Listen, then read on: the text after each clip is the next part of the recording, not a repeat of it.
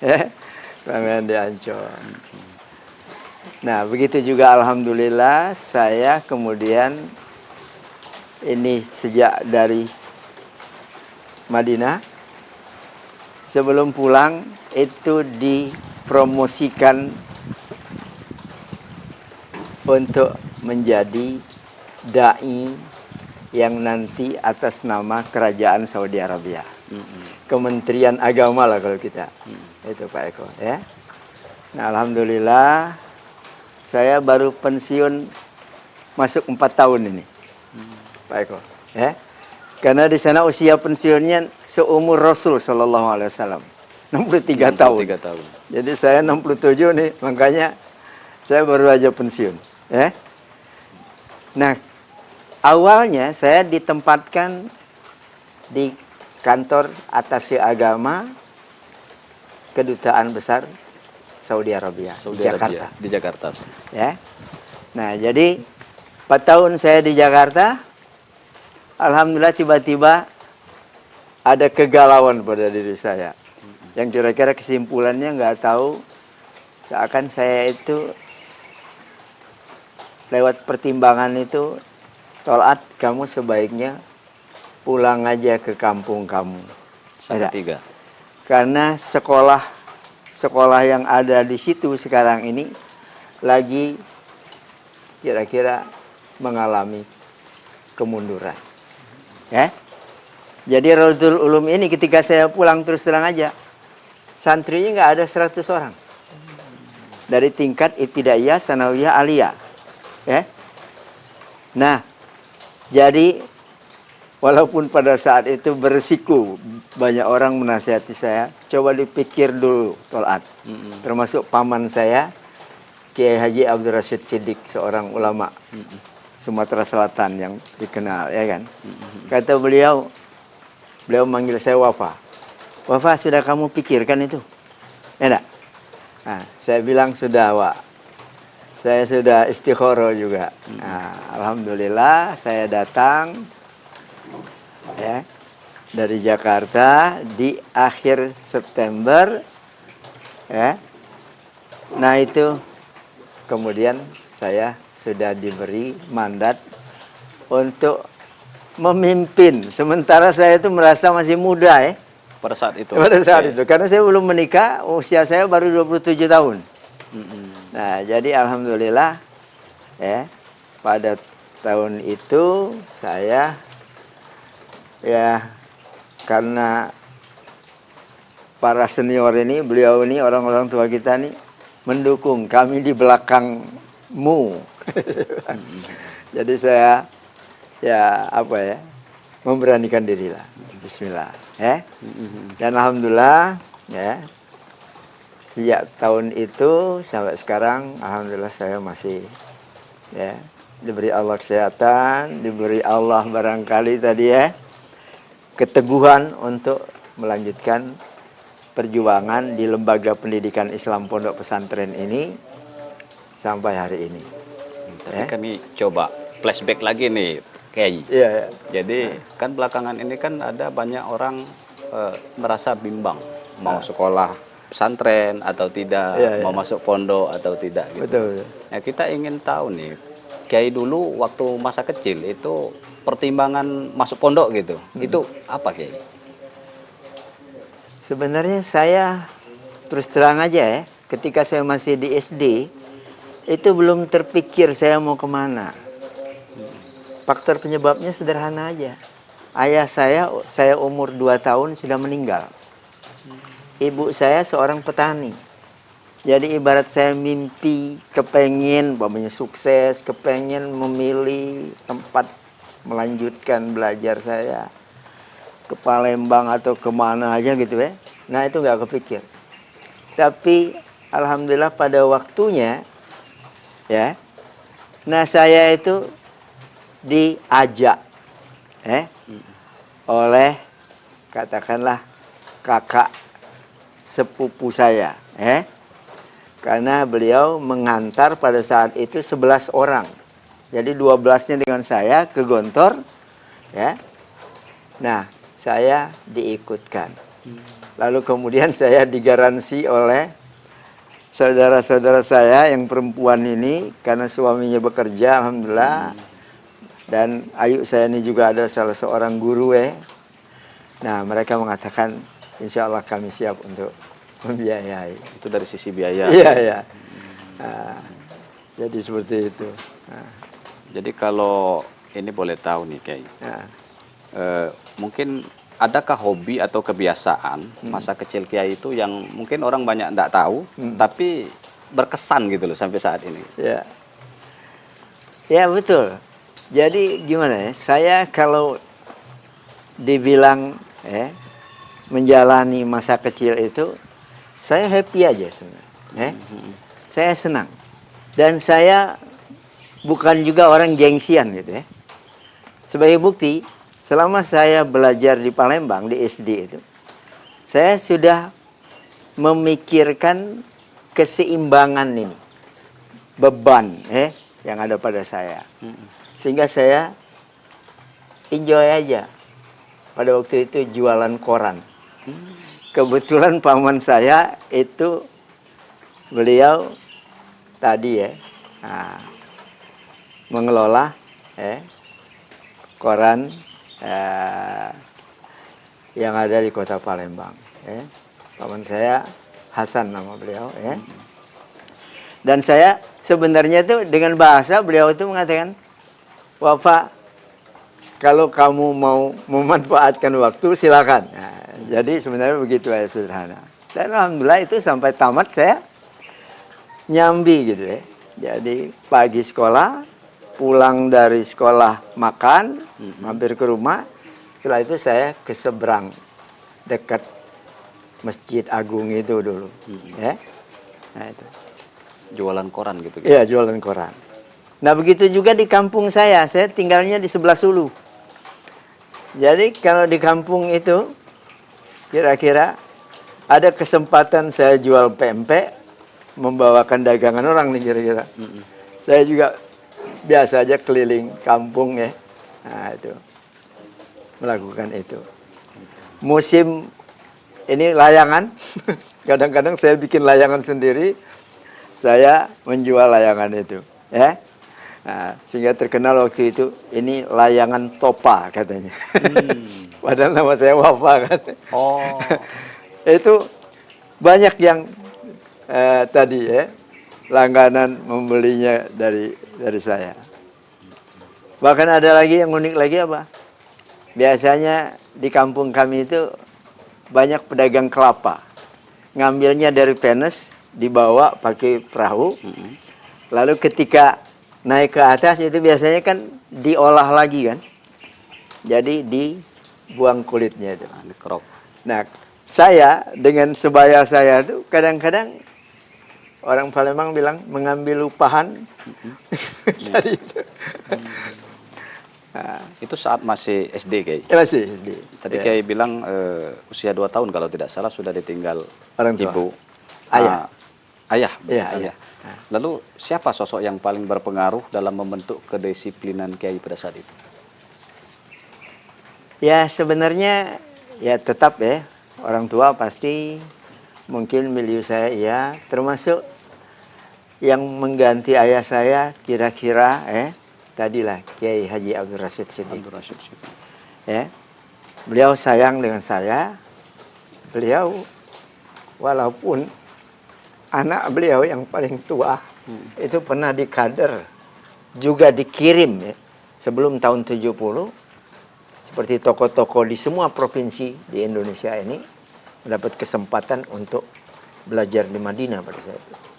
Kakak saya itu sebenarnya cita-cita ayahnya supaya bisa menjadi pelanjut. Walaupun beliau tidak selesai, maaf terputus di jalan gitu Nah makanya Kiai Rashid sangat tadi mengharapkan saya menjadi pelanjut perjuangan beliau, termasuk mengurus madrasah ini, termasuk seperti beliau kira-kira menjadi dai nantinya di Sumsel ini. Makanya saya pernah menjadi pengurus Dewan Dakwah Islamiyah yang dulu pendirinya di Palembang ini, beliau pimpinan yang pertama beliau dulu pertama Dr. Andes Haji Husin Abdul Muin, ya kan? Murid beliau yang setia juga, ya. Nah itu. Nah peran beliau ini sangat apa ya, sangat membekas di hati Kiai ya. Sampai saya melihat tadi Kiai agak sedikit terharu gitu. Ya. Kenapa saya terharu? Karena begitu cita-cita mulia beliau. Ya. Walaupun kakak saya tuh bukan pengangguran juga. Pasca beliau pulang tidak selesai dari Madinah, ya. Beliau karena akrab dengan Pak Ibnu Stowo, akhirnya diberi kesempatan oleh Pak Ibnu Stowo untuk melanjutkan sekolah tentang perminyakan di Jawa Tengah. Nah itu tadi. Akhirnya beliau juga sukses. Kak Muhammad Rifat ini tadi menjadi pimpinan dan manajer tertinggi juga di Pertamina pada masanya. Ya, itu tadi. Jadi setelah melalui masa kecil di Palembang, kemudian tadi Kiai sempat cerita juga akhirnya memutuskan untuk berangkat ke Ponpes Darussalam Gontor. Iya. Saya ingin mungkin Kiai lebih mengingat, adakah pesan guru atau ustadz atau Kiai di sana yang sampai sekarang itu masih membekas di hati Kiai dan masih diamalkan sampai saat ini? Ya tentu. Jadi ibarat celupan yang paling barangkali ini di tingkat dasar menengah, apa yang saya dapati dari Gontor itu seakan itulah yang sampai sekarang menjadi celupan yang saya bawa juga pulang ke Salatiga ini lagi. Dulu sistem pendidikan yang diterapkan di Rodotul Ulum ini belum seperti sekarang, Sistem 24 jam boarding school. Nah itu tadi, tinggal di asrama. Kita mengasuh mereka itu, dekat dengan mereka itu ya selama 24 jam, bayangkan sekarang. Kalau dulu sistem kalong. Jadi sistem kalong itu pagi datang ke sekolah, siang pulang, ya kan? Nah itu. Jadi inilah yang saya coba bawa, saya terapkan dengan tentunya juga modifikasi yang disesuaikan dengan kondisi kekinian dan kedisinian juga, ya kan? Adaptif lah. Kalau baca-baca itu literatur itu Kiai sudah memimpin Ponpes ini sejak tahun 86 Kiai. 86. Kemudian mungkin pernah berselang ya di waktu tahun 2004 sampai 2010 kalau tidak salah Kiai ya. Nah, setelah itu 2010 sampai sekarang balik lagi Kiai yang memimpin Ponpes Rodotul Ulum. Nah, jadi selama puluhan mengabdi di pesantren Pak Kiai. Terus melihat juga perkembangan zaman.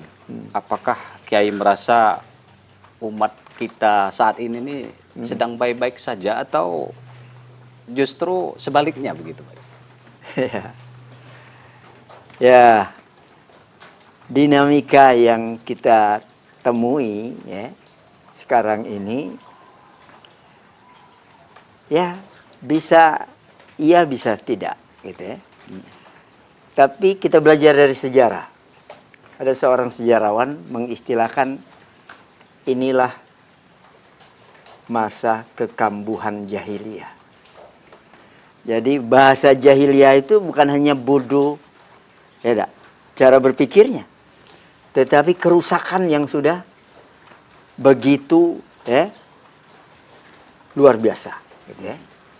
Nah makanya kalau dulu dalam sejarah setiap terjadi kekambuhan jahiliyah, kerusakan tadi yang sifatnya sangat-sangat luas gitu ya. Nah, dan di semua sektor kehidupan. Nah disitulah Allah mengutus Rasulnya. Ya kan? Sekarang tidak ada lagi Rasul setelah wafatnya Rasulullah Sallallahu Alaihi Wasallam. Nah disinilah peran yang harus digantikan. Siapa mereka? Itulah para ulama. Karena dalam hadis itu dikatakan al-ulama'u warasatul anbiya. Ulama itu pewaris para nabi. Yang diwarisi bukan dirham, bukan dinar. Bukan duit berarti ya. bukan kekayaan.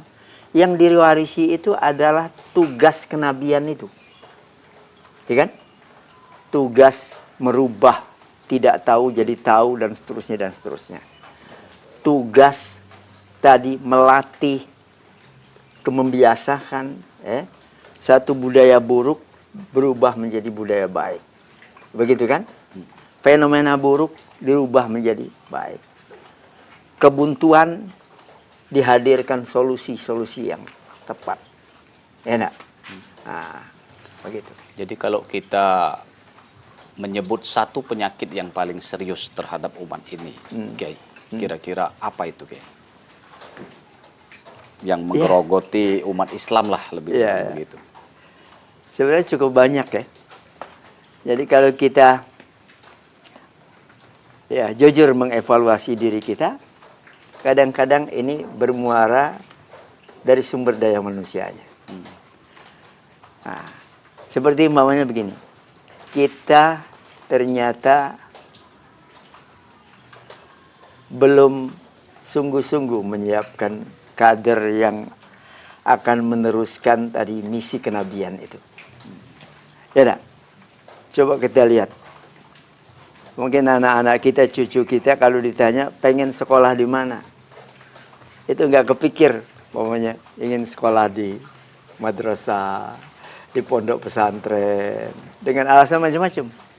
Ya, mereka justru memikirkan kalau bisa saya sukses nanti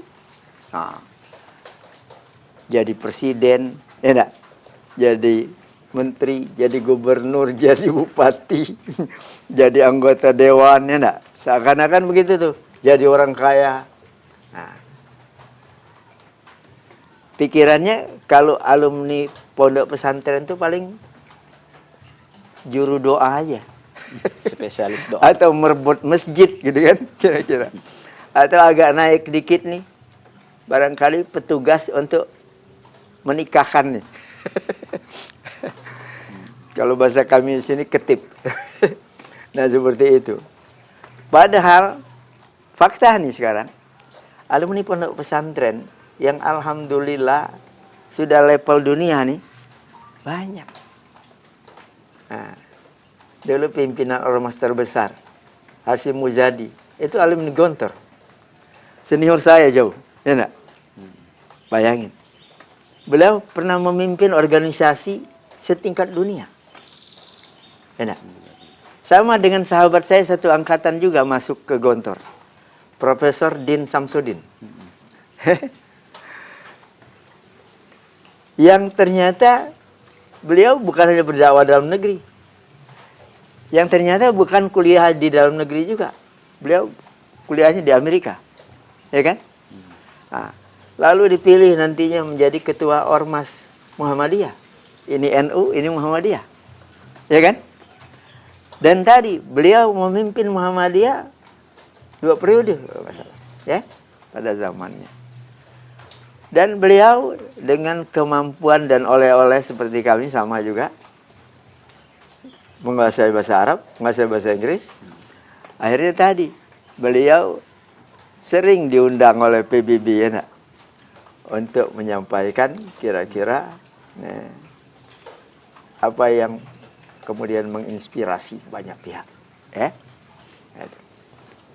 Oke. Lalu apa yang paling membuat Kiai gelisah ketika kita bicara tentang generasi muda saat ini, Pak Kiai? Nah, ini termasuk ya. Jadi Gen Z ini banyak yang terjebak, tertipu, kalau istilah Al-Qur'annya maghrur, ya. Maghrur. Tertipu itu. Nah, sehingga sekarang itu ada istilah apa ya? Visi negatif. Ya. Umpamanya hobi ini gadget, tidak? Ngikuti medsos yang sedemikian liarnya gitu ya. Sehingga tidak lagi berpikir tentang menyeleksi ini. Ya kan? Nah, sementara dalam konteks perang pemikiran, dan ini global sifatnya, lawan-lawan kita itu menyiapkan justru bagaimana menghancurkan generasi Z ini. Bayangkan, ya kan? Nah ini yang sebenarnya nyata. Bukan hanya di negeri kita Indonesia, bukan. Tapi di seluruh dunia ini begitu. Ya, ketika generasi Gen Z ini tadi ya, hancur, rusak, ya, dan kemudian tadi masif banget, maka masa depan suatu negeri kan akan tamat sudah, ya kan? Nah begitu. Jadi kalau kita bicara Gen Z nih Kiai, Ya. mungkin ada sebagian atau sebagian besar juga ada di sekarang ini sedang digodok di sekolah atau di pesantren gitu. Nah, pesantren itu kan mengajarkan kesederhanaan dan kedalaman ilmu. Ya. Tapi di sisi lain juga Ya. dunia ini menawarkan kecepatan dan popularitas. Nah, ini tentu menjadi pertarungan sengit ini Pak Kiai. Bagaimana Pak Kiai melihat pertarungan ini? Ya. Nah, itulah di antara kendala yang dihadapi oleh baik para kiai yang mengelola pondok-pondok pesantren maupun juga ya para intelektual yang juga mengelola lembaga-lembaga pendidikan, ya. Nah, inilah yang kita coba persiapkan ya untuk mengantisipasi yang tadi itu. Ya, model kami terus terang aja. Walaupun pesantren, kami ada SMP, ada SMA. Ya enggak? Ya. Bagi kami itu ilmu Allah itu ada lewat syariat, transformasinya tentunya lewat teks Al-Quran dan teks Al-Hadis, dan ini menjadi produk jurusan syariat, ya? Nah, jurusan agama. Yang kedua, Allah itu mengajarkan ilmunya lewat fenomena alam. Ya. Kita disuruh kul siru fil ardi fanzuru kaifa kana aqibatul mukadzibin. Silahkan mau pergi kemana aja di muka bumi ini, kita jelajah, hatta ke planet sana silahkan. Tapi Allah memesankan apa? Fanzuru, nalarilah semua ini. Ya. Nah, makanya sejarah sains apapun itu lewat penelitian karya Allah ini, ya, produk Allah ini, yang nggak mungkin salah. Yang salah itu peneliti aja. Tapi boleh diteliti lagi oleh siapapun, ya kan? Nah, seperti jangan jauh-jauh. Contohnya dulu soal apa? Susu apa yang paling produktif untuk pertumbuhan bayi, ya kan? Dulu masih berdebat orang. Masih menawarkan ini lebih bagus, lebih bagus, lebih bagus. Produk manusia nih. Sekarang sudah final. Kesimpulan, ya saya dapat info dari Dr. Usman Said almarhum dulu. Beliau mengikuti seminar di Australia internasional. Kata beliau apa? Pada gilirannya semua dokter itu mengakui produk Allah. Ya apa itu? Susu ibu. ASI. Ya, ASI, ya kan? Nah, itu contoh. Nah begitulah sekarang, ya kalau bicara fenomena Allah seluas, ya saya kira alam ini, ya. Nah jadi kalau masih butuh penelitian, masih banyak sekali yang dibutuhkan, ya. Makanya ibarat kita model kami ini berharap nih anak-anak kita yang kita siapkan dari SMP sampai SMA, mereka silakan mau milih fakultas kedokteran silakan, mau fakultas pertanian silakan, teknik silakan, komputer silakan, dan alhamdulillah itu sudah kita buktikan. Jadi alumni SMA kita udah banyak yang jadi dokter, itu seperti putrinya Profesor Rujito, itu sekelas dengan anak saya. Hari ini sudah menjadi dokter spesialis. Ya, penyakit dalam. Ya. Nah, ini contoh. Nah. Ya, Kiai. Jadi saya pernah dengar tuh atau almarhum Kiai Haji Zainuddin MZ tuh bilang, setiap yang punya awal mesti punya akhir. Yeah. Setiap yang ada permulaan pasti ada penghabisan. Yeah. Dari awal tadi Kiai sudah menceritakan masa kecil, kemudian sekarang yang ada di hadapan kami sudah cukup senior. Tentu kan ada masanya nanti kayak juga pensiun, memberikan kesempatan kepada yang muda-muda. Setelah semua perjuangan yang dilalui Pak Kiai, kalau boleh kami ingin tahu, apa sebetulnya yang ingin Kiai pertanggungjawabkan di hadapan Allah Subhanahu wa Ta'ala? Ya, ini pertanyaan bagus ya untuk banyak orang. Nah, inilah yang kita persiapkan. Jadi pertama saya mempersiapkan anak-anak sebagai kader pelanjut perjuangan kami. Ya. Saya tidak mengatakan saya sendiri, karena banyak yang membantu saya, alhamdulillah. Ya, baik di Rodotul Ulum ini maupun di lembaga-lembaga yang saya masih dipercaya untuk menjadi ketua Dewan Pembina yayasannya. Seperti di Palembang ya. Ada Bina Ilmi di Musi II. Ada di Demang Lebar Daun Izzuddin. Dulu ada Al Furqon di Basuki Rahmat. Nah itu. Termasuk ada di Bogor, ada di Tasikmalaya. Ya. Nah semua itu sesungguhnya adalah bagi saya tanggung jawab juga. Nah sama.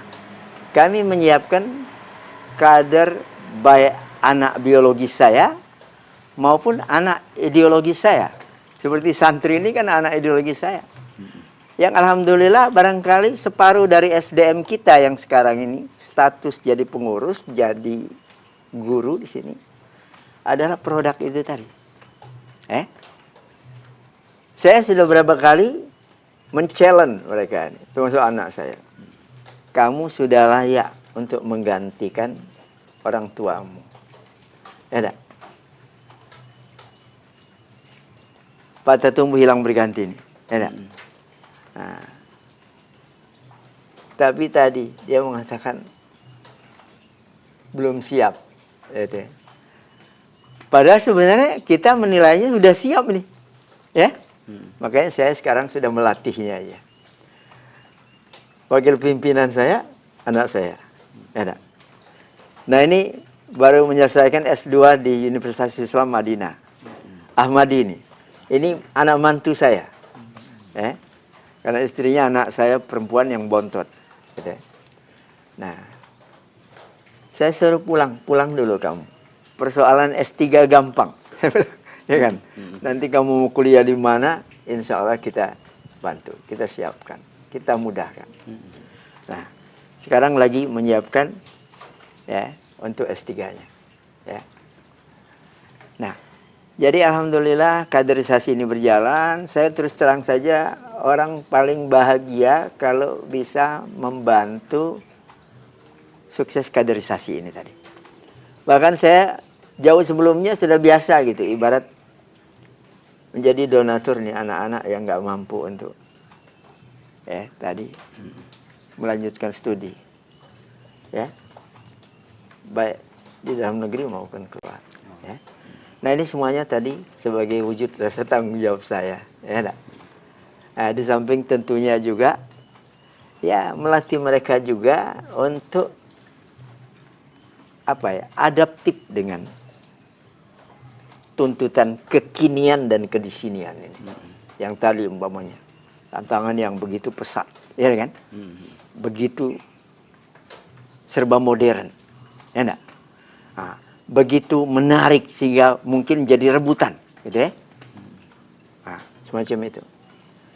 Bagi saya, terus terang aja, bukan harus dihadapi dengan mundur, tapi biasa aja. Hidup ini kan kompetitif, ya enggak? Nah, tinggal yang kita pikirkan bagaimana kita bisa menang, ya enggak? Nah, dalam kompetisi yang terbuka ini. Itu aja. Ya. Nah, jadi itu alhamdulillah yang kita siapkan. Benar tadi ada hadisnya yang ditanyakan Allah nanti kepada kita pasca kita sudah meniti karir menuntut ilmu ini. Yang ditanyakan Allah itu, apa yang sudah kamu kerjakan ketika kita kira aku sudah memberikan ilmuku kepadamu? karya berarti, karya. Bukan ditanya gelarnya. Nah tadi, tapi produk dari ilmu yang diberikan Allah itu kepada kita, baik dia ilmu syar'i maupun ilmu tadi umum sains tadi. Nah itu. Baik, Kiai, luar biasa ini. Mungkin ini yang terakhir, Kiai. Seandainya Kiai punya waktu 1 menit untuk berbicara kepada seluruh masyarakat, utamanya Indonesia, apa yang ingin Kiai sampaikan? Ya, sebenarnya banyak yang akan saya sampaikan. Dan oleh karenanya sekarang ada istilah dakwah lewat tulisan, dakwah lewat media, seperti saudara-saudaraku hari ini mewawancarai saya. Hari ini saya bicara di sini bisa jadi bisa didengar, Insya Allah, di jagat raya ini, gitu ya. Nah, karena kita sudah menikmati itu juga, seperti dosen saya dulu, Dr. Yusuf Qardawi. Nah, tadi kita bisa menikmati pencerahan dari beliau setiap hari mestinya, lewat media. Makanya saya juga bangga dan bahagia hari ini, dikunjungi, diajak ngobrol model begini nih, sehingga pesan dakwah ini tidak terhambat, gitu ya. Kalau model lamanya butuh dijemput dulu, dijadwal dulu, harus kemudian hadir. Tadi audiensnya terbatas, ya kan? Model dulu saya sehari paling sekali diundang, jauh lagi, Tadi hanya bicara dengan orang yang terbatas jumlahnya. Tapi sekarang kan alhamdulillah dengan fasilitasi semacam ini luar biasa. Nah, ini juga anak-anak saya ini juga ikut belajar juga nih. Mohon maaf nih Pak Eko ya, Insya Allah ilmu bermanfaat nih. Sama-sama pengalaman bermanfaat. Sama-sama belajar nih Kiai. Ya, ini buat anak-anak kita model ini kami kadang-kadang podcast ya enggak. Kadang-kadang dilepas alam lepas begini ya sambil menikmati indahnya alam, tapi tadi kita masih sempat ngobrol yang sifatnya dakwah juga. Sayang sekali Tribuners sudah sangat sore ini. Padahal perbincangan ini seandainya punya waktu banyak, kita akan lebih banyak menggali perspektif pemikiran dari Kiai Tholad Wafa. Tapi ya terima kasih Kiai, sekali lagi kami ucapkan. Sama-sama. Banyak sekali insight, kemudian pencerahan yang mudah-mudahan sangat bermanfaat bagi saya pribadi, umumnya bagi audiens atau Tribuners dimanapun berada. Dari seorang atau dari cerita para kiai, kita belajar bahwa perubahan zaman tidak selalu harus ditakuti, tapi kehilangan arah itulah yang paling berbahaya. Pesantren mungkin tidak selalu gaduh dalam sorotan, tapi di dalamnya peradaban sedang dibangun. Semoga kita tidak hanya mendengar, tapi juga merenung. Terima kasih sudah menyaksikan cerita para kiai. Saya akhiri, wassalamualaikum warahmatullahi wabarakatuh. Waalaikumsalam warahmatullahi wabarakatuh. Download Tribun X sekarang, menghadirkan lokal menjadi Indonesia.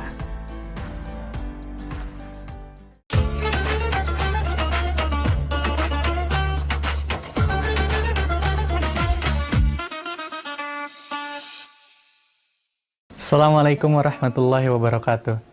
Alhamdulillahirabbil alamin wa bihi nasta'in wa ala umuri dunya waddin wassalatu wassalamu ala asyrafil anbiya'i wal mursalin wa ala alihi wa sahbihi ajma'in, amma ba'd. Alhamdulillah, puji dan syukur mari kita panjatkan kepada Allah Subhanahu wa taala, Rabb semesta alam.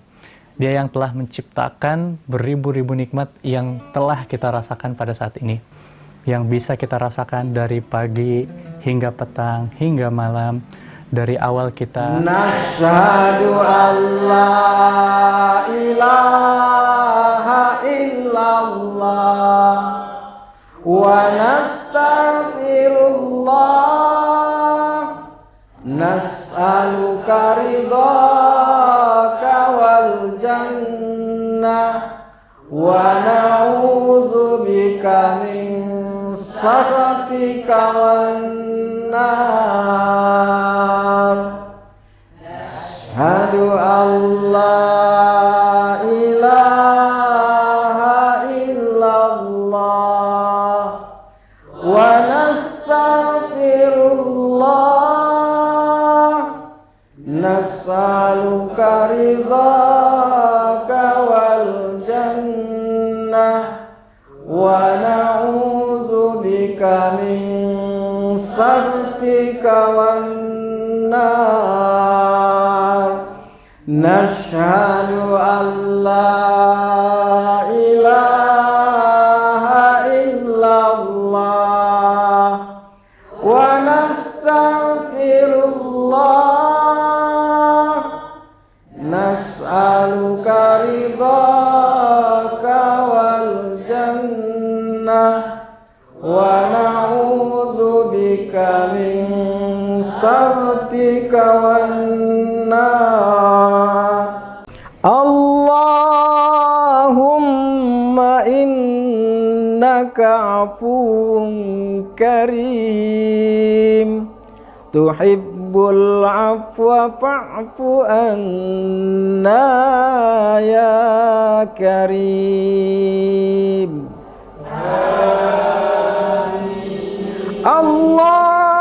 Allahumma innaka afuwun karim, tuhibbul afwa fa'fu anna ya karim.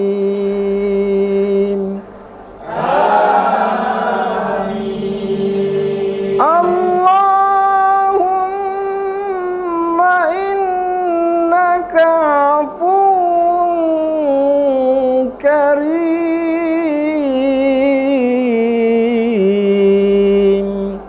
tuhibbul afwa fa'fu anna ya karim.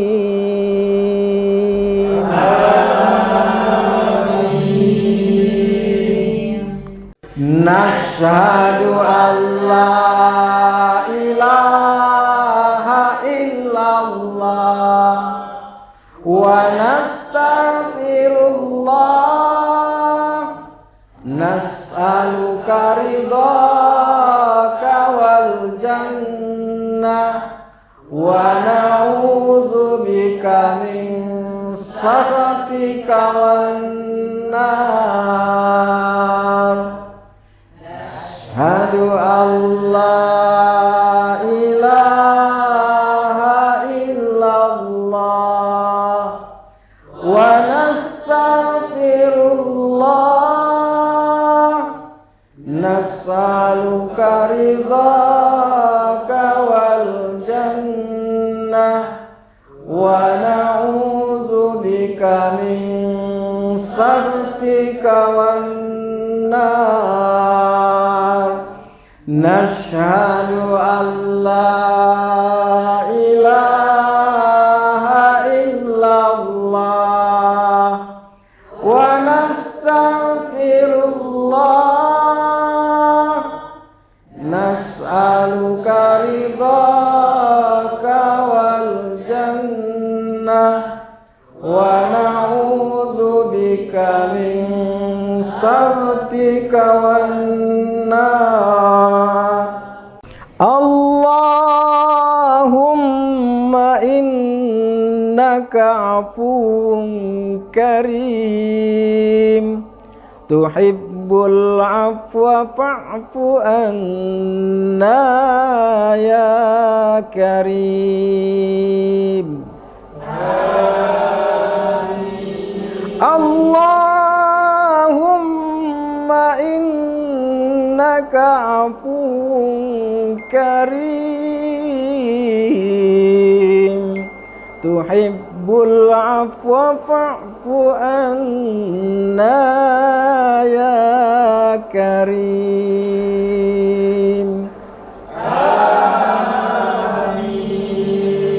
Allahumma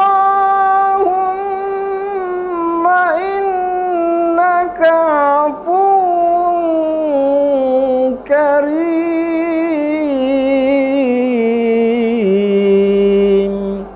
tuhibbul afwa fa'fu anna ya karim.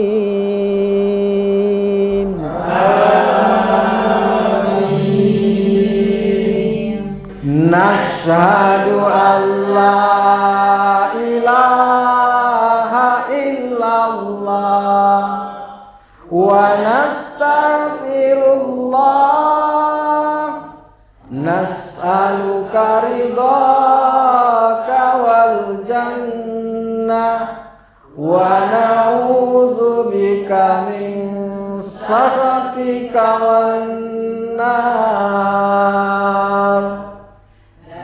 Asyhadu an la ilaha illallah wa nastaghfirullah, nas'aluka ridhaka wal jannah wa na'udzubika min sakhatika wan nar. Nashhadu an la ilaha illallah wa nastaghfirullah, nas'aluka ridhaka wal jannah wa na'udzubika min sakhatika wan nar. Allahumma innaka afuwun karim, tuhibbul afwa fa'fu anna ya karim. Allahumma innaka afuwun karim, tuhibbul afwa fa'fu anna ya karim.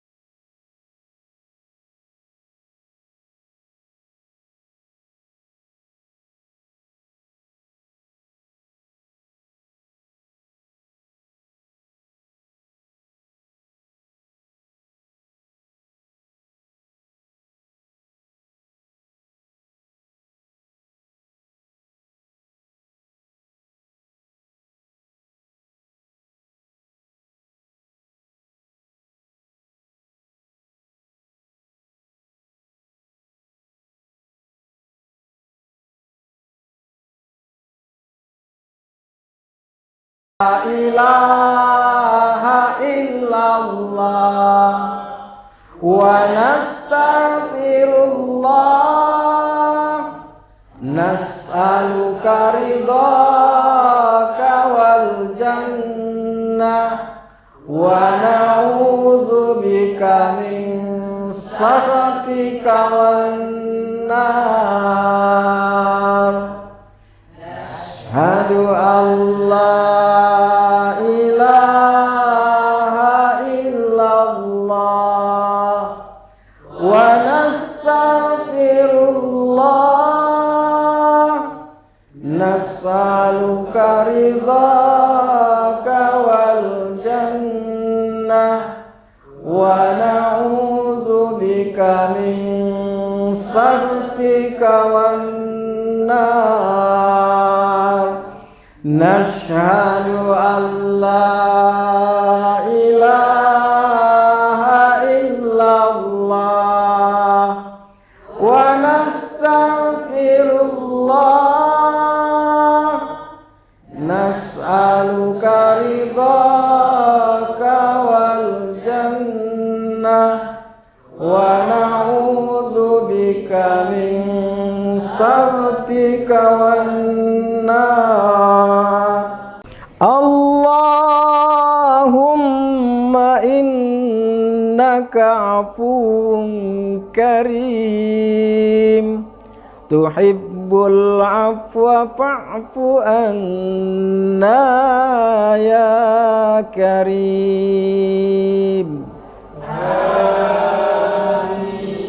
Allahumma innaka afuwun karim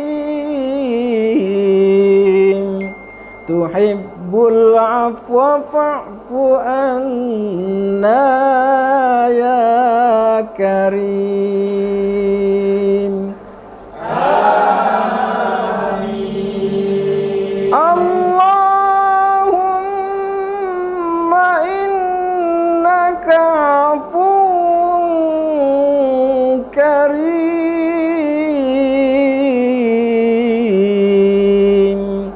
tuhibbul afwa fa'fu anna ya karim. Amin. Nashhadu an la ilaha illallah wa nastaghfirullah nas'aluka ridhaka wal jannah wa na'udzubika min sakhatika wan nar. Asyhadu an la ilaha illallah wa nastaghfirullah nas'aluka ridhaka wal jannah wa na'udzubika min sakhatika wan nar. Nashhadu an la ilaha illallah wa nastaghfirullah nas'aluka ridhaka wal jannah wa na'udzubika min sakhatika wan nar. Allahumma innaka afuwun karim tuhibbul afwa fa'fu anna ya karim. Allahumma innaka afuwun karim tuhibbul tuhibbul afwa fa'fu anna ya karim. Amin. Allahumma innaka afuwwun karim,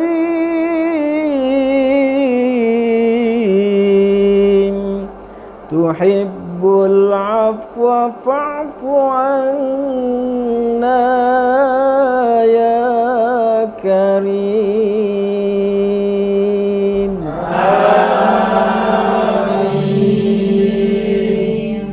Nashhadu an la ilaha illallah wa nastaghfirullah, nas'aluka ridhaka wal jannah wa na'udzubika min sakhatika wan nar. Asyhadu an la ilaha illallah wa nastaghfirullah, nas'aluka ridhaka wal jannah wa na'udzubika min sakhatika wan nar. Nashhadu an la ilaha illallah wa nastaghfirullah, nas'aluka ridhaka wal jannah wa na'udzubika min sakhatika wan nar. Allahumma innaka afuwwun karim, tuhibbul afwa fa'fu anna ya karim. Amin. Allahumma innaka afuwwun karim, tuhibbul afwa fa'fu anna ya karim. Amin.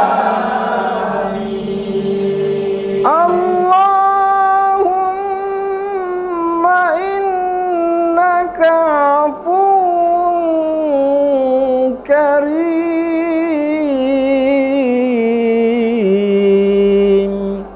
tuhibbul afwa fa'fu anna ya karim. Amin. Nashhadu an la ilaha illallah wa nastaghfirullah, nas'aluka ridhaka wal jannah wa na'udzubika min sakhatika wan nar. Asyhadu an la ilaha illallah wa nastaghfirullah, nas'aluka ridhaka wal jannah wa na'udzubika min sakhatika wan nar. Nashhadu an la ilaha illallah wa nastaghfirullah, nas'aluka ridhaka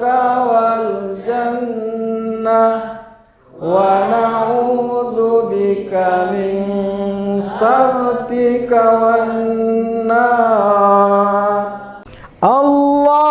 اللهم إنك عفو كريم تحب العفو فاعف عنا يا كريم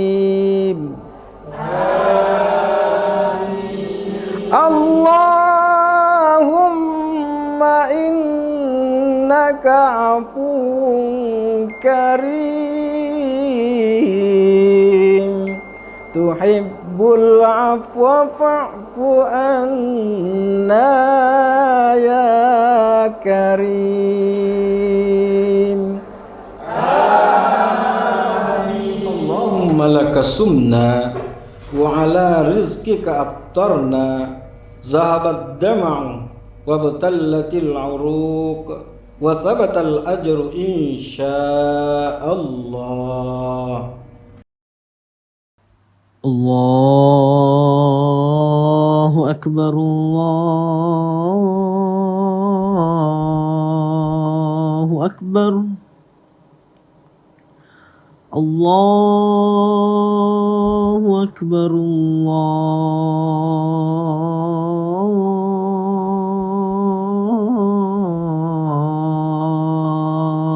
الله أكبر أشهد أن لا إله إلا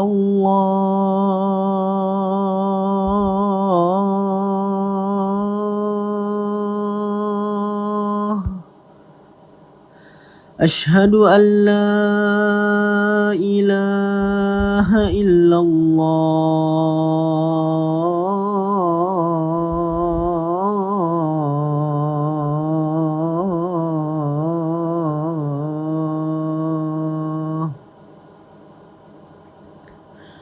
أشهد أن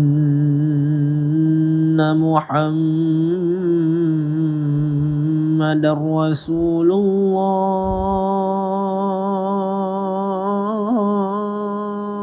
الله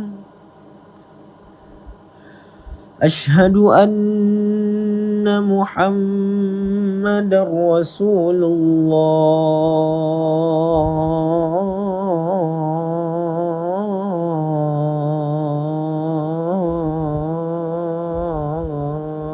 الله حي على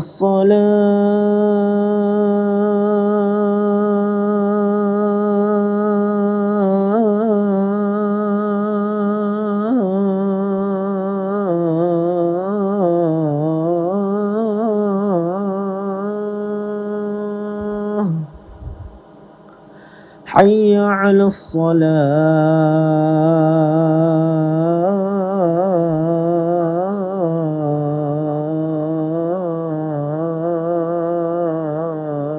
الصلاة حي على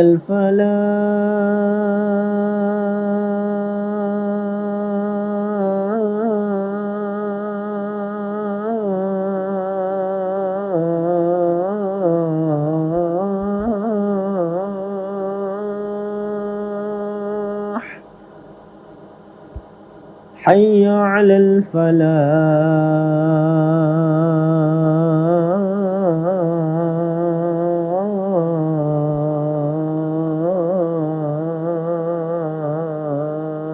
الفلاح الله أكبر الله أكبر لا إله إلا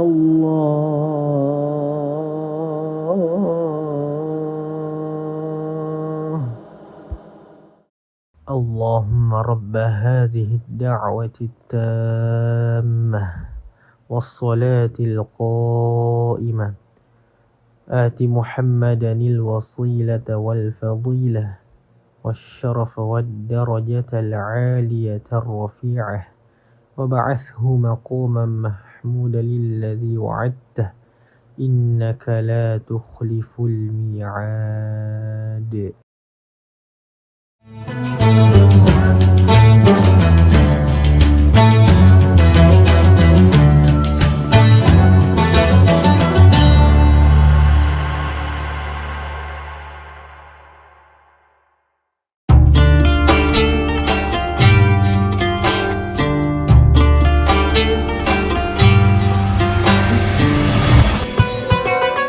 Syukur alhamdulillah.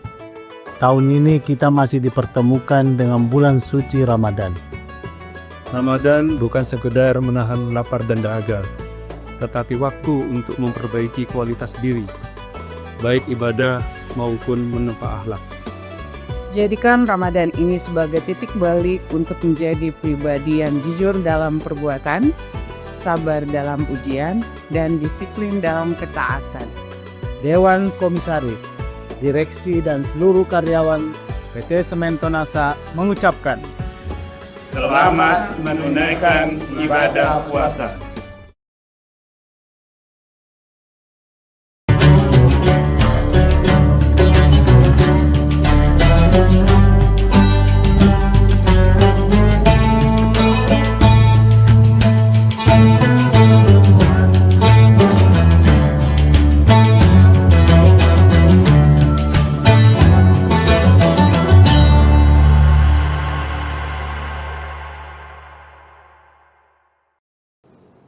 Assalamualaikum warahmatullahi wabarakatuh. Tribuners, seperti apa kabar Anda pada hari ini menantikan waktu berbuka puasa? Semoga semuanya masih tetap semangat berpuasa dan juga dalam keadaan sehat walafiat. Tentunya masih bersama saya Ilu Devisania dalam program Syiar Ramadan Tribun Timur yang spesial. Hari ini kita akan membahas terkait dengan tipe puasa yang nantinya akan dijelaskan secara lebih rinci oleh Bapak Ustadz Kiai Haji Sabarudin LC yang sudah bersama kita pada hari ini dan tentunya akan berbagi banyak pengetahuan seputar bulan suci Ramadan. Bapak Ustadz, Assalamualaikum warahmatullahi wabarakatuh. Waalaikumsalam warahmatullahi wabarakatuh. Baik, seperti apa kabarnya Pak? Alhamdulillah luar biasa. Alhamdulillah luar biasa. Baik, nah ini kita akan memberikan wejangan begitu ya Pak Ustadz ya terkait dengan tipe-tipe puasa selama bulan suci Ramadan, karena kan ada tipe puasa khusus dan lain sebagainya. Mungkin dapat disampaikan kepada Tribuner, silahkan.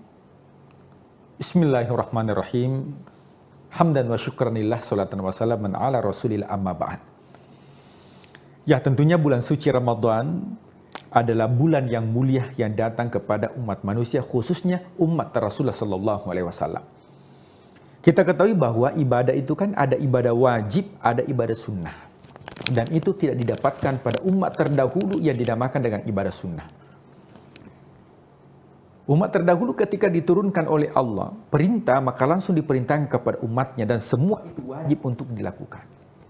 Akan tetapi umat Rasulullah sallallahu alaihi wasallam diberikan keutamaan ada ibadah wajib, ada ibadah sunnah. Makanya rukun Islam itu ada semua turunannya. Syahadat itu wajib, salawat itu sunnah. Puasa Ramadan itu wajib. Puasa Senin Kamis itu sunnah. Zakat itu wajib, sedekah itu sunnah. Salat itu wajib, qabliyah ba'diyah, salat witir, tarawih itu sunnah. Haji itu wajib, umrah itu sunnah. Nah, apa keutamaan daripada ibadah wajib ini? Yaitu untuk mendapatkan rahmatnya Allah. Dan kenapa ada ibadah sunnah? Khususnya di bulan suci Ramadan banyak kita temukan hampir semua amalan itu adalah sunnah. Karena itu untuk mendapatkan syafaat di akhirat. Akan tetapi, tidak semua orang itu bisa mendapatkan keutamaan Ramadan. Maka orang yang berpuasa itu tipenya beda-beda. Meskipun ujung daripada semua ibadah itu adalah takwa. Jadi semua ibadah yang dilakukan itu ujungnya adalah takwa. Coba kita lihat sholat. Ya, sholat itu adalah takwa. Apa itu takwa? Yaitu mencegah dari perbuatan keji dan mungkar. Apa kata Allah? Innas salata tanha anil fahsya'i wal munkar. Ya, menghindarkan diri dari kemungkaran itu adalah takwa. Puasa Ramadan. Ya ayyuhalladzina amanu, wahai orang-orang yang beriman, apa ujungnya? La'allakum tattaqun, menjadi pribadi yang bertakwa. Apa itu pribadi yang bertakwa? Yaitu yang bisa keluar di bulan suci Ramadan, keluar setelah bulan suci Ramadan, itu seperti kupu-kupu. Ya, seperti ulat, bukan seperti ular. Karena beda itu ular dengan ulat, meskipun beda huruf terakhirnya. Apa bedanya? Ya, ulat itu ketika berpuasa, maka dia mengurung diri dalam kepompong. Itu ulat. Dia tidak makan, dia tidak minum, tapi karakternya ulat ini rakus. Nah, itu ulat itu apapun yang dihinggapi, ya pasti habis. Ketika ada daun pasti habis. Dia karakternya rakus. Tapi ketika dia berpuasa, mengurung diri selama beberapa minggu, ketika keluar dari puasanya, kemudian ulat itu berubah menjadi kupu-kupu. Dan kupu-kupu itu siapa yang melihat bahagia, senang, dinikmati, dan setiap bunga yang dihinggapi itu memberikan manfaat. Itulah la'allakum tattaqun. Beda dengan ular. Ular itu ketika berpuasa, dia ketika ingin merubah kulit, berganti kulit, maka dia berpuasa. Dia tidak makan, dia tidak minum. Tetapi ketika sudah berganti kulit, ternyata tabiatnya masih seperti, bahkan lebih parah. Kemudian karakternya jauh lebih buruk. Bahkan itu lebih ganas itu ular kalau sudah ganti kulit. Beda dengan ulat. Ini yang diharapkan orang-orang yang berpuasa di bulan suci Ramadan. Bagaimana mendapatkan karakter daripada karakter takwa. Sehingga itu ada 3 tipe. Tipe yang pertama ini adalah yang umum, awam. Ya banyak dilakukan. Maka Tribuners kita berusaha di tahun ini untuk bisa upgrade. Supaya kualitas puasa kita itu tidak sama dengan tahun-tahun sebelumnya. Apa itu tipe umum? Yaitu tidak makan, tidak minum, tidak muntah. Bagi yang suami istri tidak melakukan hubungan suami istri di siang hari bulan suci Ramadan, itu yang umum. Jadi kalau hanya melakukan yang itu puasa paling awam. Kemudian kita upgrade puasa khusus. Yang mana puasa khusus ini bukan hanya menahan lapar, menahan dahaga, menahan haus, tidak makan, tidak minum, tidak berhubungan. Akan tetapi matanya dijaga, penglihatannya dijaga, pendengarannya dijaga, lisannya dijaga, fikirannya dari prasangka buruk itu dijaga. Ketika kita sudah mampu untuk menjaga lisan kita, tidak berkata kotor, tidak mengumpat, tidak mencaci, kita bisa menjaga mata kita dari hal-hal yang diharamkan oleh Allah. Kemudian pendengaran kita, maka itu sudah masuk kategori puasa khusus. Tapi ada yang lebih tinggi. Apa itu puasa yang lebih tinggi? Adalah berpuasa bukan hanya tidak makan, tidak minum, menjaga pandangan, akan tetapi juga menjaga keinginan. Apa bedanya orang puasa umum dengan orang puasa khusus? Kalau orang yang puasa umum, setiap saat yang diperhatikan adalah jam tangan. Jadi kapan terdengar suara azan, yang diperhatikan jam tangan, jam berapa nih. Dan satu-satunya azan yang paling ditunggu-tunggu adalah azan maghrib. Bahkan ada cerita, terdengar azan zuhur, dia pikir azan maghrib. Karena memang orientasinya adalah bagaimana cepat berbuka. Jadi kalau ada yang seperti ini, maka itu disebut dengan puasa awam atau puasa umum. Tapi kita tingkatkan menjadi puasa khawasul khawas, yaitu bukan hanya mata dijaga, pendengaran dijaga, akan tetapi yang juga dijaga adalah keinginan kita. Nah, jemaah yang dimuliakan Allah, Tribuners yang dimuliakan Allah Subhanahu wa taala. Rasulullah SAW bersabda, betapa banyak orang yang mendapatkan bulan suci Ramadan. Celaka kalau orang yang mendapatkan bulan suci Ramadan. Jadi bahkan Rasul mengatakan, celaka kalau orang yang mendapatkan bulan suci Ramadan. Falam yughfarlah, tapi tidak mendapatkan ampunan. Kenapa tidak mendapatkan ampunan? Karena yang dilakukan adalah hanya puasa umum. Matanya tidak dijaga. Meskipun tidak batal puasanya, tapi batal pahalanya. Dia tidak mendapatkan apa-apa. Nah, ini yang dikhawatirkan. Siapa tahu kita masuk kategori ancaman yang disampaikan Rasulullah SAW bahwa banyak manusia dalam kehidupan dunia ini niyaman itu seperti orang yang tidur. Idza matu intabahu. Nanti ketika dia meninggal dunia baru terbangun. Artinya dia dalam kehidupan dunia ini hanya seperti orang yang bermimpi. Nah, namanya orang yang bermimpi itu bukan kenyataan. Ada orang yang bermimpi memiliki rumah baru, ada orang yang bermimpi naik mobil mewah, tapi ketika dia terbangun, oh ternyata tidak ada zong. Maka jangan sampai menjadi golongan yang dikhawatirkan Rasulullah SAW melakukan amal di bulan suci Ramadan, tapi hanya orang bermimpi. Ketika nanti dia meninggal dunia, baru dia terbangun. Oh ternyata tidak ada pali amalanku, zong.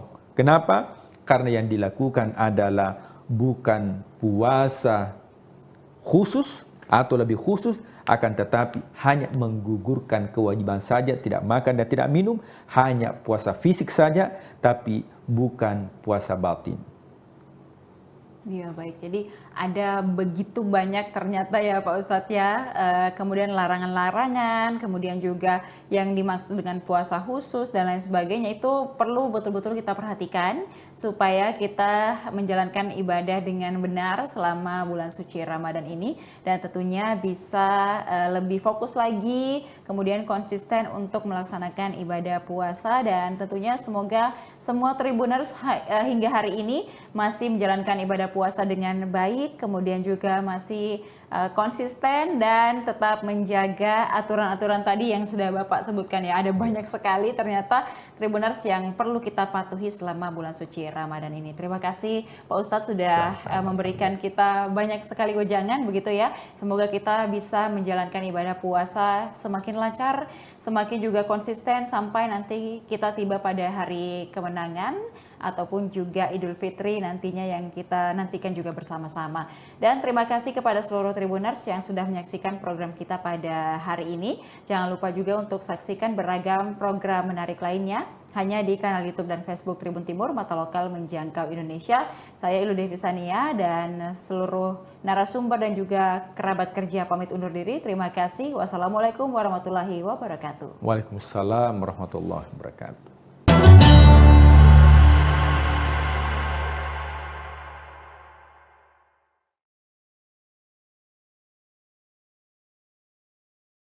Terus terang aja ya, ketika saya masih di SD, itu belum terpikir saya mau kemana. Faktor penyebabnya sederhana aja. Ayah saya umur 2 tahun sudah meninggal. Ibu saya seorang petani. Jadi ibarat saya mimpi, kepengin, umpamanya sukses, nah itu nggak kepikir. Yang mengganti ayah saya, tadilah Kiai Haji Abdul Rashid Siddiq. Beliau sayang dengan saya. Kiai Rashid sangat tadi mengharapkan saya menjadi pelanjut perjuangan beliau. Kenapa saya terharu? Karena begitu cita-cita mulia beliau. Sekarang tidak ada lagi Rasul setelah wafatnya Rasulullah Sallallahu Alaihi Wasallam. Nah disinilah peran yang harus digantikan. Siapa mereka? Itulah para ulama. Assalamualaikum warahmatullahi wabarakatuh. Tribuners, ada satu pertanyaan yang mungkin jarang kita tanyakan kepada para kiai. Apakah umat ini sedang menuju cahaya atau justru berjalan pelan menuju kegelapan? Nah, pada episode cerita para kiai kali ini, kita tidak hanya akan membahas tentang pesantren. Kita bicara tentang zaman, kita bicara tentang kegelisahan, kita juga akan bicara tentang masa depan umat bersama Kiai Haji Tol'at Wafa Ahmad LC. Beliau adalah mudir Pondok Pesantren Raudatul Ulum Saka-3. Kalau yang belum tahu, Raudatul Ulum Saka-3 tempatnya di Indralaya, Kabupaten Ogan Ilir, Provinsi Sumatera Selatan. Alhamdulillah, Kiai, terima kasih sudah memberikan kesempatan, meluangkan waktu untuk memberikan insight dan pencerahan kepada kami semua. Kami mohon izin ini Pak Kiai, kalau diperkenankan, kami ingin sekali memetik hikmah dari perjalanan hidup Pak Kiai sampai hari ini. Mungkin boleh diceritakan Pak Kiai, gambaran masa kecil, lingkungan seperti apa Pak Kiai masa kecil dulu, kemudian seperti apa juga peran orang tua, atau apa nilai yang ditekankan orang tua kepada Pak Kiai? Terima kasih. Saya tentunya ingin mengucapkan dulu terima kasih.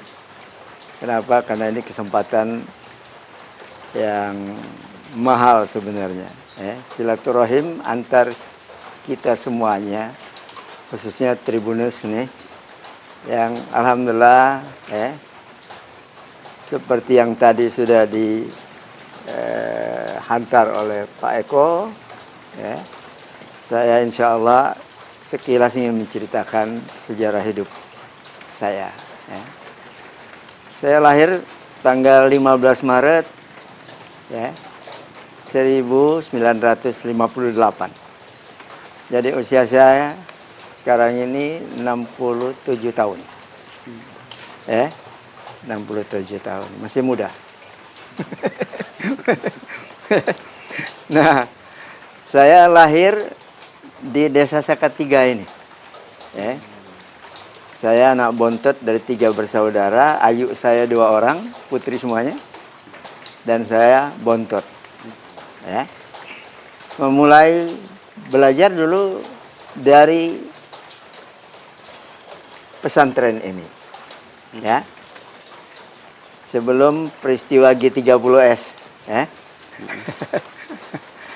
bayangkan, itu kalau sekarang mungkin tingkat taman kanak-kanak, kalau bahasa Arabnya tahdiriyah, Nah, selesainya saya selama lebih kurang 3 tahun di tahdiriyah ini, nah saya tiba-tiba dapat kesempatan untuk melanjutkan di Palembang, sekolah dasar. Nah itu tadi, yaitu di Sekolah Dasar Negeri 87 di Tujulu. Dulu sekolah SHD. Kami menyebutnya sekolah dasar dominannya Chinese. Chinese. Nah, alhamdulillah saya selesai di penghujung tahun 68. 69 melanjutkan ke Pondok Modern Darussalam Gontor di Jawa Timur. Kira-kira jenjang sanawiyah aliyah, walaupun sistemnya KMI, Kuliatul Mu'allimin Al-Islamiyah, durasi waktunya 6 tahun. Nah, dari kira-kira akhir 69 itu saya selesai alhamdulillah 76. Pak Eko. Jadi 76 merantau dan menyelesaikan studi saya di Gontor.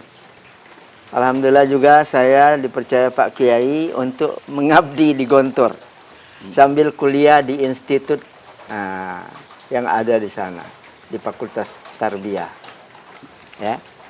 Tapi tidak sampai selesai karena 2 tahun saya menjalankan tugas itu, alhamdulillah Allah memberikan kemudahan mendapatkan beasiswa untuk melanjutkan studi saya ke kota Rasulullah SAW, yaitu Universitas Islam Madinah.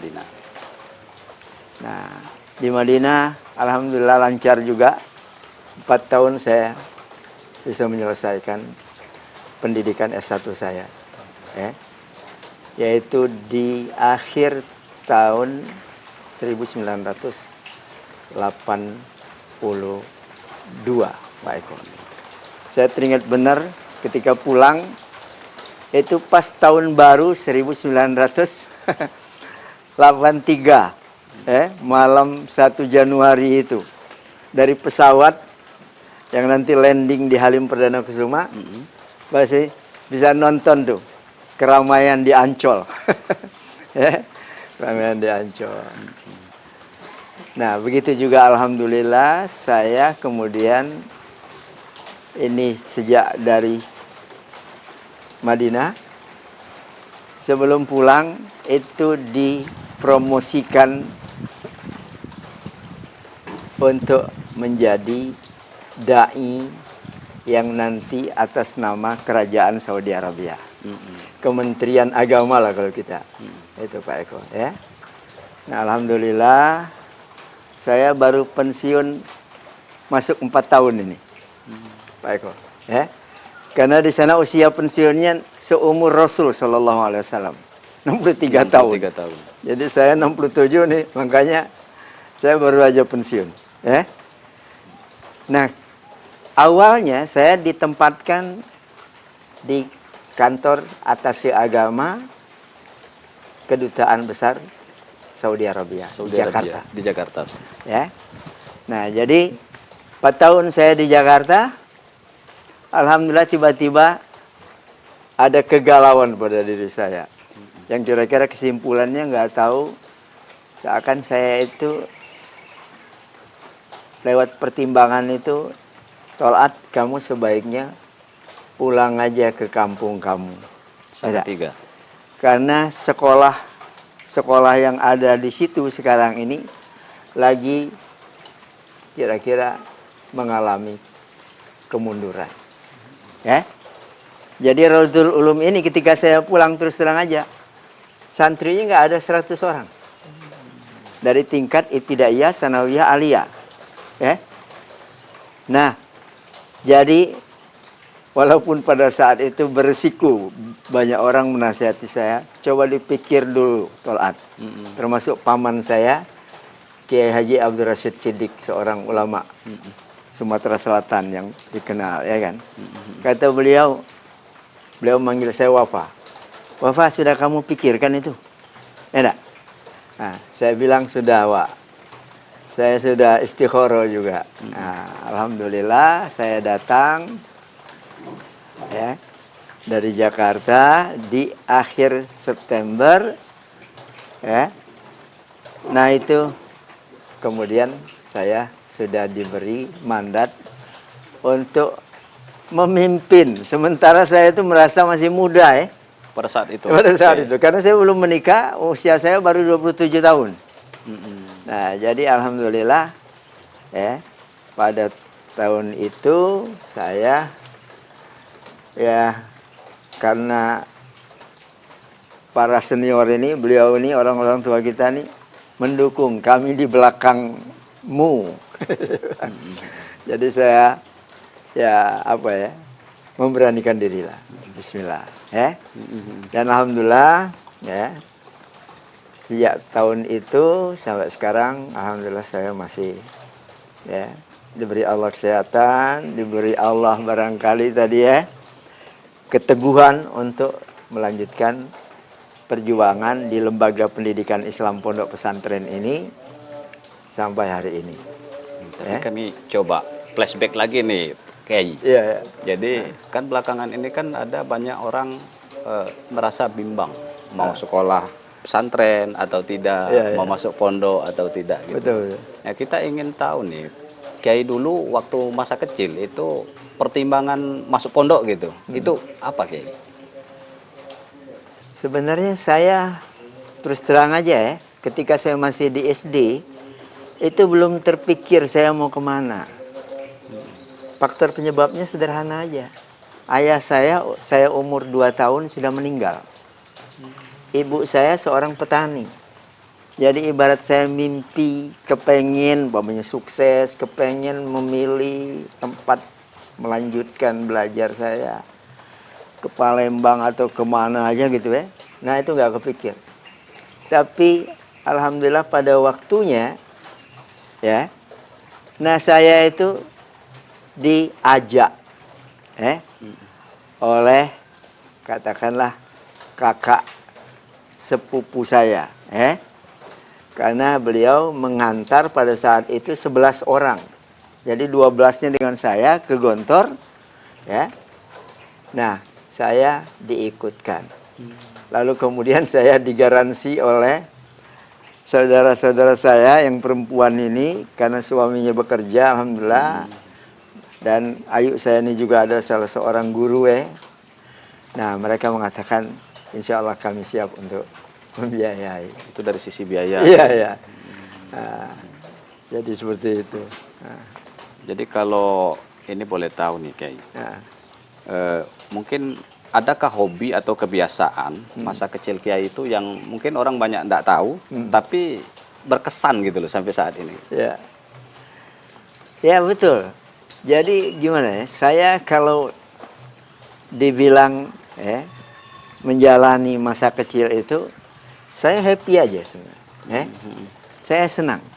Dan saya bukan juga orang gengsian gitu, Sebagai bukti, selama saya belajar di Palembang, di SD itu, saya sudah memikirkan keseimbangan ini, beban yang ada pada saya.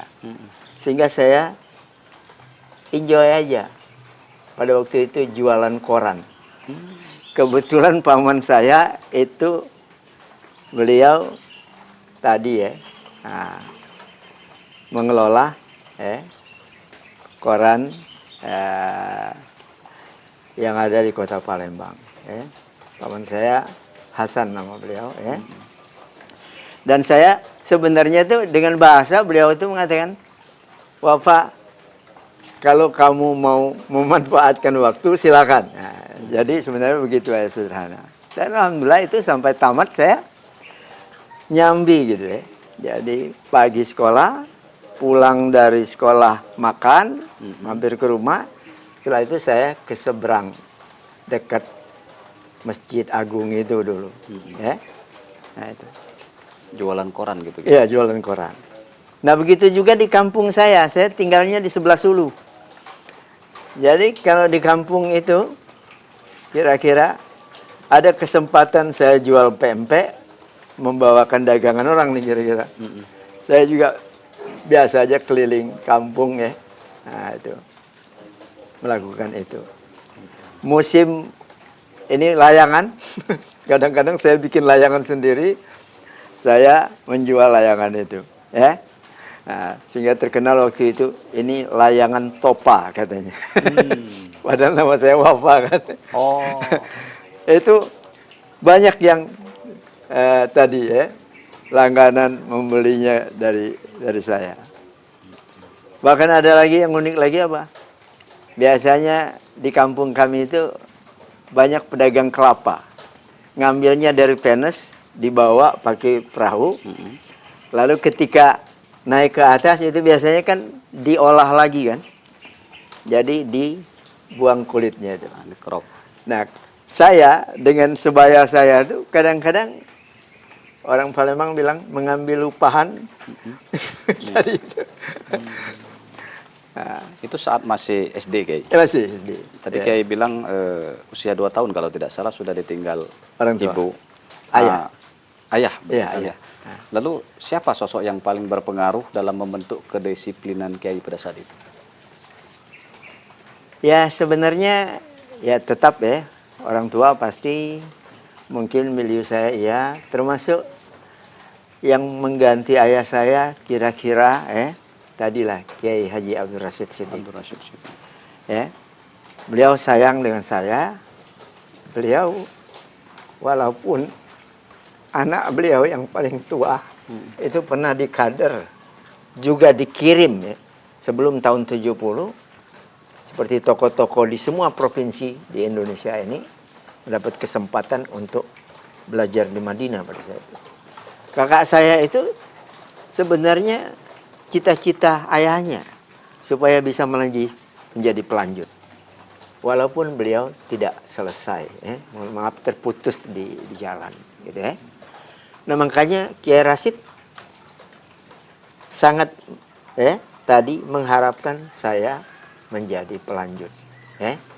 perjuangan beliau, termasuk mengurus madrasah ini, termasuk seperti beliau kira-kira menjadi dai nantinya di Sumsel ini. Makanya saya pernah menjadi pengurus Dewan Dakwah Islamiyah yang dulu pendirinya di Palembang ini, beliau pimpinan yang pertama beliau dulu pertama Dr. Andes Haji Husin Abdul Muin, ya kan, murid beliau yang setia juga, ya. Nah itu. Nah peran beliau ini sangat sangat membekas di hati Kiai ya. Sampai saya melihat tadi Kiai agak sedikit terharu gitu. Ya. Kenapa saya terharu? Karena begitu cita-cita mulia beliau. Ya. Walaupun kakak saya tuh bukan pengangguran juga. Pasca beliau pulang tidak selesai dari Madinah, ya, beliau karena akrab dengan Pak Ibnu Stowo, akhirnya diberi kesempatan oleh Pak Ibnu Stowo untuk melanjutkan sekolah tentang perminyakan di Jawa Tengah. Nah itu tadi. Akhirnya beliau juga sukses. Kak Muhammad Rifat ini tadi menjadi pimpinan dan manajer tertinggi juga di Pertamina pada masanya. Ya, itu tadi. Jadi setelah melalui masa kecil di Palembang, kemudian tadi Kiai sempat cerita juga akhirnya memutuskan untuk berangkat ke Ponpes Darussalam Gontor. Iya. Saya ingin mungkin Kiai lebih mengingat, adakah pesan guru atau ustadz atau Kiai di sana yang sampai sekarang itu masih membekas di hati Kiai dan masih diamalkan sampai saat ini? Ya tentu. Jadi ibarat celupan yang paling barangkali ini di tingkat dasar menengah, apa yang saya dapati dari Gontor itu seakan itulah yang sampai sekarang menjadi celupan yang saya bawa juga pulang ke Salatiga ini lagi. Dulu sistem pendidikan yang diterapkan di Raudatul Ulum ini belum seperti sekarang, sistem 24 jam boarding school.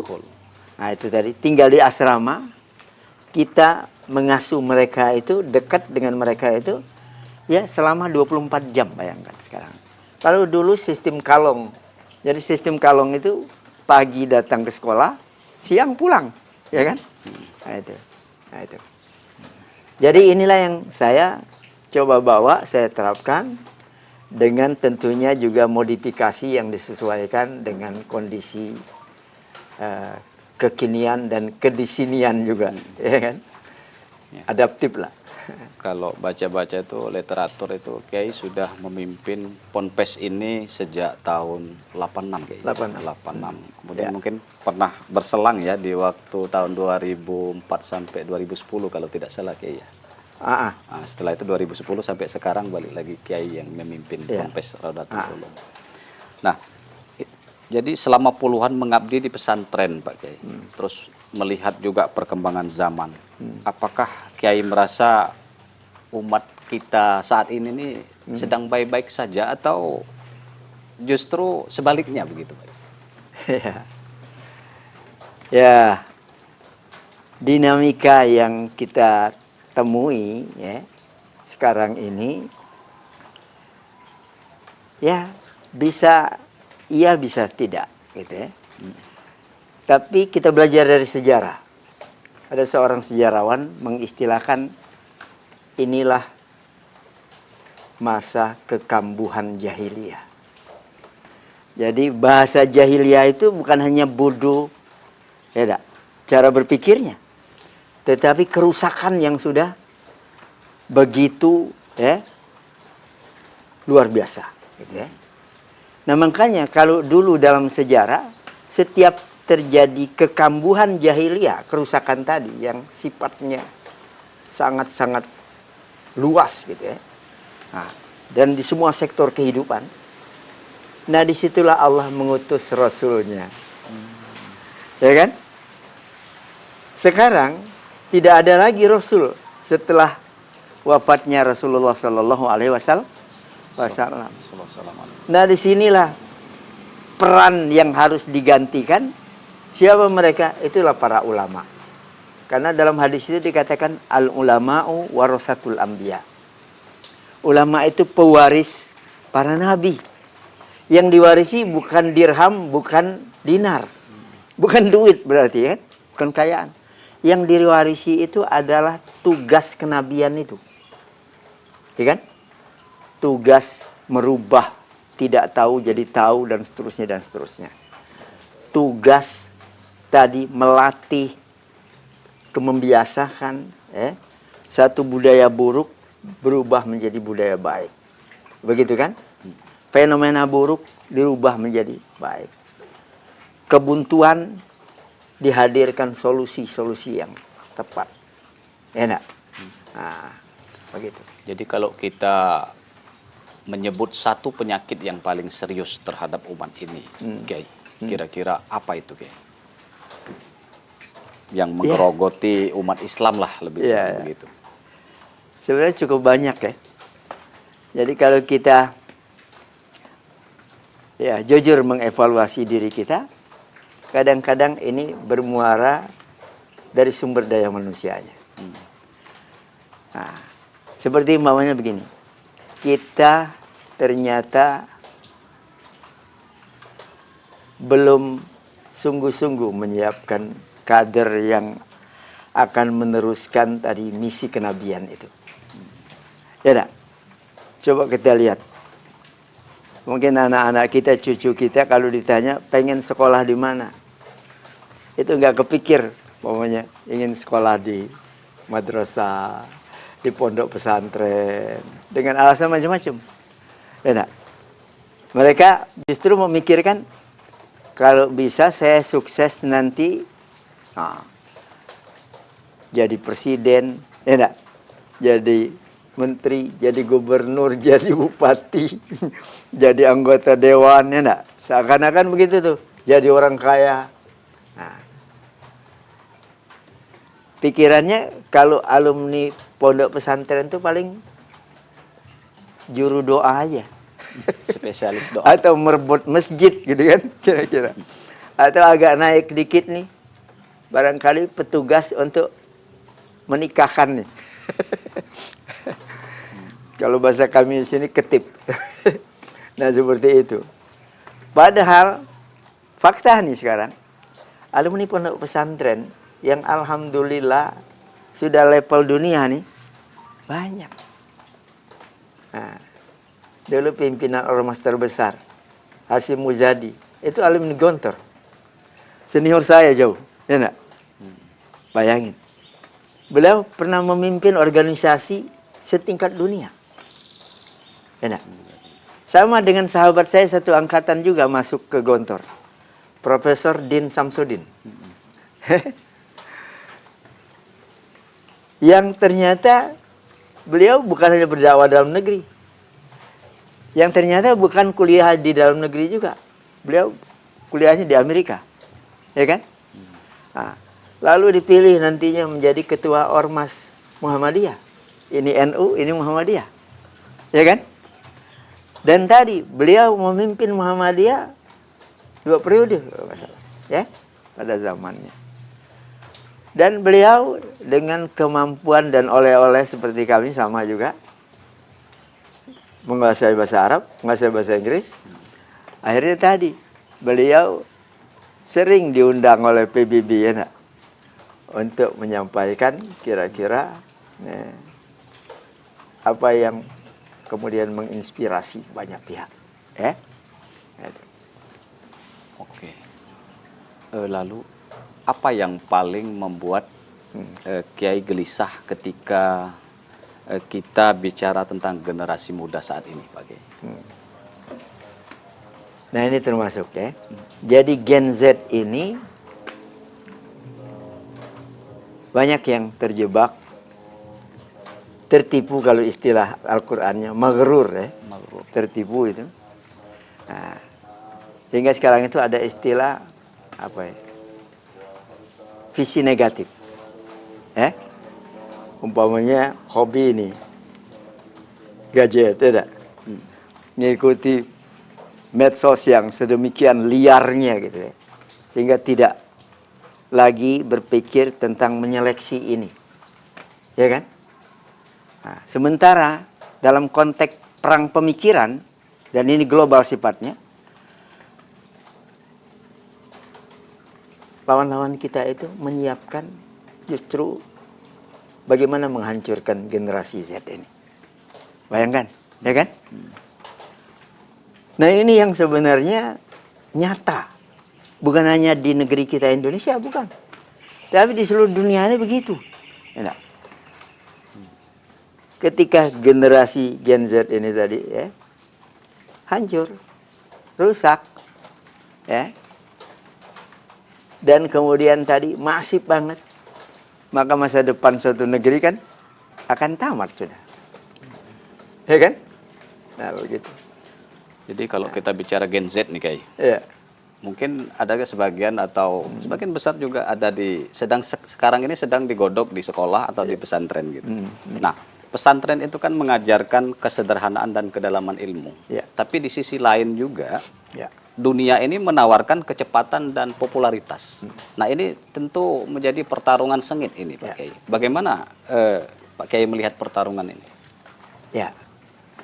Nah, itulah di antara kendala yang dihadapi oleh baik para kiai yang mengelola pondok-pondok pesantren maupun juga ya para intelektual yang juga mengelola lembaga-lembaga pendidikan, ya. Nah, inilah yang kita coba persiapkan ya untuk mengantisipasi yang tadi itu. Ya, model kami terus terang aja. Walaupun pesantren, kami ada SMP, ada SMA. Ya tak? Ya.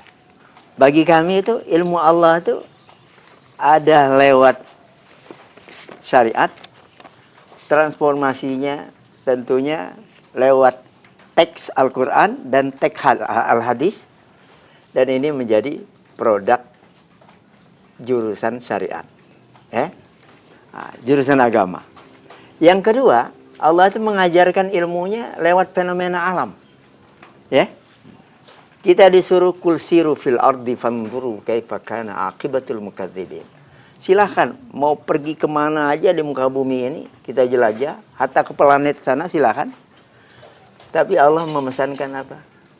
Fanzuru, nalarilah semua ini. Ya.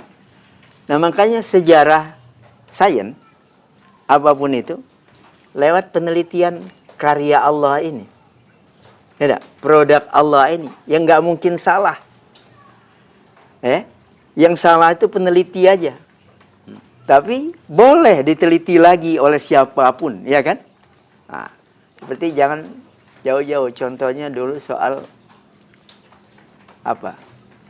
Susu apa yang paling produktif untuk pertumbuhan bayi, ya kan? Dulu masih berdebat orang. Masih menawarkan ini lebih bagus, lebih bagus, lebih bagus. Produk manusia nih. Sekarang sudah final. Kesimpulan, ya, saya dapat info dari Dr. Usman Said almarhum dulu. Beliau mengikuti seminar di Australia internasional. Kata beliau apa? Pada gilirannya semua dokter itu mengakui produk Allah. Ya, apa itu? Susu ibu. ASI. Ya, ASI, ya kan? Nah, itu contoh. Nah, begitulah sekarang. Ya, kalau bicara fenomena Allah seluas, ya, saya kira alam ini, ya.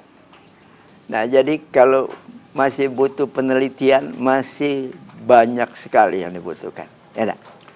Makanya ibarat kita, model kami ini, berharap nih anak-anak kita yang kita siapkan dari SMP sampai SMA, mereka silakan mau milih fakultas kedokteran silakan, mau fakultas pertanian silakan, teknik silakan, komputer silakan, dan alhamdulillah itu sudah kita buktikan. Jadi alumni SMA kita udah banyak yang jadi dokter, itu seperti putrinya Profesor Rujito, itu sekelas dengan anak saya. Hari ini sudah menjadi dokter spesialis. Ya, penyakit dalam. Ya. Nah, ini contoh. Ya, Kiai. Jadi saya pernah dengar tuh atau almarhum Kiai Haji Zainuddin MZ tuh bilang, setiap yang punya awal mesti punya akhir. Setiap yang ada permulaan pasti ada penghabisan. Dari awal tadi Kiai sudah menceritakan masa kecil, kemudian sekarang yang ada di hadapan kami sudah cukup senior. Tentu kan ada masanya nanti Kiai juga pensiun, memberikan kesempatan kepada yang muda-muda. Setelah semua perjuangan yang dilalui Pak Kiai, kalau boleh kami ingin tahu, apa sebetulnya yang ingin Kiai pertanggungjawabkan di hadapan Allah Subhanahu wa Ta'ala? Ya, ini pertanyaan bagus ya untuk banyak orang. Nah, inilah yang kita persiapkan. Jadi pertama saya mempersiapkan anak-anak sebagai kader pelanjut perjuangan kami. Saya tidak mengatakan saya sendiri, karena banyak yang membantu saya, alhamdulillah. Baik di Rodotul Ulum ini maupun di lembaga-lembaga yang saya masih dipercaya untuk menjadi ketua Dewan Pembina yayasannya. Seperti di Palembang ada Bina Ilmi di Musi II, ada di Demang Lebar Daun Izzuddin, dulu ada Al Furqon di Basuki Rahmat, nah itu termasuk ada di Bogor, ada di Tasikmalaya, Nah semua itu sesungguhnya adalah bagi saya tanggung jawab juga. Nah sama, kami menyiapkan kader baik anak biologis saya maupun anak ideologis saya. Seperti santri ini kan anak ideologis saya. Yang alhamdulillah barangkali separuh dari SDM kita yang sekarang ini status jadi pengurus, jadi guru di sini adalah produk itu tadi. Saya sudah berapa kali men-challenge mereka ini, termasuk anak saya. Kamu sudah layak untuk menggantikan orang tuamu. Ya tak? Patah tumbuh hilang berganti ini. Ya tak? Nah, tapi tadi dia mengatakan belum siap. Padahal sebenarnya kita menilainya sudah siap nih. Makanya saya sekarang sudah melatihnya aja. Wakil pimpinan saya, anak saya. Nah ini baru menyelesaikan S2 di Universitas Islam Madinah. Ahmadi ini. Ini anak mantu saya. Karena istrinya anak saya perempuan yang bontot. Nah, saya suruh pulang dulu kamu. Persoalan S3 gampang. Ya kan? Nanti kamu mau kuliah di mana, insya Allah kita bantu, kita siapkan, kita mudahkan. Nah, sekarang lagi menyiapkan untuk S3-nya. Nah, jadi alhamdulillah kaderisasi ini berjalan. Saya terus terang saja orang paling bahagia kalau bisa membantu sukses kaderisasi ini tadi. Bahkan saya jauh sebelumnya sudah biasa gitu, ibarat menjadi donatur nih anak-anak yang nggak mampu untuk tadi melanjutkan studi, baik di dalam negeri maupun keluar. Nah ini semuanya tadi sebagai wujud rasa tanggung jawab saya. Di samping tentunya juga melatih mereka juga untuk adaptif dengan tuntutan kekinian dan kedisinian ini. Yang tadi umpamanya tantangan yang begitu pesat, ya kan? Begitu serba modern, ya enggak? Begitu menarik sehingga mungkin jadi rebutan, gitu ya? Semacam itu. Bagi saya terus terang aja, bukan harus dihadapi dengan mundur, tapi biasa aja.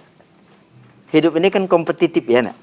Nah, tinggal yang kita pikirkan bagaimana kita bisa menang, ya nak? Nah, dalam kompetisi yang terbuka ini. Itu aja. Nah, jadi itu alhamdulillah yang kita siapkan. Benar tadi, ada hadisnya. yang ditanyakan Allah nanti kepada kita pasca kita sudah meniti karir menuntut ilmu ini, yang ditanyakan Allah itu, apa yang sudah kamu kerjakan ketika kita kira aku sudah memberikan ilmuku kepadamu. Karya berarti, ya? Karya. Bukan ditanya gelarnya. Nah tadi. Tapi produk dari ilmu yang diberikan Allah itu ya kepada kita. Baik dia ilmu syar'i maupun ilmu tadi umum ya, sains tadi. Nah itu. Baik, Kiai, luar biasa ini. Mungkin ini yang terakhir, Kiai. Seandainya Kiai punya waktu 1 menit ya, untuk berbicara kepada seluruh masyarakat, utamanya Indonesia, apa yang ingin Kiai sampaikan? Ya, sebenarnya banyak yang akan saya sampaikan. Dan oleh karenanya sekarang ada istilah dakwah lewat tulisan, dakwah lewat media. Seperti saudara-saudaraku hari ini mewawancarai saya. Ya, hari ini saya bicara di sini bisa jadi bisa didengar. Ya, insya Allah. Di jagat raya ini, gitu ya. Nah, karena kita sudah menikmati itu juga, ya. Seperti dosen saya dulu, Dr. Yusuf Qardawi, ya. Nah, tadi kita bisa menikmati pencerahan dari beliau setiap hari mestinya, ya, lewat media. Makanya saya juga bangga dan bahagia hari ini, ya. Dikunjungi, diajak ngobrol model begini nih, sehingga pesan dakwah ini tidak terhambat, gitu ya. Kalau model lamanya butuh dijemput dulu, dijadwal dulu, harus kemudian tadi audiensnya terbatas, ya kan? Model dulu saya sehari paling sekali diundang, jauh lagi, ya. Tadi hanya bicara dengan orang yang terbatas jumlahnya. Tapi sekarang kan alhamdulillah dengan fasilitasi semacam ini luar biasa. Nah, ini juga anak-anak saya ini juga ikut belajar juga nih. Ya. Mohon maaf nih Pak Eko ya, Nak. Insya Allah ilmu bermanfaat nih. Sama-sama pengalaman bermanfaat. Sama-sama belajar ini, Kiai. Ya, ini buat anak-anak kita model ini kami kadang-kadang podcast ya enggak? Nah, kadang-kadang dilepas, alam lepas begini, ya, sambil menikmati ya, indahnya alam. Tapi tadi kita masih sempat ngobrol yang sifatnya dakwah juga. Ya. Sayang sekali, Tribuners sudah sangat sore ini. Padahal perbincangan ini seandainya punya waktu banyak, kita akan lebih banyak menggali perspektif pemikiran dari Kiai Tholaq Wafa. Tapi ya terima kasih Kiai, sekali lagi kami ucapkan. Sama-sama. Banyak sekali insight, kemudian pencerahan yang mudah-mudahan sangat bermanfaat bagi saya pribadi, umumnya bagi audiens atau Tribuners dimanapun berada. Dari seorang atau dari cerita para kiai, kita belajar bahwa perubahan zaman tidak selalu harus ditakuti. Tapi kehilangan arah itulah yang paling berbahaya. Pesantren mungkin tidak selalu gaduh dalam sorotan, tapi di dalamnya peradaban sedang dibangun. Semoga kita tidak hanya mendengar, tapi juga merenung. Terima kasih sudah menyaksikan cerita para kiai. Saya akhiri, wassalamualaikum warahmatullahi wabarakatuh. Waalaikumsalam warahmatullahi wabarakatuh. Download Tribun X sekarang, menghadirkan lokal menjadi Indonesia.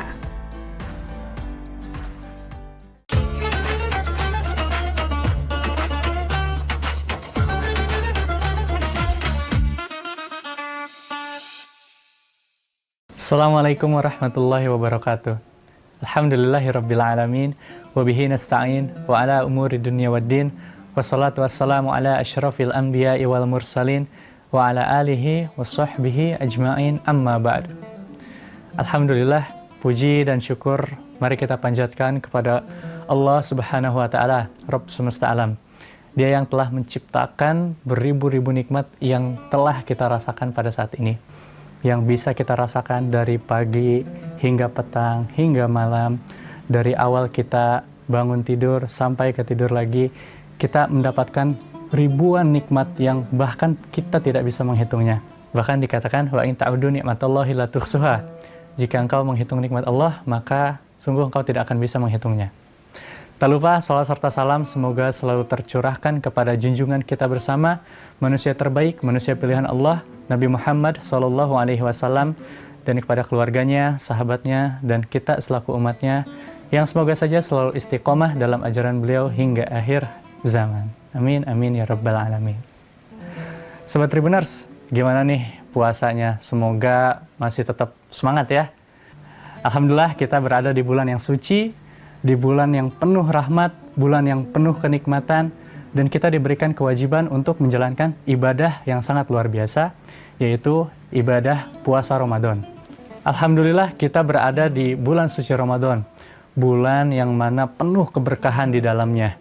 Bahkan dari pagi hingga ke pagi lagi itu banyak keberkahannya. Dan ada beberapa waktu mustajab untuk berdoa. Jadi Allah itu ijabah doa-doa kita. Meskipun sebetulnya kapan saja kita berdoa, itu tentu akan dikabulkan ketika memenuhi syarat-syaratnya. Tapi di bulan suci Ramadan ada waktu-waktu yang tentunya lebih mustajab ketika doanya dipanjatkan pada waktu-waktu ini. Yang pertama, saat sahur. Jadi kita perlu memperbanyak doa kita saat bersahur, saat melaksanakan sahur. Hadis Nabi Muhammad SAW, beliau bersabda, Rabb kita tabaraka wa ta'ala turun ke langit dunia ketika tersisa sepertiga malam terakhir. Lantas Allah berfirman, siapa saja yang berdoa kepadaku, maka akan aku kabulkan. Siapa yang meminta kepadaku, maka aku beri. Siapa yang meminta ampunan kepadaku, maka akan aku ampuni.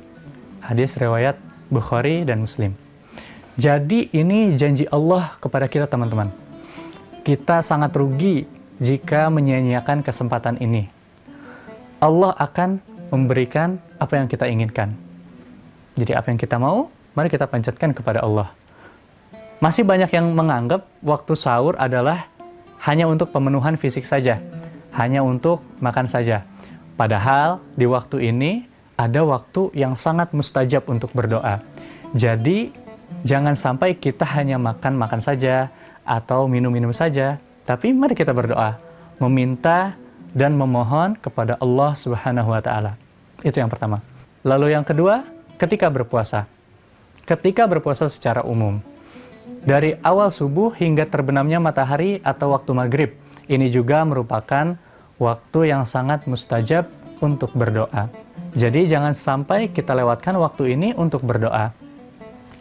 Dari Abu Hurairah radhiyallahu anhu, Nabi Shallallahu Alaihi Wasallam bersabda, "Thalathatun la turaddu da'watuhum." 3 golongan yang tidak ditolak doanya. Yang pertama, al-imamul adil, pemimpin yang adil. Ini doanya tidak akan ditolak, bukan pemimpin yang zalim. Lalu yang kedua, was-shaimu hatta yuftir, orang yang berpuasa hingga ia berbuka. Lalu yang ketiga, doa orang yang terzalimi. Jadi, bulan Ramadan ini sangat mulia sekali teman-teman. Kita punya privilege yang Rasul sampaikan kepada kita yang sedang berpuasa bahwa doa kita tidak akan tertolak. Jadi, itu waktu mustajab yang kedua. Itu apa tadi? Saat berpuasa dari awal hingga terbenamnya matahari. Lalu yang ketiga, saat berbuka puasa. Nabi Muhammad SAW bersabda, sungguh orang yang berpuasa mempunyai doa yang dikabulkan dan tidak akan ditolak tatkala berbuka puasa. Jadi, ayo kita panjatkan doa. Minta apa yang teman-teman perlukan. Minta apa saja yang kita butuhkan kepada Allah Subhanahu wa Ta'ala. Bahkan dikatakan, kalau ada orang yang tidak berdoa, itu adalah orang yang sombong. Jadi, mari kita berdoa, apalagi waktu ini sangat mustajab. Dijanjikan oleh Rasul bahwa doanya tidak akan tertolak. Selain itu, di bulan ini juga ada satu malam yang sangat mulia. Bahkan dikatakan malam yang lebih baik daripada 1000 bulan. Dalam Al-Quran, surat Al-Qadar ayat 3, Allah Subhanahu wa Ta'ala berfirman, Lailatul Qadri khairum min alfi syahr. Lailatul Qadar itu lebih baik daripada 1000 bulan. Diyakini juga pada malam ini ialah diturunkannya Al-Quran. Allah Subhanahu wa Ta'ala berfirman dalam surat Al-Baqarah ayat 185, Syahrul Ramadan alladzi unzila fihil Qur'anu hudalin nas. Bulan Ramadan adalah bulan yang di dalamnya diturunkan Al-Quran sebagai petunjuk bagi manusia. Malam Lailatul Qadar memiliki keutamaan yang sangat mulia. Rasulullah Shallallahu Alaihi Wasallam bersabda, barang siapa sholat pada malam Lailatul Qadar karena iman dan mengharapkan pahala, diampuni dosa-dosanya yang telah lampau. Hadis riwayat Bukhari. Maka pada malam ini insya Allah seluruh doa akan diijabah. Dan banyak orang yang mencari malam ini di 10 hari terakhir Ramadan. Maka dari itu biasanya banyak yang memperkencang ibadahnya. Mulai dari sholat malam, membaca, bahkan menghatamkan Al-Quran, beriktikaf, dan lain sebagainya. Nah, pastikan kita berada di salah satunya. Jadi ayo kita panjatkan doa. Minta apa yang teman-teman perlukan. Minta apa aja yang kita butuhkan. Minta kepada Allah. Apalagi waktu ini sangat mustajab. Dijanjikan oleh Rasul bahwa doanya tidak akan tertolak. Itulah beberapa waktu mustajab di bulan Ramadan. Jadi, mari kita jangan lupa dan jangan ragu untuk berdoa. Apalagi yang kita minta adalah Sang Maha Pengasih, Maha Penyayang, Ar-Rahman, Ar-Rahim, Maha Kaya, Maha Mendengar, yaitu Allah Subhanahu wa Ta'ala. Sangat rugi jika kita melewatkan atau menyia-nyiakan kesempatan ini. Wallahu a'lam bishawab. Wassalamualaikum warahmatullahi wabarakatuh. Download Tribun X sekarang. Menghadirkan lokal menjadi Indonesia. Orang-orang berlayar itu kan mereka orang-orang perahu berlayar. Membawa beli senjata di Surabaya, bawanya ke sini. Bawa ke sini langsung ketemulah dengan dia membawa senjata untuk melakukan perlawanan, habis dijadikan persahabatan, menjadi satu kesatuan kekeluargaan. Dan menurut cerita bahwa kekeluargaan bukan secara lisan, minum darah antara satu dengan yang satu. Tahun 92 itu kan ada gempa bencana, masjid ini sudah tidak ada lagi. Dulu masjid ini kan berbentuk kayak rumah panggung. Pakai tiang-tiang semua, tapi bentuknya seperti masjid, ya. Jadi begitu habis gempa, masjid ini dapat bantuan dari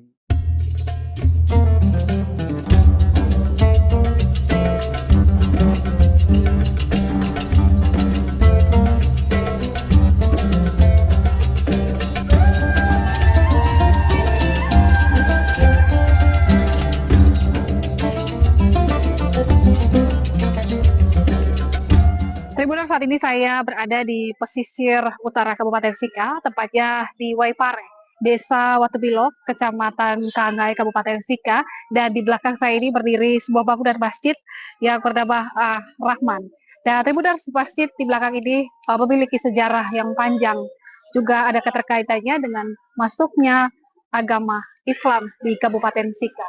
Dan nanti kita akan melihat sejarah di balik masjid ini, maupun juga nanti cerita dari para tetua atau masyarakat umat muslim yang tinggal di sekitar Masjid Ar-Rahman terkait dengan sejarah masjid maupun juga sejarah masuknya agama Islam di Kabupaten Sika. Simak liputan kita berikut ini. Masjid Ar-Rahman Waipare di Desa Watungilo, Kecamatan Kangai, Kabupaten Sika, Pulau Flores, Nusa Tenggara Timur, berdiri kokoh sebagai simbol masuknya Islam di Kabupaten Sika sejak awal abad ke-20. Rumah ibadah yang diyakini sebagai salah satu yang tertua di wilayah ini bukan sekedar bangunan fisik.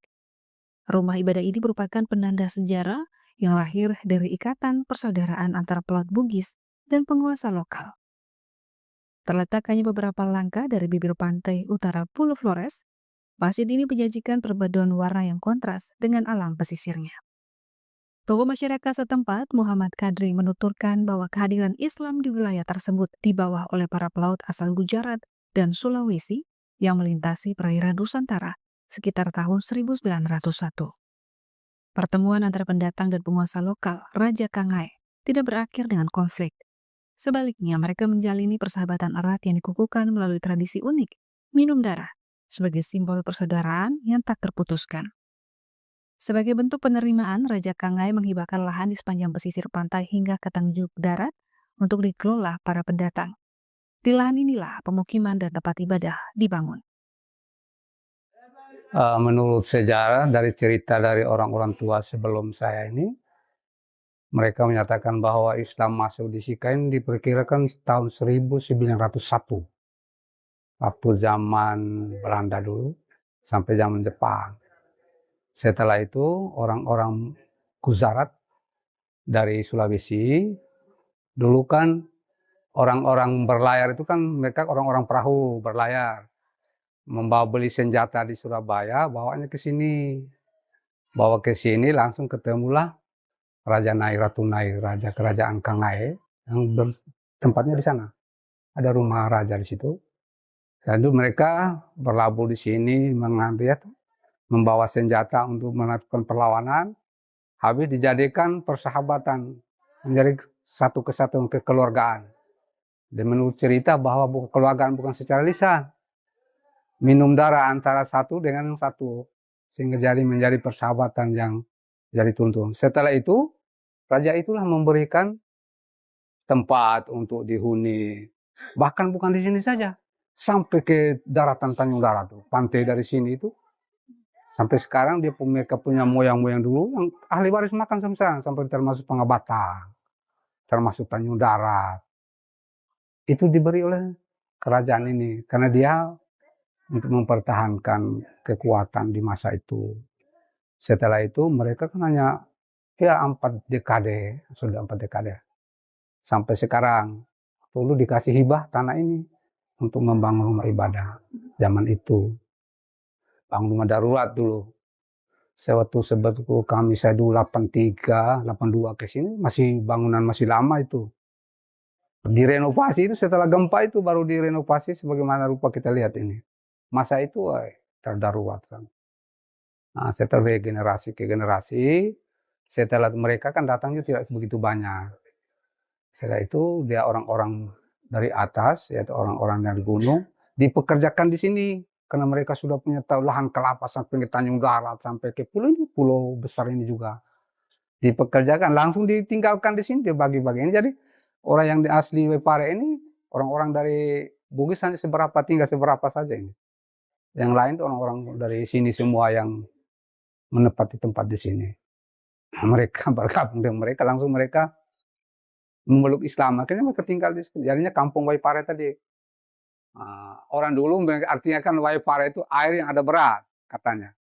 Katanya dulu sumur sudah ditutup ini.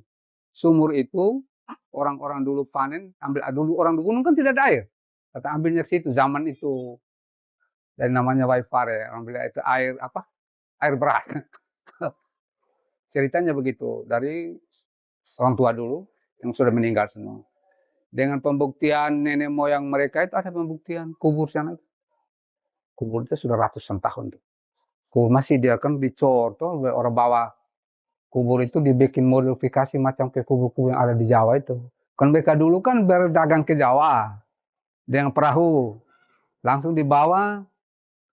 Misalnya apa segala macam dibuat dari sana mereka, orang-orang dulu kan tahu sendiri. Apalagi kuburnya masih ada itu. Jadi namanya mereka kalau tidak salah namanya Haji Taning. Haji Taning itu yang orang pertama ke sini. Nah, setelah itu dia punya ada kan beberapa orang tuh, ada yang nanti di sini setelah bangun ini, setelah itu mereka ada yang ngungsi ke Momere itu Haji Arsad mereka. Pak Haji Arsad itu punya mama kan dari sini. Orang Sulawesi juga ngungsilah ke Momere, tinggal di Momere, akhirnya bangun Masjid Biru itu. Gitu. Habis di sini Geliting, dulu kan ada pelabuhan di Geliting saja. Setelah itu menjadi pelabuhan, akhirnya mereka bangun dengan masjid di Geliting. Nah, dan ahli waris ada yang di Geliting, ada di sini. Yang kawin mengawin, sudah campur baur tuh di masa-masa sekarang. Itulah kejadiannya begitu. Jadi masjid ini sudah menjadi tenar. Kalau ditanya di Sika, orang sudah tahu Waipare yang masjid pertama. Sudah tidak asing lagi buat kita. Ceritanya begini, saya dengar dari ahli warisnya yang sudah almarhum Pak Imam sudah meninggal. Dia bilang mereka dulu zaman perang, mereka ini orang-orang Bugis. Orang Bugis itu orang-orang pelaut. Kebetulan pelaut di kampung halamannya itu juga orang dulu kan masih zaman antara satu dengan yang lain kan tidak ada yang tidak sama sependapat. Jadi mereka berlayar. Dan mereka berlayar di mana tempat yang nyaman, mereka tinggal di situ. Akhirnya mereka nenek moyang datang, berlayar ke sini kemana-mana. Katanya ada yang sampai ke apa namanya, Ambai sana. Ya kan banyak orang Bugis tuh. Berlayar ke situ, ada yang nusul ke sini, ada yang di sana, ada yang mereka ini yang ke sini. Khalik namanya. Mereka punya farm khalik itu dari sana itu. Kalau namanya khalik itu berarti mereka orang-orang Muslim yang pertama di Momere yang ada di Waipare itu. Itu farmnya khalik. Dan mereka langsung berdagang. Setelah datang rasa nyamannya di sini tidak kembali lagi. Nyaman kan karena diberi lahan begitu, mana yang penting kuat garap di bagian pantai itu. Raja Naik kan kuasanya sampai di mana ya? Mungkin di Nebe. Karena Tanjung Darat ini mereka ini ada tanah Tanjung Darat banyak sekali. Di bagian pesisir. Karena orang zaman-zaman dulu, zaman-zaman itu kan orang tidak ada yang tinggal di pesisir. Orang kan lari ke Gunung Sumo, zaman penjajah. Ya mereka lahan banyak, sampai ke di pulau juga itu. Dan waktu itu mereka sudah punya ilmu pengetahuan. Sudah bisa masa depan sudah berpikir. Kita di sini kan hanya makan saja. Mereka sepikir, oh ini harus tanah saya garap di sini, garap di sini. Jadi di pulau besar itu berapa tempat tuh orang-orang Bugis? Sampai di Pangabatang sampai sekarang itu milik mereka. Mereka dari Pulau Pangabatang. Itu Khalik punya itu. Farm Khalik. Begitu. Melengkapi narasi sejarah tersebut, Yusuf Keneng, Imam Masjid Ar-Rahman yang telah mengabdi lebih dari 25 tahun, memberikan gambaran mengenai transformasi fisik masjid. Ia mengenang rupa asli masjid yang sangat sederhana sebelum hancur diterjang tsunami. Pasca bencana, upaya membangun kembali masjid dilakukan dengan penuh perjuangan. Yusuf mengungkapkan bahwa pembangunan kembali masjid ini lebih banyak mengandalkan swadaya masyarakat yang mayoritas bekerja sebagai nelayan. Jadi setelah tahun 92 itu kan ada gempa bencana, masjid ini sudah tidak ada lagi. Dulu masjid ini kan berbentuk kayak rumah panggung, pakai tiang-tiang semua. Tapi bentuknya seperti masjid, ya. Jadi begitu habis gempa, masjid ini dapat bantuan dari Majelis Ulama Indonesia Kabupaten Sika untuk bangun ini masjid.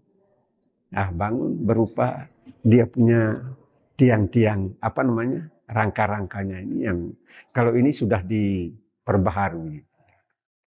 Akhirnya kami sudah dapat bantuan-bantuan berapa kali. Bantuan itu kan tidak besar.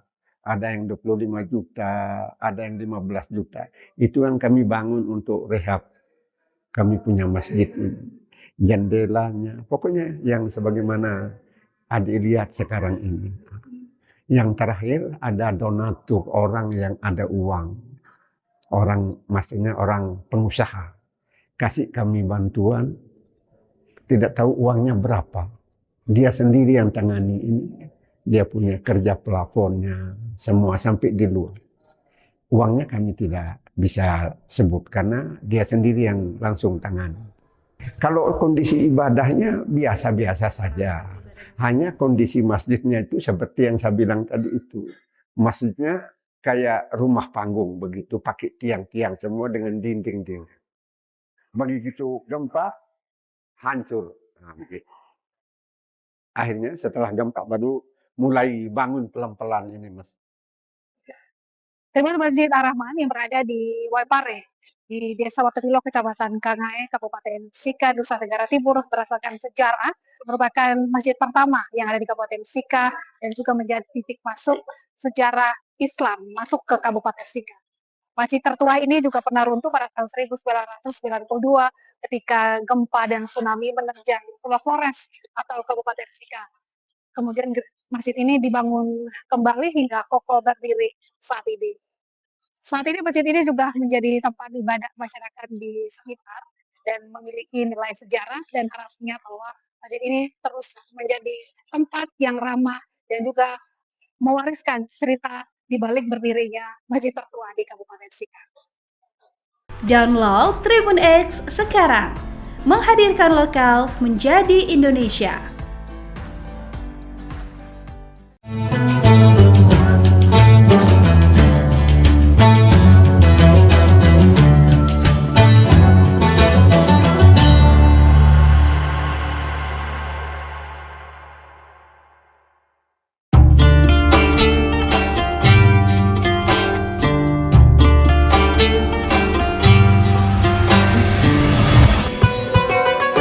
Syukur Alhamdulillah, tahun ini kita masih dipertemukan dengan bulan suci Ramadan.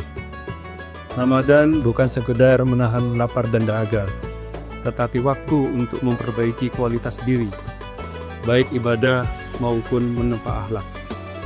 Jadikan Ramadan ini sebagai titik balik untuk menjadi pribadi yang jujur dalam perbuatan, sabar dalam ujian, dan disiplin dalam ketaatan.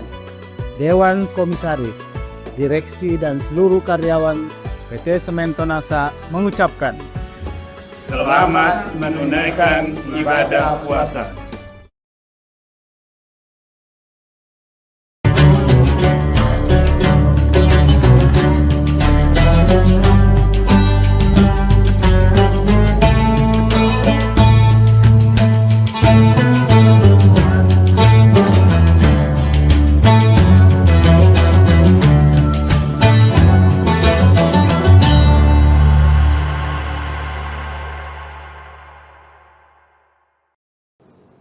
Assalamualaikum warahmatullahi wabarakatuh. Tribuners, seperti apa kabar Anda pada hari ini menantikan waktu berbuka puasa? Semoga semuanya masih tetap semangat berpuasa dan juga dalam keadaan sehat walafiat. Tentunya masih bersama saya Ilu Devisania dalam program Syiar Ramadan Tribun Timur yang spesial. Hari ini kita akan membahas terkait dengan tipe puasa yang nantinya akan dijelaskan secara lebih rinci oleh Bapak Ustadz Kiai Haji Sabarudin LC yang sudah bersama kita pada hari ini dan tentunya akan berbagi banyak pengetahuan seputar bulan suci Ramadan. Bapak Ustadz, Assalamualaikum warahmatullahi wabarakatuh. Waalaikumsalam warahmatullahi wabarakatuh. Baik, seperti apa kabarnya Pak? Alhamdulillah luar biasa. Alhamdulillah luar biasa. Baik, nah ini kita akan memberikan wejangan begitu ya Pak Ustadz ya terkait dengan tipe-tipe puasa selama bulan suci Ramadan, karena kan ada tipe puasa khusus dan lain sebagainya. Mungkin dapat disampaikan kepada Tribuners, silahkan.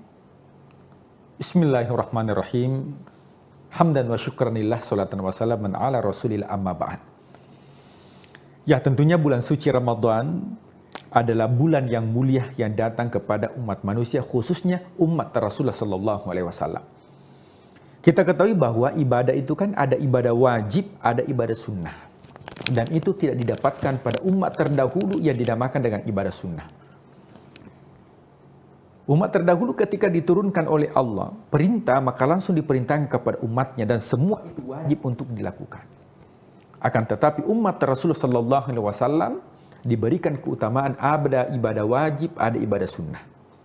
Makanya rukun Islam itu ada semua turunannya. Syahadat itu wajib, salawat itu sunnah.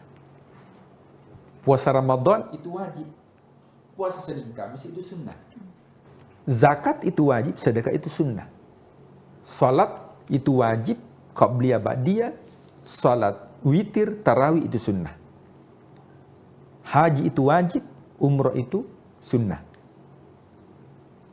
Nah, apa keutamaan daripada ibadah wajib ini? Yaitu untuk mendapatkan rahmatnya Allah. Dan kenapa ada ibadah sunnah? Khususnya di bulan suci Ramadan banyak kita temukan hampir semua amalan itu adalah sunnah. Karena itu untuk mendapatkan syafaat di akhirat.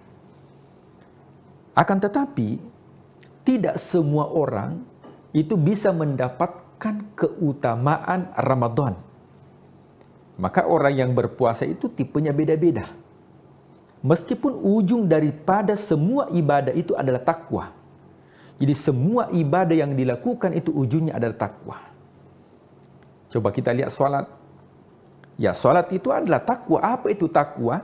Yaitu mencegah dari perbuatan keji dan mungkar. Apa kata Allah? Innas salata tanha anil fahsya'i wal munkar. Ya, menghindarkan diri dari kemungkaran itu adalah takwa. Puasa Ramadan Ya ayyuhalladzina amanu, wahai orang-orang yang beriman. Apa ujungnya? La'allakum tattaqun, menjadi pribadi yang bertakwa. Apa itu pribadi yang bertakwa? Yaitu yang bisa keluar di bulan suci Ramadan, keluar setelah bulan suci Ramadan, itu seperti kupu-kupu. Ya, seperti ulat. Bukan seperti ular. Karena beda itu ular dengan ulat, meskipun beda huruf terakhirnya. Apa bedanya? Ya, ulat itu ketika berpuasa, maka dia mengurung diri dalam kepompong. Itu ulat. Dia tidak makan, dia tidak minum, tapi karakternya ulat ini rakus. Itu ulat itu apapun yang dihinggapi, ya pasti habis. Ketika ada daun, pasti habis. Dia karakternya rakus. Tapi ketika dia berpuasa, mengurung diri selama beberapa minggu, ketika keluar dari puasanya, kemudian ulat itu berubah menjadi kupu-kupu. Dan kupu-kupu itu siapa yang melihat bahagia, senang, dinikmati, dan setiap bunga yang dihinggapi itu memberikan manfaat. Itulah la'allakum tattaqun. Beda dengan ular. Ular itu ketika berpuasa, dia ketika ingin merubah kulit, berganti kulit, maka dia berpuasa. Dia tidak makan, dia tidak minum. Tetapi ketika sudah berganti kulit, ternyata tabiatnya masih seperti, bahkan lebih parah. Kemudian karakternya jauh lebih buruk. Bahkan itu lebih ganas itu ular kalau sudah ganti kulit. Beda dengan ulat. Ini yang diharapkan orang-orang yang berpuasa di bulan suci Ramadan. Bagaimana mendapatkan karakter daripada karakter takwa. Sehingga itu ada 3 tipe. Tipe yang pertama ini adalah yang umum, awam. Ya banyak dilakukan. Maka Tribuners kita berusaha di tahun ini untuk bisa upgrade. Supaya kualitas puasa kita itu tidak sama dengan tahun-tahun sebelumnya. Apa itu tipe umum? Yaitu tidak makan, tidak minum, tidak muntah. Bagi yang suami istri tidak melakukan hubungan suami istri di siang hari bulan suci Ramadan, itu yang umum. Jadi kalau hanya melakukan yang itu puasa paling awam. Kemudian kita upgrade puasa khusus. Yang mana puasa khusus ini bukan hanya menahan lapar, menahan dahaga, menahan haus, tidak makan, tidak minum, tidak berhubungan. Akan tetapi matanya dijaga, penglihatannya dijaga, pendengarannya dijaga, lisannya dijaga, fikirannya dari prasangka buruk itu dijaga. Ketika kita sudah mampu untuk menjaga lisan kita, tidak berkata kotor, tidak mengumpat, tidak mencaci, kita bisa menjaga mata kita dari hal-hal yang diharamkan oleh Allah. Kemudian pendengaran kita, maka itu sudah masuk kategori puasa khusus. Tapi ada yang lebih tinggi. Apa itu puasa yang lebih tinggi? Adalah berpuasa bukan hanya tidak makan, tidak minum, menjaga pandangan, akan tetapi juga menjaga keinginan. Apa bedanya orang puasa umum dengan orang puasa khusus?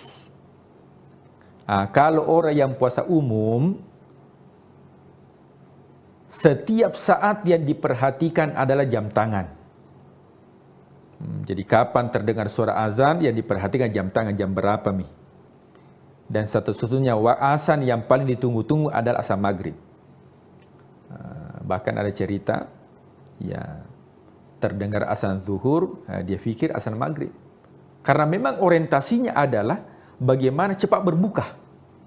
Jadi kalau ada yang seperti ini, maka itu disebut dengan puasa awam atau puasa umum. Tapi kita tingkatkan menjadi puasa khawasul khawas, yaitu bukan hanya mata dijaga, pendengaran dijaga, akan tetapi yang juga dijaga adalah keinginan kita. Nah, jemaah yang dimuliakan Allah, Tribuners yang dimuliakan Allah Subhanahu wa taala. Rasulullah SAW bersabda, betapa banyak orang yang mendapatkan bulan suci Ramadan. Celaka orang yang mendapatkan bulan suci Ramadan. Ya, jadi bahkan Rasul mengatakan, celaka orang yang mendapatkan bulan suci Ramadan. Falam yughfarlah, tapi tidak mendapatkan ampunan. Kenapa tidak mendapatkan ampunan? Karena yang dilakukan adalah hanya puasa umum. Matanya tidak dijaga. Meskipun tidak batal puasanya, tapi batal pahalanya. Dia tidak mendapatkan apa-apa.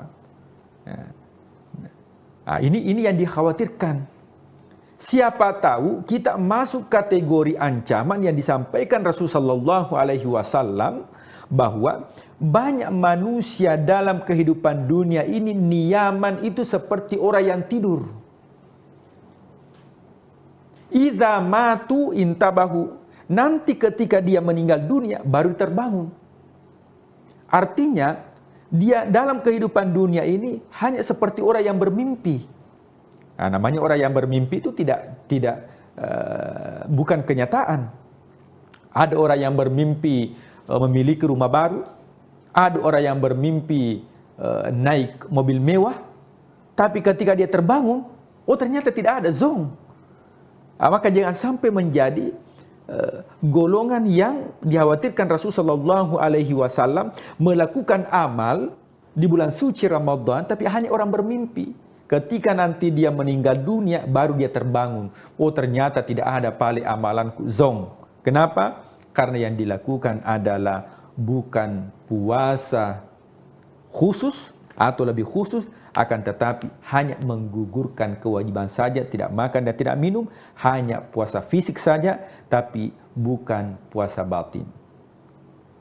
Iya baik, jadi ada begitu banyak ternyata ya Pak Ustadz ya, kemudian larangan-larangan, kemudian juga yang dimaksud dengan puasa khusus dan lain sebagainya, itu perlu betul-betul kita perhatikan supaya kita menjalankan ibadah dengan benar selama bulan suci Ramadan ini, dan tentunya bisa lebih fokus lagi, kemudian konsisten untuk melaksanakan ibadah puasa, dan tentunya semoga semua Tribuners hingga hari ini masih menjalankan ibadah puasa dengan baik, kemudian juga masih konsisten dan tetap menjaga aturan-aturan tadi yang sudah Bapak sebutkan ya. Ada banyak sekali ternyata Tribuners yang perlu kita patuhi selama bulan suci Ramadan ini. Terima kasih Pak Ustadz sudah memberikan kita banyak sekali wejangan begitu ya. Semoga kita bisa menjalankan ibadah puasa semakin lancar, semakin juga konsisten sampai nanti kita tiba pada hari kemenangan ataupun juga Idul Fitri nantinya yang kita nantikan juga bersama-sama.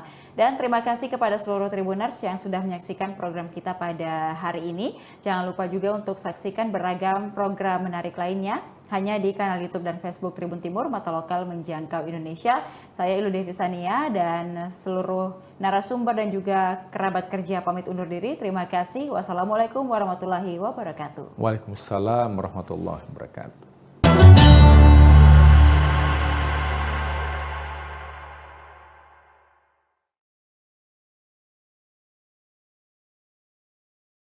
Terus terang aja ya, ketika saya masih di SD, itu belum terpikir saya mau kemana. Faktor penyebabnya sederhana aja. Ayah saya umur 2 tahun sudah meninggal. Ibu saya seorang petani. Jadi ibarat saya mimpi, kepengen, bapaknya sukses, nah itu nggak kepikir. Yang mengganti ayah saya, tadilah Kiai Haji Abdul Rashid Siddiq. Beliau sayang dengan saya. Kiai Rashid sangat tadi mengharapkan saya menjadi pelanjut perjuangan beliau. Kenapa saya terharu? Karena begitu cita-cita mulia beliau. Sekarang tidak ada lagi Rasul setelah wafatnya Rasulullah Sallallahu Alaihi Wasallam. Nah disinilah peran yang harus digantikan. Siapa mereka? Itulah para ulama. Assalamualaikum warahmatullahi wabarakatuh. Tribuners, ada satu pertanyaan yang mungkin jarang kita tanyakan kepada para kiai. Apakah umat ini sedang menuju cahaya atau justru berjalan pelan menuju kegelapan. Nah, pada episode cerita para kiai kali ini, kita tidak hanya akan membahas tentang pesantren. Kita bicara tentang zaman, kita bicara tentang kegelisahan, kita juga akan bicara tentang masa depan umat bersama Kiai Haji Tol'at Wafa Ahmad LC. Beliau adalah mudir Pondok Pesantren Raudatul Ulum Saka-3. Kalau yang belum tahu, Raudatul Ulum Saka-3 tempatnya di Indralaya, Kabupaten Ogan Ilir, Provinsi Sumatera Selatan. Alhamdulillah, Kiai, terima kasih sudah memberikan kesempatan, meluangkan waktu untuk memberikan insight dan pencerahan kepada kami semua. Kami mohon izin ini Pak Kiai, kalau diperkenankan, kami ingin sekali memetik hikmah dari perjalanan hidup Pak Kiai sampai hari ini. Mungkin boleh diceritakan Pak Kiai, gambaran masa kecil, lingkungan seperti apa Pak Kiai masa kecil dulu, kemudian seperti apa juga peran orang tua, atau apa nilai yang ditekankan orang tua kepada Pak Kiai. Terima kasih. Saya tentunya ingin mengucapkan dulu terima kasih. Kenapa? Karena ini kesempatan yang mahal sebenarnya. Silaturahim antar kita semuanya, khususnya Tribuners nih, yang alhamdulillah seperti yang tadi sudah dihantar oleh Pak Eko, saya insya Allah sekilas ingin menceritakan sejarah hidup saya. Saya lahir tanggal 15 Maret 1958. Jadi usia saya sekarang ini 67 tahun. 67 tahun, masih muda. Nah, saya lahir di Desa Saka-3 ini. Saya anak bontot dari 3 bersaudara, ayu saya 2 orang, putri semuanya, dan saya bontot. Memulai belajar dulu dari pesantren ini, sebelum peristiwa G30S, bayangkan, itu kalau sekarang mungkin tingkat taman kanak-kanak, kalau bahasa Arabnya tahdiriyah, tahdiriyah. Nah, selesainya saya selama lebih kurang 3 tahun di tahdiriyah ini, nah saya tiba-tiba dapat kesempatan untuk melanjutkan di Palembang, sekolah dasar. Nah itu tadi, yaitu di Sekolah Dasar Negeri 87 di Tujulu. Dulu sekolah SHD itu. Kami menyebutnya sekolah dasar dominannya Chinese. Chinese. Nah, alhamdulillah saya selesai di penghujung tahun 68. 69 melanjutkan ke Pondok Modern Darussalam Gontor di Jawa Timur. Kira-kira jenjang sanawiyah aliyah, walaupun sistemnya KMI, Kuliatul Mu'allimin Al-Islamiyah, durasi waktunya 6 tahun. Nah, dari kira-kira akhir 69 itu saya selesai alhamdulillah 76, Pak Eko. Jadi 76 merantau dan menyelesaikan studi saya di Gontor. Alhamdulillah juga saya dipercaya Pak Kiai untuk mengabdi di Gontor sambil kuliah di institut yang ada di sana, di Fakultas Tarbiyah. Tapi tidak sampai selesai karena 2 tahun saya menjalankan tugas itu, alhamdulillah Allah memberikan kemudahan mendapatkan beasiswa untuk melanjutkan studi saya ke kota Rasulullah SAW, yaitu Universitas Islam Madinah. Nah, di Madinah alhamdulillah lancar juga. 4 tahun saya bisa menyelesaikan pendidikan S1 saya, yaitu di akhir tahun 1982, Pak Eko. Saya teringat benar ketika pulang itu pas tahun baru 1983, malam 1 Januari itu, dari pesawat yang nanti landing di Halim Perdana Kusuma, masih bisa nonton tuh keramaian di Ancol. Keramaian di Ancol. Nah, begitu juga alhamdulillah saya kemudian ini sejak dari Madinah, sebelum pulang itu dipromosikan untuk menjadi dai yang nanti atas nama Kerajaan Saudi Arabia. Kementerian Agama lah kalau kita. Itu Pak Eko, ya. Nah, alhamdulillah saya baru pensiun masuk 4 tahun ini, Pak Eko, ya. Karena di sana usia pensiunnya seumur Rasul Shallallahu Alaihi Wasallam, 63 tahun. Jadi saya 67 nih, makanya saya baru aja pensiun, ya.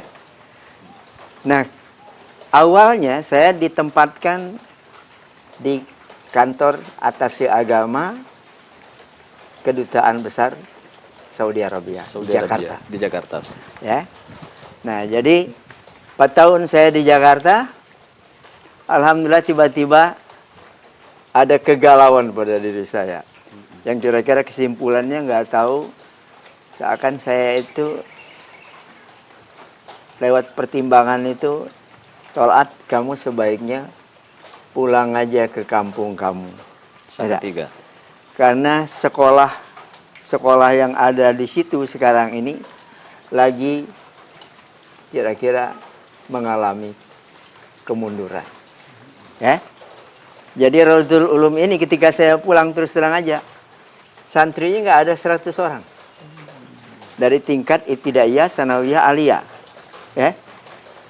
Nah, jadi walaupun pada saat itu beresiko, banyak orang menasihati saya, coba dipikir dulu Tol'at. Termasuk paman saya, Kiai Haji Abdul Rashid Siddiq, seorang ulama Sumatera Selatan yang dikenal, ya kan. Kata beliau manggil saya Wafa. Wafa, sudah kamu pikirkan itu? Ya enggak? Nah, saya bilang sudah, Wak.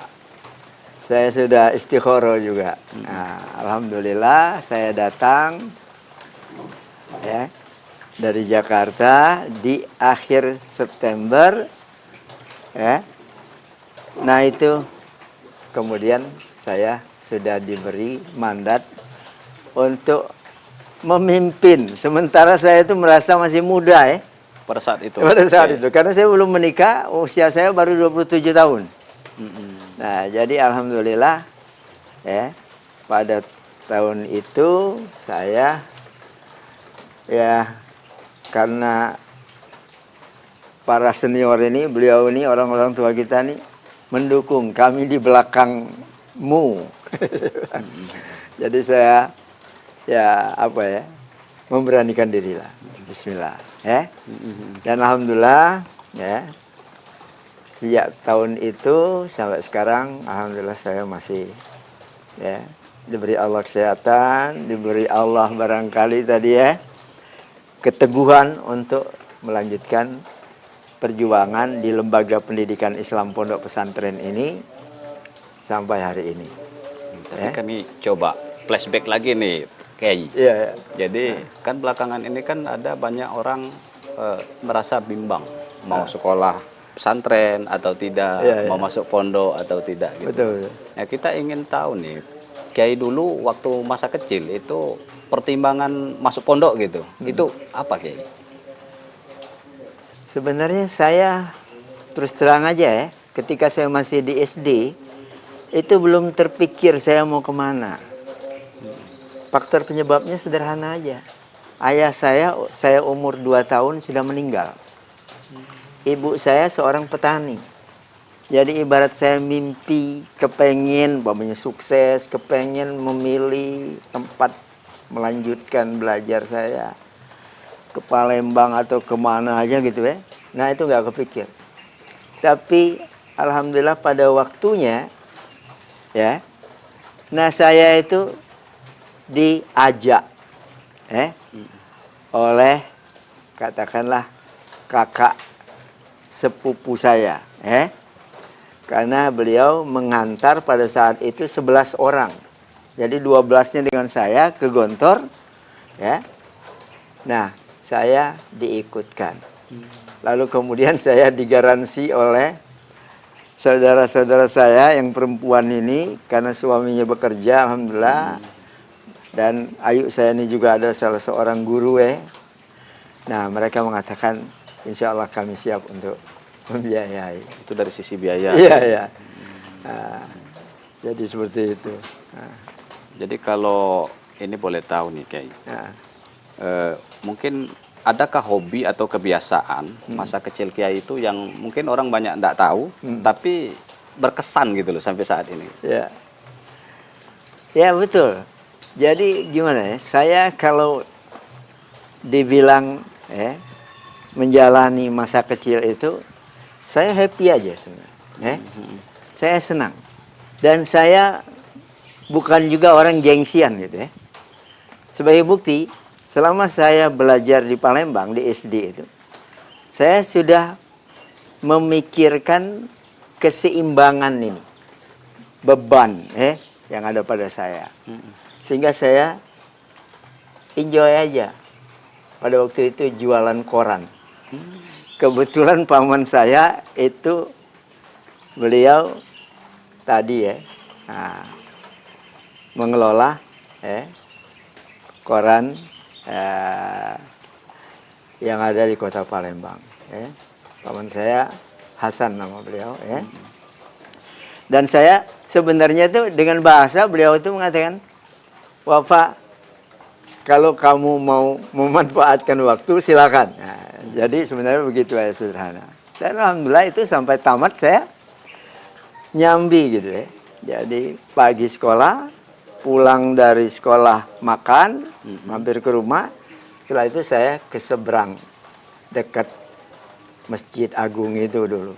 Nah itu. Jualan koran gitu? Iya, jualan koran. Nah begitu juga di kampung saya tinggalnya di sebelah Sulu. Jadi kalau di kampung itu kira-kira ada kesempatan saya jual pempek, membawakan dagangan orang nih kira-kira. Saya juga biasa aja keliling kampung ya. Nah itu, melakukan itu.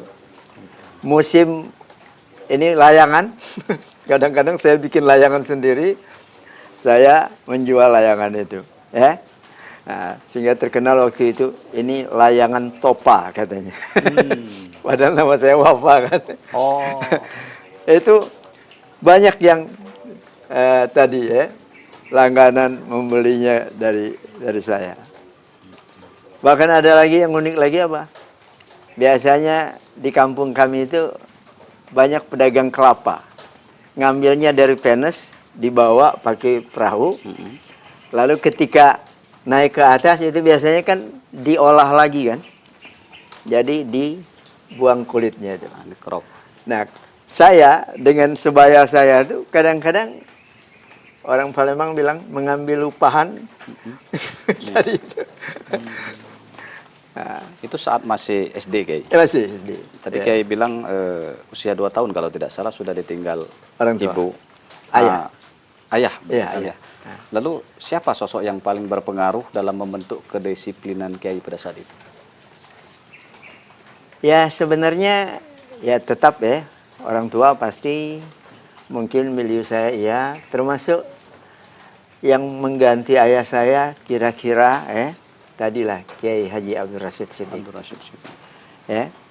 Beliau sayang dengan saya. Beliau walaupun anak beliau yang paling tua itu pernah dikader, juga dikirim ya, sebelum tahun 70, seperti tokoh-tokoh di semua provinsi di Indonesia ini mendapat kesempatan untuk belajar di Madinah pada saat itu. Kakak saya itu sebenarnya cita-cita ayahnya supaya bisa menjadi pelanjut. Walaupun beliau tidak selesai, ya. Mohon maaf, terputus di jalan, gitu ya. Nah makanya Kiai Rashid sangat tadi mengharapkan saya menjadi pelanjut, perjuangan beliau, termasuk mengurus madrasah ini, termasuk seperti beliau kira-kira menjadi dai nantinya di Sumsel ini. Makanya saya pernah menjadi pengurus Dewan Dakwah Islamiyah yang dulu pendirinya di Palembang ini beliau, pimpinan yang pertama beliau dulu pertama Dr. Andes Haji Husin Abdul Muin, ya kan? Murid beliau yang setia juga, ya. Nah itu.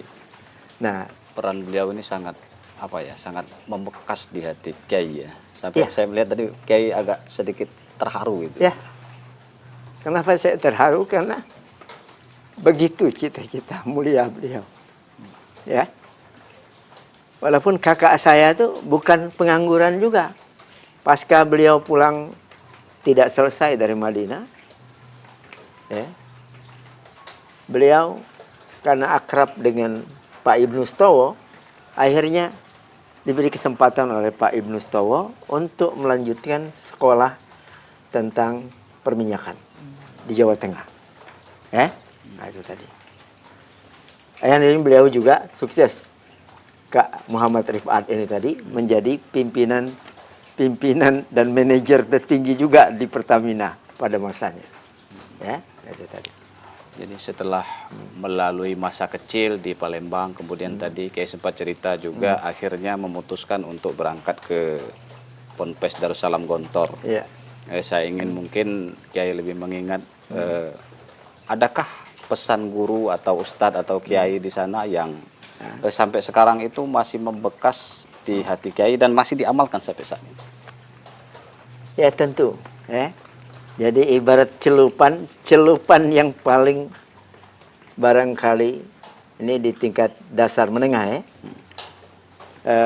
apa yang saya dapati dari Gontor itu seakan itulah yang sampai sekarang menjadi celupan yang saya bawa juga pulang ke Salatiga ini lagi. Dulu sistem pendidikan yang diterapkan di Rodotul Ulum ini belum seperti sekarang Sistem 24 jam boarding school. Nah itu tadi, tinggal di asrama. Kita mengasuh mereka itu, dekat dengan mereka itu ya selama 24 jam, bayangkan sekarang. Kalau dulu sistem kalong. Jadi sistem kalong itu pagi datang ke sekolah, siang pulang, ya kan? Nah itu. Jadi inilah yang saya coba bawa, saya terapkan dengan tentunya juga modifikasi yang disesuaikan dengan kondisi kekinian dan kedisinian juga, ya kan?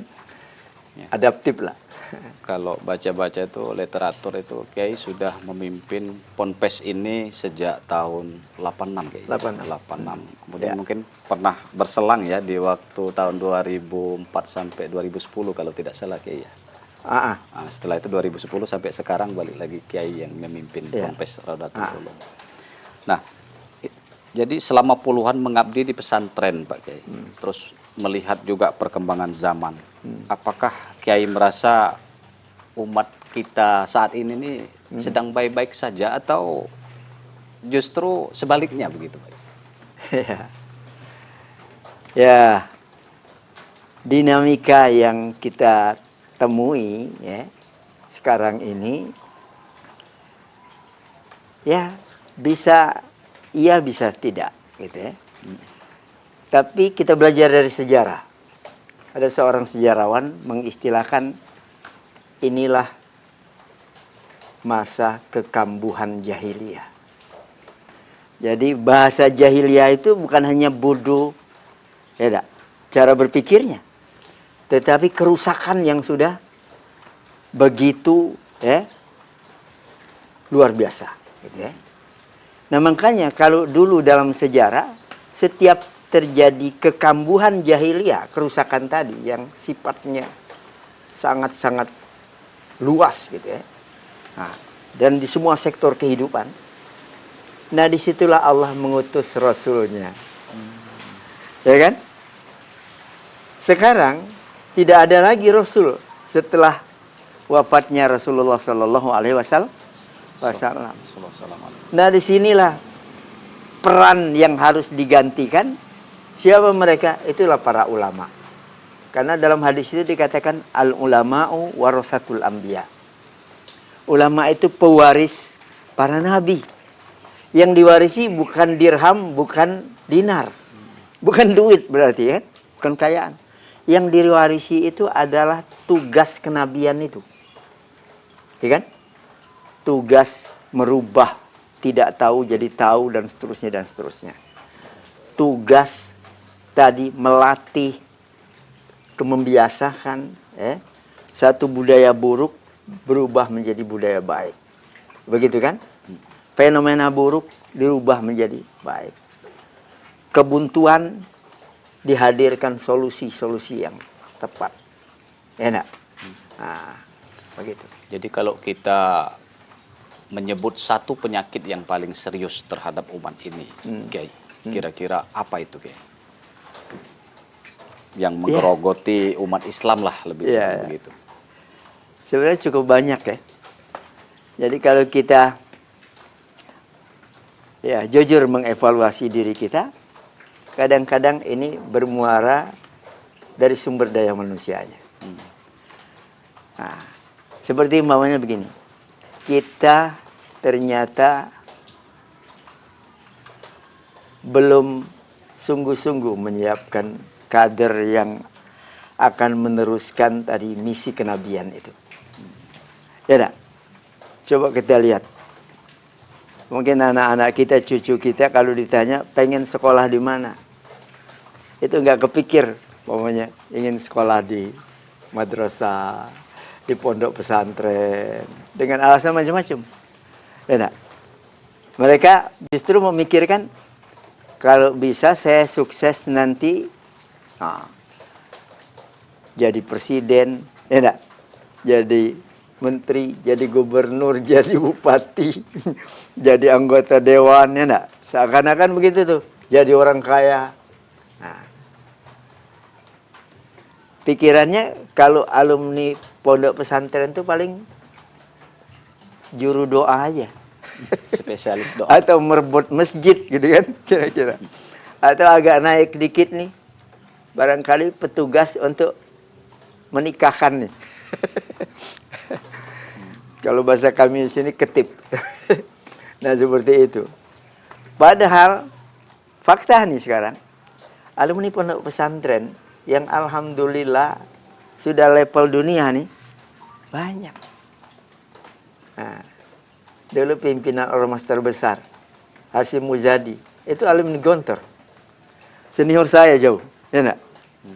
Bayangin, beliau pernah memimpin organisasi setingkat dunia. Ya, sama dengan sahabat saya satu angkatan juga masuk ke Gontor, Profesor Din Samsudin. Yang ternyata beliau bukan hanya berdakwah dalam negeri, yang ternyata bukan kuliah di dalam negeri juga, beliau kuliahnya di Amerika, ya kan? Nah, lalu dipilih nantinya menjadi ketua Ormas Muhammadiyah. Ini NU, ini Muhammadiyah, ya kan? Dan tadi beliau memimpin Muhammadiyah 2 periode, ya, pada zamannya. Dan beliau dengan kemampuan dan oleh-oleh seperti kami sama juga, menguasai bahasa Arab, menguasai bahasa Inggris. Akhirnya tadi beliau sering diundang oleh PBB, ya, untuk menyampaikan kira-kira apa yang kemudian menginspirasi banyak pihak. Oke. Lalu apa yang paling membuat Kiai gelisah ketika kita bicara tentang generasi muda saat ini, Pak Kiai. Nah ini termasuk ya. Jadi Gen Z ini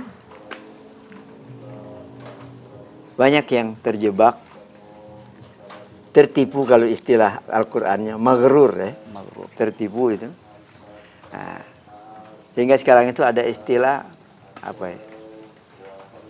Visi negatif. Umpamanya hobi ini gadget, tidak ngikuti medsos yang sedemikian liarnya gitu ya, sehingga tidak lagi berpikir tentang menyeleksi ini, ya kan? Nah, sementara dalam konteks perang pemikiran, dan ini global sifatnya, lawan-lawan kita itu menyiapkan justru bagaimana menghancurkan generasi Z ini. Bayangkan, ya kan? Nah ini yang sebenarnya nyata. Bukan hanya di negeri kita Indonesia, bukan. Tapi di seluruh dunia ini begitu. Ya, ketika generasi Gen Z ini tadi ya, hancur, rusak, ya, dan kemudian tadi masif banget, maka masa depan suatu negeri kan akan tamat sudah, ya kan? Nah begitu. Jadi kalau kita bicara Gen Z nih Kiai, mungkin ada sebagian atau sebagian besar juga ada sekarang ini sedang digodok di sekolah atau di pesantren gitu. Nah, pesantren itu kan mengajarkan kesederhanaan dan kedalaman ilmu. Tapi di sisi lain juga dunia ini menawarkan kecepatan dan popularitas. Nah, ini tentu menjadi pertarungan sengit ini Pak Kiai. Bagaimana Pak Kiai melihat pertarungan ini? Ya. Nah, itulah di antara kendala yang dihadapi oleh baik para kiai yang mengelola pondok-pondok pesantren maupun juga ya para intelektual yang juga mengelola lembaga-lembaga pendidikan, ya. Nah, inilah yang kita coba persiapkan ya untuk mengantisipasi yang tadi itu. Model kami terus terang aja. Walaupun pesantren kami ada SMP, ada SMA. Ya enggak? Bagi kami itu ilmu Allah itu ada lewat syariat, transformasinya tentunya lewat teks Al-Quran dan teks Al-Hadis, dan ini menjadi produk jurusan syariat, ya, jurusan agama. Yang kedua, Allah itu mengajarkan ilmunya lewat fenomena alam, ya. Kita disuruh kul siru fil ardi fanzuru kaifa kana aqibatul mukadzibin. Silahkan mau pergi kemana aja di muka bumi ini, kita jelajah, hatta ke planet sana silahkan. Tapi Allah memesankan apa? Fanzuru, nalarilah semua ini. Ya. Nah makanya sejarah sains apapun itu lewat penelitian karya Allah ini, ya, produk Allah ini yang nggak mungkin salah. Yang salah itu peneliti aja, tapi boleh diteliti lagi oleh siapapun, ya kan? Nah, seperti jangan jauh-jauh. Contohnya dulu soal apa? Susu apa yang paling produktif untuk pertumbuhan bayi, ya kan? Dulu masih berdebat orang. Masih menawarkan ini lebih bagus, lebih bagus, lebih bagus. Produk manusia nih. Sekarang sudah final. Kesimpulan, ya saya dapat info dari Dr. Usman Said almarhum dulu. Dia mengikuti seminar di Australia internasional. Kata beliau apa? Pada gilirannya semua dokter itu mengakui produk Allah. Ya apa itu? Susu ibu. ASI. Ya, ASI, ya kan? Nah, itu contoh. Nah begitulah sekarang, ya kalau bicara fenomena Allah seluas, ya saya kira alam ini, ya. Nah jadi kalau masih butuh penelitian, masih banyak sekali yang dibutuhkan, ya. Makanya ibarat kita model kami ini, berharap nih anak-anak kita yang kita siapkan dari SMP sampai SMA, mereka silakan. Mau milih fakultas kedokteran silakan, mau fakultas pertanian silakan, teknik silakan, komputer silakan. Dan alhamdulillah itu sudah kita buktikan. Jadi alumni SMA kita udah banyak yang jadi dokter. Itu seperti putrinya Profesor Rujito. Itu sekelas dengan anak saya. Hari ini sudah menjadi dokter spesialis. Ya, penyakit dalam. Ya. Nah, ini contoh. Nah. Ya, Kiai. Jadi saya pernah dengar tuh atau almarhum Kiai Haji Zainuddin MZ itu bilang, setiap yang punya awal mesti punya akhir. Setiap yang ada permulaan pasti ada penghabisan. Dari awal tadi Kiai sudah menceritakan masa kecil, kemudian sekarang yang ada di hadapan kami sudah cukup senior. Tentu kan ada masanya nanti Kiai juga pensiun, memberikan kesempatan kepada yang muda-muda.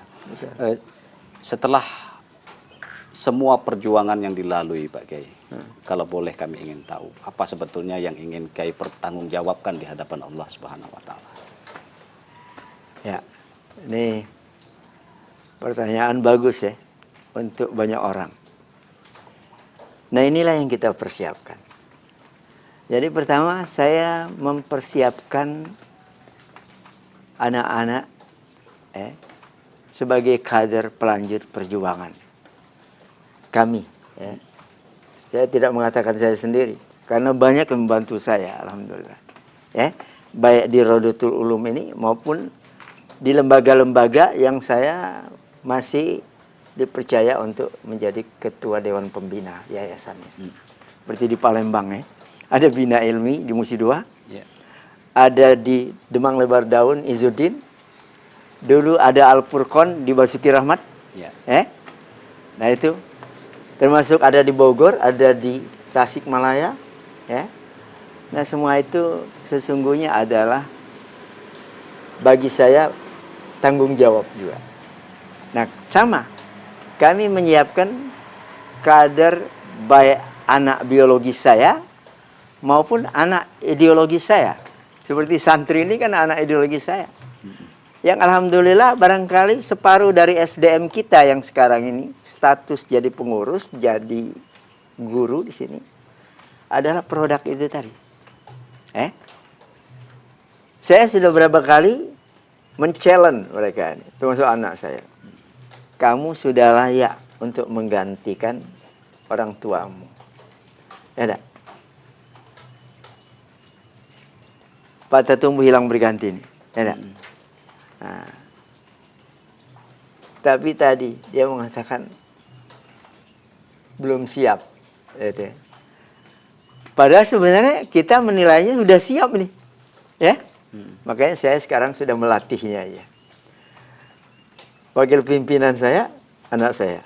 Ya, nah ini baru menyelesaikan S2 di Universitas Islam Madinah. Ahmadi ini. Ini anak mantu saya. Ya. Karena istrinya anak saya perempuan yang bontot. Gitu. Nah, saya suruh pulang dulu kamu. Persoalan S3 gampang. Ya kan? Nanti kamu mau kuliah di mana, insya Allah kita bantu, kita siapkan, kita mudahkan. Nah, sekarang lagi menyiapkan ya untuk S3-nya. Ya. Nah, jadi alhamdulillah kaderisasi ini berjalan. Saya terus terang saja orang paling bahagia kalau bisa membantu sukses kaderisasi ini tadi. Bahkan saya jauh sebelumnya sudah biasa gitu, ibarat menjadi donatur nih anak-anak yang nggak mampu untuk tadi melanjutkan studi, ya, baik di dalam negeri maupun keluar. Ya. Nah ini semuanya tadi sebagai wujud rasa tanggung jawab saya, ya. Nah, di samping tentunya juga, ya melatih mereka juga untuk adaptif dengan tuntutan kekinian dan kedisinian ini. Yang tadi umpamanya tantangan yang begitu pesat, ya kan? Begitu serba modern, ya enggak? Nah, begitu menarik sehingga mungkin jadi rebutan, gitu ya. Nah, semacam itu. Bagi saya terus terang aja, bukan harus dihadapi dengan mundur, tapi biasa aja. Hidup ini kan kompetitif ya, nak. Nah, tinggal yang kita pikirkan bagaimana kita bisa menang, ya nak? Nah, dalam kompetisi yang terbuka ini, itu aja. Ya? Nah, jadi itu alhamdulillah yang kita siapkan. Benar tadi, ada hadisnya yang ditanyakan Allah nanti kepada kita pasca kita sudah meniti karir menuntut ilmu ini. Yang ditanyakan Allah itu, apa yang sudah kamu kerjakan ketika kita kira aku sudah memberikan ilmuku kepadamu. Karya berarti, ya? Karya. Bukan ditanya gelarnya. Nah tadi. Tapi produk dari ilmu yang diberikan Allah itu ya kepada kita. Baik dia ilmu syar'i maupun ilmu tadi umum ya, sains tadi. Nah itu. Baik, Kiai, luar biasa ini. Mungkin ini yang terakhir, Kiai. Seandainya Kiai punya waktu 1 menit untuk berbicara kepada seluruh masyarakat, utamanya Indonesia, apa yang ingin Kiai sampaikan? Ya, sebenarnya banyak yang akan saya sampaikan. Dan oleh karenanya sekarang ada istilah dakwah lewat tulisan, dakwah lewat media, seperti saudara-saudaraku hari ini mewawancarai saya. Ya, hari ini saya bicara di sini bisa jadi bisa didengar, ya, insya Allah, di jagat raya ini, gitu ya. Nah, karena kita sudah menikmati itu juga, ya, seperti dosen saya dulu, Dr. Yusuf Qardawi, ya. Nah, tadi kita bisa menikmati pencerahan dari beliau setiap hari mestinya, ya enggak? Lewat media. Makanya saya juga bangga dan bahagia hari ini, ya enggak?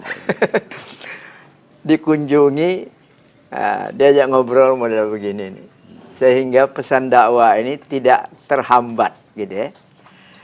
Kalau model lamanya butuh dijemput dulu, enggak, dijadwal dulu, harus kemudian tadi audiensnya terbatas, ya kan? Model dulu saya sehari paling sekali diundang, jauh lagi, ya enggak? Tadi hanya bicara dengan orang yang terbatas jumlahnya. Tapi sekarang kan alhamdulillah dengan fasilitasi semacam ini luar biasa. Nah, ini juga anak-anak saya ini juga ikut belajar juga nih. Mohon maaf nih Pak Eko ya, nak. Insya Allah ilmu bermanfaat nih. Sama-sama pengalaman belajar. bermanfaat. Sama-sama belajar ini, Kiai. Ya, ini buat anak-anak kita model ini kami kadang-kadang podcast ya enggak. Nah, kadang-kadang dilepas alam lepas begini ya sambil menikmati ya, indahnya alam, tapi tadi kita masih sempat ngobrol yang sifatnya dakwah juga. Ya. Sayang sekali Tribuners sudah sangat sore. Padahal perbincangan ini seandainya punya waktu banyak, kita akan lebih banyak menggali perspektif pemikiran dari Kiai Tolak Wafa. Tapi ya terima kasih Kiai, sekali lagi kami ucapkan. Sama-sama. Banyak sekali insight, kemudian pencerahan yang mudah-mudahan sangat bermanfaat bagi saya pribadi, umumnya bagi audiens atau Tribuners dimanapun berada. Amin. Dari seorang atau dari cerita para kiai, kita belajar bahwa perubahan zaman tidak selalu harus ditakuti. Tapi kehilangan arah itulah yang paling berbahaya. Pesantren mungkin tidak selalu gaduh dalam sorotan, tapi di dalamnya peradaban sedang dibangun. Semoga kita tidak hanya mendengar, tapi juga merenung. Terima kasih sudah menyaksikan cerita para kiai. Saya akhiri, wassalamualaikum warahmatullahi wabarakatuh. Waalaikumsalam warahmatullahi wabarakatuh. Download Tribun X sekarang. Menghadirkan lokal menjadi Indonesia.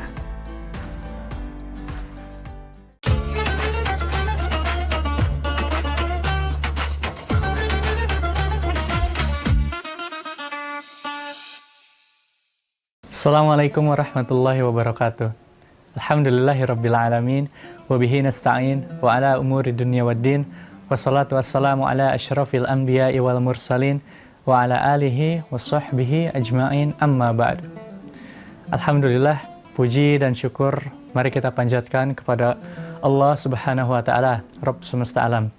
Dia yang telah menciptakan beribu-ribu nikmat yang telah kita rasakan pada saat ini, yang bisa kita rasakan dari pagi hingga petang, hingga malam.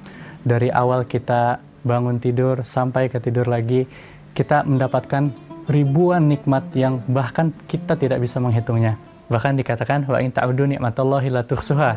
Jika engkau menghitung nikmat Allah, maka sungguh engkau tidak akan bisa menghitungnya. Tak lupa salat serta salam semoga selalu tercurahkan kepada junjungan kita bersama, manusia terbaik, manusia pilihan Allah, Nabi Muhammad SAW, dan kepada keluarganya, sahabatnya, dan kita selaku umatnya, yang semoga saja selalu istiqomah dalam ajaran beliau hingga akhir zaman. Amin, amin ya rabbal alamin. Sobat Tribuners, gimana nih puasanya? Semoga masih tetap semangat ya. Alhamdulillah kita berada di bulan yang suci, di bulan yang penuh rahmat, bulan yang penuh kenikmatan, dan kita diberikan kewajiban untuk menjalankan ibadah yang sangat luar biasa, yaitu ibadah puasa Ramadan.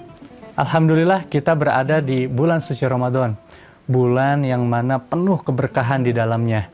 Bahkan dari pagi hingga ke pagi lagi itu banyak keberkahannya. Dan ada beberapa waktu mustajab untuk berdoa. Jadi Allah itu ijabah doa-doa kita. Meskipun sebetulnya kapan saja kita berdoa, itu tentu akan dikabulkan ketika memenuhi syarat-syaratnya.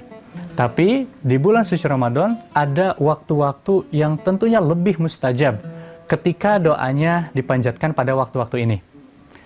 Yang pertama, saat sahur. Jadi kita perlu memperbanyak doa kita saat bersahur, saat melaksanakan sahur. Hadis Nabi Muhammad SAW, beliau bersabda, Rabb kita tabaraka wa ta'ala turun ke langit dunia ketika tersisa sepertiga malam terakhir. Lantas Allah berfirman, siapa saja yang berdoa kepadaku, maka akan aku kabulkan. Siapa yang meminta kepadaku, maka aku beri. Siapa yang meminta ampunan kepadaku, maka akan aku ampuni. Hadis riwayat Bukhari dan Muslim. Jadi ini janji Allah kepada kita teman-teman. Kita sangat rugi jika menyia-nyiakan kesempatan ini. Allah akan memberikan apa yang kita inginkan. Jadi apa yang kita mau, mari kita panjatkan kepada Allah. Masih banyak yang menganggap waktu sahur adalah hanya untuk pemenuhan fisik saja, hanya untuk makan saja. Padahal di waktu ini ada waktu yang sangat mustajab untuk berdoa. Jadi jangan sampai kita hanya makan-makan saja atau minum-minum saja, tapi mari kita berdoa, meminta dan memohon kepada Allah Subhanahu wa taala. Itu yang pertama. Lalu yang kedua, ketika berpuasa. Ketika berpuasa secara umum. Dari awal subuh hingga terbenamnya matahari atau waktu maghrib. Ini juga merupakan waktu yang sangat mustajab untuk berdoa. Jadi jangan sampai kita lewatkan waktu ini untuk berdoa. Dari Abu Hurairah radhiyallahu anhu, Nabi sallallahu alaihi wasallam bersabda, "Thalathatun la turaddu da'watuhum." 3 golongan yang tidak ditolak doanya. Yang pertama, al-imamul adil. Pemimpin yang adil. Ini doanya tidak akan ditolak. Bukan pemimpin yang zalim. Lalu yang kedua, was-shaimu hatta yuftir. Orang yang berpuasa hingga ia berbuka. Lalu yang ketiga, doa orang yang terzolimi. Jadi bulan Ramadan ini sangat mulia sekali teman-teman. Kita punya privilege yang Rasul sampaikan kepada kita yang sedang berpuasa, bahwa doa kita tidak akan tertolak. Jadi itu waktu mustajab yang kedua. Itu apa tadi? Saat berpuasa dari awal hingga terbenamnya matahari. Lalu yang ketiga, saat berbuka puasa. Nabi Muhammad SAW bersabda, sungguh orang yang berpuasa mempunyai doa yang dikabulkan dan tidak akan ditolak tatkala berbuka puasa. Jadi ayo kita panjatkan doa. Minta apa yang teman-teman perlukan. Minta apa saja yang kita butuhkan kepada Allah Subhanahu wa taala. Bahkan dikatakan, kalau ada orang yang tidak berdoa, itu adalah orang yang sombong. Jadi mari kita berdoa, apalagi waktu ini sangat mustajab. Dijanjikan oleh Rasul bahwa doanya tidak akan tertolak. Selain itu, di bulan ini juga ada satu malam yang sangat mulia. Bahkan dikatakan malam yang lebih baik daripada 1000 bulan. Dalam Al-Quran, surat Al-Qadar ayat 3, Allah Subhanahu wa taala berfirman, Lailatul Qadri khairum min alfi syahr. Lailatul Qadar itu lebih baik daripada 1000 bulan. Diyakini juga pada malam ini ialah diturunkannya Al-Quran. Allah Subhanahu wa taala berfirman dalam surat Al-Baqarah ayat 185, Syahrul Ramadan alladzi unzila fihil Qur'anu hudalin nas. Bulan Ramadan adalah bulan yang di dalamnya diturunkan Al-Quran sebagai petunjuk bagi manusia. Malam Lailatul Qadar memiliki keutamaan yang sangat mulia. Rasulullah SAW bersabda, barang siapa sholat pada malam Lailatul Qadar karena iman dan mengharapkan pahala, diampuni dosa-dosanya yang telah lampau. Hadis riwayat Bukhari. Maka pada malam ini insya Allah seluruh doa akan diijabah. Dan banyak orang yang mencari malam ini di 10 hari terakhir Ramadan. Maka dari itu biasanya banyak yang memperkencang ibadahnya.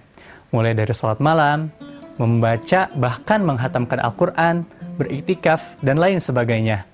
Nah, pastikan kita berada di salah satunya. Jadi, ayo kita panjatkan doa. Minta apa yang teman-teman perlukan. Minta apa aja yang kita butuhkan. Minta kepada Allah. Apalagi waktu ini sangat mustajab. Dijanjikan oleh Rasul bahwa doanya tidak akan tertolak. Itulah beberapa waktu mustajab di bulan Ramadan. Jadi, mari kita jangan lupa dan jangan ragu untuk berdoa. Apalagi yang kita minta adalah Sang Maha Pengasih, Maha Penyayang, Ar-Rahman, Ar-Rahim, Maha Kaya, Maha Mendengar, yaitu Allah Subhanahu wa taala. Sangat rugi jika kita melewatkan atau menyia-nyiakan kesempatan ini. Wallahu a'lam bishawab. Wassalamualaikum warahmatullahi wabarakatuh. Download Tribun X sekarang. Menghadirkan lokal menjadi Indonesia. Orang-orang berlayar itu kan mereka orang-orang perahu berlayar. Membawa beli senjata di Surabaya, bawanya ke sini. Bawa ke sini langsung ketemulah pengantin membawa senjata untuk melakukan perlawanan. Habis dijadikan persahabatan, menjadi satu kesatuan kekeluargaan. Dan menurut cerita bahwa kekeluargaan bukan secara lisan. Minum darah antara satu dengan yang satu. Tahun 92 itu kan ada gempa bencana. Masjid ini sudah tidak ada lagi. Dulu masjid ini kan berbentuk kayak rumah panggung. Pakai tiang-tiang semua. Tapi bentuknya seperti masjid. Ya. Jadi begitu habis gempa, masjid ini dapat bantuan dari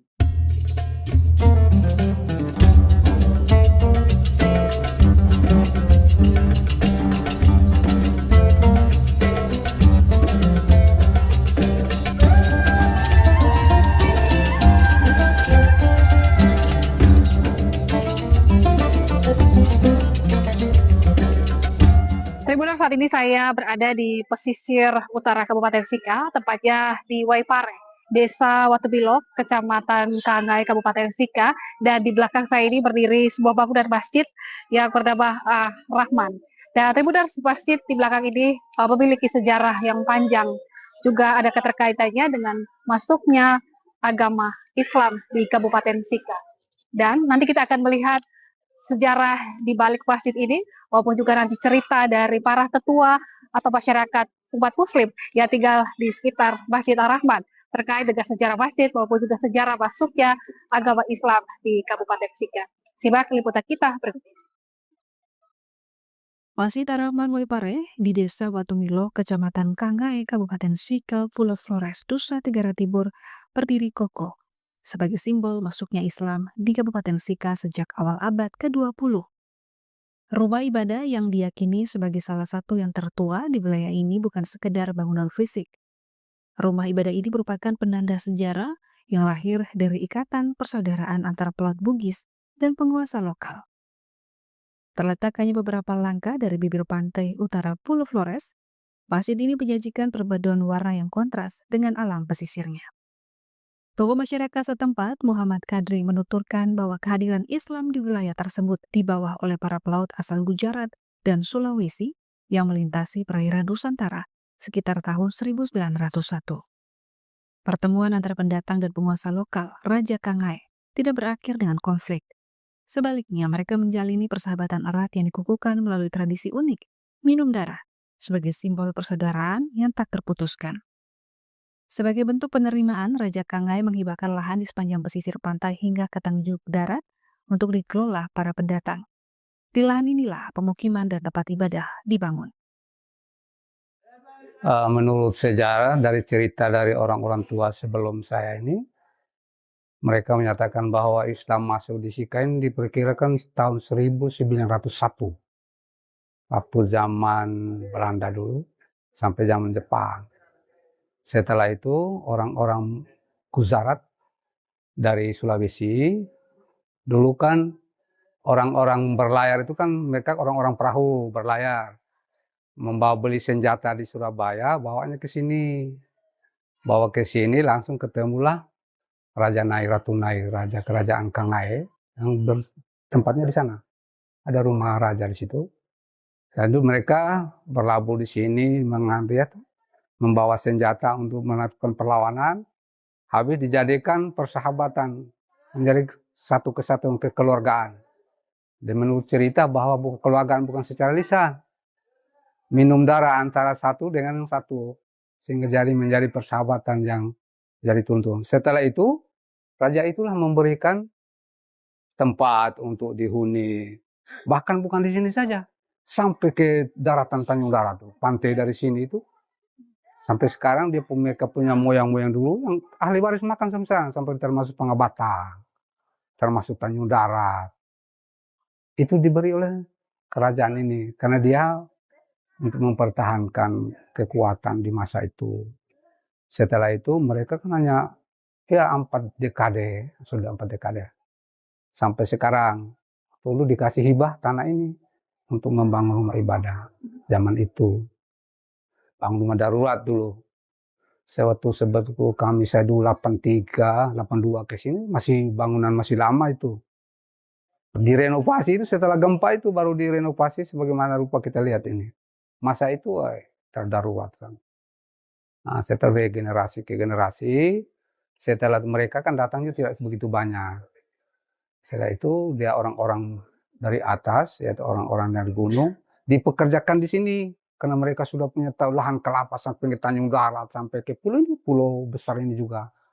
Dipekerjakan, langsung ditinggalkan di sini, dibagi-bagi. Jadi orang yang asli Waipare ini, orang-orang dari Bugis hanya tinggal seberapa saja ini. Yang lain itu orang-orang dari sini semua yang menempati tempat di sini. Mereka bergabung dengan mereka, langsung mereka memeluk Islam. Akhirnya mereka tinggal di sini. Jadinya kampung Waipare tadi. Orang dulu artinya kan Waipare itu air yang ada beras, katanya. Katanya dulu sumur sudah ditutup ini. Sumur itu orang-orang dulu panen, ambil dulu orang di gunung kan tidak ada air. Kata ambilnya ke situ zaman itu. Dari namanya Waipare, ambil itu air apa? Air beras. Ceritanya begitu dari orang tua dulu yang sudah meninggal semua. Dengan pembuktian nenek moyang mereka itu ada pembuktian kubur sana. Kubur itu sudah ratusan tahun. Kubur masih dia kan dicor tuh orang bawa kubur itu dibikin modifikasi macam ke kubur-kubur yang ada di Jawa itu. Kan mereka dulu kan berdagang ke Jawa dengan perahu, langsung dibawa. Misalnya apa segala macam dimuat dari sana mereka, orang-orang dulu kan tahu sendiri. Apalagi kuburnya masih ada itu. Jadi namanya mereka saya kalau tidak salah namanya Haji Taning. Haji Taning itu yang orang pertama ke sini. Nah, setelah itu dia punya, ada kan beberapa orang tuh, ada yang nanti di sini setelah bangun ini, setelah itu mereka ada yang ngungsi ke Momere, itu Haji Arsad mereka. Pak Haji Arsad itu punya mama kan dari sini. Orang Sulawesi juga ngungsilah ke Momere, tinggal di Momere, akhirnya bangun Masjid Biru itu.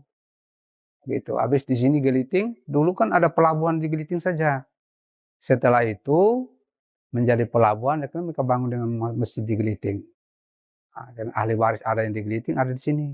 Yang kawin mengawin, sudah campur baur tuh, di masa-masa sekarang. Itulah kejadiannya begitu. Jadi masjid ini sudah menjadi tenar. Kalau ditanya di Sika, orang sudah tahu kalau Waipare yang masjid pertama. Sudah tidak asing lagi buat kita. Ceritanya begini, saya dengar dari ahli warisnya yang sudah almarhum Pak Imam sudah meninggal. Dia bilang mereka dulu zaman perang. Mereka ini orang-orang Bugis. Orang Bugis itu orang-orang pelaut. Kebetulan pelaut di kampung halamannya itu juga orang dulu kan masih zaman antara satu dengan yang lain kan tidak ada yang tidak sama sependapat. Jadi mereka berlayar. Dan mereka berlayar di mana tempat yang nyaman, mereka tinggal di situ. Akhirnya mereka nenek moyang datang, berlayar ke sini kemana-mana. Katanya ada yang sampai ke apa namanya, Ombai sana. Kan orang banyak orang Bugis tuh. Berlayar ke situ, ada yang nusul ke sini, ada yang di sana, ada yang lain. Mereka ini yang ke sini, Khalik namanya. Mereka punya farm Khalik itu dari sana itu. Kalau namanya Khalik itu berarti mereka orang-orang Muslim yang pertama di Momere, yang ada di Waipare itu. Itu farmnya Khalik. Dan mereka langsung berdagang. Setelah datang rasa nyamannya di sini tidak kembali lagi. Nyaman kan karena diberi lahan begitu, mana yang penyuka kuat garap di bagian pantai itu. Raja Naik kan kuasanya sampai di mana ya? Mungkin di Nebe. Karena Tanjung Darat ini mereka ini ada tanah Tanjung Darat banyak sekali. Di bagian pesisir. Karena orang zaman-zaman dulu, zaman-zaman itu kan orang tidak ada yang tinggal di pesisir. Orang kan lari ke gunung semua, zaman penjajah. Ya mereka lahan banyak, sampai di pulau juga itu. Dan waktu itu mereka sudah punya ilmu pengetahuan. Sudah bisa masa depan sudah berpikir. Kita di sini kan hanya makan saja. Mereka sepikir, oh ini harus tanah saya garap di sini, garap di sini. Jadi di pulau besar itu berapa tempat tuh orang-orang Bugis? Sampai di Pangabatang sampai sekarang itu milik mereka. Mereka dari Pulau Pangabatang. Itu Khalik punya itu. Farm Khalik. Begitu. Melengkapi narasi sejarah tersebut, Yusuf Keneng, Imam Masjid Ar-Rahman yang telah mengabdi lebih dari 25 tahun, memberikan gambaran mengenai transformasi fisik masjid. Ia mengenang rupa asli masjid yang sangat sederhana sebelum hancur diterjang tsunami. Pasca bencana, upaya membangun kembali masjid dilakukan dengan penuh perjuangan. Yusuf mengungkapkan bahwa pembangunan kembali masjid ini lebih banyak mengandalkan swadaya masyarakat yang mayoritas pekerja sebagai nelayan. Jadi setelah tahun 92 itu kan ada gempa bencana, masjid ini sudah tidak ada lagi. Dulu masjid ini kan berbentuk kayak rumah panggung, pakai tiang-tiang semua. Tapi bentuknya seperti masjid, ya. Jadi begitu habis gempa, masjid ini dapat bantuan dari Majelis Ulama Indonesia Kabupaten Sika untuk bangun ini masjid. Nah, bangun berupa dia punya tiang-tiang apa namanya rangka-rangkanya ini yang kalau ini sudah diperbaharui. Akhirnya kami sudah dapat bantuan berapa kali. Bantuan itu kan tidak besar. Ada yang 25 juta, ada yang 15 juta. Itu yang kami bangun untuk rehab. Kami punya masjid ini. Jendelanya, pokoknya yang sebagaimana adik lihat sekarang ini. Yang terakhir ada donatur, orang yang ada uang. Orang, maksudnya orang pengusaha. Kasih kami bantuan, tidak tahu uangnya berapa. Dia sendiri yang tangani ini. Dia punya kerja pelafonnya, semua sampai di luar. Uangnya kami tidak bisa sebut karena dia sendiri yang langsung tangani. Kalau kondisi ibadahnya biasa-biasa saja. Hanya kondisi masjidnya itu seperti yang saya bilang tadi itu. Masjidnya kayak rumah panggung begitu, pakai tiang-tiang semua dengan dinding-dinding. Begitu gempa, hancur. Nah, begitu.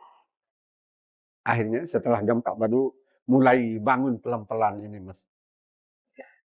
Terminal Masjid Ar-Rahman yang berada di Waipare, di Desa Watubilo, Kecamatan Kangae, Kabupaten Sika, Nusa Tenggara Timur, berdasarkan sejarah, merupakan masjid pertama yang ada di Kabupaten Sika dan juga menjadi titik masuk sejarah Islam masuk ke Kabupaten Sika.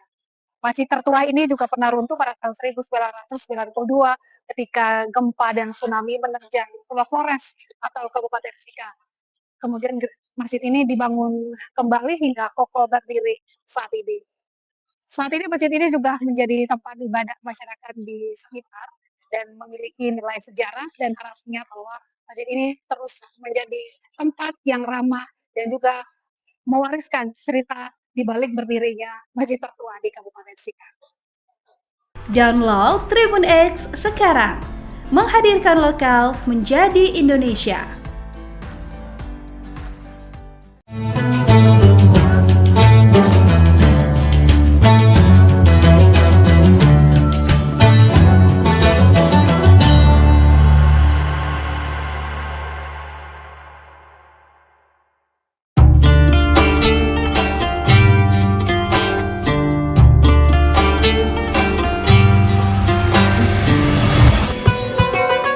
Syukur Alhamdulillah, tahun ini kita masih dipertemukan dengan bulan suci Ramadan. Ramadan bukan sekedar menahan lapar dan dahaga, tetapi waktu untuk memperbaiki kualitas diri, baik ibadah maupun menempa akhlak. Jadikan Ramadan ini sebagai titik balik untuk menjadi pribadi yang jujur dalam perbuatan, sabar dalam ujian, dan disiplin dalam ketaatan. Dewan Komisaris, Direksi dan seluruh karyawan PT Semento Nasa mengucapkan selamat menunaikan ibadah puasa.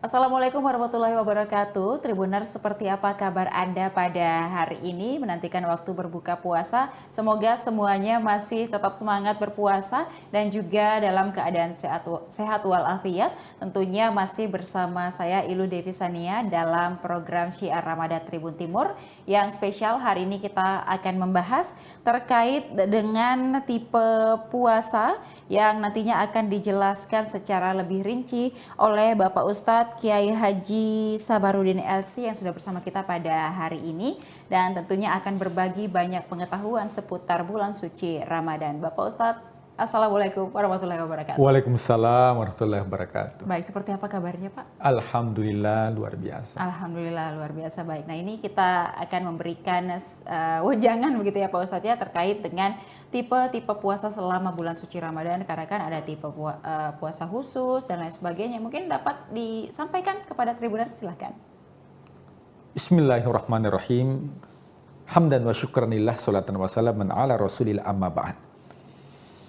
Ya, tentunya bulan suci Ramadan adalah bulan yang mulia yang datang kepada umat manusia, khususnya umat Rasulullah Sallallahu Alaihi Wasallam. Kita ketahui bahwa ibadah itu kan ada ibadah wajib, ada ibadah sunnah. Dan itu tidak didapatkan pada umat terdahulu yang dinamakan dengan ibadah sunnah.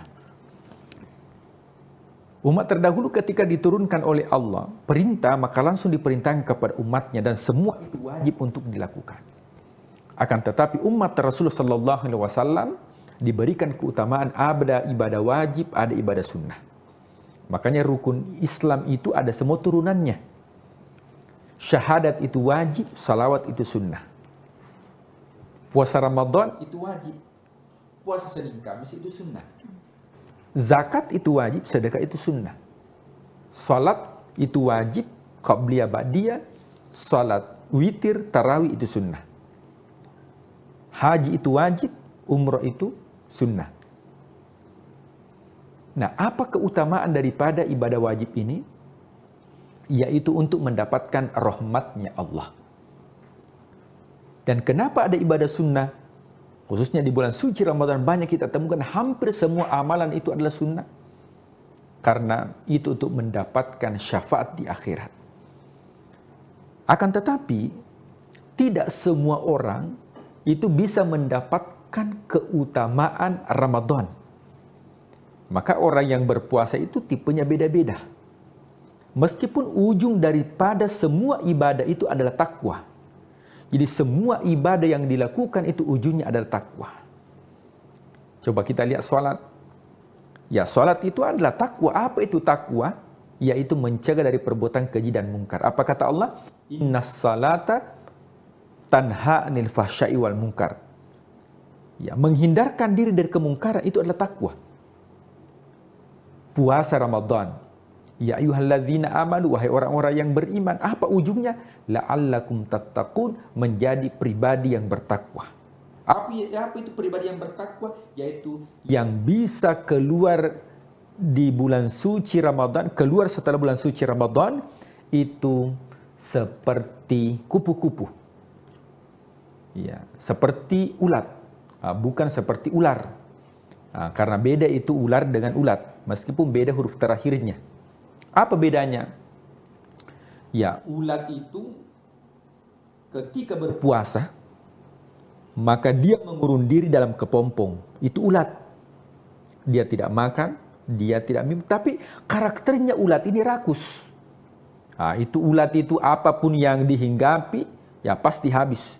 Ketika ada daun pasti habis. Dia karakternya rakus. Tapi ketika dia berpuasa, mengurung diri selama beberapa minggu, ketika keluar dari puasanya, kemudian ulat itu berubah menjadi kupu-kupu.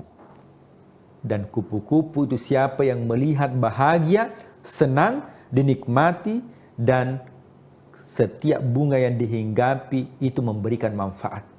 Itulah la'allakum tattaqun. Beda dengan ular. Ular itu ketika berpuasa, dia ketika ingin merubah kulit berganti kulit, maka dia berpuasa. Dia tidak makan, dia tidak minum. Tetapi ketika sudah berganti kulit, ternyata tabiatnya masih seperti bahkan lebih parah. Kemudian karakternya jauh lebih buruk. Bahkan itu lebih ganas itu ular kalau sudah ganti kulit. Beda dengan ulat. Ini yang diharapkan orang-orang yang berpuasa di bulan suci Ramadan. Bagaimana mendapatkan karakter daripada karakter takwa. Sehingga itu ada 3 tipe. Tipe yang pertama ini adalah yang umum, awam. Ya banyak dilakukan. Maka Tribuners kita berusaha di tahun ini untuk bisa upgrade. Supaya kualitas puasa kita itu tidak sama dengan tahun-tahun sebelumnya. Apa itu tipe umum? Yaitu tidak makan, tidak minum, tidak muntah. Bagi yang suami istri tidak melakukan hubungan suami istri di siang hari bulan suci Ramadan, itu yang umum. Jadi kalau hanya melakukan yang itu puasa paling awam. Kemudian kita upgrade puasa khusus. Yang mana puasa khusus ini bukan hanya menahan lapar, menahan dahaga, menahan haus, tidak makan, tidak minum, tidak berhubungan. Akan tetapi matanya dijaga, penglihatannya dijaga, pendengarannya dijaga, lisannya dijaga, fikirannya dari prasangka buruk itu dijaga. Ketika kita sudah mampu untuk menjaga lisan kita, tidak berkata kotor, tidak mengumpat, tidak mencaci, kita bisa menjaga mata kita dari hal-hal yang diharamkan oleh Allah. Kemudian pendengaran kita, maka itu sudah masuk kategori puasa khusus. Tapi ada yang lebih tinggi. Apa itu puasa yang lebih tinggi? Adalah berpuasa bukan hanya tidak makan, tidak minum, menjaga pandangan, akan tetapi juga menjaga keinginan. Apa bedanya orang puasa umum dengan orang puasa khusus? Kalau orang yang puasa umum, setiap saat yang diperhatikan adalah jam tangan. Jadi kapan terdengar suara azan, yang diperhatikan jam tangan, jam berapa Mi. Dan satu-satunya azan yang paling ditunggu-tunggu adalah azan maghrib. Bahkan ada cerita, ya terdengar azan zuhur, dia pikir azan maghrib. Karena memang orientasinya adalah bagaimana cepat berbuka. Jadi kalau ada yang seperti ini, maka itu disebut dengan puasa awam atau puasa umum. Tapi kita tingkatkan menjadi puasa khawassul khawas, yaitu bukan hanya mata dijaga, pendengaran dijaga, akan tetapi yang juga dijaga adalah keinginan kita. Nah, jemaah yang dimuliakan Allah, tribuners yang dimuliakan Allah Subhanahu wa taala. Rasulullah SAW bersabda, betapa banyak orang yang mendapatkan bulan suci Ramadan. Celaka orang yang mendapatkan bulan suci Ramadan. Ya, jadi bahkan Rasul mengatakan, celaka orang yang mendapatkan bulan suci Ramadan. Falam yughfarlah, tapi tidak mendapatkan ampunan. Kenapa tidak mendapatkan ampunan? Karena yang dilakukan adalah hanya puasa umum. Matanya tidak dijaga. Meskipun tidak batal puasanya, tapi batal pahalanya. Dia tidak mendapatkan apa-apa. Nah, ini yang dikhawatirkan. Siapa tahu kita masuk kategori ancaman yang disampaikan Rasulullah SAW, bahwa banyak manusia dalam kehidupan dunia ini niyaman itu seperti orang yang tidur. Idza matu intabahu. Nanti ketika dia meninggal dunia baru terbangun. Artinya dia dalam kehidupan dunia ini hanya seperti orang yang bermimpi. Nah, namanya orang yang bermimpi itu bukan kenyataan. Ada orang yang bermimpi memiliki rumah baru, ada orang yang bermimpi naik mobil mewah, tapi ketika dia terbangun, ternyata tidak ada zong. Maka jangan sampai menjadi golongan yang dikhawatirkan Rasulullah SAW melakukan amal di bulan suci Ramadan, tapi hanya orang bermimpi. Ketika nanti dia meninggal dunia, baru dia terbangun. Ternyata tidak ada paling amalanku, zong. Kenapa? Karena yang dilakukan adalah bukan puasa khusus atau lebih khusus, akan tetapi hanya menggugurkan kewajiban saja, tidak makan dan tidak minum, hanya puasa fisik saja, tapi bukan puasa batin.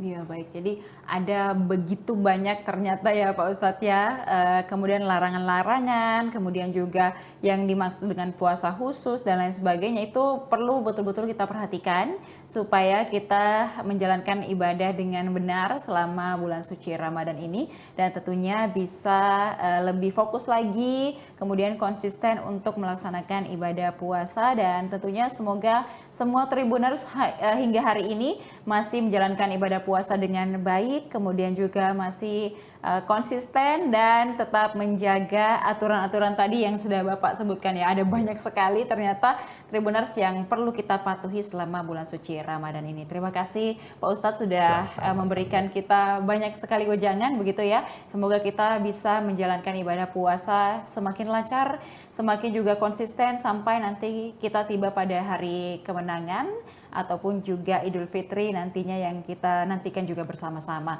Dan terima kasih kepada seluruh Tribuners yang sudah menyaksikan program kita pada hari ini. Jangan lupa juga untuk saksikan beragam program menarik lainnya hanya di kanal YouTube dan Facebook Tribun Timur, Mata Lokal Menjangkau Indonesia. Saya Ilu Devisania dan seluruh narasumber dan juga kerabat kerja pamit undur diri. Terima kasih. Wassalamualaikum warahmatullahi wabarakatuh. Waalaikumsalam warahmatullahi wabarakatuh.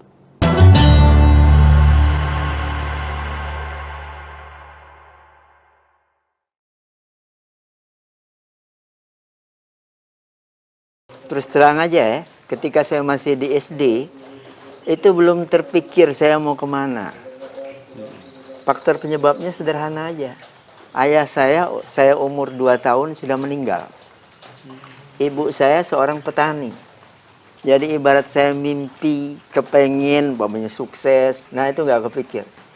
yang mengganti ayah saya tadilah Kiai Haji Abdul Rashid Siddiq. Beliau sayang dengan saya. Kiai Rashid sangat tadi mengharapkan saya menjadi pelanjut perjuangan beliau. Kenapa saya terharu? Karena begitu cita-cita mulia beliau. Sekarang tidak ada lagi Rasul setelah wafatnya Rasulullah Sallallahu Alaihi Wasallam. Nah, disinilah peran yang harus digantikan. Siapa mereka? Itulah para ulama. Assalamualaikum warahmatullahi wabarakatuh. Tribuners, ada satu pertanyaan yang mungkin jarang kita tanyakan kepada para kiai. Apakah umat ini sedang menuju cahaya atau justru berjalan pelan menuju kegelapan? Nah, pada episode cerita para kiai kali ini, kita tidak hanya akan membahas tentang pesantren. Kita bicara tentang zaman, kita bicara tentang kegelisahan, kita juga akan bicara tentang masa depan umat bersama Kiai Haji Tol'at Wafa Ahmad LC. Beliau adalah mudir Pondok Pesantren Raudatul Ulum Saka-3. Kalau yang belum tahu, Raudatul Ulum Saka-3 tempatnya di Indralaya, Kabupaten Ogan Ilir, Provinsi Sumatera Selatan. Alhamdulillah, Kiai, terima kasih sudah memberikan kesempatan, meluangkan waktu untuk memberikan insight dan pencerahan kepada kami semua. Kami mohon izin ini Pak Kiai, kalau diperkenankan, kami ingin sekali memetik hikmah dari perjalanan hidup Pak Kiai sampai hari ini. Mungkin boleh diceritakan Pak Kiai, gambaran masa kecil, lingkungan seperti apa Pak Kiai masa kecil dulu, kemudian seperti apa juga peran orang tua atau apa nilai yang ditekankan orang tua kepada Pak Kiai. Terima kasih. Saya tentunya ingin mengucapkan dulu terima kasih. Kenapa? Karena ini kesempatan yang mahal sebenarnya. Silaturahim antar kita semuanya, khususnya Tribuners nih, yang alhamdulillah seperti yang tadi sudah dihantar oleh Pak Eko, saya insya Allah sekilas ingin menceritakan sejarah hidup saya. Saya lahir tanggal 15 Maret 1958. Jadi usia saya sekarang ini 67 tahun. 67 tahun, masih muda. Nah, saya lahir di Desa Saka-3 ini. Saya anak bontot dari 3 bersaudara, ayu saya 2 orang, putri semuanya, dan saya bontot. Memulai belajar dulu dari pesantren ini, sebelum peristiwa G30S, bayangkan, itu kalau sekarang mungkin tingkat taman kanak-kanak, kalau bahasa Arabnya tahdiriyah, Nah, selesainya saya selama lebih kurang 3 tahun di tahdiriyah ini, nah saya tiba-tiba dapat kesempatan untuk melanjutkan di Palembang, sekolah dasar. Nah itu tadi, yaitu di Sekolah Dasar Negeri 87 di Tujulu. Dulu sekolah SHD, kami menyebutnya sekolah dasar dominannya Chinese, Chinese. Nah, alhamdulillah saya selesai di penghujung tahun 69 melanjutkan ke Pondok Modern Darussalam Gontor di Jawa Timur. kira-kira jenjang sanawiyah aliyah, walaupun sistemnya KMI, Kuliatul Muallimin Al-Islamiyah, durasi waktunya 6 tahun. Nah, dari kira-kira akhir 69 itu saya selesai alhamdulillah 76, Pak Eko. Jadi 76 merantau dan menyelesaikan studi saya di Gontor. Alhamdulillah juga saya dipercaya Pak Kiai untuk mengabdi di Gontor sambil kuliah di institut yang ada di sana, di Fakultas Tarbiyah. Ya. Tapi tidak sampai selesai karena 2 tahun saya menjalankan tugas itu, alhamdulillah Allah memberikan kemudahan mendapatkan beasiswa untuk melanjutkan studi saya ke kota Rasulullah SAW, yaitu Universitas Islam Madinah. Nah, di Madinah alhamdulillah lancar juga. 4 tahun saya bisa menyelesaikan pendidikan S1 saya, yaitu di akhir tahun 1982, Pak Eko. Saya teringat benar ketika pulang, itu pas tahun baru 1983, malam 1 Januari itu, dari pesawat yang nanti landing di Halim Perdana Kusuma, masih bisa nonton tuh keramaian di Ancol. Keramaian di Ancol. Nah, begitu juga alhamdulillah saya kemudian ini sejak dari Madinah, sebelum pulang itu dipromosikan untuk menjadi dai yang nanti atas nama Kerajaan Saudi Arabia. Kementerian Agama lah kalau kita. Itu Pak Eko, ya. Nah, alhamdulillah saya baru pensiun masuk 4 tahun ini, Pak Eko, ya. Karena di sana usia pensiunnya seumur Rasul Shallallahu Alaihi Wasallam, 63 tahun. Jadi saya 67 nih, makanya saya baru aja pensiun, ya. Nah, awalnya saya ditempatkan di kantor atase agama Kedutaan Besar Saudi Arabia di Jakarta. Di Jakarta. Ya. Nah, jadi 4 tahun saya di Jakarta, alhamdulillah tiba-tiba ada kegalauan pada diri saya. Yang kira-kira kesimpulannya nggak tahu, seakan saya itu lewat pertimbangan itu, Tol'at, kamu sebaiknya pulang aja ke kampung kamu. Salatiga. Karena sekolah yang ada di situ sekarang ini lagi kira-kira mengalami kemunduran. Ya. Jadi Raudhul Ulum ini ketika saya pulang, terus terang aja, santrinya nggak ada 100 orang. Dari tingkat ibtidaiyah, sanawiyah, aliyah. Ya. Nah, jadi walaupun pada saat itu beresiko, banyak orang menasihati saya, coba dipikir dulu, Tol'at. Termasuk paman saya, Kiai Haji Abdul Rashid Siddiq, seorang ulama Sumatera Selatan yang dikenal, ya kan. Kata beliau manggil saya Wafa. Wafa, sudah kamu pikirkan itu? Enak. Nah, saya bilang sudah, Wak. Saya sudah istikharah juga. Nah, alhamdulillah saya datang, ya, dari Jakarta di akhir September, ya.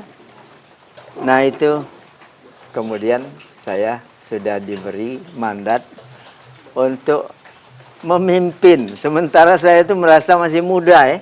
Pada saat itu. Pada saat itu, karena saya belum menikah, usia saya baru 27 tahun.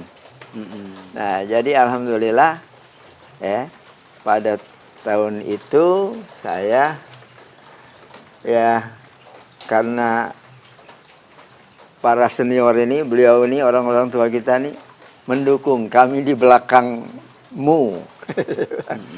Jadi saya, ya, memberanikan diri lah. Bismillah, ya. Dan alhamdulillah, ya.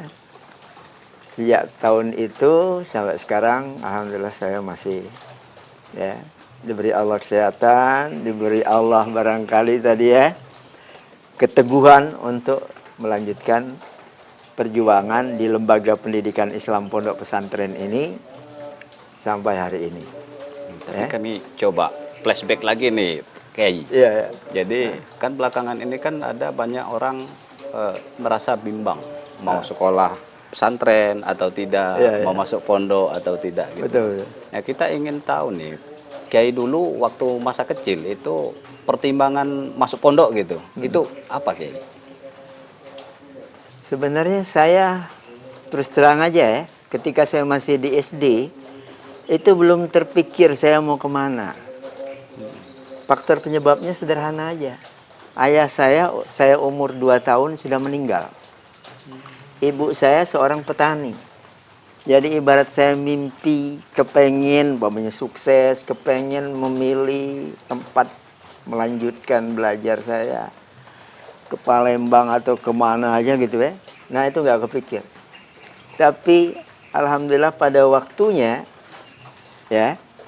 Nah saya itu diajak, oleh katakanlah kakak sepupu saya, karena beliau mengantar pada saat itu 11 orang. Jadi 12-nya dengan saya ke Gontor, ya. Nah, saya diikutkan. Lalu kemudian saya digaransi oleh saudara-saudara saya yang perempuan ini, karena suaminya bekerja, alhamdulillah. Dan ayu saya ini juga ada salah seorang guru, Nah, mereka mengatakan, insya Allah kami siap untuk membiayai. Itu dari sisi biaya. Iya, iya. Nah, jadi seperti itu. Nah. Jadi kalau ini boleh tahu nih, Kiai. Mungkin adakah hobi atau kebiasaan masa kecil Kiai itu yang mungkin orang banyak tidak tahu, tapi berkesan gitu loh sampai saat ini? Ya, ya betul. Jadi gimana ya? Saya kalau dibilang menjalani masa kecil itu, saya happy aja sebenarnya. Saya senang. Dan saya bukan juga orang gengsian gitu ya. Sebagai bukti, selama saya belajar di Palembang, di SD itu, saya sudah memikirkan keseimbangan ini. Beban yang ada pada saya. Sehingga saya enjoy aja. Pada waktu itu jualan koran. Kebetulan paman saya itu beliau tadi mengelola koran yang ada di kota Palembang. Paman saya Hasan nama beliau. Dan saya sebenarnya itu dengan bahasa beliau itu mengatakan, Bapak, kalau kamu mau memanfaatkan waktu silakan. Nah, jadi sebenarnya begitu ya, sederhana. Dan alhamdulillah itu sampai tamat saya nyambi gitu ya. Jadi pagi sekolah, pulang dari sekolah makan, mampir ke rumah. Setelah itu saya ke seberang dekat Masjid Agung itu dulu. Nah itu. Jualan koran gitu? Iya, jualan koran. Nah begitu juga di kampung saya tinggalnya di sebelah Sulu. Jadi kalau di kampung itu kira-kira ada kesempatan saya jual pempek, membawakan dagangan orang nih kira-kira. Saya juga biasa aja keliling kampung ya. Nah itu, melakukan itu.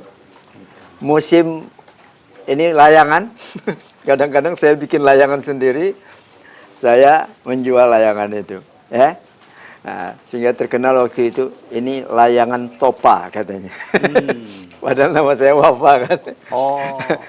Itu banyak yang tadi langganan membelinya dari saya. Bahkan ada lagi yang unik lagi apa?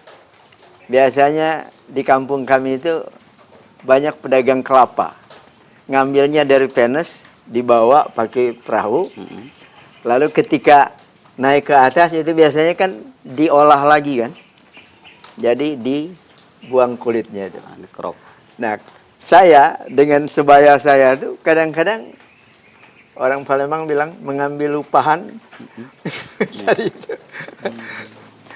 Nah, itu saat masih SD, Kiai. Masih SD. Tadi Ya. Kiai bilang usia 2 tahun kalau tidak salah sudah ditinggal Orang tua. ibu. Ayah. Ayah. Iya, Ayah. Lalu siapa sosok yang paling berpengaruh dalam membentuk kedisiplinan Kiai pada saat itu? Ya sebenarnya ya tetap ya orang tua pasti mungkin milieu saya ya, termasuk yang mengganti ayah saya kira-kira tadilah Kiai Haji Abdul Rashid Siddiq. Ya. Beliau sayang dengan saya. Beliau walaupun anak beliau yang paling tua itu pernah dikader juga dikirim ya, sebelum tahun 70 seperti tokoh-tokoh di semua provinsi di Indonesia ini mendapat kesempatan untuk belajar di Madinah pada saat itu. Kakak saya itu sebenarnya cita-cita ayahnya supaya bisa menjadi pelanjut. Walaupun beliau tidak selesai, mohon maaf terputus di jalan, gitu ya. Nah makanya Kiai Rashid sangat tadi mengharapkan saya menjadi pelanjut, perjuangan beliau, termasuk mengurus madrasah ini, termasuk seperti beliau kira-kira menjadi dai nantinya di Sumsel ini. Makanya saya pernah menjadi pengurus Dewan Dakwah Islamiyah yang dulu pendirinya di Palembang ini beliau, pimpinan yang pertama beliau dulu pertama Dr. Andes Haji Husin Abdul Muin, ya kan? Murid beliau yang setia juga, ya. Nah itu. Nah peran beliau ini sangat sangat membekas di hati Kiai ya. Sampai saya melihat tadi Kiai agak sedikit terharu gitu. Ya. Kenapa saya terharu? Karena begitu cita-cita mulia beliau. Ya.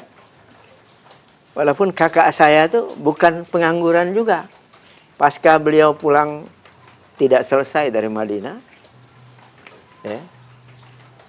Beliau karena akrab dengan Pak Ibnu Stowo, akhirnya diberi kesempatan oleh Pak Ibnu Stowo untuk melanjutkan sekolah tentang perminyakan di Jawa Tengah. Nah itu tadi. Akhirnya beliau juga sukses. Kak Muhammad Rifat ini tadi menjadi pimpinan dan manajer tertinggi juga di Pertamina pada masanya. Ya, itu tadi. Jadi setelah melalui masa kecil di Palembang, kemudian tadi Kiai sempat cerita juga akhirnya memutuskan untuk berangkat ke Ponpes Darussalam Gontor. Iya. Saya ingin mungkin Kiai lebih mengingat, adakah pesan guru atau ustadz atau Kiai di sana yang sampai sekarang itu masih membekas di hati Kiai dan masih diamalkan sampai saat ini? Ya tentu. Jadi ibarat celupan yang paling barangkali ini di tingkat dasar menengah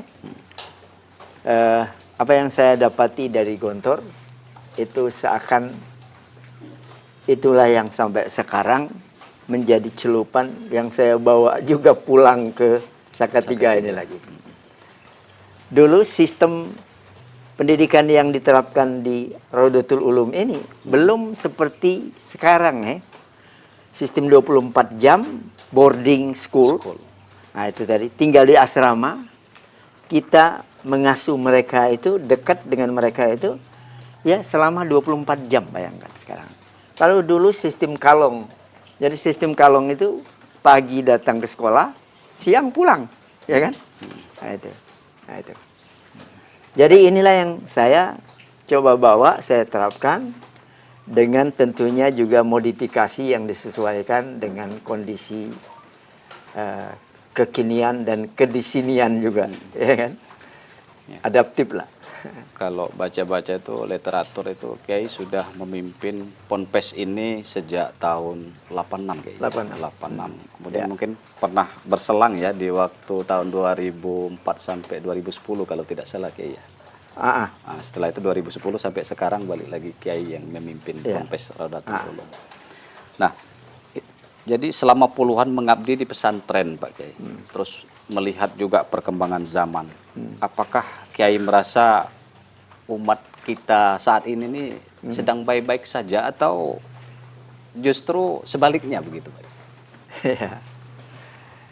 Ya, dinamika yang kita temui ya sekarang ini,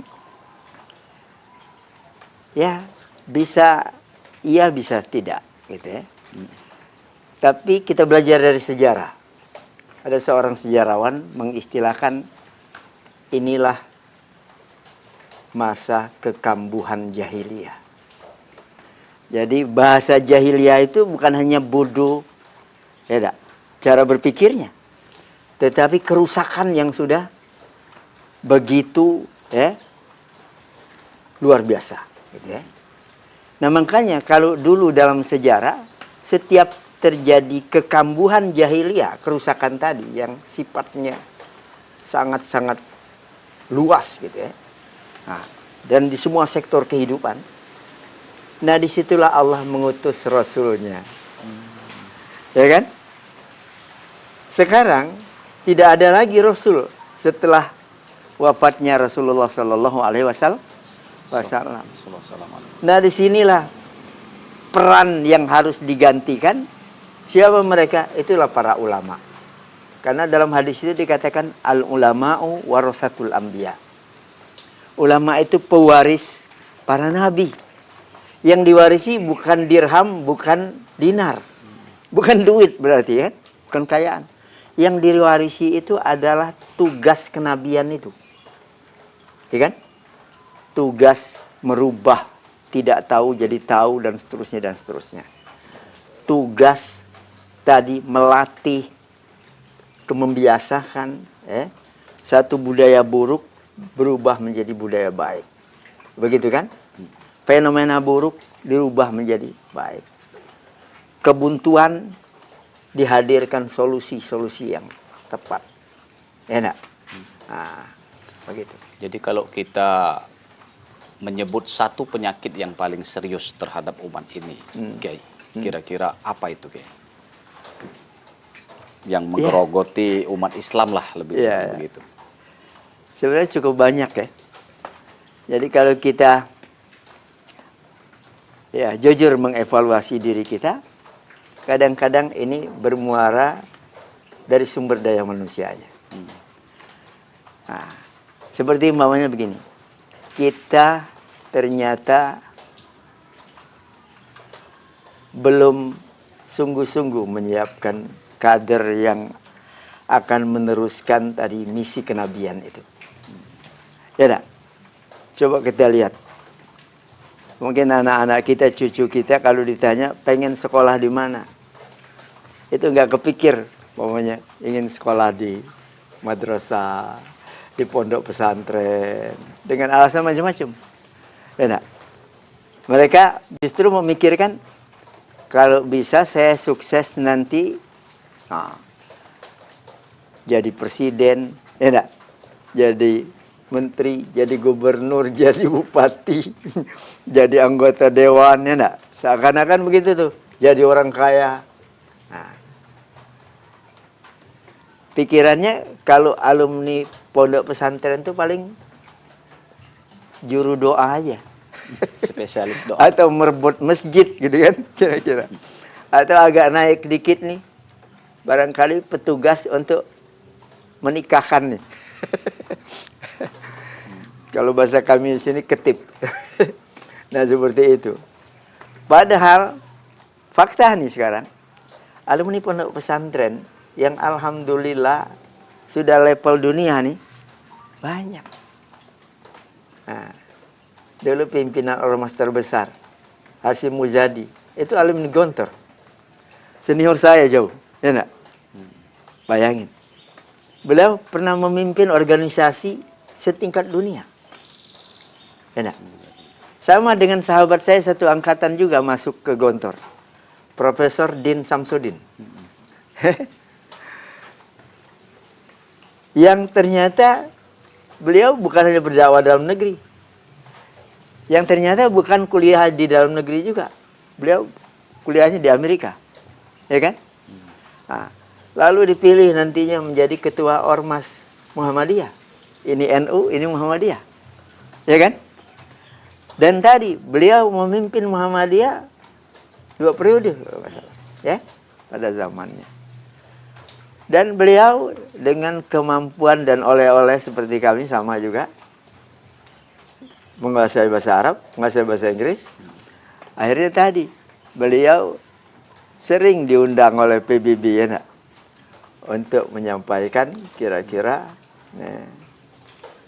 apa yang kemudian menginspirasi banyak pihak. Oke. Lalu apa yang paling membuat Kiai gelisah ketika kita bicara tentang generasi muda saat ini, Pak Kiai? Nah ini termasuk ya. Jadi Gen Z ini banyak yang terjebak, tertipu kalau istilah Al-Qur'annya, maghrur ya. Tertipu itu. Nah, sehingga sekarang itu ada istilah apa ya? Visi negatif. Ya.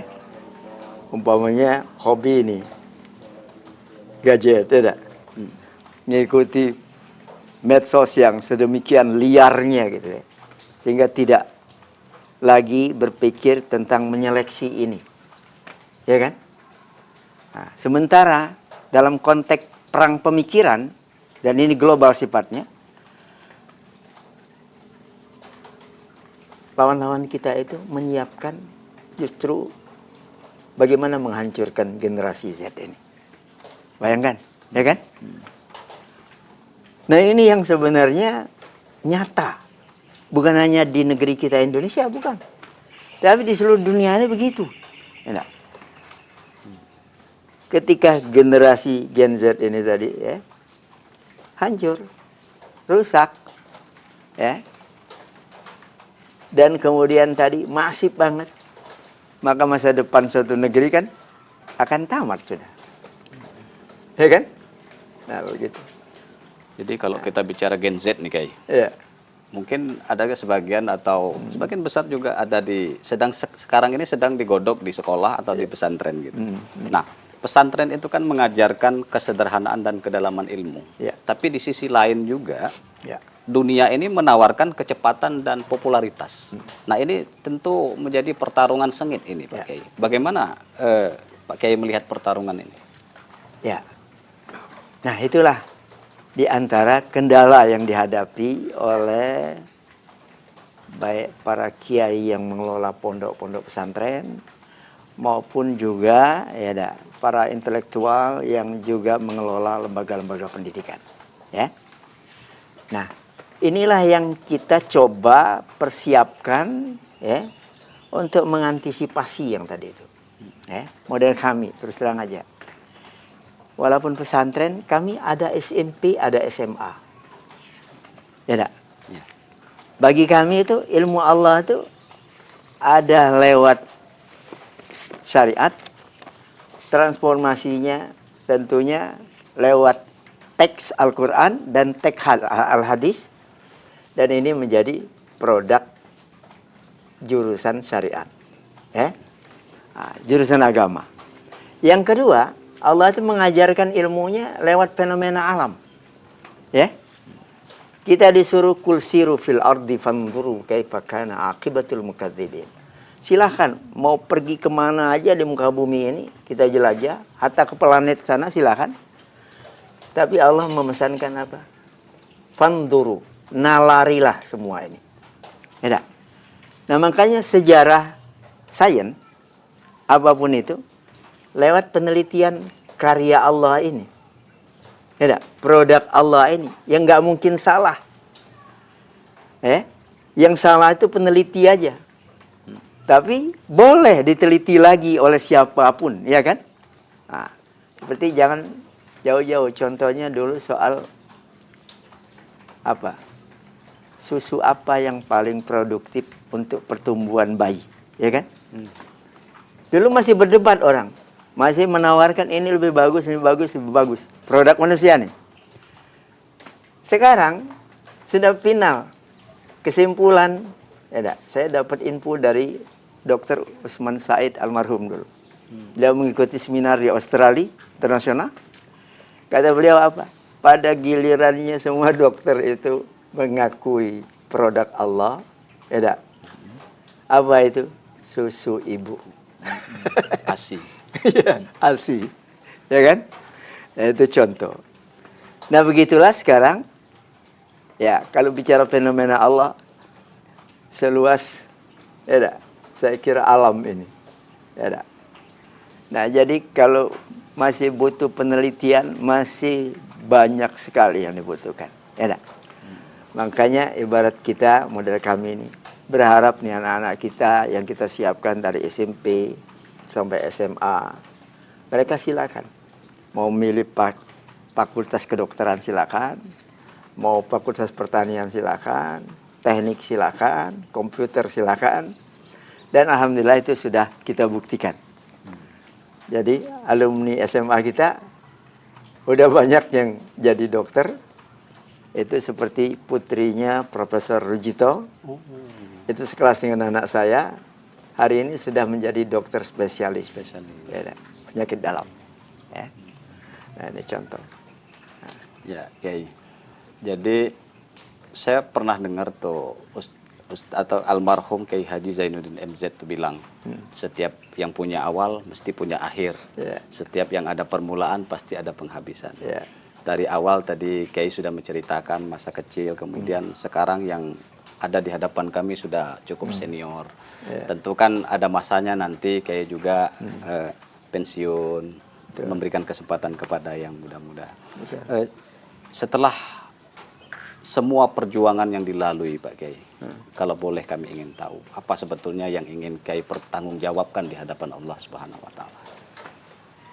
Ya, ini pertanyaan bagus ya untuk banyak orang. Nah, inilah yang kita persiapkan. Jadi pertama saya mempersiapkan anak-anak sebagai kader pelanjut perjuangan kami. Ya. Saya tidak mengatakan saya sendiri, karena banyak yang membantu saya, alhamdulillah. Ya, baik di Rodotul Ulum ini maupun di lembaga-lembaga yang saya masih dipercaya untuk menjadi ketua Dewan Pembina yayasannya. Seperti di Palembang ya, ada Bina Ilmi di Musi II. Ada di Demang Lebar Daun Izzuddin. Dulu ada Al Furqon di Basuki Rahmat. Nah itu termasuk ada di Bogor, ada di Tasikmalaya. Nah semua itu sesungguhnya adalah bagi saya tanggung jawab juga. Nah sama, kami menyiapkan kader baik anak biologis saya maupun anak ideologis saya. Seperti santri ini kan anak ideologi saya. Yang alhamdulillah barangkali separuh dari SDM kita yang sekarang ini status jadi pengurus, jadi guru di sini adalah produk itu tadi. Saya sudah berapa kali men-challenge mereka ini, termasuk anak saya. Kamu sudah layak untuk menggantikan orang tuamu. Ya enggak? Patah tumbuh hilang berganti nih. Ya, nah, tapi tadi dia mengatakan belum siap. Ya. Padahal sebenarnya kita menilainya sudah siap nih. Ya. Makanya saya sekarang sudah melatihnya ya.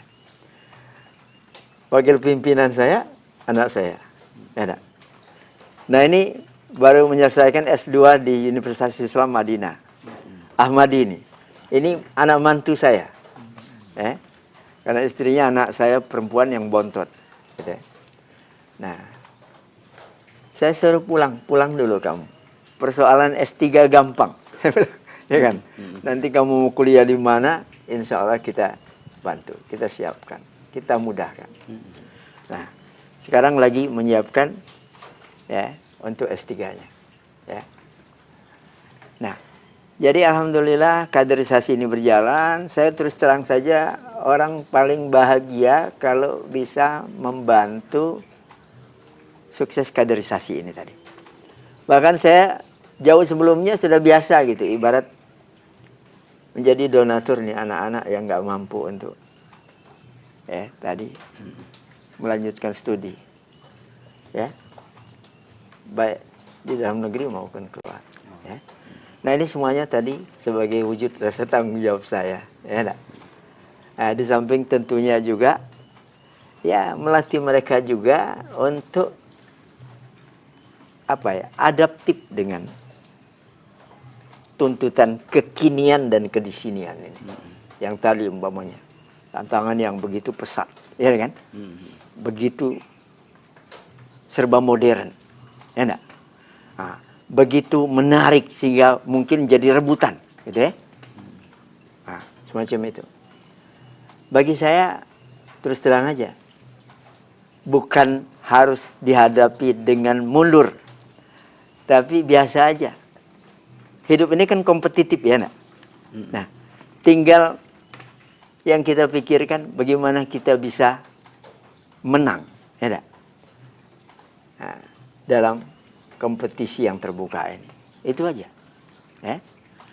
Nah, jadi itu alhamdulillah yang kita siapkan. Benar tadi, ada hadisnya yang ditanyakan Allah nanti kepada kita pasca kita sudah meniti karir menuntut ilmu ini.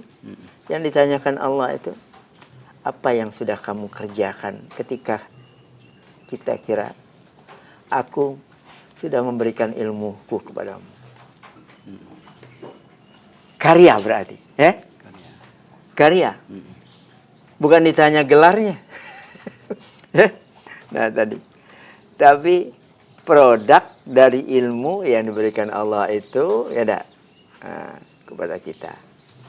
Baik dia ilmu syar'i maupun ilmu tadi umum, ya, sains tadi. Nah itu. Baik, Kiai, luar biasa ini. Mungkin ini yang terakhir, Kiai. Seandainya Kiai punya waktu 1 menit untuk berbicara kepada seluruh masyarakat, utamanya Indonesia, apa yang ingin Kiai sampaikan? Ya, sebenarnya banyak yang akan saya sampaikan. Dan oleh karenanya sekarang ada istilah dakwah lewat tulisan, dakwah lewat media, seperti saudara-saudaraku hari ini mewawancarai saya. Ya, hari ini saya bicara di sini bisa jadi bisa didengar, ya, insya Allah, di jagat raya ini, gitu ya. Nah, karena kita sudah menikmati itu juga, ya, seperti dosen saya dulu, Dr. Yusuf Qardawi, ya. Nah, tadi kita bisa menikmati pencerahan dari beliau setiap hari mestinya, ya enggak? Lewat media. Makanya saya juga bangga dan bahagia hari ini, ya enggak?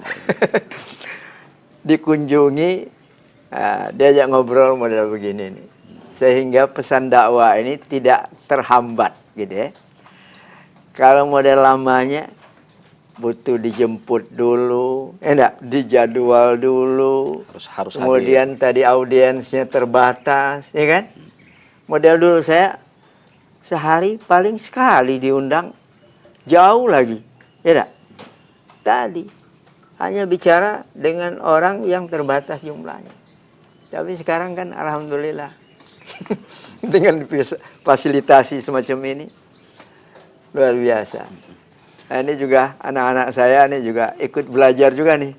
Mohon maaf nih Pak Eko, ya nak. Insya Allah ilmu bermanfaat nih. Pengalaman bermanfaat. Sama-sama belajar ini, Kiai. Ya, ini buat anak-anak kita model ini kami kadang-kadang podcast, ya enggak? Nah, kadang-kadang dilepas, alam lepas begini, ya, sambil menikmati, ya, indahnya alam. Tapi tadi kita masih sempat ngobrol yang sifatnya dakwah juga.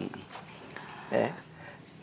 Sayang sekali Tribuners sudah sangat sore ini. Padahal perbincangan ini seandainya punya waktu banyak, kita akan lebih banyak menggali perspektif pemikiran dari Kiai Tholaq Wafa. Tapi ya terima kasih Kiai, sekali lagi kami ucapkan. Sama-sama. Banyak sekali insight, kemudian pencerahan yang mudah-mudahan sangat bermanfaat bagi saya pribadi, umumnya bagi audiens atau tribuners dimanapun berada. Dari seorang atau dari cerita para kiai, kita belajar bahwa perubahan zaman tidak selalu harus ditakuti. Tapi kehilangan arah, itulah yang paling berbahaya. Pesantren mungkin tidak selalu gaduh dalam sorotan, tapi di dalamnya peradaban sedang dibangun. Semoga kita tidak hanya mendengar, tapi juga merenung. Terima kasih sudah menyaksikan cerita para kiai.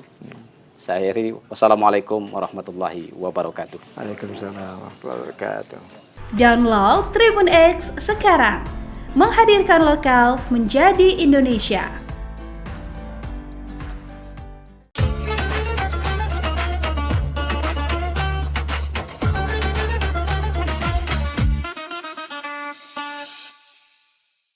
Assalamualaikum warahmatullahi wabarakatuh. Alhamdulillahirrabbilalamin. Wabihi nasta'in wa ala umuri dunia waddin. Wassalatu wassalamu ala ashrafil anbiya'i wal mursalin wa ala alihi wa sahbihi ajma'in, amma ba'd. Alhamdulillah, puji dan syukur mari kita panjatkan kepada Allah Subhanahu wa ta'ala, Rabb semesta alam. Dia yang telah menciptakan beribu-ribu nikmat yang telah kita rasakan pada saat ini, yang bisa kita rasakan dari pagi hingga petang, hingga malam. Dari awal kita bangun tidur sampai ke tidur lagi, kita mendapatkan ribuan nikmat yang bahkan kita tidak bisa menghitungnya. Bahkan dikatakan, wa in ta'udu ni'matallahi la tuhsuha. Jika engkau menghitung nikmat Allah, maka sungguh engkau tidak akan bisa menghitungnya. Tak lupa salawat serta salam semoga selalu tercurahkan kepada junjungan kita bersama, manusia terbaik, manusia pilihan Allah, Nabi Muhammad SAW, dan kepada keluarganya, sahabatnya, dan kita selaku umatnya, yang semoga saja selalu istiqomah dalam ajaran beliau hingga akhir zaman. Amin, amin, ya rabbal alamin. Sobat Tribuners, gimana nih puasanya? Semoga masih tetap semangat ya. Alhamdulillah kita berada di bulan yang suci, di bulan yang penuh rahmat, bulan yang penuh kenikmatan, dan kita diberikan kewajiban untuk menjalankan ibadah yang sangat luar biasa, yaitu ibadah puasa Ramadan. Alhamdulillah kita berada di bulan suci Ramadan, bulan yang mana penuh keberkahan di dalamnya. Bahkan dari pagi hingga ke pagi lagi itu banyak keberkahannya. Dan ada beberapa waktu mustajab untuk berdoa. Jadi Allah itu ijabah doa-doa kita. Meskipun sebetulnya kapan saja kita berdoa, itu tentu akan dikabulkan ketika memenuhi syarat-syaratnya. Tapi di bulan suci Ramadan ada waktu-waktu yang tentunya lebih mustajab ketika doanya dipanjatkan pada waktu-waktu ini. Yang pertama, saat sahur. Jadi kita perlu memperbanyak doa kita saat bersahur, saat melaksanakan sahur. Hadis Nabi Muhammad SAW, beliau bersabda, Rabb kita tabaraka wa ta'ala turun ke langit dunia ketika tersisa sepertiga malam terakhir. Lantas Allah berfirman, siapa saja yang berdoa kepadaku, maka akan aku kabulkan. Siapa yang meminta kepadaku, maka aku beri. Siapa yang meminta ampunan kepadaku, maka akan aku ampuni. Hadis riwayat Bukhari dan Muslim. Jadi ini janji Allah kepada kita teman-teman. Kita sangat rugi jika menyia-nyiakan kesempatan ini. Allah akan memberikan apa yang kita inginkan. Jadi apa yang kita mau, mari kita panjatkan kepada Allah. Masih banyak yang menganggap waktu sahur adalah hanya untuk pemenuhan fisik saja, hanya untuk makan saja. Padahal di waktu ini ada waktu yang sangat mustajab untuk berdoa. Jadi jangan sampai kita hanya makan-makan saja atau minum-minum saja, tapi mari kita berdoa, meminta dan memohon kepada Allah Subhanahu wa ta'ala. Itu yang pertama. Lalu yang kedua, ketika berpuasa. Ketika berpuasa secara umum. Dari awal subuh hingga terbenamnya matahari atau waktu maghrib. Ini juga merupakan waktu yang sangat mustajab untuk berdoa. Jadi jangan sampai kita lewatkan waktu ini untuk berdoa. Dari Abu Hurairah radhiyallahu anhu, Nabi sallallahu alaihi wasallam bersabda, "Thalathatun la turaddu da'watuhum." 3 golongan yang tidak ditolak doanya. Yang pertama, al-imamul adil, pemimpin yang adil. Ini doanya tidak akan ditolak, bukan pemimpin yang zalim. Lalu yang kedua, was-shaimu hatta yuftir, orang yang berpuasa hingga ia berbuka. Lalu yang ketiga, doa orang yang terzolimi. Jadi bulan Ramadan ini sangat mulia sekali teman-teman. Kita punya privilege yang Rasul sampaikan kepada kita yang sedang berpuasa, bahwa doa kita tidak akan tertolak. Jadi itu waktu mustajab yang kedua. Itu apa tadi? Saat berpuasa dari awal hingga terbenamnya matahari. Lalu yang ketiga, saat berbuka puasa. Nabi Muhammad SAW bersabda, sungguh orang yang berpuasa mempunyai doa yang dikabulkan dan tidak akan ditolak tatkala berbuka puasa. Jadi ayo kita panjatkan doa. Minta apa yang teman-teman perlukan. Minta apa saja yang kita butuhkan kepada Allah Subhanahu wa taala. Bahkan dikatakan, kalau ada orang yang tidak berdoa, itu adalah orang yang sombong. Jadi mari kita berdoa, apalagi waktu ini sangat mustajab. Dijanjikan oleh Rasul bahwa doanya tidak akan tertolak. Selain itu, di bulan ini juga ada satu malam yang sangat mulia. Bahkan dikatakan malam yang lebih baik daripada 1000 bulan. Dalam Al-Quran, surat Al-Qadr ayat 3, Allah Subhanahu wa taala berfirman, Lailatul Qadri khairum min alfi syahr. Lailatul Qadar itu lebih baik daripada 1000 bulan. Diyakini juga pada malam ini ialah diturunkannya Al-Quran. Allah Subhanahu wa taala berfirman dalam surat Al-Baqarah ayat 185, Syahrul Ramadan alladzi unzila fihil Qur'anu hudalin nas. Bulan Ramadan adalah bulan yang di dalamnya diturunkan Al-Quran sebagai petunjuk bagi manusia. Malam Lailatul Qadar memiliki keutamaan yang sangat mulia. Rasulullah SAW bersabda, barang siapa sholat pada malam Lailatul Qadar karena iman dan mengharapkan pahala, diampuni dosa-dosanya yang telah lampau. Hadis riwayat Bukhari. Maka pada malam ini insya Allah seluruh doa akan diijabah. Dan banyak orang yang mencari malam ini di 10 hari terakhir Ramadan. Maka dari itu biasanya banyak yang memperkencang ibadahnya. Mulai dari sholat malam, membaca, bahkan menghatamkan Al-Quran, beriktikaf, dan lain sebagainya. Nah, pastikan kita berada di salah satunya. Jadi ayo kita panjatkan doa. Minta apa yang teman-teman perlukan. Minta apa aja yang kita butuhkan. Minta kepada Allah. Apalagi waktu ini sangat mustajab. Dijanjikan oleh Rasul bahwa doanya tidak akan tertolak. Itulah beberapa waktu mustajab di bulan Ramadan. Jadi, mari kita jangan lupa dan jangan ragu untuk berdoa. Apalagi yang kita minta adalah Sang Maha Pengasih, Maha Penyayang, Ar-Rahman, Ar-Rahim, Maha Kaya, Maha Mendengar, yaitu Allah Subhanahu wa taala. Sangat rugi jika kita melewatkan atau menyia-nyiakan kesempatan ini. Wallahu a'lam bishawab. Wassalamualaikum warahmatullahi wabarakatuh. Download Tribun X sekarang. Menghadirkan lokal menjadi Indonesia. Orang-orang berlayar itu kan mereka orang-orang perahu berlayar. Membawa beli senjata di Surabaya, bawanya ke sini. Bawa ke sini langsung ketemulah mengambil membawa senjata untuk melakukan perlawanan. Habis dijadikan persahabatan, menjadi satu kesatuan kekeluargaan. Dan menurut cerita bahwa kekeluargaan bukan secara lisan.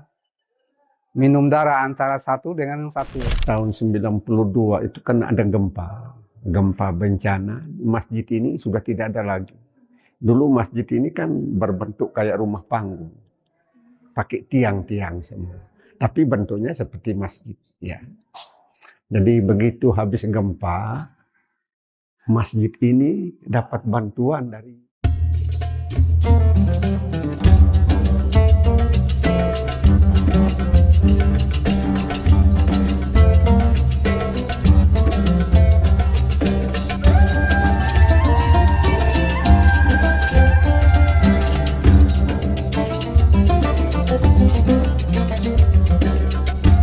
Tribuners saat ini saya berada di pesisir utara Kabupaten Sika, tepatnya di Waipare, Desa Watubilo, Kecamatan Kangai, Kabupaten Sika. Dan di belakang saya ini berdiri sebuah bangunan masjid yang bernama Rahman. Dan Tribuners, masjid di belakang ini memiliki sejarah yang panjang. Juga ada keterkaitannya dengan masuknya agama Islam di Kabupaten Sika. Dan nanti kita akan melihat sejarah di balik masjid ini, maupun juga nanti cerita dari para tetua atau masyarakat umat muslim yang tinggal di sekitar Masjid Ar-Rahman terkait dengan sejarah masjid maupun juga sejarah masuknya agama Islam di Kabupaten Sika. Simak liputan kita berikut ini. Masjid Ar-Rahman Waipare di Desa Watungilo, Kecamatan Kangai, Kabupaten Sika, Pulau Flores, Nusa Tenggara Timur, berdiri kokoh sebagai simbol masuknya Islam di Kabupaten Sika sejak awal abad ke-20. Rumah ibadah yang diyakini sebagai salah satu yang tertua di wilayah ini bukan sekedar bangunan fisik. Rumah ibadah ini merupakan penanda sejarah yang lahir dari ikatan persaudaraan antara Pelaut Bugis dan penguasa lokal. Terletak hanya beberapa langkah dari bibir pantai utara Pulau Flores, masjid ini menyajikan perpaduan warna yang kontras dengan alam pesisirnya. Tokoh masyarakat setempat, Muhammad Kadri, menuturkan bahwa kehadiran Islam di wilayah tersebut dibawa oleh para pelaut asal Gujarat dan Sulawesi yang melintasi perairan Nusantara sekitar tahun 1901. Pertemuan antara pendatang dan penguasa lokal, Raja Kangai, tidak berakhir dengan konflik. Sebaliknya, mereka menjalini persahabatan erat yang dikukuhkan melalui tradisi unik, minum darah, sebagai simbol persaudaraan yang tak terputuskan. Sebagai bentuk penerimaan, Raja Kangai menghibahkan lahan di sepanjang pesisir pantai hingga ke Tanjung Darat untuk dikelola para pendatang. Di lahan inilah pemukiman dan tempat ibadah dibangun. Menurut sejarah dari cerita dari orang-orang tua sebelum saya ini, mereka menyatakan bahwa Islam masuk di Sika ini diperkirakan tahun 1901. Waktu zaman Belanda dulu sampai zaman Jepang. Setelah itu orang-orang Gujarat dari Sulawesi, dulu kan orang-orang berlayar itu kan mereka orang-orang perahu berlayar. Membawa beli senjata di Surabaya, bawanya ke sini. Bawa ke sini langsung ketemulah Raja Nai, Ratu Nai, Raja Kerajaan Kangai yang tempatnya di sana. Ada rumah raja di situ. Lalu mereka berlabuh di sini membawa senjata untuk melakukan perlawanan, habis dijadikan persahabatan, menjadi satu kesatuan kekeluargaan. Dan menurut cerita bahwa kekeluargaan bukan secara lisan, minum darah antara satu dengan yang satu, sehingga menjadi persahabatan yang jadi tuntun. Setelah itu, raja itulah memberikan tempat untuk dihuni, bahkan bukan di sini saja, sampai ke daratan Tanjung Darat, pantai dari sini itu. Sampai sekarang mereka punya moyang-moyang dulu yang ahli waris makan sampai sekarang, sampai termasuk Pangabata, termasuk Tanjung Darat. Itu diberi oleh kerajaan ini karena dia untuk mempertahankan kekuatan di masa itu. Setelah itu mereka kan hanya 4 dekade, sudah 4 dekade. Sampai sekarang dulu dikasih hibah tanah ini untuk membangun rumah ibadah zaman itu. Bangun rumah darurat dulu. Sewaktu sebetulnya kami saya dulu 83, 82 ke sini masih bangunan masih lama itu. Direnovasi itu setelah gempa itu baru direnovasi sebagaimana rupa kita lihat ini.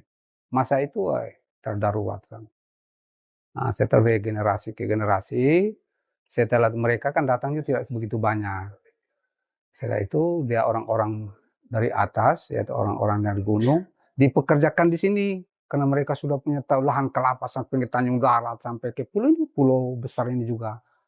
Dipekerjakan, langsung ditinggalkan di sini, dibagi-bagi. Jadi orang yang asli Waipare ini, orang-orang dari Bugis hanya tinggal seberapa saja ini. Yang lain itu orang-orang dari sini semua yang menempati tempat di sini. Mereka bergabung dengan mereka, langsung mereka memeluk Islam. Akhirnya mereka tinggal di sini. Jadinya kampung Waipare tadi.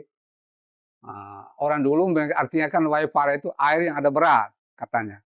Katanya dulu sumur sudah ditutup ini. Sumur itu orang-orang dulu panen, ambil dulu orang di gunung kan tidak ada air. Kata ambilnya situ zaman itu. Dan namanya Waipare, orang bilang itu air apa? Air beras. Ceritanya begitu dari orang tua dulu yang sudah meninggal semua. Dengan pembuktian nenek moyang mereka itu ada pembuktian kubur sana. Kubur itu sudah ratusan tahun tuh. Kubur masih dia kan dicor tuh orang bawa kubur itu dibikin modifikasi macam kayak kubur-kubur yang ada di Jawa itu. Kan mereka dulu kan berdagang ke Jawa dengan perahu, langsung dibawa, misalnya apa segala macam dimuat dari sana mereka orang-orang dulu kan tahu sendiri. Apalagi kuburnya masih ada itu. Jadi namanya mereka saya kalau tidak salah namanya Haji Taning. Haji Taning itu yang orang pertama ke sini. Nah, setelah itu dia punya ada kan beberapa orang tuh, ada yang nanti di sini setelah bangun ini, setelah itu mereka ada yang ngungsi ke Momere itu Haji Arsad mereka. Pak Haji Arsad itu punya mama kan dari sini. Orang Sulawesi juga ngungsi lah ke Momere, tinggal di Momere, akhirnya bangun Masjid Biru itu. Gitu. Habis di sini Geliting, dulu kan ada pelabuhan di Geliting saja. Setelah itu menjadi pelabuhan, akhirnya mereka bangun dengan masjid di Geliting. Nah, dan ahli waris ada yang di Geliting, ada di sini. Yang kawin mengawin, sudah campur baur tuh di masa-masa sekarang. Itulah kejadiannya begitu. Jadi masjid ini sudah menjadi tenar. Kalau ditanya di Sika, orang sudah tahu Waipare yang masjid pertama. Sudah tidak asing lagi buat kita. Ceritanya begini, saya dengar dari ahli warisnya yang sudah almarhum Pak Imam sudah meninggal. Dia bilang mereka dulu zaman perang. Mereka ini orang-orang Bugis. Orang Bugis itu orang-orang pelaut. Kebetulan pelaut di kampung halamannya itu juga orang dulu kan masih zaman antara satu dengan yang lain kan tidak ada yang tidak sama sependapat. Jadi mereka berlayar. Dan mereka berlayar di mana tempat yang nyaman, mereka tinggal di situ. Akhirnya mereka nenek moyang datang, berlayar ke sini kemana-mana. Katanya ada yang sampai ke apa namanya? Ombai sana. Ya kan orang banyak orang Bugis tuh. Berlayar ke situ, ada yang nusul ke sini, ada yang di sana, ada yang mereka ini yang ke sini. Khalik namanya. Mereka punya farm Khalik itu dari sana itu. Kalau namanya Khalik itu berarti mereka orang-orang Muslim yang pertama di Momere yang ada di Waipare itu. Itu farmnya Khalik. Jadi mereka langsung berdagang. Setelah datang rasa nyamannya di sini tidak kembali lagi. Nyaman kan karena diberi lahan begitu. Mana yang penyuka kuat garap di bagian pantai itu. Raja Naik kan kuasanya sampai di mana ya? Mungkin di Nebe. Karena Tanjung Darat ini mereka ini ada tanah Tanjung Darat banyak sekali. Di bagian pesisir. Karena orang zaman-zaman dulu, zaman-zaman itu kan orang tidak ada yang tinggal di pesisir.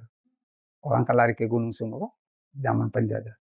Ya mereka lahan banyak, sampai ke di pulau juga itu. Dan waktu itu mereka sudah punya ilmu pengetahuan. Sudah bisa masa depan sudah berpikir. Kita di sini kan hanya makan saja. Mereka sepikir, oh ini harus tanah saya garap di sini, garap di sini. Jadi di pulau besar itu berapa tempat tuh orang-orang Bugis? Sampai di Pangabatang sampai sekarang itu milik mereka. Mereka dari Pulau Pangabatang.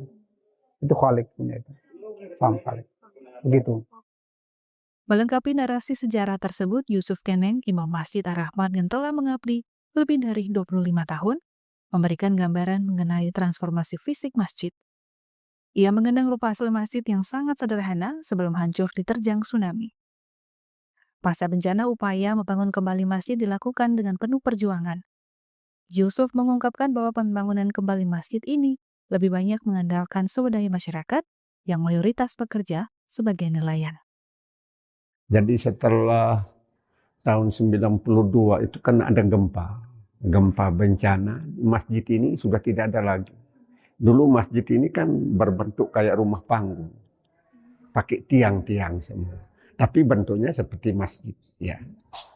Jadi begitu habis gempa, masjid ini dapat bantuan dari Majelis Ulama Indonesia Kabupaten Sika untuk bangun ini masjid. Nah, bangun berupa dia punya tiang-tiang, apa namanya, rangka-rangkanya ini yang kalau ini sudah diperbaharui. Akhirnya kami sudah dapat bantuan berapa kali. Bantuan itu kan tidak besar. Ada yang 25 juta, ada yang 15 juta. Itu kan kami bangun untuk rehab. Kami punya masjid ini. Jendelanya, pokoknya yang sebagaimana adik lihat sekarang ini. Yang terakhir ada donatur, orang yang ada uang. maksudnya orang pengusaha, kasih kami bantuan, tidak tahu uangnya berapa. Dia sendiri yang tangani ini, dia punya kerja pelafonnya, semua sampai di luar. Uangnya kami tidak bisa sebut karena dia sendiri yang langsung tangani. Kalau kondisi ibadahnya biasa-biasa saja. Hanya kondisi masjidnya itu seperti yang saya bilang tadi itu. Masjidnya kayak rumah panggung begitu, pakai tiang-tiang semua dengan dinding-dinding. Begitu gempa, hancur. Nah, begitu. Akhirnya setelah gempa baru mulai bangun pelan-pelan ini, Mas. Terminal Masjid Ar-Rahman yang berada di Waipare, di Desa Watubilo, Kecamatan Kangae, Kabupaten Sika, Nusa Tenggara Timur, berdasarkan sejarah, merupakan masjid pertama yang ada di Kabupaten Sika dan juga menjadi titik masuk sejarah Islam masuk ke Kabupaten Sika. Masjid tertua ini juga pernah runtuh pada tahun 1992 ketika gempa dan tsunami menerjang Pulau Flores atau Kabupaten Sika. Kemudian masjid ini dibangun kembali hingga kokoh berdiri saat ini. Saat ini masjid ini juga menjadi tempat ibadah masyarakat di sekitar dan memiliki nilai sejarah dan harapnya bahwa masjid ini terus menjadi tempat yang ramah dan juga mewariskan cerita di balik berdirinya masjid tertua di Kabupaten Sika.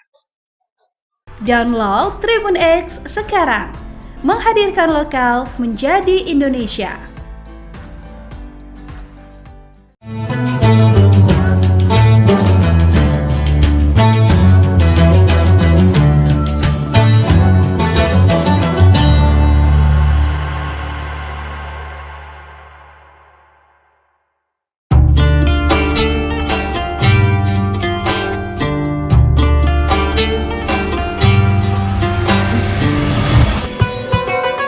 Syukur Alhamdulillah, tahun ini kita masih dipertemukan dengan bulan suci Ramadan.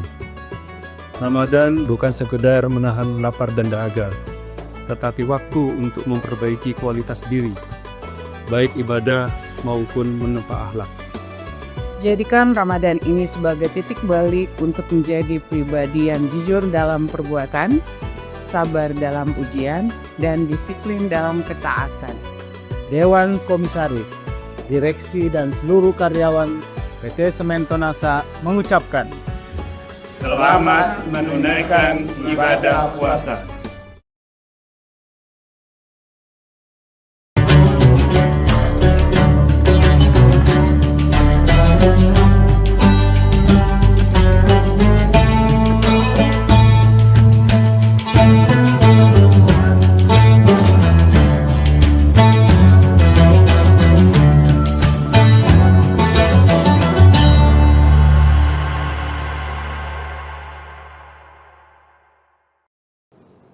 Assalamualaikum warahmatullahi wabarakatuh. Tribuners, seperti apa kabar Anda pada hari ini? Menantikan waktu berbuka puasa. Semoga semuanya masih tetap semangat berpuasa dan juga dalam keadaan sehat walafiat. Tentunya masih bersama saya Ilu Devisania dalam program Syiar Ramadan Tribun Timur yang spesial. Hari ini kita akan membahas terkait dengan tipe puasa yang nantinya akan dijelaskan secara lebih rinci oleh Bapak Ustadz Kiai Haji Sabarudin LC yang sudah bersama kita pada hari ini dan tentunya akan berbagi banyak pengetahuan seputar bulan suci Ramadan. Bapak Ustadz, Assalamualaikum warahmatullahi wabarakatuh. Waalaikumsalam warahmatullahi wabarakatuh. Baik, seperti apa kabarnya Pak? Alhamdulillah luar biasa. Alhamdulillah luar biasa, baik. Nah, ini kita akan memberikan wejangan begitu ya Pak Ustadz ya terkait dengan tipe-tipe puasa selama bulan suci Ramadan, karena kan ada tipe puasa khusus dan lain sebagainya. Mungkin dapat disampaikan kepada Tribuners, silahkan.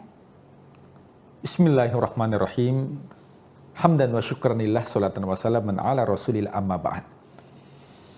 Ya, tentunya bulan suci Ramadan adalah bulan yang mulia yang datang kepada umat manusia, khususnya umat Rasulullah Sallallahu Alaihi Wasallam. Kita ketahui bahwa ibadah itu kan ada ibadah wajib, ada ibadah sunnah. Dan itu tidak didapatkan pada umat terdahulu yang dinamakan dengan ibadah sunnah. Umat terdahulu ketika diturunkan oleh Allah perintah, maka langsung diperintahkan kepada umatnya dan semua itu wajib untuk dilakukan.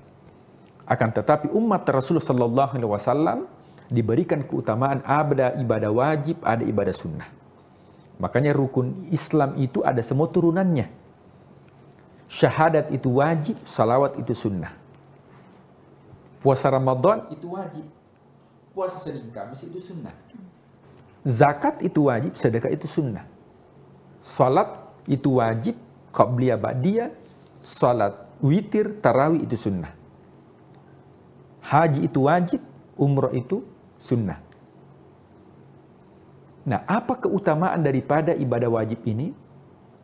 Yaitu untuk mendapatkan rahmatnya Allah. Dan kenapa ada ibadah sunnah? Khususnya di bulan suci Ramadan banyak kita temukan hampir semua amalan itu adalah sunnah. Karena itu untuk mendapatkan syafaat di akhirat. Akan tetapi, tidak semua orang itu bisa mendapatkan keutamaan Ramadan. Maka orang yang berpuasa itu tipenya beda-beda. Meskipun ujung daripada semua ibadah itu adalah takwa. Jadi semua ibadah yang dilakukan itu ujungnya adalah takwa. Coba kita lihat sholat. Ya, sholat itu adalah takwa. Apa itu takwa? Yaitu mencegah dari perbuatan keji dan mungkar. Apa kata Allah? Innas salata tanha anil fahsya'i wal mungkar. Ya, menghindarkan diri dari kemungkaran itu adalah takwa. Puasa Ramadan. Ya ayyuhalladzina amanu, wahai orang-orang yang beriman. Apa ujungnya? La'allakum tattaqun, menjadi pribadi yang bertakwa. Apa itu pribadi yang bertakwa? Yaitu yang bisa keluar di bulan suci Ramadan, keluar setelah bulan suci Ramadan, itu seperti kupu-kupu. Ya, seperti ulat. Bukan seperti ular. Karena beda itu ular dengan ulat. Meskipun beda huruf terakhirnya. Apa bedanya? Ya, ulat itu ketika berpuasa, maka dia mengurung diri dalam kepompong. Itu ulat. Dia tidak makan, dia tidak minum. Tapi karakternya ulat ini rakus. Itu ulat itu apapun yang dihinggapi, ya pasti habis. Ketika ada daun, pasti habis. Dia karakternya rakus. Tapi ketika dia berpuasa, mengurung diri selama beberapa minggu, ketika keluar dari puasanya, kemudian ulat itu berubah menjadi kupu-kupu. Dan kupu-kupu itu siapa yang melihat bahagia, senang, dinikmati, dan setiap bunga yang dihinggapi itu memberikan manfaat. Itulah la'allakum tattaqun. Beda dengan ular. Ular itu ketika berpuasa, dia ketika ingin merubah kulit berganti kulit, maka dia berpuasa. Dia tidak makan, dia tidak minum. Tetapi ketika sudah berganti kulit, ternyata tabiatnya masih seperti bahkan lebih parah. Kemudian karakternya jauh lebih buruk. Bahkan itu lebih ganas itu ular kalau sudah ganti kulit. Beda dengan ulat. Ini yang diharapkan orang-orang yang berpuasa di bulan suci Ramadan. Bagaimana mendapatkan karakter daripada karakter takwa. Sehingga itu ada 3 tipe. Tipe yang pertama ini adalah yang umum, awam. Ya, banyak dilakukan. Maka Tribuners kita berusaha di tahun ini untuk bisa upgrade. Supaya kualitas puasa kita itu tidak sama dengan tahun-tahun sebelumnya. Apa itu tipe umum? Yaitu tidak makan, tidak minum, tidak muntah. Bagi yang suami istri tidak melakukan hubungan suami istri di siang hari bulan suci Ramadan, itu yang umum. Jadi kalau hanya melakukan yang itu puasa paling awam. Kemudian kita upgrade puasa khusus. Yang mana puasa khusus ini bukan hanya menahan lapar, menahan dahaga, menahan haus, tidak makan, tidak minum, tidak berhubungan. Akan tetapi matanya dijaga, penglihatannya dijaga, pendengarannya dijaga, lisannya dijaga, fikirannya dari prasangka buruk itu dijaga. Ketika kita sudah mampu untuk menjaga lisan kita, tidak berkata kotor, tidak mengumpat, tidak mencaci, kita bisa menjaga mata kita dari hal-hal yang diharamkan oleh Allah. Kemudian pendengaran kita, maka itu sudah masuk kategori puasa khusus. Tapi ada yang lebih tinggi. Apa itu puasa yang lebih tinggi? Adalah berpuasa bukan hanya tidak makan, tidak minum, menjaga pandangan, akan tetapi juga menjaga keinginan. Nah, apa bedanya orang puasa umum dengan orang puasa khusus? Nah, kalau orang yang puasa umum, setiap saat yang diperhatikan adalah jam tangan. Jadi kapan terdengar suara azan, yang diperhatikan jam tangan, jam berapa nih. Dan satu-satunya azan yang paling ditunggu-tunggu adalah azan maghrib. Bahkan ada cerita, ya terdengar azan zuhur, dia pikir azan maghrib. Karena memang orientasinya adalah bagaimana cepat berbuka. Jadi kalau ada yang seperti ini, maka itu disebut dengan puasa awam atau puasa umum. Tapi kita tingkatkan menjadi puasa khawassul khawas, yaitu bukan hanya mata dijaga, pendengaran dijaga, akan tetapi yang juga dijaga adalah keinginan kita. Nah, jemaah yang dimuliakan Allah, tribuners yang dimuliakan Allah Subhanahu wa taala. Rasulullah SAW bersabda, betapa banyak orang yang mendapatkan bulan suci Ramadan. Celaka orang yang mendapatkan bulan suci Ramadan. Ya, jadi bahkan Rasul mengatakan, celaka orang yang mendapatkan bulan suci Ramadan. Falam yughfarlah, tapi tidak mendapatkan ampunan. Kenapa tidak mendapatkan ampunan? Karena yang dilakukan adalah hanya puasa umum. Matanya tidak dijaga. Meskipun tidak batal puasanya, tapi batal pahalanya. Dia tidak mendapatkan apa-apa. Nah, ini yang dikhawatirkan. Siapa tahu kita masuk kategori ancaman yang disampaikan Rasulullah SAW bahwa banyak manusia dalam kehidupan dunia ini niyaman itu seperti orang yang tidur. Idza matu intabahu. Nanti ketika dia meninggal dunia baru terbangun. Artinya dia dalam kehidupan dunia ini hanya seperti orang yang bermimpi. Nah, namanya orang yang bermimpi itu bukan kenyataan. Ada orang yang bermimpi memiliki rumah baru, ada orang yang bermimpi naik mobil mewah, tapi ketika dia terbangun, ternyata tidak ada zong. Maka jangan sampai menjadi golongan yang dikhawatirkan Rasulullah SAW melakukan amal di bulan suci Ramadan, tapi hanya orang bermimpi. Ketika nanti dia meninggal dunia, baru dia terbangun. Ternyata tidak ada pali amalanku, zong. Kenapa? Karena yang dilakukan adalah bukan puasa khusus atau lebih khusus, akan tetapi hanya menggugurkan kewajiban saja, tidak makan dan tidak minum, hanya puasa fisik saja, tapi bukan puasa batin. Ya baik, jadi ada begitu banyak ternyata ya Pak Ustadz ya, kemudian larangan-larangan, kemudian juga yang dimaksud dengan puasa khusus dan lain sebagainya, itu perlu betul-betul kita perhatikan supaya kita menjalankan ibadah dengan benar selama bulan suci Ramadan ini, dan tentunya bisa lebih fokus lagi, kemudian konsisten untuk melaksanakan ibadah puasa, dan tentunya semoga semua Tribuners hingga hari ini masih menjalankan ibadah puasa dengan baik, kemudian juga masih konsisten dan tetap menjaga aturan-aturan tadi yang sudah Bapak sebutkan ya. Ada banyak sekali ternyata Tribuners yang perlu kita patuhi selama bulan suci Ramadan ini. Terima kasih Pak Ustadz sudah memberikan kita banyak sekali wejangan begitu ya. Semoga kita bisa menjalankan ibadah puasa semakin lancar, semakin juga konsisten sampai nanti kita tiba pada hari kemenangan ataupun juga Idul Fitri nantinya yang kita nantikan juga bersama-sama. Dan terima kasih kepada seluruh Tribuners yang sudah menyaksikan program kita pada hari ini. Jangan lupa juga untuk saksikan beragam program menarik lainnya hanya di kanal YouTube dan Facebook Tribun Timur, Mata Lokal Menjangkau Indonesia. Saya Ilu Devisania dan seluruh narasumber dan juga kerabat kerja pamit undur diri. Terima kasih. Wassalamualaikum warahmatullahi wabarakatuh. Waalaikumsalam warahmatullahi wabarakatuh.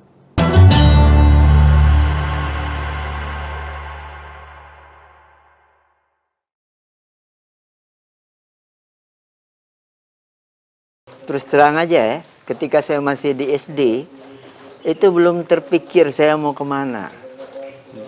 Faktor penyebabnya sederhana aja. Ayah saya umur 2 tahun sudah meninggal. Ibu saya seorang petani. Jadi ibarat saya mimpi, kepengen, umpamanya sukses, nah itu nggak kepikir. Yang mengganti ayah saya, tadilah Kiai Haji Abdul Rashid Siddiq. Beliau sayang dengan saya. Kiai Rashid sangat tadi mengharapkan saya menjadi pelanjut perjuangan beliau. Kenapa saya terharu? Karena begitu cita-cita mulia beliau. Sekarang tidak ada lagi Rasul setelah wafatnya Rasulullah Sallallahu Alaihi Wasallam. Nah, disinilah peran yang harus digantikan. Siapa mereka? Itulah para ulama. Assalamualaikum warahmatullahi wabarakatuh. Tribuners, ada satu pertanyaan yang mungkin jarang kita tanyakan kepada para kiai. Apakah umat ini sedang menuju cahaya atau justru berjalan pelan menuju kegelapan? Nah, pada episode cerita para kiai kali ini, kita tidak hanya akan membahas tentang pesantren.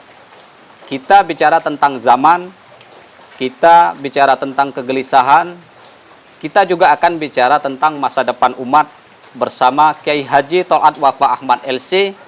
Beliau adalah mudir Pondok Pesantren Raudatul Ulum Sakatiga. Kalau yang belum tahu, Raudatul Ulum Sakatiga tempatnya di Indralaya, Kabupaten Ogan Ilir, Provinsi Sumatera Selatan.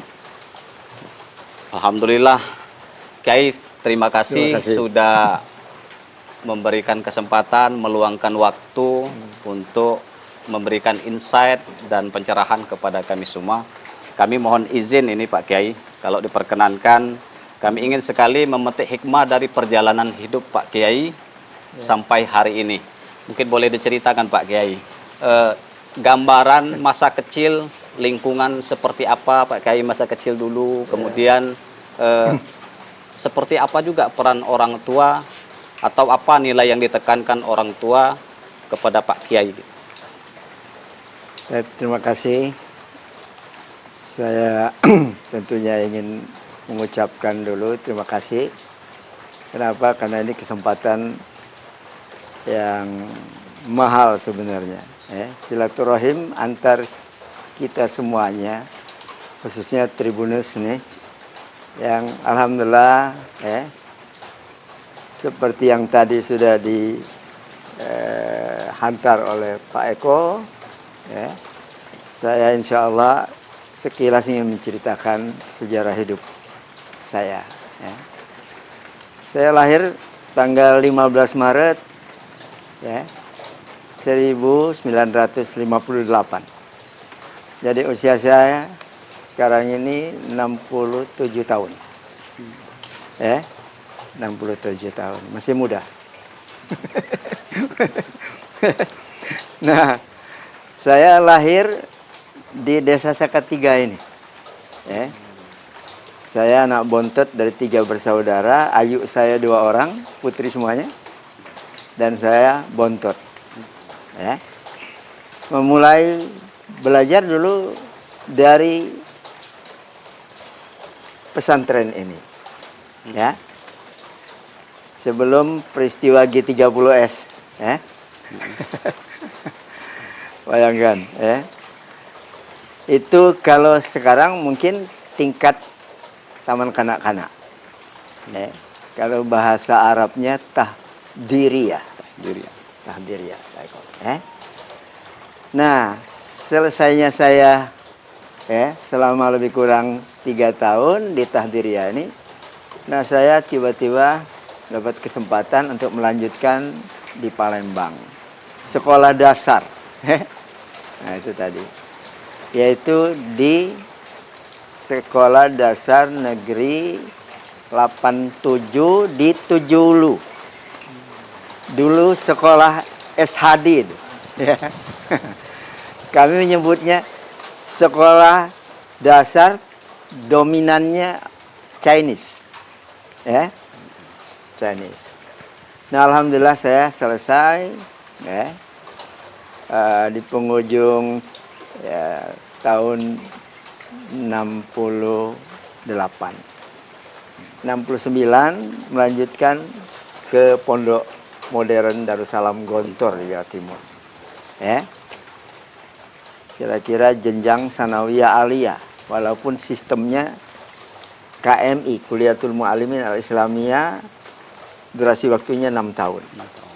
Nah, dari kira-kira akhir 69 itu saya selesai alhamdulillah 76, Pak Eko. Jadi 76 merantau dan menyelesaikan studi saya di Gontor. Alhamdulillah juga saya dipercaya Pak Kiai untuk mengabdi di Gontor sambil kuliah di institut yang ada di sana, di Fakultas Tarbiyah, ya. Tapi tidak sampai selesai karena 2 tahun saya menjalankan tugas itu, alhamdulillah Allah memberikan kemudahan mendapatkan beasiswa untuk melanjutkan studi saya ke kota Rasulullah SAW, yaitu Universitas Islam Madinah. Nah, di Madinah alhamdulillah lancar juga. 4 tahun saya bisa menyelesaikan pendidikan S1 saya, ya, yaitu di akhir tahun 1982, Pak Eko. Saya teringat benar ketika pulang itu pas tahun baru 1983, malam 1 Januari itu, dari pesawat yang nanti landing di Halim Perdana Kusuma, pasti bisa nonton tuh keramaian di Ancol. Keramaian di Ancol.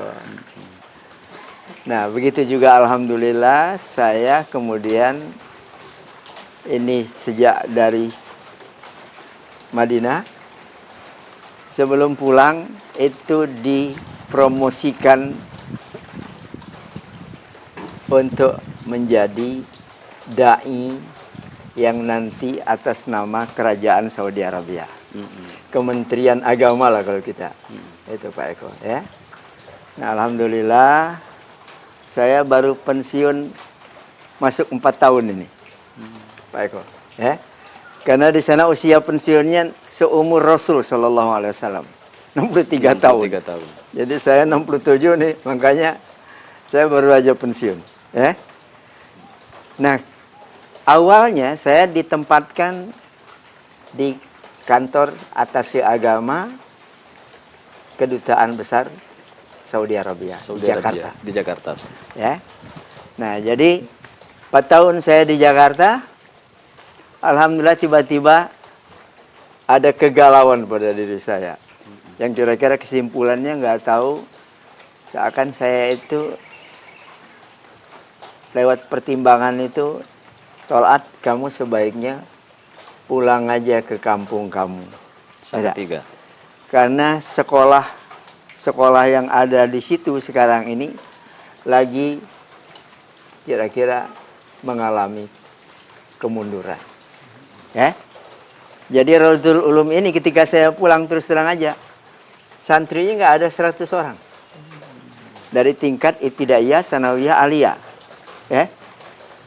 Nah, jadi walaupun pada saat itu beresiko, banyak orang menasihati saya, coba dipikir dulu, Tol'at. Termasuk paman saya, Kiai Haji Abdul Rashid Siddiq, seorang ulama Sumatera Selatan yang dikenal, ya kan. Kata beliau manggil saya Wafa. Wafa, sudah kamu pikirkan itu? Ya enggak? Nah, saya bilang sudah, Wak. saya sudah istikharah juga. Nah, alhamdulillah saya datang ya dari Jakarta di akhir September ya. Nah, itu kemudian saya sudah diberi mandat untuk memimpin. Sementara saya itu merasa masih muda ya. Pada saat itu. Pada saat itu. Karena saya belum menikah, usia saya baru 27 tahun. Nah, jadi alhamdulillah ya, pada tahun itu saya ya, karena para senior ini, beliau ini, orang-orang tua kita nih mendukung kami di belakangmu. Jadi saya ya apa ya, memberanikan diri lah. Bismillah ya. Dan alhamdulillah ya, sejak tahun itu sampai sekarang alhamdulillah saya masih ya diberi Allah kesehatan, diberi Allah barangkali tadi ya keteguhan untuk melanjutkan perjuangan di lembaga pendidikan Islam Pondok Pesantren ini sampai hari ini. Tapi kami coba flashback lagi nih, Kiai. Iya. Jadi kan belakangan ini kan ada banyak orang merasa bimbang mau sekolah pesantren atau tidak, mau masuk pondok atau tidak gitu. Betul. Ya, kita ingin tahu nih, Kiai dulu waktu masa kecil itu pertimbangan masuk pondok gitu, itu apa Kiai? Sebenarnya saya terus terang aja ya, ketika saya masih di SD itu belum terpikir saya mau kemana. Faktor penyebabnya sederhana aja. Ayah saya umur 2 tahun sudah meninggal. Ibu saya seorang petani. Jadi ibarat saya mimpi, kepengen, umpamanya sukses, kepengen memilih tempat melanjutkan belajar saya ke Palembang atau kemana aja gitu ya. Nah itu nggak kepikir. Tapi alhamdulillah pada waktunya ya, nah saya itu diajak oleh katakanlah kakak sepupu saya karena beliau mengantar pada saat itu 11 orang. Jadi 12-nya dengan saya ke Gontor ya. Nah, saya diikutkan. Lalu kemudian saya digaransi oleh saudara-saudara saya yang perempuan ini karena suaminya bekerja alhamdulillah. Dan ayu saya ini juga ada salah seorang guru Nah, mereka mengatakan insya Allah kami siap untuk membiayai. Itu dari sisi biaya. Iya, iya. Nah, jadi seperti itu. Nah. Jadi kalau ini boleh tahu nih Kiai, mungkin adakah hobi atau kebiasaan masa kecil Kiai itu yang mungkin orang banyak tidak tahu, tapi berkesan gitu loh sampai saat ini? Ya, ya betul. Jadi gimana ya? Saya kalau dibilang menjalani masa kecil itu, saya happy aja sebenarnya. Saya senang. Dan saya bukan juga orang gengsian gitu ya.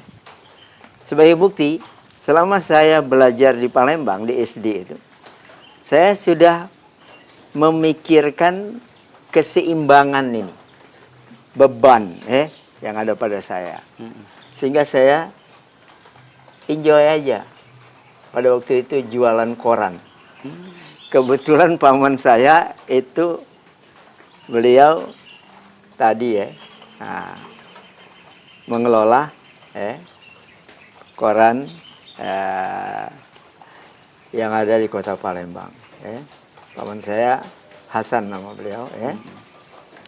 Dan saya sebenarnya itu dengan bahasa beliau itu mengatakan, Bapak, kalau kamu mau memanfaatkan waktu silakan. Nah, jadi sebenarnya begitu ya, sederhana.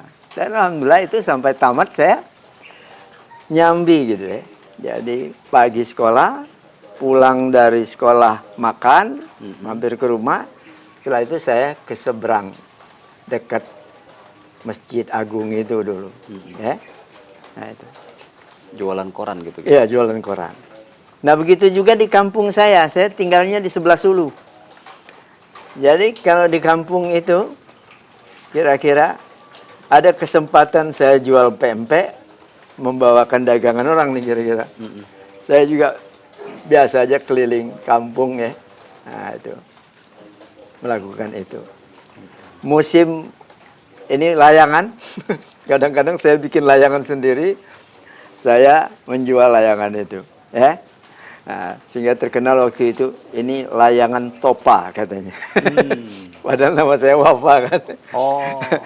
Itu banyak yang tadi ya, langganan membelinya dari saya. Bahkan ada lagi yang unik lagi apa? Biasanya di kampung kami itu banyak pedagang kelapa. Ngambilnya dari Penes, dibawa pakai perahu.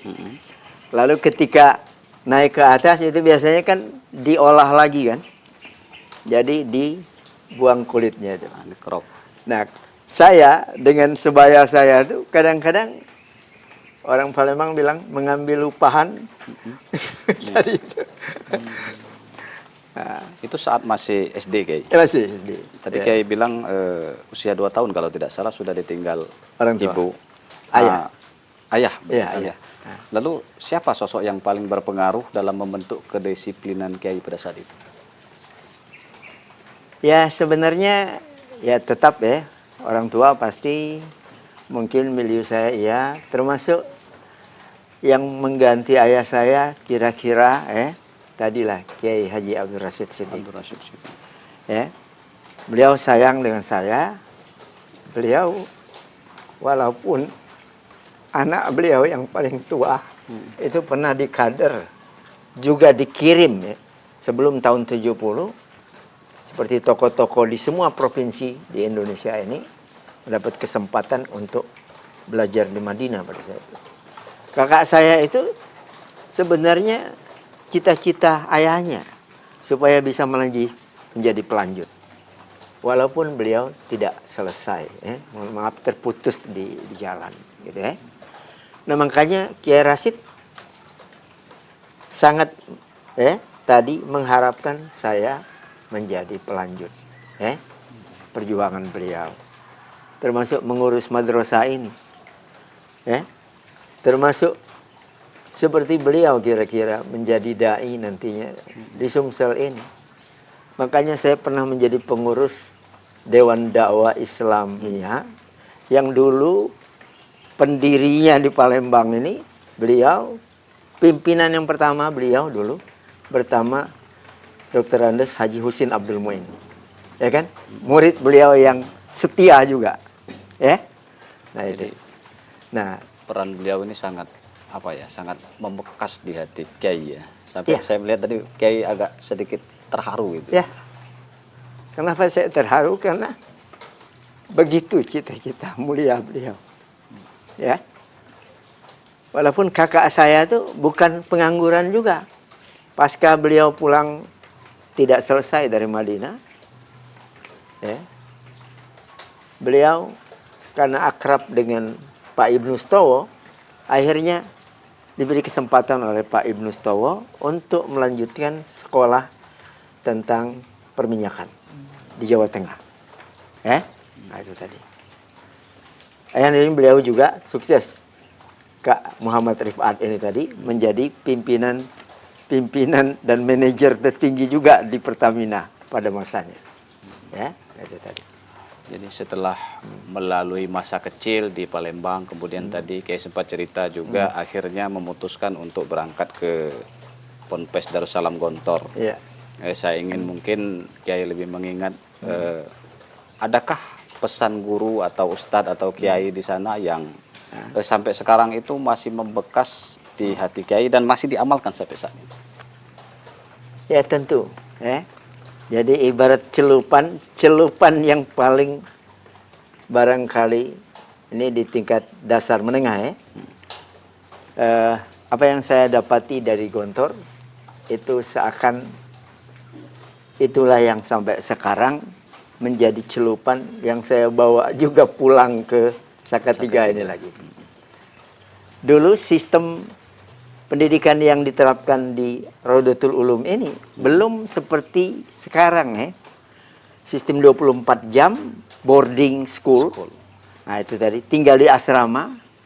Kita mengasuh mereka itu, dekat dengan mereka itu, ya selama 24 jam, bayangkan sekarang. Kalau dulu sistem kalong, jadi sistem kalong itu pagi datang ke sekolah, siang pulang, ya kan? Nah itu. Jadi inilah yang saya coba bawa, saya terapkan dengan tentunya juga modifikasi yang disesuaikan dengan kondisi kekinian dan kedisinian juga, ya kan? Adaptif lah. Kalau baca-baca itu literatur itu Kiai sudah memimpin Ponpes ini sejak tahun 86 Kiai. 86. Kemudian mungkin pernah berselang ya di waktu tahun 2004 sampai 2010 kalau tidak salah Kiai ya. Nah, setelah itu 2010 sampai sekarang balik lagi Kiai yang memimpin Ponpes Raudatul Ulum. Nah, jadi selama puluhan mengabdi di pesantren Pak Kiai. Terus melihat juga perkembangan zaman. Apakah Kiai merasa umat kita saat ini nih sedang baik-baik saja atau justru sebaliknya begitu Pak? Ya, dinamika yang kita temui ya sekarang ini, ya bisa iya bisa tidak gitu ya. Tapi kita belajar dari sejarah. Ada seorang sejarawan mengistilahkan inilah masa kekambuhan jahiliyah.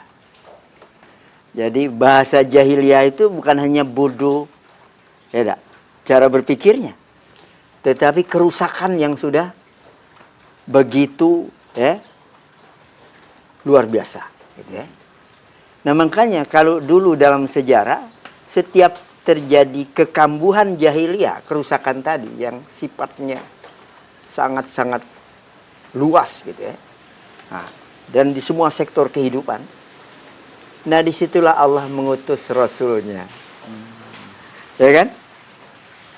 Sekarang tidak ada lagi Rasul setelah wafatnya Rasulullah Sallallahu Alaihi Wasallam. Nah disinilah peran yang harus digantikan.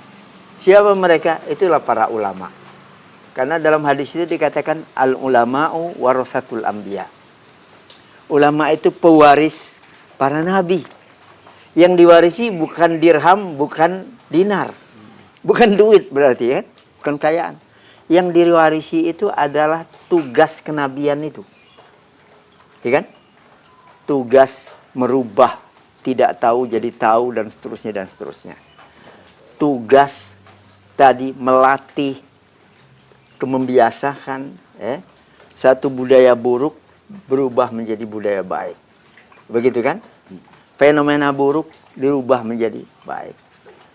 Kebuntuan dihadirkan solusi-solusi yang tepat. Enak. Nah, begitu. Jadi kalau kita menyebut satu penyakit yang paling serius terhadap umat ini, Kiai, kira-kira apa itu Kiai? Yang menggerogoti umat Islam lah lebih begitu. Sebenarnya cukup banyak ya. Jadi kalau kita jujur mengevaluasi diri kita, kadang-kadang ini bermuara dari sumber daya manusianya. Nah, seperti umpamanya begini, kita ternyata belum sungguh-sungguh menyiapkan kader yang akan meneruskan tadi misi kenabian itu. Ya enggak? Coba kita lihat. Mungkin anak-anak kita, cucu kita kalau ditanya pengen sekolah di mana, itu nggak kepikir, pokoknya ingin sekolah di madrasah, di pondok pesantren, dengan alasan macam-macam. Ya enggak? Mereka justru memikirkan kalau bisa saya sukses nanti jadi presiden, ya enggak?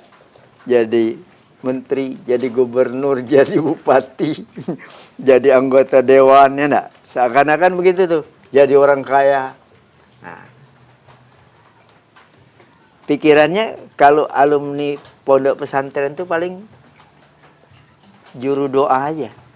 Spesialis doa. Atau merebut masjid gitu kan, kira-kira.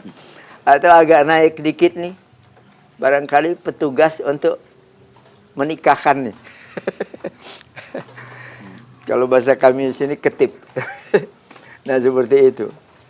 Padahal fakta nih sekarang, alumni pondok pesantren yang alhamdulillah sudah level dunia nih banyak. Nah, dulu pimpinan ormas terbesar Hasyim Muzadi itu alumni Gontor, senior saya jauh, ya enggak? Bayangin, beliau pernah memimpin organisasi setingkat dunia, ya enggak? Sama dengan sahabat saya satu angkatan juga masuk ke Gontor, Profesor Din Samsudin. Yang ternyata beliau bukan hanya berdakwah dalam negeri, yang ternyata bukan kuliah di dalam negeri juga. Beliau kuliahnya di Amerika, ya kan? Nah, lalu dipilih nantinya menjadi ketua Ormas Muhammadiyah. Ini NU, ini Muhammadiyah, ya kan? Dan tadi beliau memimpin Muhammadiyah 2 periode, ya, pada zamannya.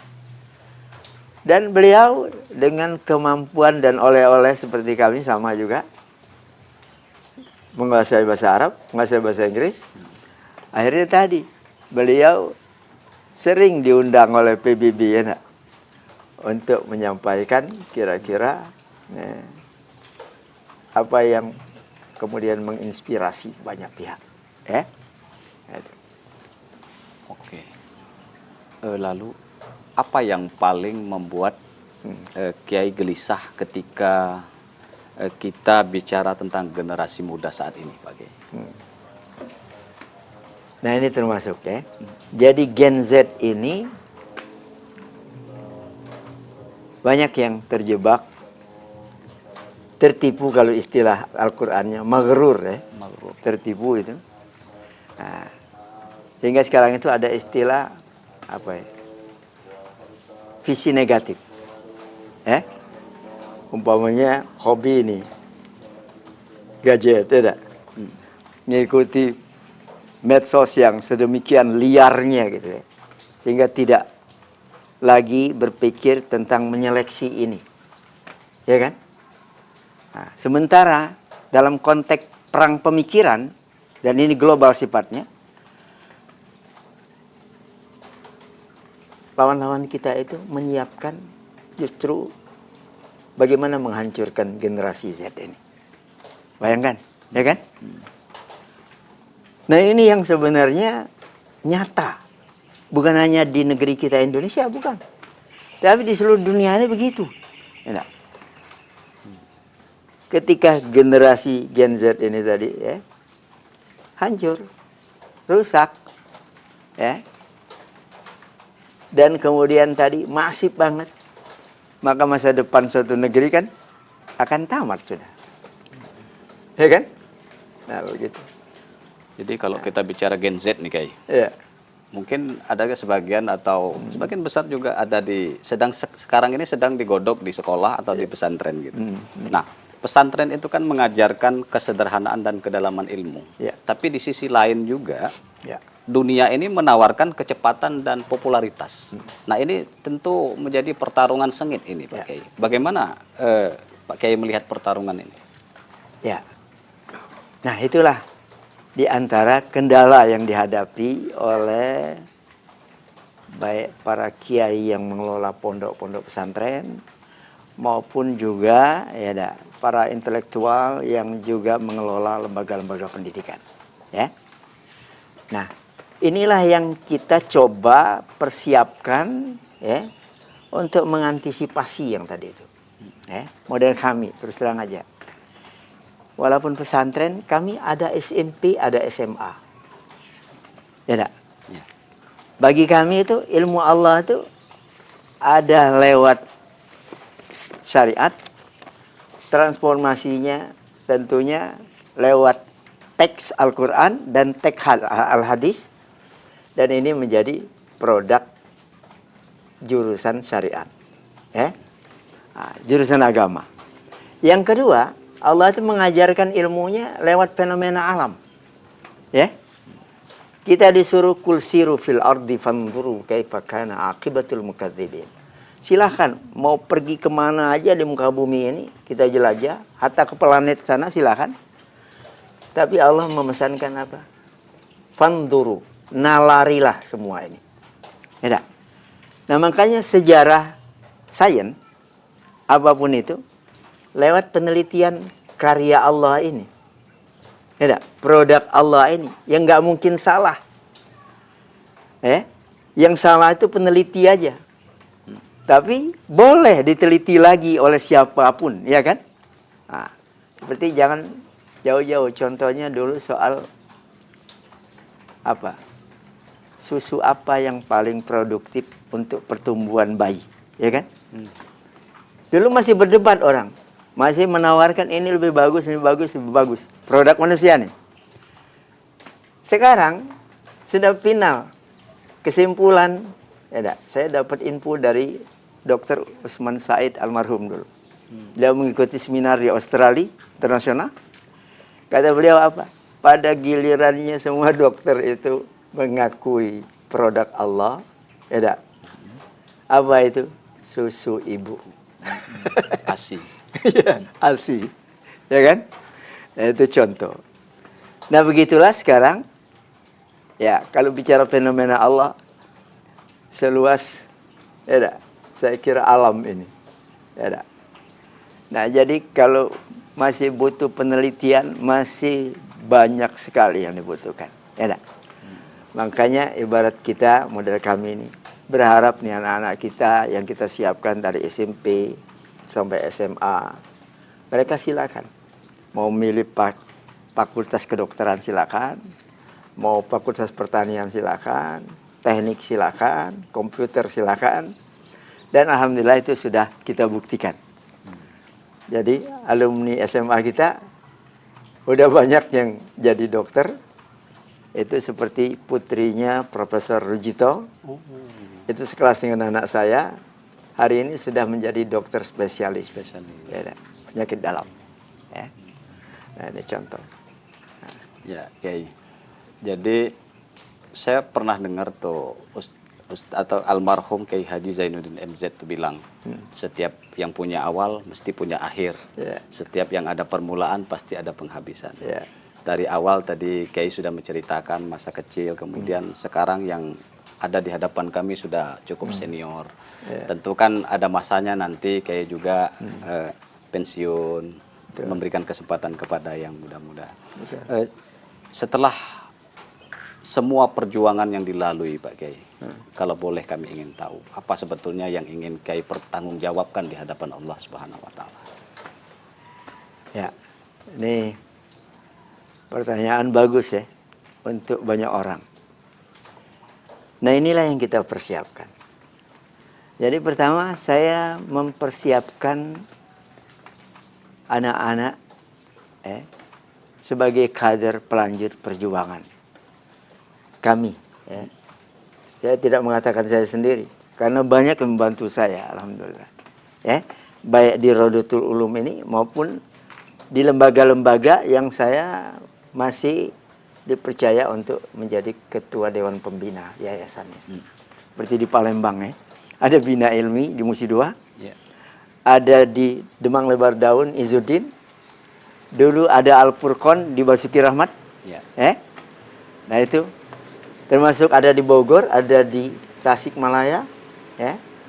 Nah semua itu sesungguhnya adalah bagi saya tanggung jawab juga. Nah sama, kami menyiapkan kader baik anak biologis saya maupun anak ideologis saya. Seperti santri ini kan anak ideologis saya. Yang alhamdulillah barangkali separuh dari SDM kita yang sekarang ini status jadi pengurus, jadi guru di sini adalah produk itu tadi. Saya sudah berapa kali men-challenge mereka ini, termasuk anak saya. Kamu sudah layak untuk menggantikan orang tuamu. Ya tak? Patah tumbuh hilang berganti ini. Ya tak? Nah, tapi tadi dia mengatakan belum siap. Padahal sebenarnya kita menilainya sudah siap nih. Ya. Makanya saya sekarang sudah melatihnya ya. Wakil pimpinan saya, anak saya. Ya, nah ini baru menyelesaikan S2 di Universitas Islam Madinah. Ahmadi ini. Ini anak mantu saya. Ya. Karena istrinya anak saya perempuan yang bontot. Gitu. Nah, saya suruh pulang dulu kamu. Persoalan S3 gampang. Ya kan? Nanti kamu mau kuliah di mana, insya Allah kita bantu, kita siapkan, kita mudahkan. Nah, sekarang lagi menyiapkan ya untuk S3-nya. Ya. Nah, jadi alhamdulillah kaderisasi ini berjalan. Saya terus terang saja orang paling bahagia kalau bisa membantu sukses kaderisasi ini tadi. Bahkan saya jauh sebelumnya sudah biasa gitu, ibarat menjadi donatur nih anak-anak yang nggak mampu untuk tadi melanjutkan studi, ya, baik di dalam negeri maupun keluar. Ya. Nah ini semuanya tadi sebagai wujud rasa tanggung jawab saya, ya. Nah, di samping tentunya juga, ya melatih mereka juga untuk adaptif dengan tuntutan kekinian dan kedisinian ini. Yang tadi umpamanya tantangan yang begitu pesat, ya kan? Begitu serba modern, ya enggak? Nah, begitu menarik sehingga mungkin jadi rebutan, gitu ya? Nah, semacam itu. Bagi saya terus terang aja, bukan harus dihadapi dengan mundur, tapi biasa aja. Hidup ini kan kompetitif ya, nak. Nah, tinggal yang kita pikirkan bagaimana kita bisa menang, ya nak. Nah, dalam kompetisi yang terbuka ini, itu aja. Ya. Nah, jadi itu alhamdulillah yang kita siapkan. Benar tadi, ada hadisnya yang ditanyakan Allah nanti kepada kita pasca kita sudah meniti karir menuntut ilmu ini. Yang ditanyakan Allah itu, apa yang sudah kamu kerjakan ketika kita kira aku sudah memberikan ilmuku kepadamu. Karya berarti, ya? Karya. Bukan ditanya gelarnya. Nah tadi. Tapi produk dari ilmu yang diberikan Allah itu ya kepada kita. Baik dia ilmu syar'i maupun ilmu tadi umum ya, sains tadi. Nah itu. Baik, Kiai, luar biasa ini. Mungkin ini yang terakhir, Kiai. Seandainya Kiai punya waktu 1 menit untuk berbicara kepada seluruh masyarakat, utamanya Indonesia, apa yang ingin Kiai sampaikan? Ya, sebenarnya banyak yang akan saya sampaikan. Dan oleh karenanya sekarang ada istilah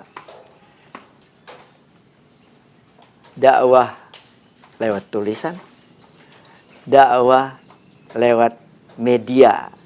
Seperti saudara-saudaraku hari ini mewawancarai saya. Ya,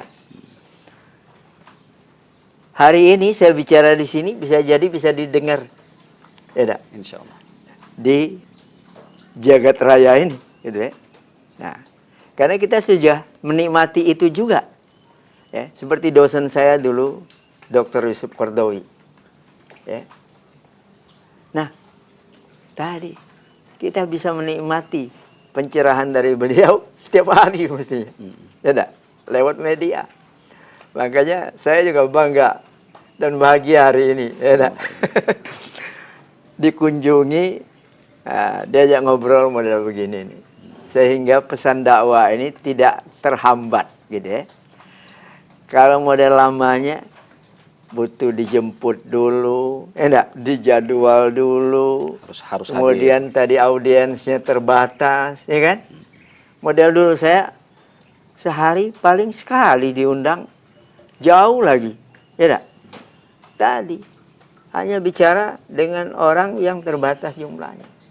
Tapi sekarang kan alhamdulillah dengan fasilitasi semacam ini, Luar biasa. Nah, ini juga anak-anak saya nih juga ikut belajar juga nih. Mohon maaf nih Pak Eko ya, Nak. Insya Allah ilmu bermanfaat nih. Pengalaman bermanfaat. Sama-sama belajar ini, Kiai. Ya, ini buat anak-anak kita model ini kami kadang-kadang podcast ya nggak. Nah, kadang-kadang dilepas alam lepas begini ya sambil menikmati ya, indahnya alam. Tapi tadi kita masih sempat ngobrol yang sifatnya dakwah juga. Ya. Sayang sekali Tribuners sudah sangat sore ini. Padahal perbincangan ini seandainya punya waktu banyak, kita akan lebih banyak menggali perspektif pemikiran dari Kiai Tolat Wafa. Tapi ya terima kasih Kiai, sekali lagi kami ucapkan. Sama-sama. Banyak sekali insight, kemudian pencerahan yang mudah-mudahan sangat bermanfaat bagi saya pribadi, umumnya bagi audiens atau Tribuners dimanapun berada. Dari seorang atau dari cerita para kiai, kita belajar bahwa perubahan zaman tidak selalu harus ditakuti.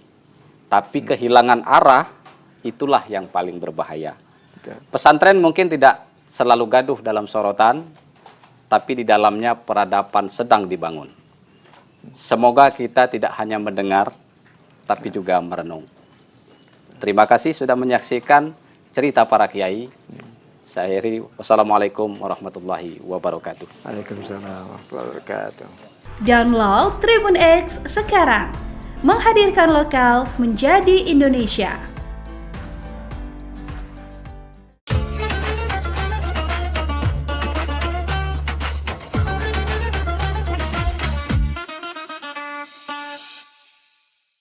Assalamualaikum warahmatullahi wabarakatuh. Alhamdulillahirabbil alamin wa bihi nasta'in wa ala umuri dunya waddin wassalatu wassalamu ala asyrafil anbiya'i wal mursalin wa ala alihi wa sahbihi ajma'in amma ba'd. Alhamdulillah, puji dan syukur mari kita panjatkan kepada Allah Subhanahu wa taala, Rabb semesta alam. Dia yang telah menciptakan beribu-ribu nikmat yang telah kita rasakan pada saat ini, yang bisa kita rasakan dari pagi hingga petang, hingga malam. Dari awal kita bangun tidur sampai ke tidur lagi, kita mendapatkan ribuan nikmat yang bahkan kita tidak bisa menghitungnya. Bahkan dikatakan, wa in ta'udu ni'matallahi la tuhsuha. Jika engkau menghitung nikmat Allah, maka sungguh engkau tidak akan bisa menghitungnya. Tak lupa salat serta salam semoga selalu tercurahkan kepada junjungan kita bersama, manusia terbaik, manusia pilihan Allah, Nabi Muhammad SAW, dan kepada keluarganya, sahabatnya, dan kita selaku umatnya, yang semoga saja selalu istiqomah dalam ajaran beliau hingga akhir zaman. Amin, amin ya rabbal alamin. Sobat Tribuners, gimana nih puasanya? Semoga masih tetap semangat ya. Alhamdulillah kita berada di bulan yang suci, di bulan yang penuh rahmat, bulan yang penuh kenikmatan, dan kita diberikan kewajiban untuk menjalankan ibadah yang sangat luar biasa, yaitu ibadah puasa Ramadan. Alhamdulillah kita berada di bulan suci Ramadan, bulan yang mana penuh keberkahan di dalamnya. Bahkan dari pagi hingga ke pagi lagi itu banyak keberkahannya. Dan ada beberapa waktu mustajab untuk berdoa. Jadi Allah itu ijabah doa-doa kita. Meskipun sebetulnya kapan saja kita berdoa, itu tentu akan dikabulkan ketika memenuhi syarat-syaratnya. Tapi di bulan suci Ramadan ada waktu-waktu yang tentunya lebih mustajab ketika doanya dipanjatkan pada waktu-waktu ini. Yang pertama, saat sahur. Jadi kita perlu memperbanyak doa kita saat bersahur, saat melaksanakan sahur.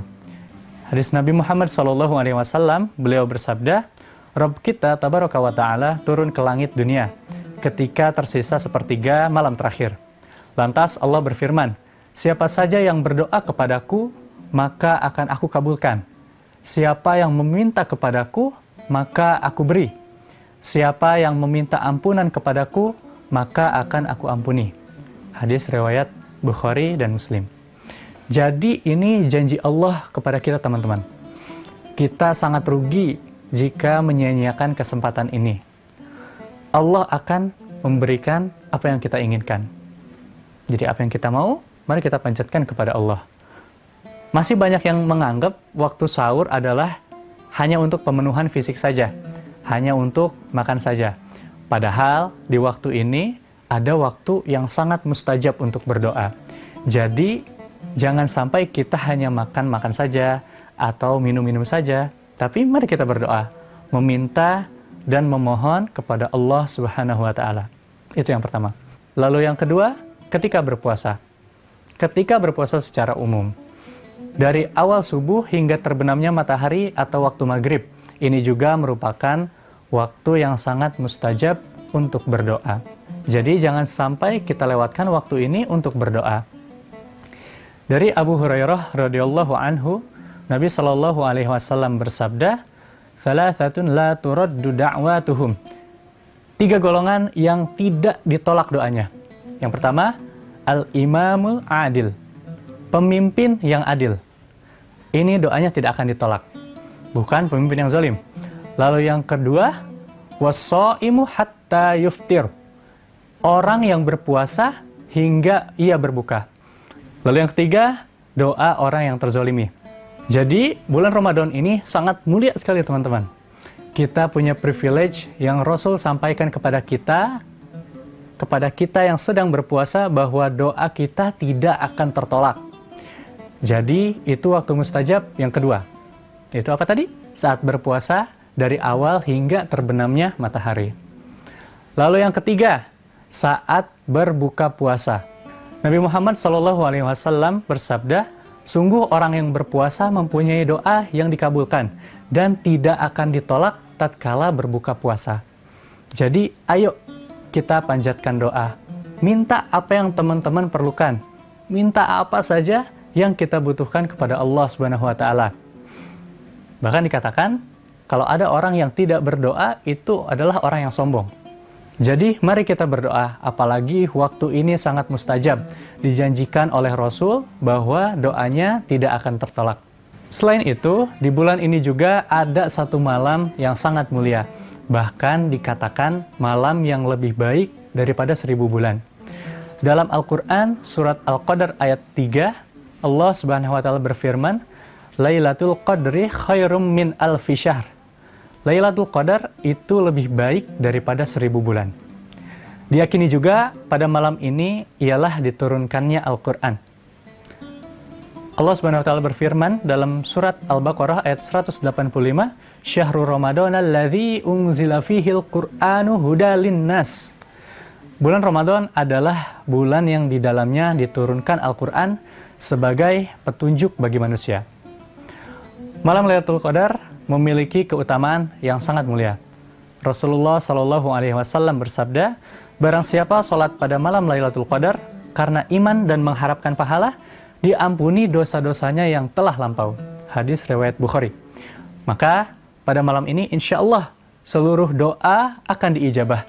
Dan banyak orang yang mencari malam ini di 10 hari terakhir Ramadan. Maka dari itu biasanya banyak yang memperkencang ibadahnya. Mulai dari sholat malam, membaca, bahkan menghatamkan Al-Quran, beriktikaf, dan lain sebagainya. Nah, pastikan kita berada di salah satunya. Jadi ayo kita panjatkan doa. Minta apa yang teman-teman perlukan. Minta apa aja yang kita butuhkan. Minta kepada Allah. Apalagi waktu ini sangat mustajab. Dijanjikan oleh Rasul bahwa doanya tidak akan tertolak. Itulah beberapa waktu mustajab di bulan Ramadan. Jadi mari kita jangan lupa dan jangan ragu untuk berdoa.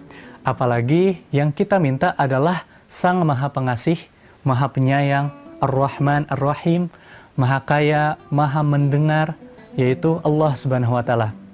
Sangat rugi jika kita melewatkan atau menyia-nyiakan kesempatan ini. Wallahu a'lam bishawab. Wassalamualaikum warahmatullahi wabarakatuh. Download Tribun X sekarang.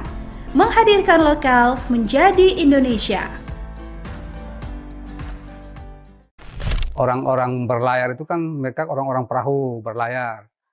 Membawa beli senjata di Surabaya, bawanya ke sini.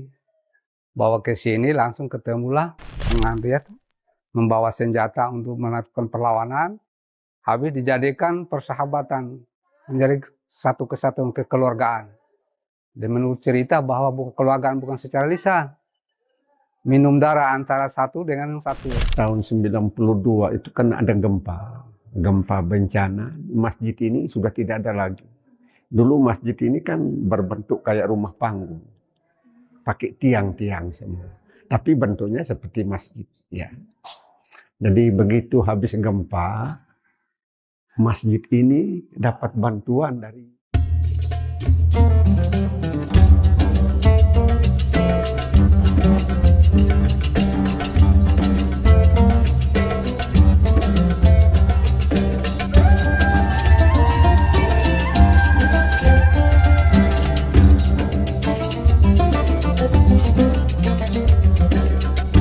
Tribuners, saat ini saya berada di pesisir utara Kabupaten Sika, tepatnya di Waipare, Desa Watubilo, Kecamatan Kangai, Kabupaten Sika, dan di belakang saya ini berdiri sebuah bangunan masjid yang bernama Rahman.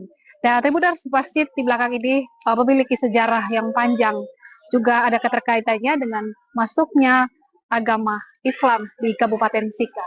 Dan nanti kita akan melihat sejarah di balik masjid ini, maupun juga nanti cerita dari para tetua atau masyarakat umat muslim yang tinggal di sekitar Masjid Ar-Rahman terkait dengan sejarah masjid maupun juga sejarah masuknya agama Islam di Kabupaten Sika. Simak liputan kita berikut ini. Masjid Ar-Rahman Waipare di Desa Watungilo, Kecamatan Kangai, Kabupaten Sika, Pulau Flores, Nusa Tenggara Timur, berdiri kokoh sebagai simbol masuknya Islam di Kabupaten Sika sejak awal abad ke-20. Rumah ibadah yang diyakini sebagai salah satu yang tertua di wilayah ini bukan sekedar bangunan fisik. Rumah ibadah ini merupakan penanda sejarah yang lahir dari ikatan persaudaraan antara pelaut Bugis dan penguasa lokal. Terletak hanya beberapa langkah dari bibir pantai utara Pulau Flores, masjid ini menyajikan perpaduan warna yang kontras dengan alam pesisirnya. Tokoh masyarakat setempat, Muhammad Kadri, menuturkan bahwa kehadiran Islam di wilayah tersebut dibawa oleh para pelaut asal Gujarat dan Sulawesi yang melintasi perairan Nusantara sekitar tahun 1901. Pertemuan antara pendatang dan penguasa lokal, Raja Kangai, tidak berakhir dengan konflik. Sebaliknya, mereka menjalini persahabatan erat yang dikukuhkan melalui tradisi unik, minum darah, sebagai simbol persaudaraan yang tak terputuskan. Sebagai bentuk penerimaan, Raja Kangai menghibahkan lahan di sepanjang pesisir pantai hingga ke Tanjung Darat untuk dikelola para pendatang. Di lahan inilah pemukiman dan tempat ibadah dibangun. Menurut sejarah dari cerita dari orang-orang tua sebelum saya ini, mereka menyatakan bahwa Islam masuk di Sika ini diperkirakan tahun 1901. Waktu zaman Belanda dulu sampai zaman Jepang. Setelah itu orang-orang Gujarat dari Sulawesi, dulu kan orang-orang berlayar itu kan mereka orang-orang perahu berlayar, membawa beli senjata di Surabaya, bawanya ke sini. Bawa ke sini langsung ketemulah Raja Nai, Ratu Nai, Raja Kerajaan Kangai yang tempatnya di sana. Ada rumah raja di situ. Lalu mereka berlabuh di sini membawa senjata untuk melakukan perlawanan, habis dijadikan persahabatan, menjadi satu kesatuan kekeluargaan.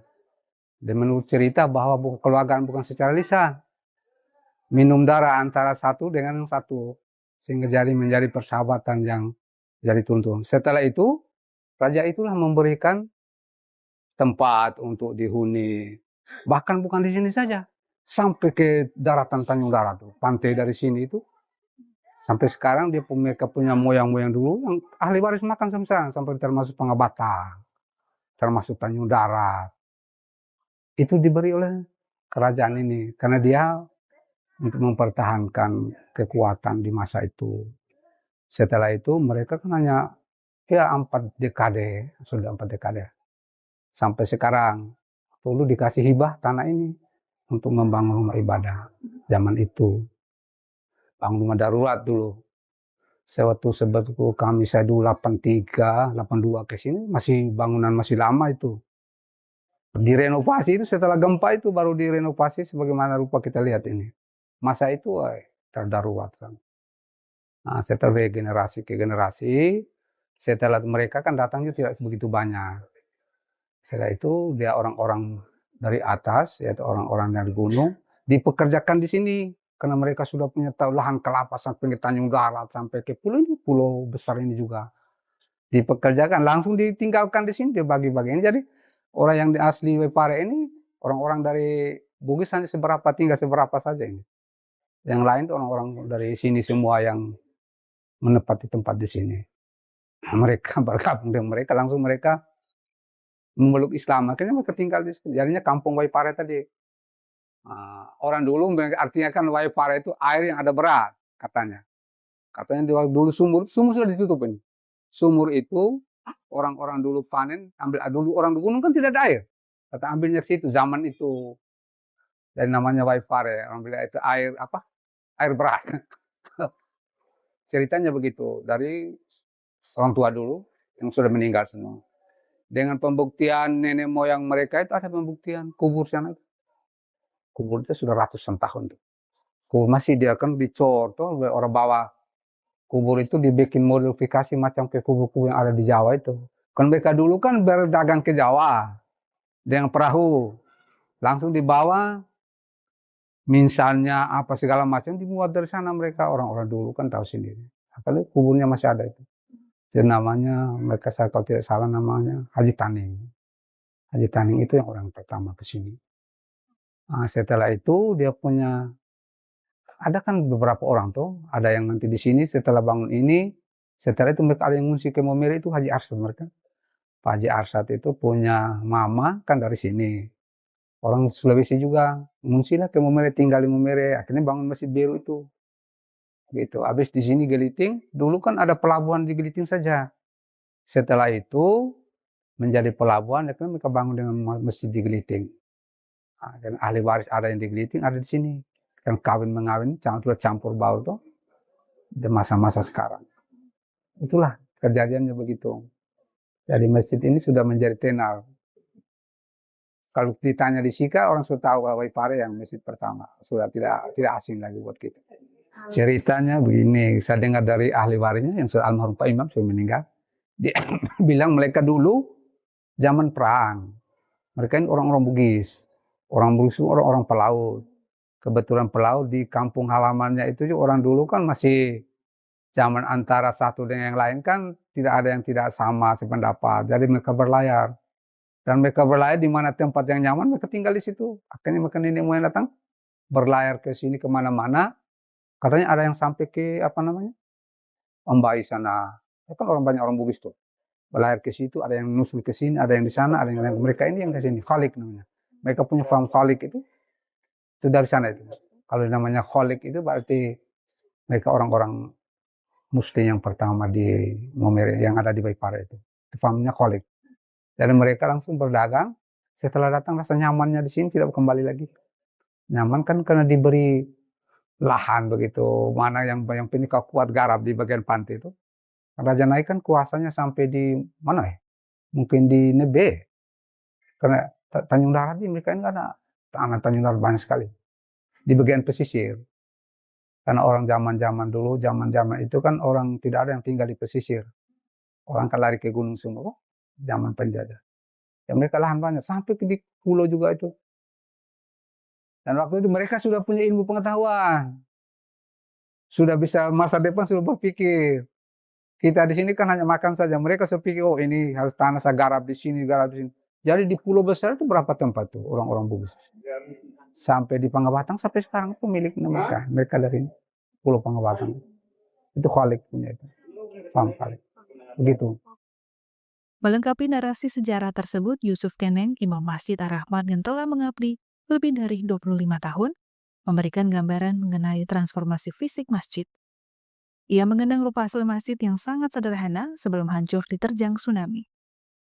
Pasca bencana, upaya membangun kembali masjid dilakukan dengan penuh perjuangan. Yusuf mengungkapkan bahwa pembangunan kembali masjid ini lebih banyak mengandalkan swadaya masyarakat yang mayoritas bekerja sebagai nelayan. Jadi setelah tahun 92 itu kan ada gempa bencana, masjid ini sudah tidak ada lagi. Dulu masjid ini kan berbentuk kayak rumah panggung, pakai tiang-tiang semua, tapi bentuknya seperti masjid. Ya. Jadi begitu habis gempa, masjid ini dapat bantuan dari Majelis Ulama Indonesia Kabupaten Sika untuk bangun ini masjid. Nah, bangun berupa dia punya tiang-tiang rangka-rangkanya ini yang kalau ini sudah diperbaharui. Akhirnya kami sudah dapat bantuan-bantuan berapa kali. Bantuan itu kan tidak besar.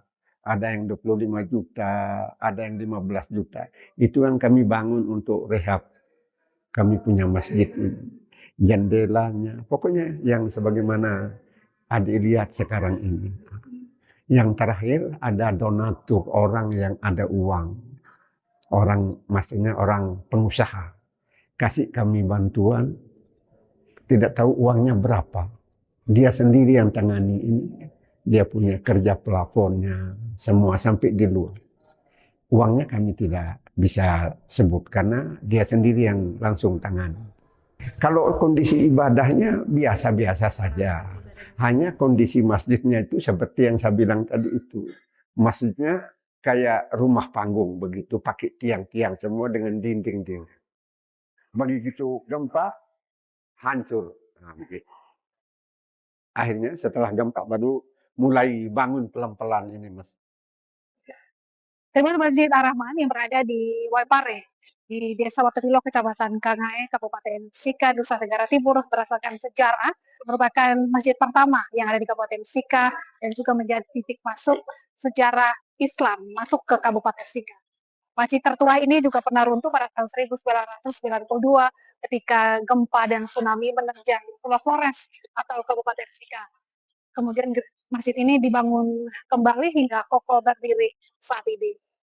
Saat ini masjid ini juga menjadi tempat ibadah masyarakat di sekitar dan memiliki nilai sejarah dan harapnya bahwa masjid ini terus menjadi tempat yang ramah dan juga mewariskan cerita di balik berdirinya masjid tertua di Kabupaten Sika.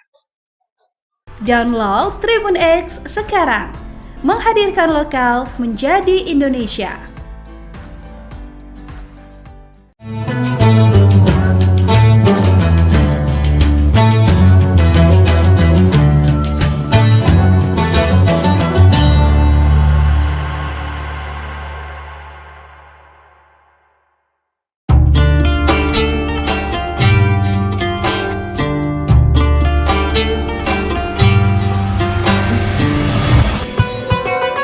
Syukur Alhamdulillah, tahun ini kita masih dipertemukan dengan bulan suci Ramadan. Ramadan bukan sekedar menahan lapar dan dahaga, tetapi waktu untuk memperbaiki kualitas diri, baik ibadah maupun menempa akhlak. Jadikan Ramadan ini sebagai titik balik untuk menjadi pribadi yang jujur dalam perbuatan, sabar dalam ujian, dan disiplin dalam ketaatan. Dewan Komisaris, Direksi dan seluruh karyawan PT Semen Tonasa mengucapkan selamat menunaikan ibadah puasa.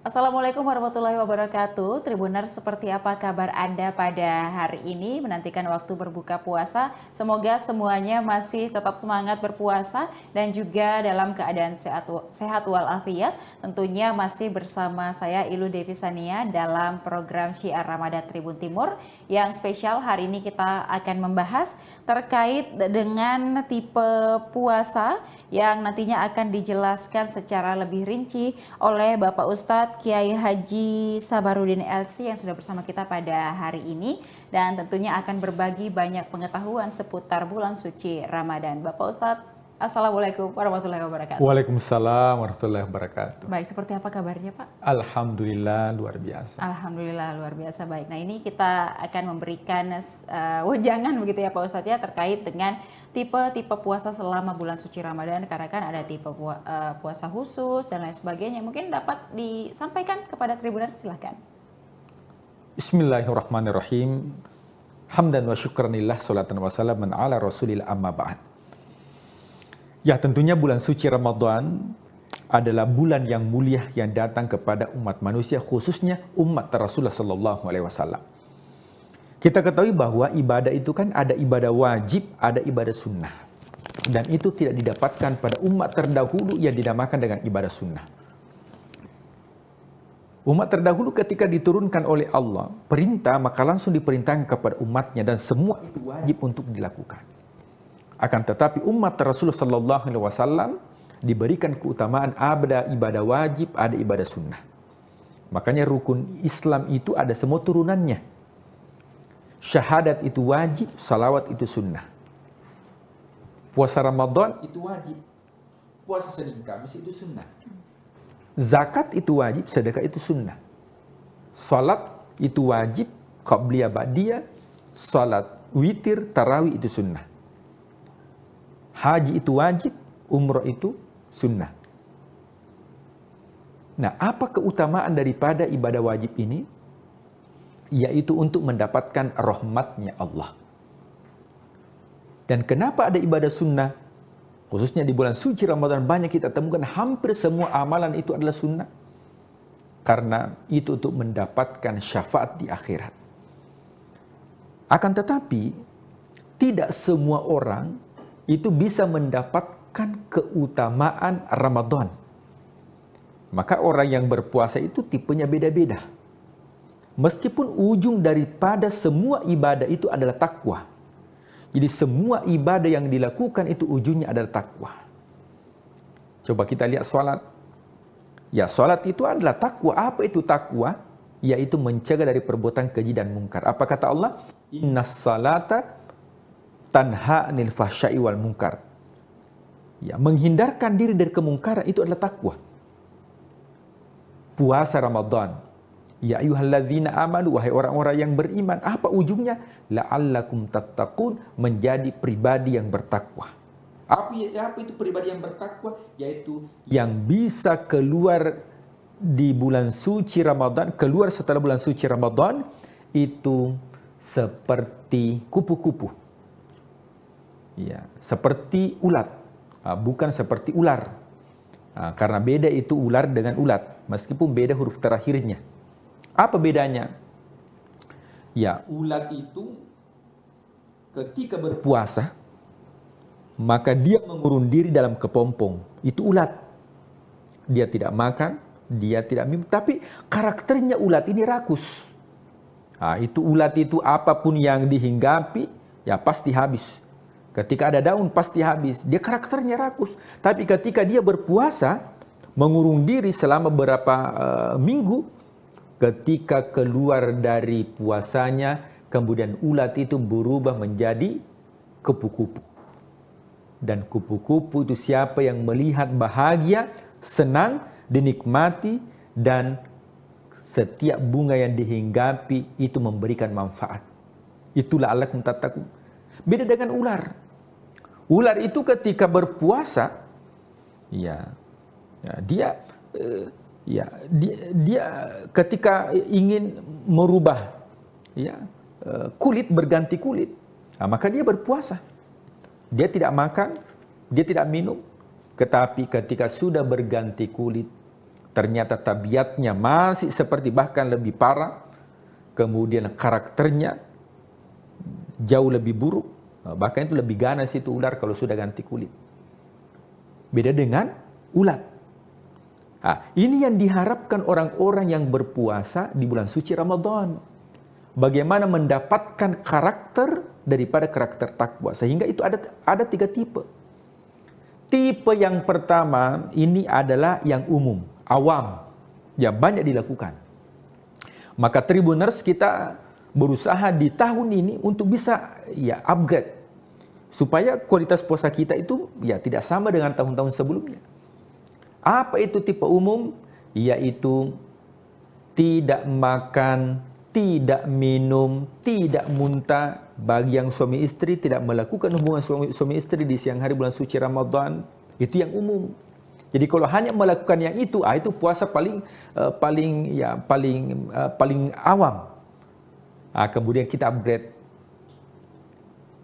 puasa khusus. Yang mana puasa khusus ini ya bukan hanya menahan lapar, menahan dahaga, menahan haus, tidak makan, tidak minum, tidak berhubungan. Akan tetapi matanya dijaga, penglihatannya dijaga, pendengarannya dijaga, lisannya dijaga, fikirannya dari prasangka buruk itu dijaga. Ketika kita sudah mampu untuk menjaga lisan kita, tidak berkata kotor, tidak mengumpat, tidak mencaci, kita bisa menjaga mata kita dari hal-hal yang diharamkan oleh Allah. Kemudian pendengaran kita, maka itu sudah masuk kategori puasa khusus. Tapi ada yang lebih tinggi. Apa itu puasa yang lebih tinggi? Adalah berpuasa bukan hanya tidak makan, tidak minum, menjaga pandangan, akan tetapi juga menjaga keinginan. Nah, apa bedanya orang puasa umum dengan orang puasa khusus? Kalau orang yang puasa umum, setiap saat yang diperhatikan adalah jam tangan. Jadi kapan terdengar suara azan, yang diperhatikan jam tangan, jam berapa nih. Dan satu-satunya azan yang paling ditunggu-tunggu adalah azan maghrib. Bahkan ada cerita, ya terdengar azan zuhur, dia pikir azan maghrib. Karena memang orientasinya adalah bagaimana cepat berbuka. Jadi kalau ada yang seperti ini, maka itu disebut dengan puasa awam atau puasa umum. Tapi kita tingkatkan menjadi puasa khawasul khawas, yaitu bukan hanya mata dijaga, pendengaran dijaga, akan tetapi yang juga dijaga adalah keinginan kita. Nah, jemaah yang dimuliakan Allah, tribuners yang dimuliakan Allah Subhanahu wa taala. Rasulullah SAW bersabda, betapa banyak orang yang mendapatkan bulan suci Ramadan. Celaka kalau orang yang mendapatkan bulan suci Ramadan. Ya, jadi bahkan Rasul mengatakan, celaka kalau orang yang mendapatkan bulan suci Ramadan. Falam yughfarlah, tapi tidak mendapatkan ampunan. Kenapa tidak mendapatkan ampunan? Karena yang dilakukan adalah hanya puasa umum. Matanya tidak dijaga. Meskipun tidak batal puasanya, tapi batal pahalanya. Dia tidak mendapatkan apa-apa. Ini yang dikhawatirkan. Siapa tahu kita masuk kategori ancaman yang disampaikan Rasulullah SAW, bahwa banyak manusia dalam kehidupan dunia ini niyaman itu seperti orang yang tidur. Idza matu intabahu. Nanti ketika dia meninggal dunia baru terbangun. Artinya dia dalam kehidupan dunia ini hanya seperti orang yang bermimpi. Namanya orang yang bermimpi itu bukan kenyataan. Ada orang yang bermimpi memiliki rumah baru, ada orang yang bermimpi naik mobil mewah, tapi ketika dia terbangun, ternyata tidak ada zong. Maka jangan sampai menjadi golongan yang dikhawatirkan Rasulullah SAW melakukan amal di bulan suci Ramadan, tapi hanya orang bermimpi. Ketika nanti dia meninggal dunia, baru dia terbangun. Ternyata tidak ada pali amalanku, zong. Kenapa? Karena yang dilakukan adalah bukan puasa khusus atau lebih khusus, akan tetapi hanya menggugurkan kewajiban saja, tidak makan dan tidak minum, hanya puasa fisik saja, tapi bukan puasa batin.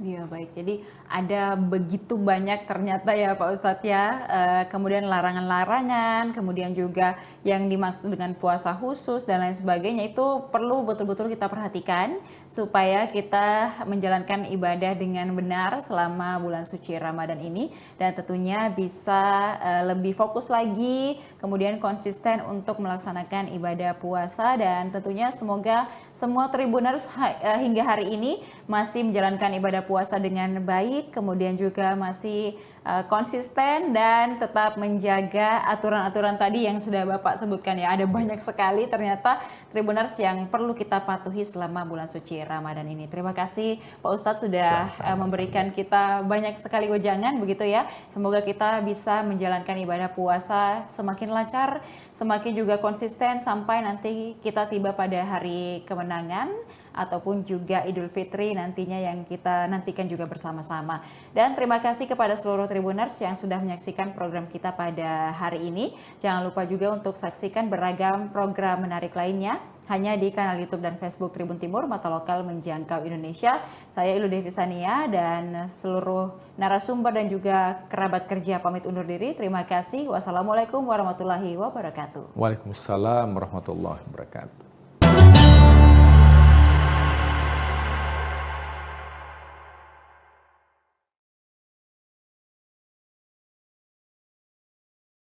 Terus terang aja ya, ketika saya masih di SD, itu belum terpikir saya mau kemana.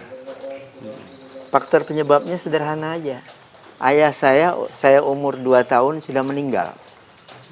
Ibu saya seorang petani. Jadi ibarat saya mimpi, kepengen, umpamanya sukses, nah itu nggak kepikir. Yang mengganti ayah saya, tadilah Kiai Haji Abdul Rashid Siddiq. Beliau sayang dengan saya. Kiai Rashid sangat tadi mengharapkan saya menjadi pelanjut perjuangan beliau. Kenapa saya terharu? Karena begitu cita-cita mulia beliau. Sekarang tidak ada lagi Rasul setelah wafatnya Rasulullah Shallallahu Alaihi Wasallam. Nah disinilah peran yang harus digantikan. Siapa mereka? Itulah para ulama. Assalamualaikum warahmatullahi wabarakatuh. Tribuners, ada satu pertanyaan yang mungkin jarang kita tanyakan kepada para kiai. Apakah umat ini sedang menuju cahaya atau justru berjalan pelan menuju kegelapan? Nah, pada episode cerita para kiai kali ini, kita tidak hanya akan membahas tentang pesantren. Kita bicara tentang zaman, kita bicara tentang kegelisahan, kita juga akan bicara tentang masa depan umat bersama Kiai Haji Tol'at Wafa Ahmad LC. Beliau adalah mudir Pondok Pesantren Raudatul Ulum Sakatiga. Kalau yang belum tahu, Raudatul Ulum Sakatiga tempatnya di Indralaya, Kabupaten Ogan Ilir, Provinsi Sumatera Selatan. Alhamdulillah, Kiai, terima kasih sudah memberikan kesempatan, meluangkan waktu untuk memberikan insight dan pencerahan kepada kami semua. Kami mohon izin ini Pak Kiai, kalau diperkenankan, kami ingin sekali memetik hikmah dari perjalanan hidup Pak Kiai sampai hari ini. Mungkin boleh diceritakan Pak Kiai, gambaran masa kecil, lingkungan seperti apa Pak Kiai masa kecil dulu, kemudian seperti apa juga peran orang tua, atau apa nilai yang ditekankan orang tua kepada Pak Kiai? Terima kasih.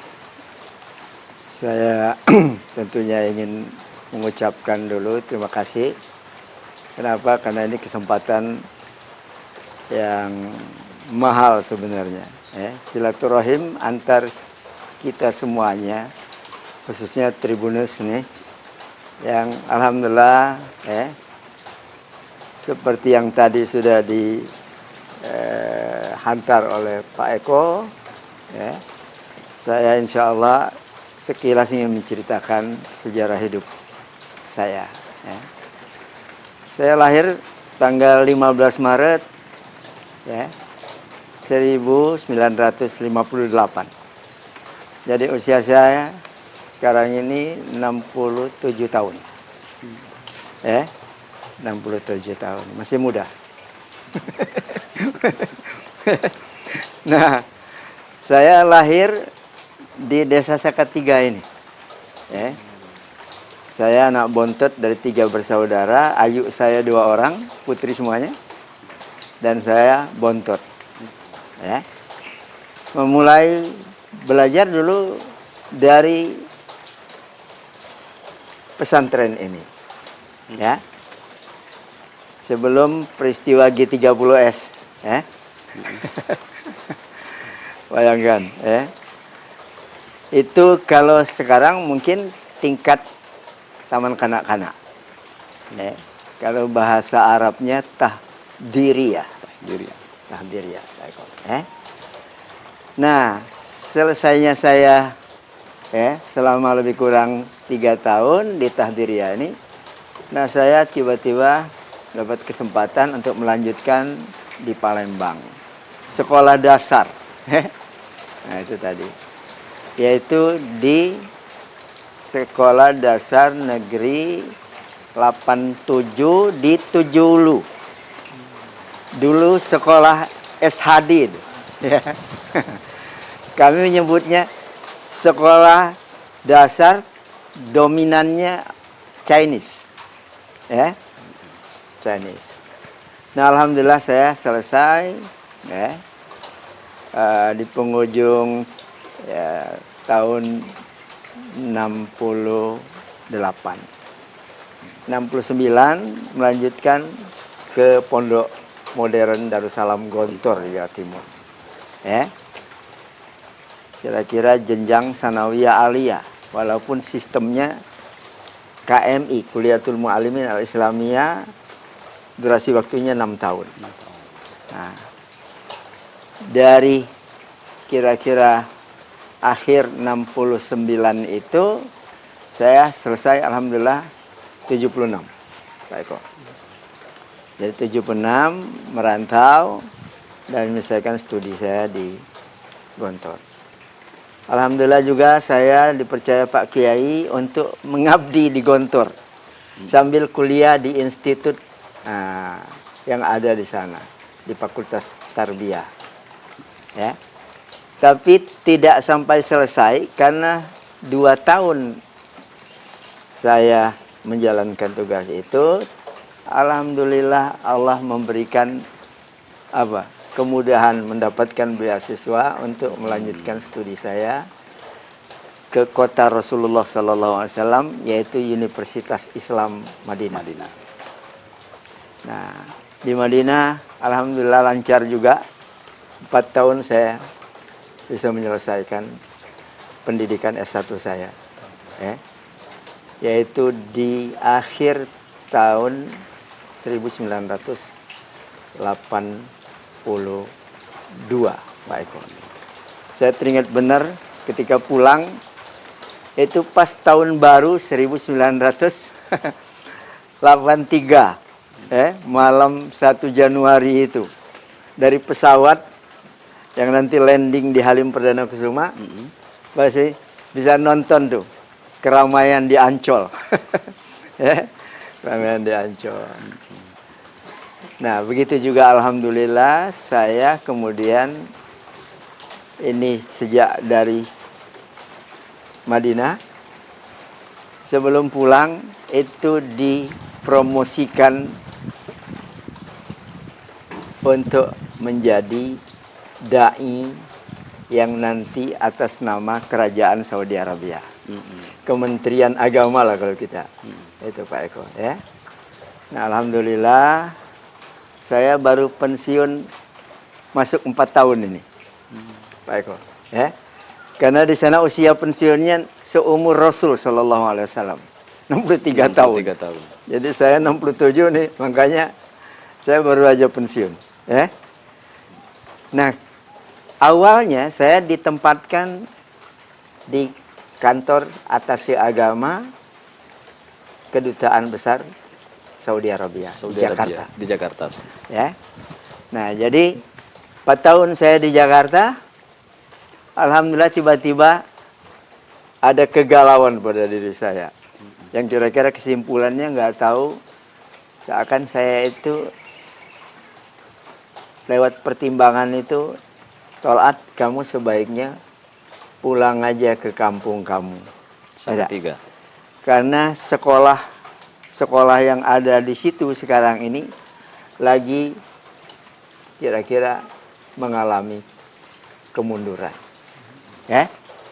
Jadi Raudhul Ulum ini ketika saya pulang, terus terang aja, santrinya nggak ada 100 orang. Dari tingkat ibtidaiyah, sanawiyah, aliyah. Ya. Nah, jadi walaupun pada saat itu beresiko, banyak orang menasihati saya, coba dipikir dulu, Tol'at. Termasuk paman saya, Kiai Haji Abdul Rashid Siddiq, seorang ulama Sumatera Selatan yang dikenal, ya kan. Kata beliau manggil saya Wafa. Wafa, sudah kamu pikirkan itu? Ya enggak? Nah, saya bilang sudah, Wak. Saya sudah istikharah juga. Nah, alhamdulillah saya datang ya dari Jakarta di akhir September ya. Nah, itu kemudian saya sudah diberi mandat untuk memimpin. Sementara saya itu merasa masih muda ya. Pada saat itu. Pada saat itu. Karena saya belum menikah, usia saya baru 27 tahun. Nah, jadi alhamdulillah ya, pada tahun itu saya ya, karena para senior ini, beliau ini, orang-orang tua kita nih mendukung kami di belakangmu. Jadi saya ya memberanikan diri lah. Bismillah ya. Dan alhamdulillah ya, sejak tahun itu sampai sekarang alhamdulillah saya masih ya diberi Allah kesehatan, diberi Allah barangkali tadi ya keteguhan untuk melanjutkan perjuangan di lembaga pendidikan Islam Pondok Pesantren ini sampai hari ini. Tapi kami coba flashback lagi nih, Kiai. Iya. Jadi kan belakangan ini kan ada banyak orang merasa bimbang mau sekolah pesantren atau tidak, mau masuk pondok atau tidak gitu. Betul. Ya, kita ingin tahu nih, Kiai dulu waktu masa kecil itu pertimbangan masuk pondok gitu, itu apa, Kiai? Sebenarnya saya terus terang aja ya, ketika saya masih di SD itu belum terpikir saya mau kemana. Faktor penyebabnya sederhana aja. Ayah saya umur 2 tahun sudah meninggal. Ibu saya seorang petani. Jadi ibarat saya mimpi, kepengen sukses, kepengen memilih tempat melanjutkan belajar saya ke Palembang atau kemana aja gitu ya. Nah, itu nggak kepikir. Tapi alhamdulillah pada waktunya ya, nah saya itu diajak oleh katakanlah kakak sepupu saya karena beliau mengantar pada saat itu 11 orang. Jadi 12-nya dengan saya ke Gontor ya. Nah, saya diikutkan. Lalu kemudian saya digaransi oleh saudara-saudara saya yang perempuan ini karena suaminya bekerja alhamdulillah. Dan ayu saya ini juga ada salah seorang guru ya. Nah, mereka mengatakan insya Allah kami siap untuk membiayai. Itu dari sisi biaya. Iya, iya. Nah, jadi seperti itu. Nah. Jadi kalau ini boleh tahu nih, Kiai. Nah. Mungkin adakah hobi atau kebiasaan masa kecil Kiai itu yang mungkin orang banyak tidak tahu, tapi berkesan gitu loh sampai saat ini? Ya, ya betul. Jadi gimana ya? Saya kalau dibilang menjalani masa kecil itu, saya happy aja sebenarnya. Saya senang. Dan saya bukan juga orang gengsian gitu ya. Sebagai bukti, selama saya belajar di Palembang, di SD itu, saya sudah memikirkan keseimbangan ini. Beban yang ada pada saya. Sehingga saya enjoy aja. pada waktu itu jualan koran. Kebetulan paman saya itu beliau tadi mengelola koran yang ada di kota Palembang. Paman saya Hasan nama beliau. Dan saya sebenarnya itu dengan bahasa beliau itu mengatakan, Wafa, kalau kamu mau memanfaatkan waktu silakan. Nah, jadi sebenarnya begitu ya, sederhana. Dan alhamdulillah itu sampai tamat saya nyambi gitu ya. Jadi pagi sekolah, pulang dari sekolah makan, mampir ke rumah. Setelah itu saya ke seberang dekat Masjid Agung itu dulu. Nah itu. Jualan koran gitu. Iya, jualan koran. Nah begitu juga di kampung saya tinggalnya di sebelah Sulu. Jadi kalau di kampung itu kira-kira ada kesempatan saya jual pempek, membawakan dagangan orang nih kira-kira. Saya juga biasa aja keliling kampung ya. Nah itu, melakukan itu. Musim ini layangan, kadang-kadang saya bikin layangan sendiri, saya menjual layangan itu. Ya. Nah, sehingga terkenal waktu itu, ini layangan Topa katanya. Padahal nama saya Wafa kan. Oh. Itu banyak yang tadi ya, langganan membelinya dari saya. Bahkan ada lagi yang unik lagi apa? Biasanya di kampung kami itu banyak pedagang kelapa. Ngambilnya dari Penes, dibawa pakai perahu. Lalu ketika naik ke atas itu biasanya kan diolah lagi kan.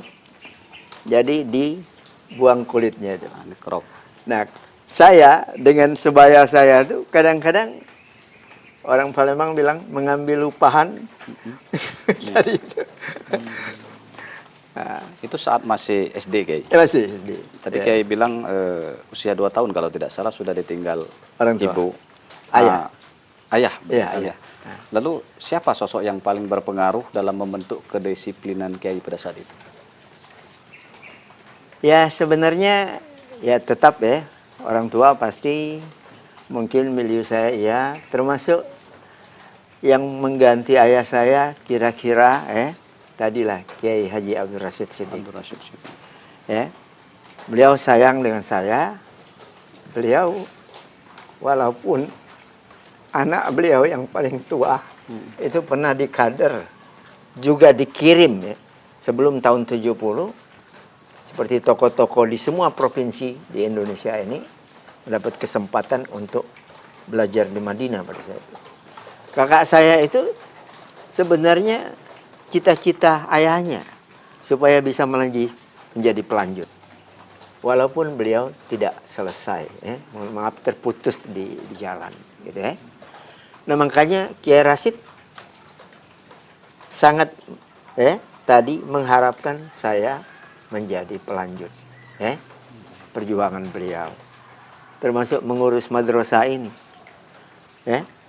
termasuk seperti beliau kira-kira menjadi dai nantinya di Sumsel ini.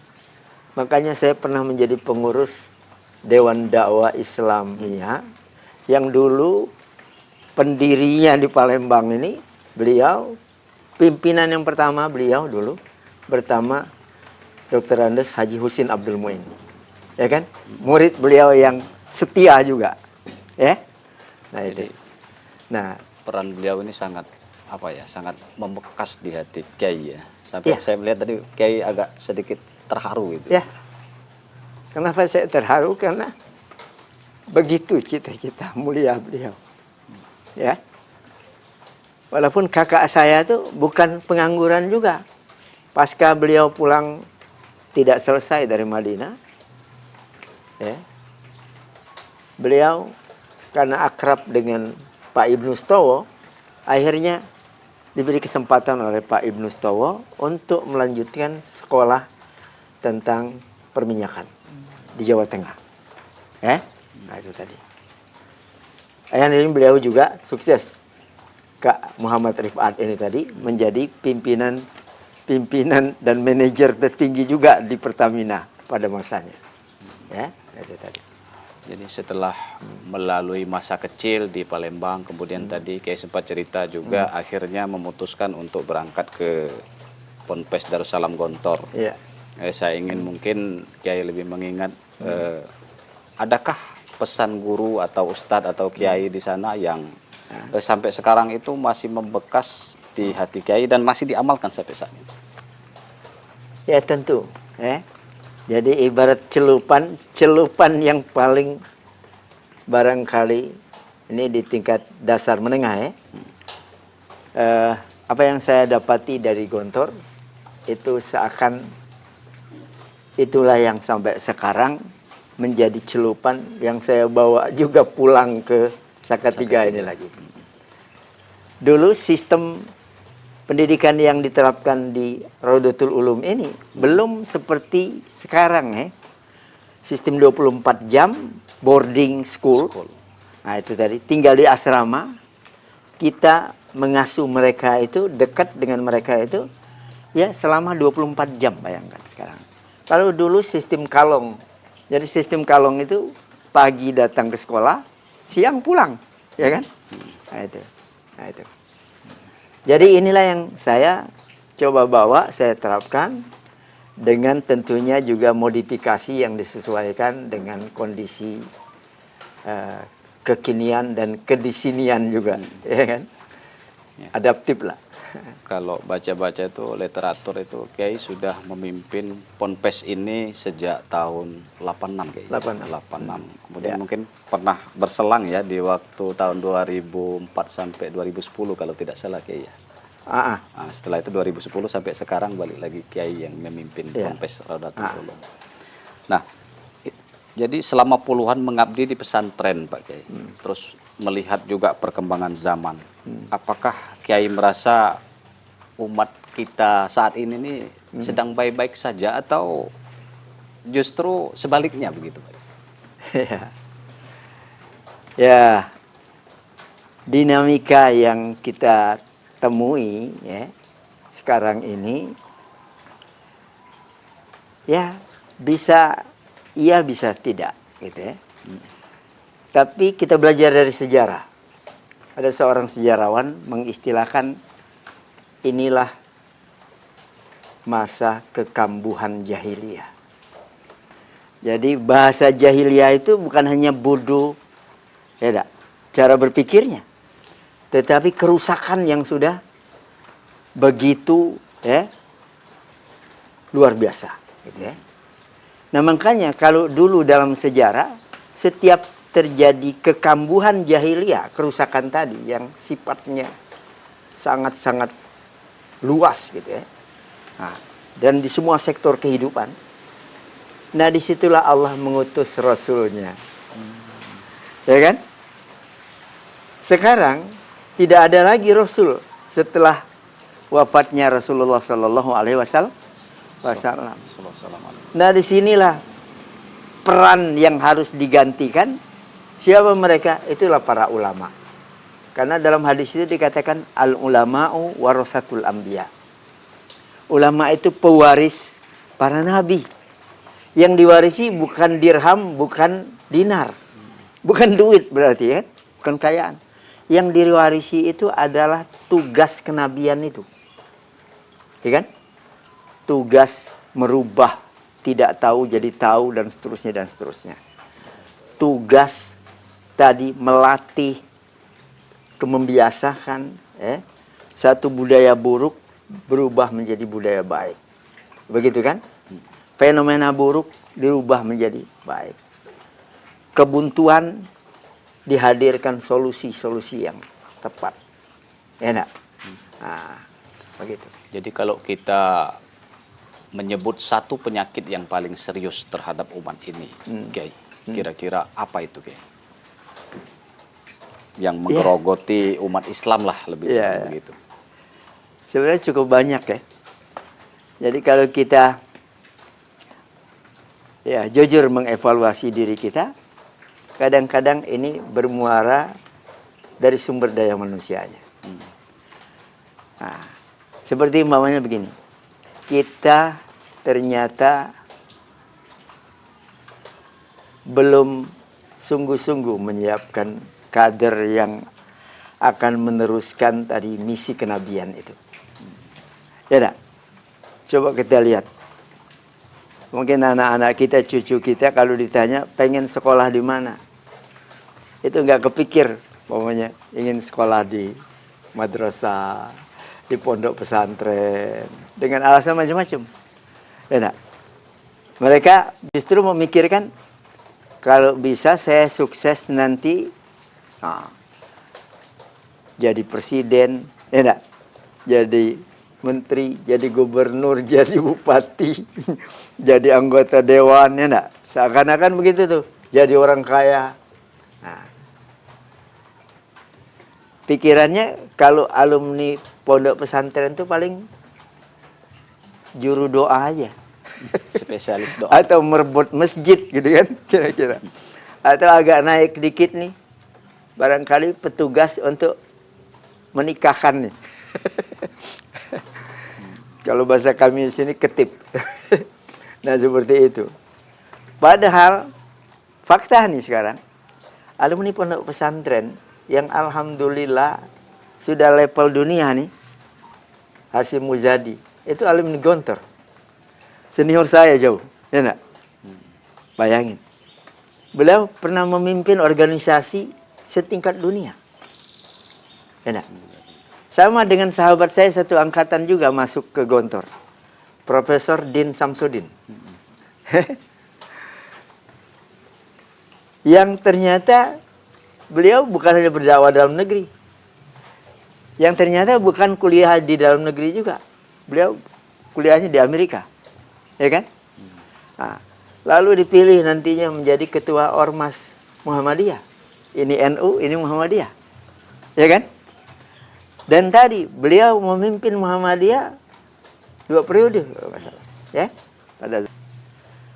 Dan beliau dengan kemampuan dan oleh-oleh seperti kami sama juga, menguasai bahasa Arab, menguasai bahasa Inggris. Akhirnya tadi beliau sering diundang oleh PBB, ya, untuk menyampaikan kira-kira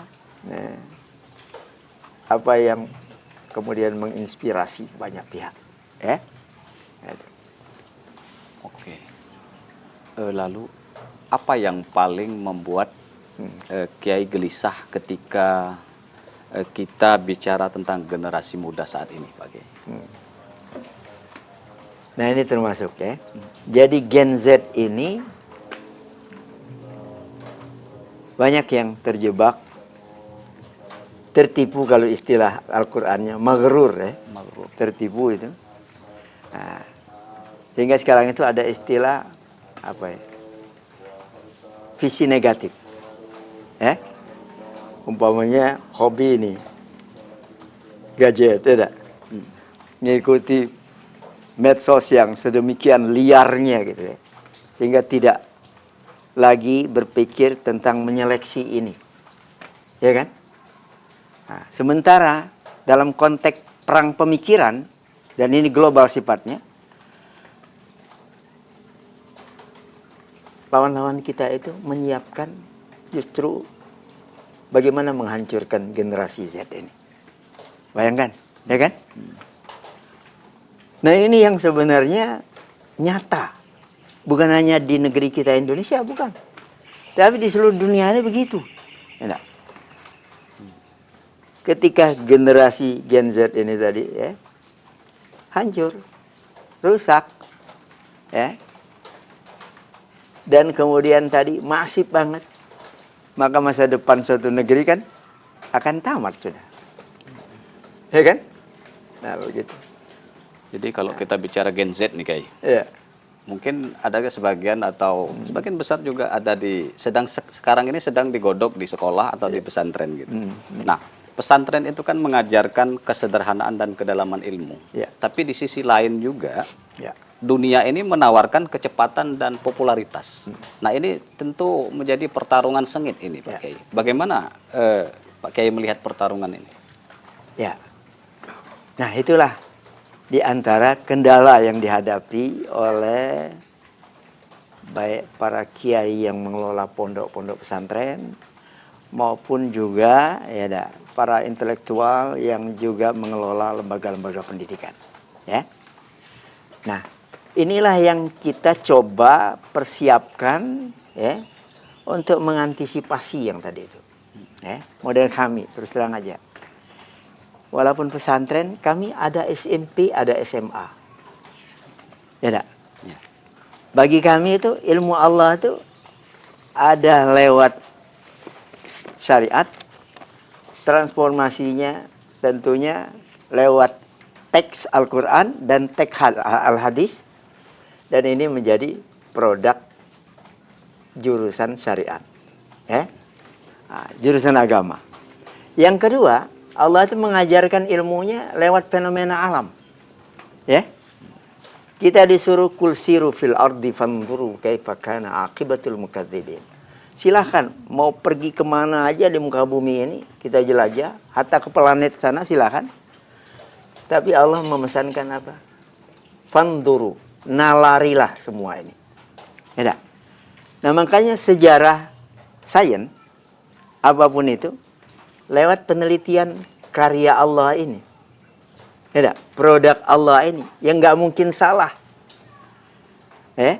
Yang salah itu peneliti aja.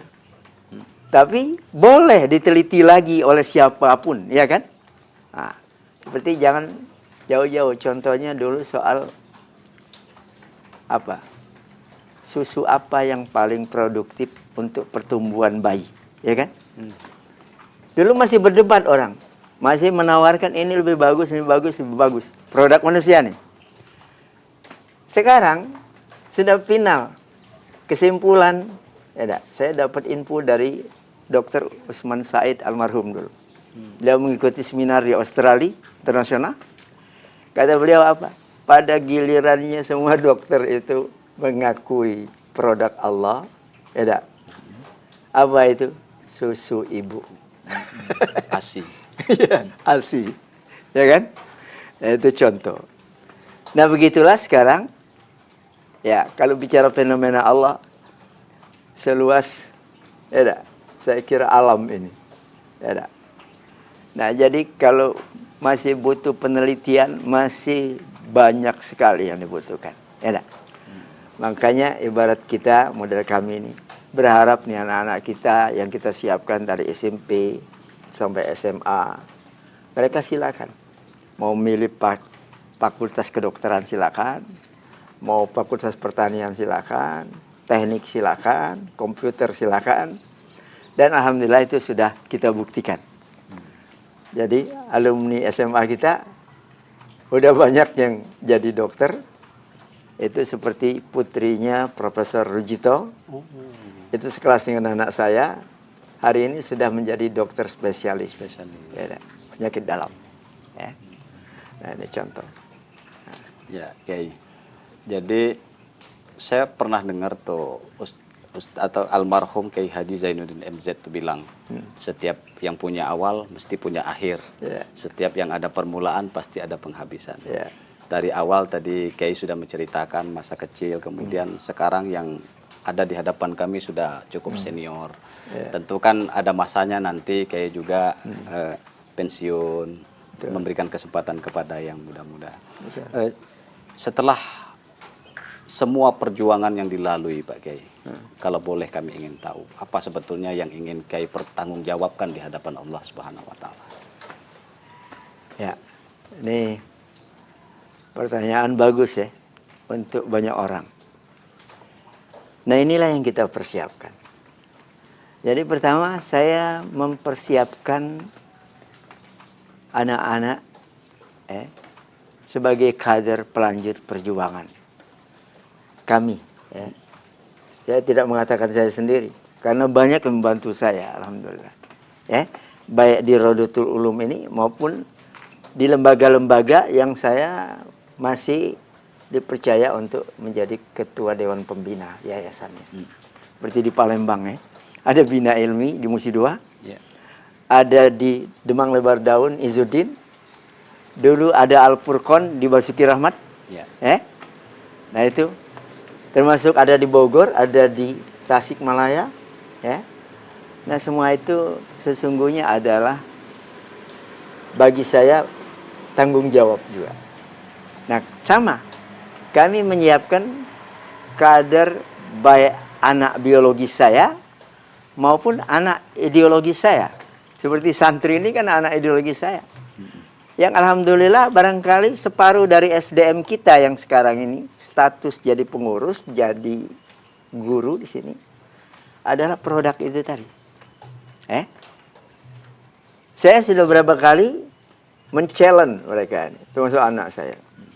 Kamu sudah layak untuk menggantikan orang tuamu. Ya enggak? Patah tumbuh hilang berganti ini. Ya enggak? Nah, tapi tadi dia mengatakan belum siap. Gitu. Padahal sebenarnya kita menilainya sudah siap nih. Ya? Makanya saya sekarang sudah melatihnya ya.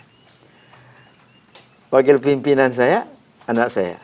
Ya, nah ini baru menyelesaikan S2 di Universitas Islam Madinah.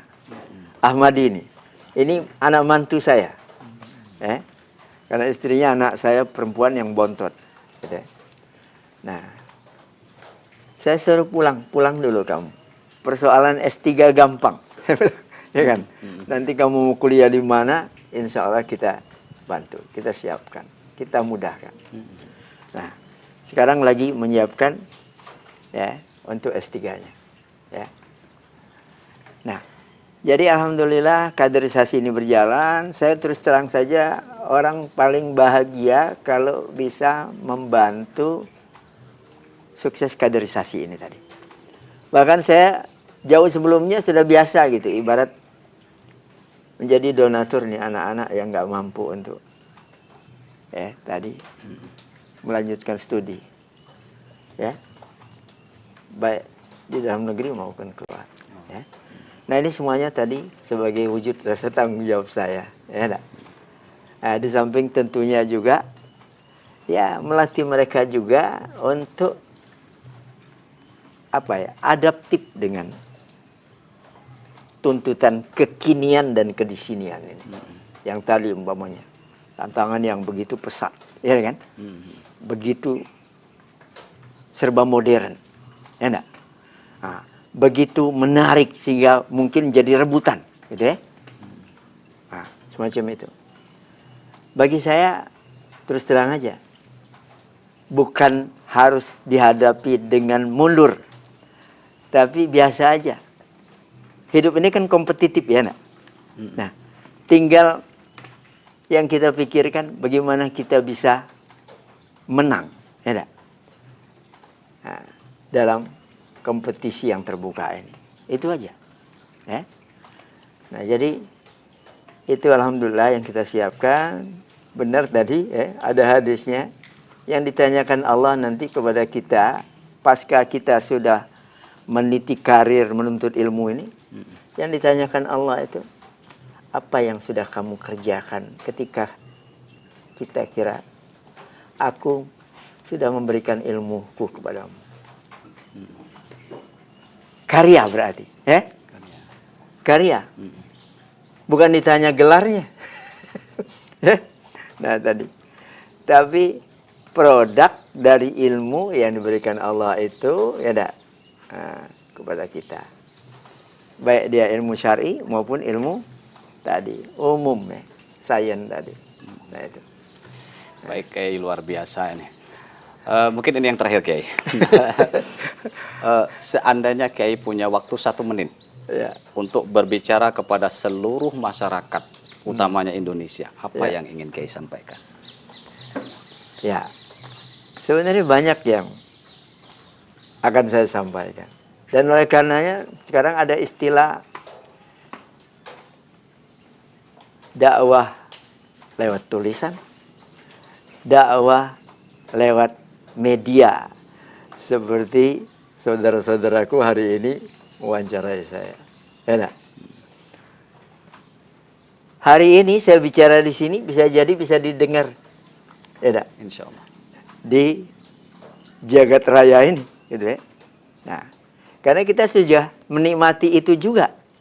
Ya, seperti dosen saya dulu, Dr. Yusuf Qardawi. Ya. Nah, tadi kita bisa menikmati pencerahan dari beliau setiap hari mestinya. Ya enggak? Lewat media. Makanya saya juga bangga dan bahagia hari ini, ya enggak? Dikunjungi, diajak ngobrol model begini nih. Sehingga pesan dakwah ini tidak terhambat gitu ya. Kalau model lamanya butuh dijemput dulu, enggak, dijadwal dulu. Harus kemudian tadi audiensnya terbatas, ya kan? Model dulu saya sehari paling sekali diundang, jauh lagi, ya enggak? Tadi hanya bicara dengan orang yang terbatas jumlahnya. Tapi sekarang kan alhamdulillah dengan fasilitasi semacam ini luar biasa. Nah, ini juga anak-anak saya ini juga ikut belajar juga nih. Mohon maaf nih Pak Eko ya nak. Insya Allah ilmu bermanfaat nih. Pengalaman bermanfaat. Sama-sama belajar nih Kiai. Ya, ini buat anak-anak kita model ini kami kadang-kadang podcast ya enggak. Nah, kadang-kadang dilepas alam lepas begini ya sambil menikmati ya, indahnya alam, tapi tadi kita masih sempat ngobrol yang sifatnya dakwah juga. Ya. Sayang sekali Tribuners sudah sangat sore.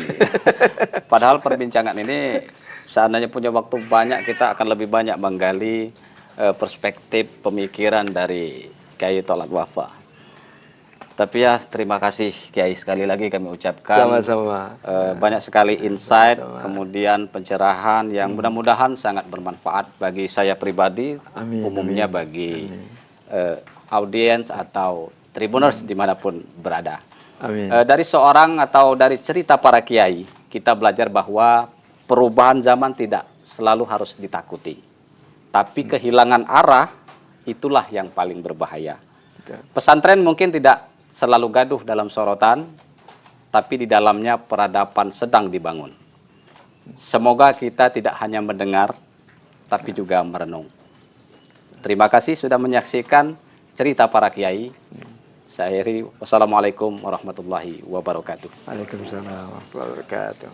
Download Tribun X sekarang, menghadirkan lokal menjadi Indonesia.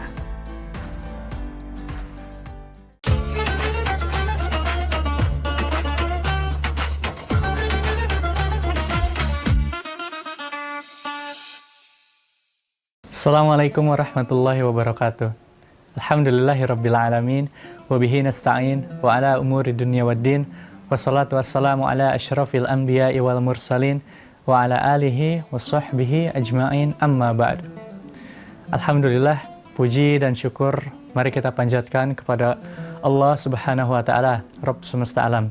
Dia yang telah menciptakan beribu-ribu nikmat yang telah kita rasakan pada saat ini, yang bisa kita rasakan dari pagi hingga petang, hingga malam. Dari awal kita bangun tidur sampai ke tidur lagi, kita mendapatkan ribuan nikmat yang bahkan kita tidak bisa menghitungnya. Bahkan dikatakan, wa in ta'udu ni'matallahi la tuhsuha. Jika engkau menghitung nikmat Allah, maka sungguh engkau tidak akan bisa menghitungnya. Tak lupa, salawat serta salam semoga selalu tercurahkan kepada junjungan kita bersama, manusia terbaik, manusia pilihan Allah, Nabi Muhammad SAW, dan kepada keluarganya, sahabatnya, dan kita selaku umatnya, yang semoga saja selalu istiqomah dalam ajaran beliau hingga akhir zaman. Amin, amin, ya rabbal alamin. Sobat Tribuners, gimana nih puasanya? Semoga masih tetap semangat ya. Alhamdulillah kita berada di bulan yang suci, di bulan yang penuh rahmat, bulan yang penuh kenikmatan, dan kita diberikan kewajiban untuk menjalankan ibadah yang sangat luar biasa, yaitu ibadah puasa Ramadan.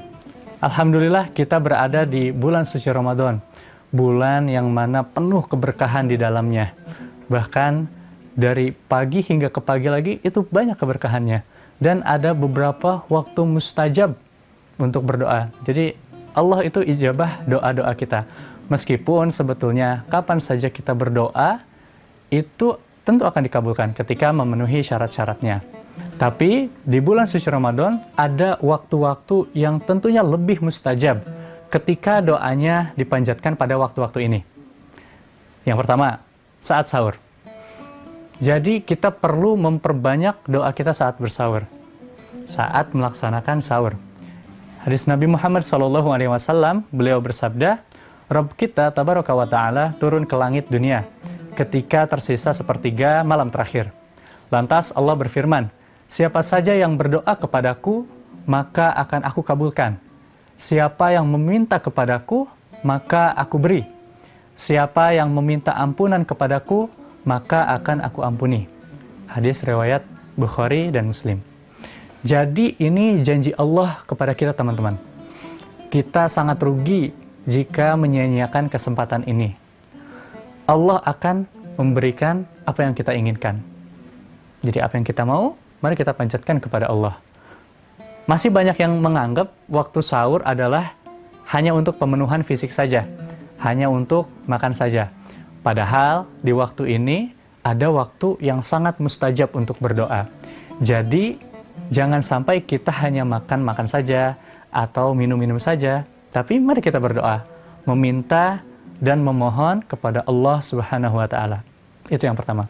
Lalu yang kedua, ketika berpuasa.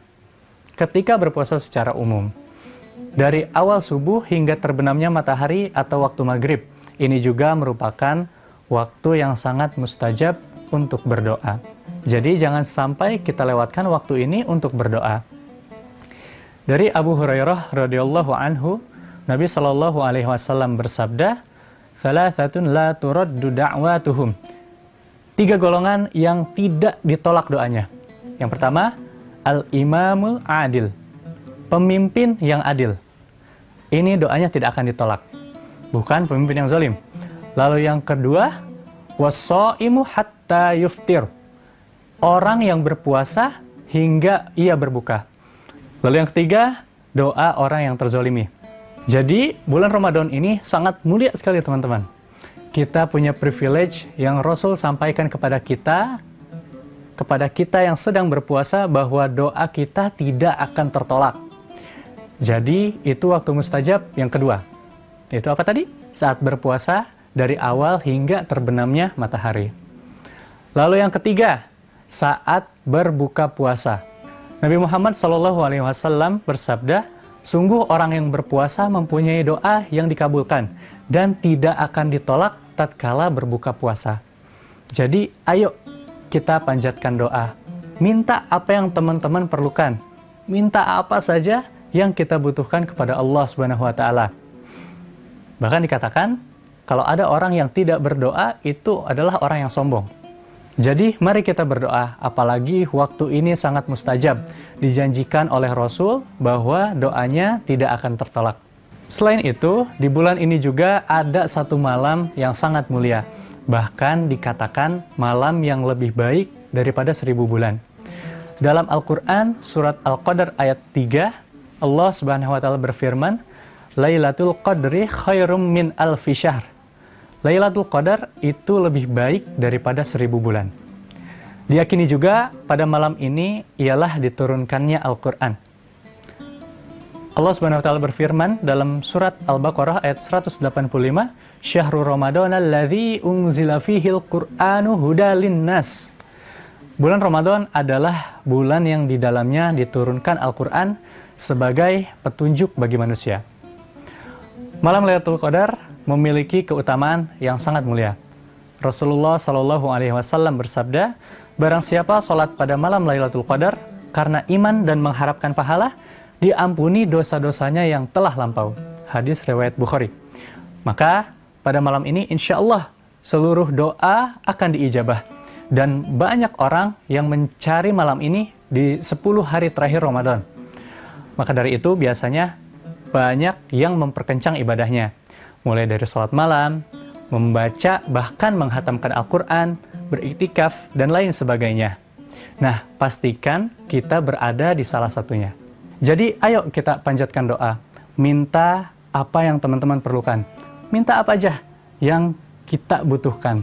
Minta kepada Allah. Apalagi waktu ini sangat mustajab.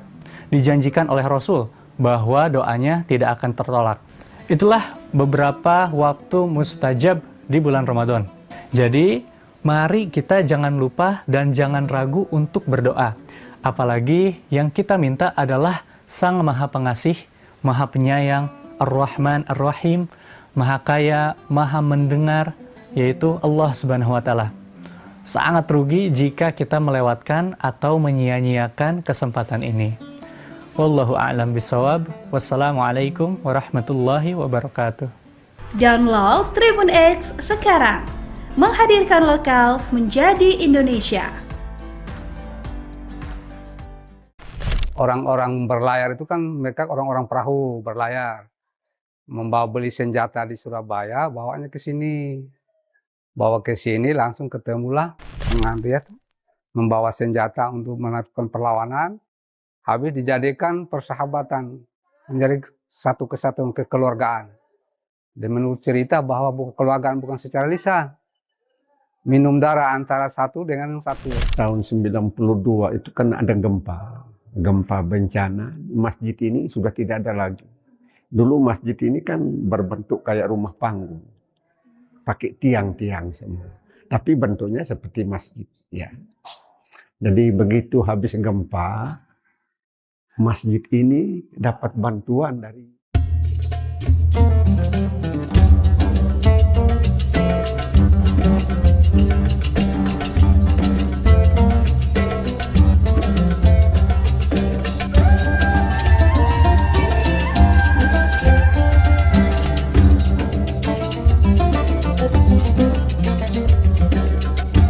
Tribuners, saat ini saya berada di pesisir utara Kabupaten Sika, tepatnya di Waipare, Desa Watubilo, Kecamatan Kangai, Kabupaten Sika. Dan di belakang saya ini berdiri sebuah bangunan masjid yang bernama Rahman.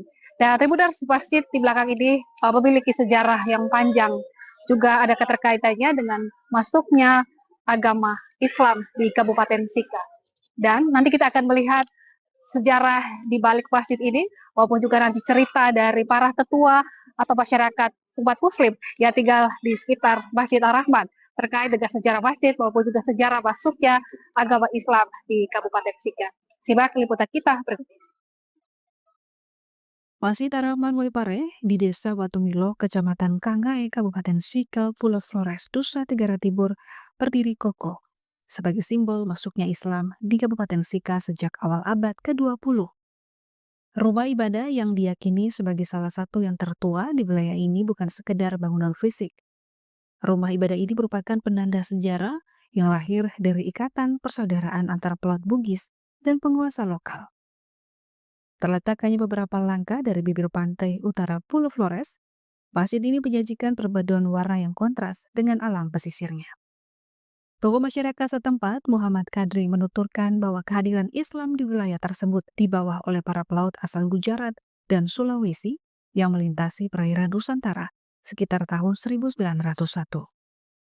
Pertemuan antara pendatang dan penguasa lokal, Raja Kangai, tidak berakhir dengan konflik. Sebaliknya, mereka menjalini persahabatan erat yang dikukuhkan melalui tradisi unik, minum darah, sebagai simbol persaudaraan yang tak terputuskan. Sebagai bentuk penerimaan, Raja Kangai menghibahkan lahan di sepanjang pesisir pantai hingga ke Tanjung Darat untuk dikelola para pendatang. Di lahan inilah pemukiman dan tempat ibadah dibangun. Menurut sejarah dari cerita dari orang-orang tua sebelum saya ini, mereka menyatakan bahwa Islam masuk di Sika ini diperkirakan tahun 1901. Waktu zaman Belanda dulu sampai zaman Jepang. Setelah itu orang-orang Gujarat dari Sulawesi, dulu kan orang-orang berlayar itu kan mereka orang-orang perahu berlayar. Membawa beli senjata di Surabaya, bawanya ke sini.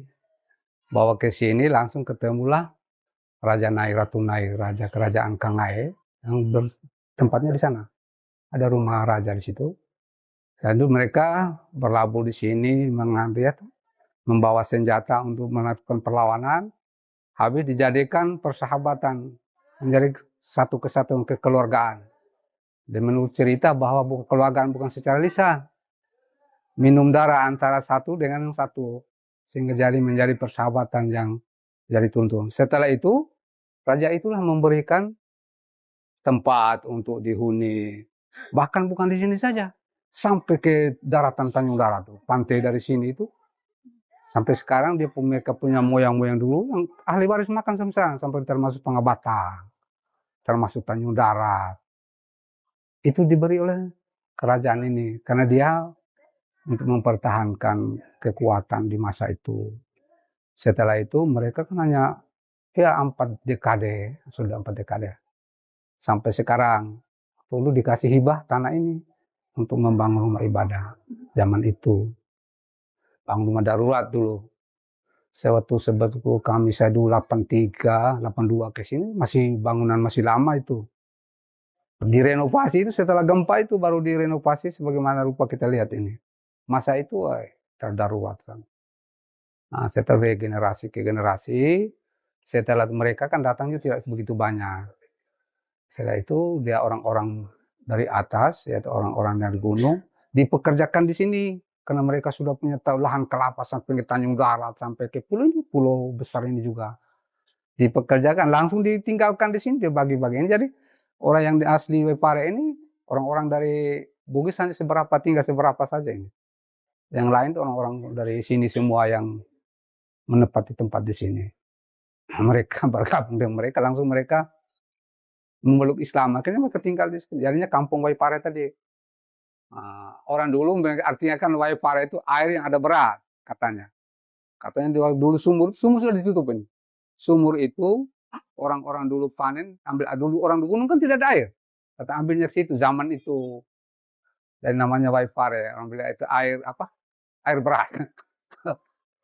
Ceritanya begitu dari orang tua dulu yang sudah meninggal semua. Dengan pembuktian nenek moyang mereka itu ada pembuktian kubur sana. Kubur itu sudah ratusan tahun tuh. Kubur masih dia kan dicor tuh orang bawa kubur itu dibikin modifikasi macam ke kubur-kubur yang ada di Jawa itu. Kan mereka dulu kan berdagang ke Jawa dengan perahu, langsung dibawa misalnya apa segala macam dimuat dari sana mereka orang-orang dulu kan tahu sendiri. Apalagi kuburnya masih ada itu. Itu namanya mereka kalau tidak salah namanya Haji Taning. Haji Taning itu yang orang pertama ke sini. Nah, setelah itu dia punya ada kan beberapa orang tuh, ada yang nanti di sini setelah bangun ini, setelah itu mereka ada yang ngungsi ke Momere itu Haji Arsad mereka. Pak Haji Arsad itu punya mama kan dari sini. Orang Sulawesi juga ngungsi lah ke Momere, tinggal di Momere, akhirnya bangun Masjid Biru itu. Gitu. Habis di sini Geliting, dulu kan ada pelabuhan di Geliting saja. Setelah itu menjadi pelabuhan, akhirnya mereka bangun dengan masjid di Geliting. Nah, dan ahli waris ada yang di Geliting, ada di sini. Yang kawin-mengawin, sudah campur baur tuh. Di masa-masa sekarang. Itulah kejadiannya begitu. Jadi masjid ini sudah menjadi tenar. Kalau ditanya di Sika, orang sudah tahu Waipare yang masjid pertama. Sudah tidak asing lagi buat kita. Ceritanya begini, saya dengar dari ahli warisnya yang sudah almarhum Pak Imam, sudah meninggal. Dia bilang mereka dulu zaman perang. Mereka ini orang-orang Bugis. Orang Bugis itu orang-orang pelaut. Kebetulan pelaut di kampung halamannya itu orang dulu kan masih zaman antara satu dengan yang lain kan tidak ada yang tidak sama sependapat. Jadi mereka berlayar. Dan mereka berlayar di mana tempat yang nyaman, mereka tinggal di situ. Akhirnya mereka nenek moyang datang, berlayar ke sini kemana-mana. Katanya ada yang sampai ke apa namanya, Ombai sana. Ya kan orang banyak orang Bugis tuh. Berlayar ke situ, ada yang nusul ke sini, ada yang di sana, ada yang mereka ini yang ke sini. Khalik namanya. Mereka punya farm Khalik itu dari sana itu. Kalau namanya Khalik itu berarti mereka orang-orang Muslim yang pertama di Momere yang ada di Waipare itu. Farmnya Khalik. Dan mereka langsung berdagang. Setelah datang rasa nyamannya di sini tidak kembali lagi. Nyaman kan karena diberi lahan begitu. Mana yang penyuka kuat garap di bagian pantai itu. Raja Naik kan kuasanya sampai di mana ya? Mungkin di Nebe. Karena Tanjung Darat ini mereka ini ada tanah Tanjung Darat banyak sekali. Di bagian pesisir. Karena orang zaman-zaman dulu, zaman-zaman itu kan orang tidak ada yang tinggal di pesisir. Orang kan lari ke gunung semua. Zaman penjajah. Ya mereka lahan banyak. Sampai ke di pulau juga itu. Dan waktu itu mereka sudah punya ilmu pengetahuan. Sudah bisa masa depan sudah berpikir. Kita di sini kan hanya makan saja. Mereka sepikir, oh ini harus tanah saya garap di sini, garap di sini. Jadi di Pulau Besar itu berapa tempat tuh orang-orang Bugis? Sampai di Pangabatang sampai sekarang itu milik mereka. Mereka dari Pulau Pangabatang. Itu Khalid punya itu. Paham Khalid. Begitu. Melengkapi narasi sejarah tersebut, Yusuf Keneng, Imam Masjid Ar-Rahman yang telah mengabdi lebih dari 25 tahun, memberikan gambaran mengenai transformasi fisik masjid. Ia mengenang rupa asli masjid yang sangat sederhana sebelum hancur diterjang tsunami. Pasca bencana, upaya membangun kembali masjid dilakukan dengan penuh perjuangan. Yusuf mengungkapkan bahwa pembangunan kembali masjid ini lebih banyak mengandalkan swadaya masyarakat yang mayoritas bekerja sebagai nelayan. Jadi setelah tahun 92 itu kan ada gempa bencana, masjid ini sudah tidak ada lagi. Dulu masjid ini kan berbentuk kayak rumah panggung, pakai tiang-tiang semua. Tapi bentuknya seperti masjid, ya. Jadi begitu habis gempa, masjid ini dapat bantuan dari Majelis Ulama Indonesia Kabupaten Sika untuk bangun ini masjid. Nah, bangun berupa dia punya tiang-tiang, rangka-rangkanya ini yang kalau ini sudah diperbaharui. Akhirnya kami sudah dapat bantuan berapa kali. Bantuan itu kan tidak besar. Ada yang 25 juta, ada yang 15 juta. Itu yang kami bangun untuk rehab. Kami punya masjid ini. Jendelanya, pokoknya yang sebagaimana adik lihat sekarang ini. Yang terakhir ada donatur, orang yang ada uang. Maksudnya orang pengusaha. Kasih kami bantuan, tidak tahu uangnya berapa. Dia sendiri yang tangani ini. Dia punya kerja pelafonnya, semua sampai di luar. Uangnya kami tidak bisa sebut karena dia sendiri yang langsung tangani. Kalau kondisi ibadahnya biasa-biasa saja. Hanya kondisi masjidnya itu seperti yang saya bilang tadi itu. Masjidnya kayak rumah panggung begitu, pakai tiang-tiang semua dengan dinding-dinding. Begitu gempa, hancur. Nah, begitu. Akhirnya setelah gempa baru mulai bangun pelan-pelan ini, Mas. Terminal Masjid Ar-Rahman yang berada di Waipare, di Desa Watubilo, Kecamatan Kangae, Kabupaten Sika, Nusa Tenggara Timur, berdasarkan sejarah, merupakan masjid pertama yang ada di Kabupaten Sika dan juga menjadi titik masuk sejarah Islam masuk ke Kabupaten Sika. Masjid tertua ini juga pernah runtuh pada tahun 1992 ketika gempa dan tsunami menerjang Pulau Flores atau Kabupaten Sika. Kemudian masjid ini dibangun kembali hingga kokoh berdiri saat ini. Saat ini masjid ini juga menjadi tempat ibadah masyarakat di sekitar dan memiliki nilai sejarah dan harapnya bahwa masjid ini terus menjadi tempat yang ramah dan juga mewariskan cerita di balik berdirinya masjid tertua di Kabupaten Sika. Download Tribun X sekarang, menghadirkan lokal menjadi Indonesia.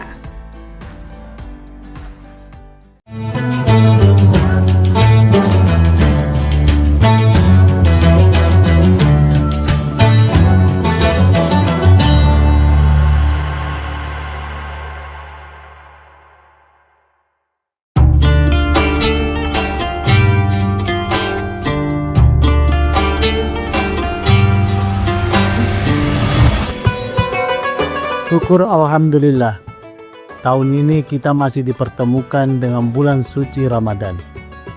Ramadan bukan sekedar menahan lapar dan dahaga, tetapi waktu untuk memperbaiki kualitas diri, baik ibadah maupun menempa akhlak. Jadikan Ramadan ini sebagai titik balik untuk menjadi pribadi yang jujur dalam perbuatan, sabar dalam ujian, dan disiplin dalam ketaatan. Dewan Komisaris, Direksi dan seluruh karyawan PT Semen Tonasa mengucapkan selamat menunaikan ibadah puasa.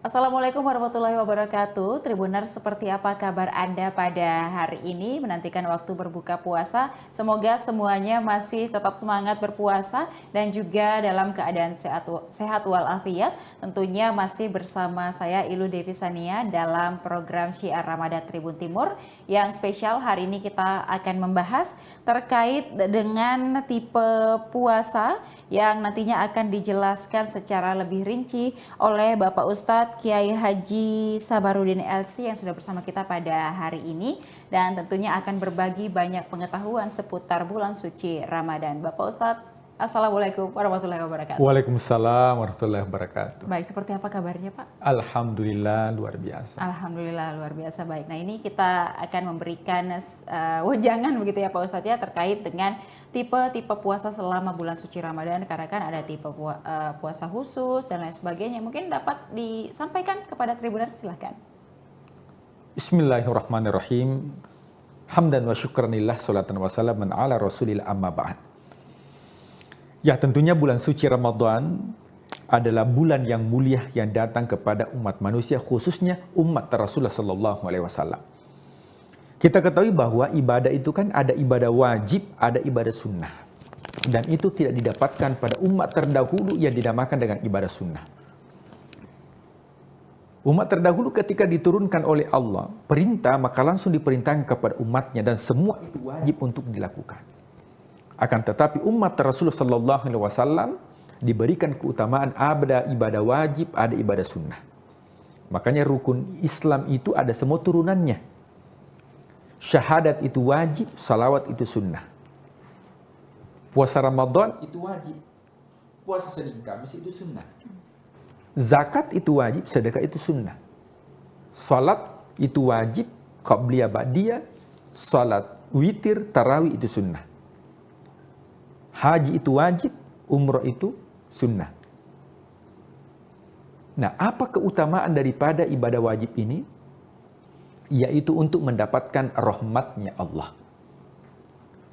Dan kenapa ada ibadah sunnah? Khususnya di bulan suci Ramadan banyak kita temukan hampir semua amalan itu adalah sunnah. Karena itu untuk mendapatkan syafaat di akhirat. Akan tetapi, tidak semua orang itu bisa mendapatkan keutamaan Ramadan. Maka orang yang berpuasa itu tipenya beda-beda. Meskipun ujung daripada semua ibadah itu adalah takwa. Jadi semua ibadah yang dilakukan itu ujungnya adalah takwa. Coba kita lihat sholat. Ya, sholat itu adalah takwa. Apa itu takwa? Yaitu mencegah dari perbuatan keji dan mungkar. Apa kata Allah? Innas salata tanha anil fahsya'i wal munkar. Ya, menghindarkan diri dari kemungkaran itu adalah takwa. Puasa Ramadan. Ya ayyuhalladzina amanu, wahai orang-orang yang beriman, apa ujungnya? La'allakum tattaqun, menjadi pribadi yang bertakwa. Apa itu pribadi yang bertakwa? Yaitu yang bisa keluar di bulan suci Ramadan, keluar setelah bulan suci Ramadan, itu seperti kupu-kupu. Ya, seperti ulat, bukan seperti ular. Karena beda itu ular dengan ulat, meskipun beda huruf terakhirnya. Apa bedanya? Ya, ulat itu ketika berpuasa, maka dia mengurung diri dalam kepompong. Itu ulat. Dia tidak makan, dia tidak minum, tapi karakternya ulat ini rakus. Itu ulat itu apapun yang dihinggapi, ya pasti habis. Ketika ada daun pasti habis. Dia karakternya rakus. Tapi ketika dia berpuasa, mengurung diri selama beberapa minggu, ketika keluar dari puasanya, kemudian ulat itu berubah menjadi kupu-kupu. Dan kupu-kupu itu siapa yang melihat bahagia, senang, dinikmati, dan setiap bunga yang dihinggapi itu memberikan manfaat. Itulah la'allakum tattaqun. Beda dengan ular. Ular itu ketika berpuasa, dia ketika ingin merubah kulit, berganti kulit, maka dia berpuasa. Dia tidak makan, dia tidak minum. Tetapi ketika sudah berganti kulit, ternyata tabiatnya masih seperti bahkan lebih parah, kemudian karakternya jauh lebih buruk, bahkan itu lebih ganas itu ular kalau sudah ganti kulit. Beda dengan ulat. Ini yang diharapkan orang-orang yang berpuasa di bulan suci Ramadan. Bagaimana mendapatkan karakter daripada karakter takwa. Sehingga itu ada 3 tipe. Tipe yang pertama ini adalah yang umum, awam, yang banyak dilakukan. Maka Tribuners kita berusaha di tahun ini untuk bisa upgrade supaya kualitas puasa kita itu tidak sama dengan tahun-tahun sebelumnya. Apa itu tipe umum?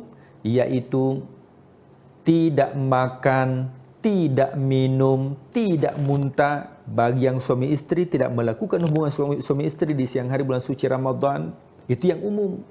Jadi kalau hanya melakukan yang itu puasa paling awam. Kemudian kita upgrade puasa khusus. Yang mana puasa khusus ini bukan hanya menahan lapar, menahan dahaga, menahan haus, tidak makan, tidak minum, tidak berhubungan. Akan tetapi matanya dijaga, penglihatannya dijaga, pendengarannya dijaga, lisannya dijaga, fikirannya dari prasangka buruk itu dijaga. Ketika kita sudah mampu untuk menjaga lisan kita, tidak berkata kotor, tidak mengumpat, tidak mencaci, kita bisa menjaga mata kita dari hal-hal yang diharamkan oleh Allah. Kemudian pendengaran kita, maka itu sudah masuk kategori puasa khusus. Tapi ada yang lebih tinggi. Apa itu puasa yang lebih tinggi? Adalah berpuasa bukan hanya tidak makan, tidak minum, menjaga pandangan, akan tetapi juga menjaga keinginan. Apa bedanya orang puasa umum dengan orang puasa khusus? Kalau orang yang puasa umum, setiap saat yang diperhatikan adalah jam tangan. Jadi kapan terdengar suara azan, yang diperhatikan jam tangan, jam berapa nih. Dan satu-satunya azan yang paling ditunggu-tunggu adalah azan maghrib.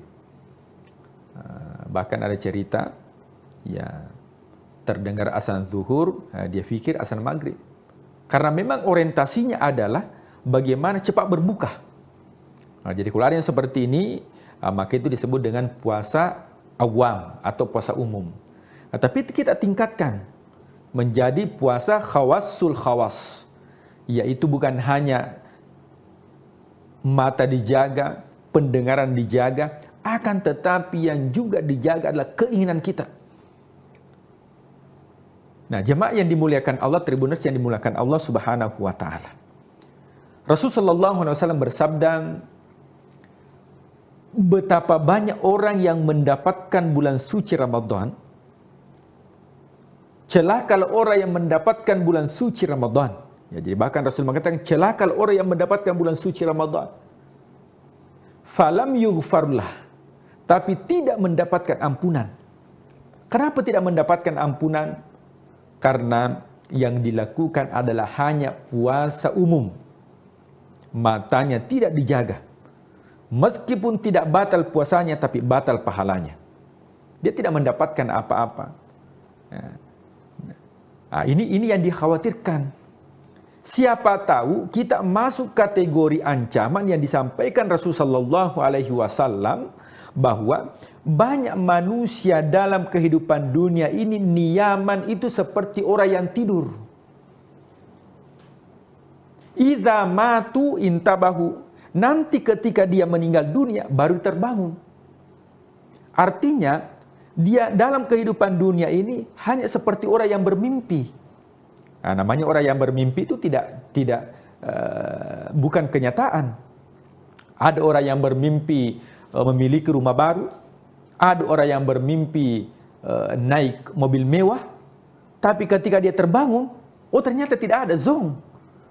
Maka jangan sampai menjadi golongan yang dikhawatirkan Rasulullah SAW melakukan amal di bulan suci Ramadan, tapi hanya orang bermimpi. Ketika nanti dia meninggal dunia, baru dia terbangun. Oh, ternyata tidak ada paling amalanku. Zong. Kenapa? Karena yang dilakukan adalah bukan puasa khusus atau lebih khusus, akan tetapi hanya menggugurkan kewajiban saja, tidak makan dan tidak minum, hanya puasa fisik saja, tapi bukan puasa batin.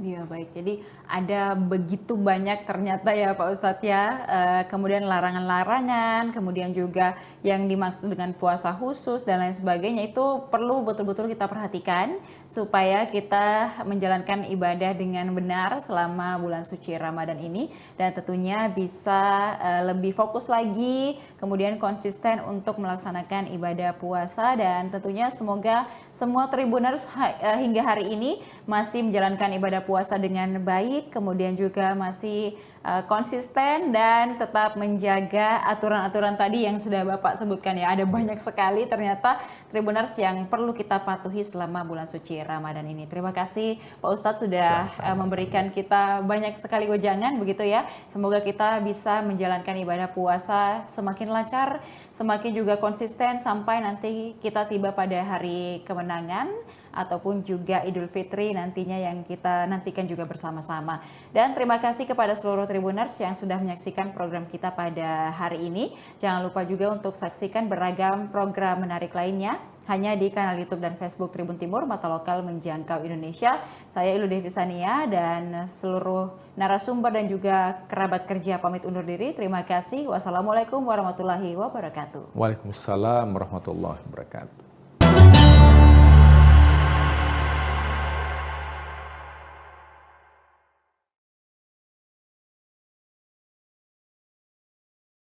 Terus terang aja ya, ketika saya masih di SD, itu belum terpikir saya mau kemana.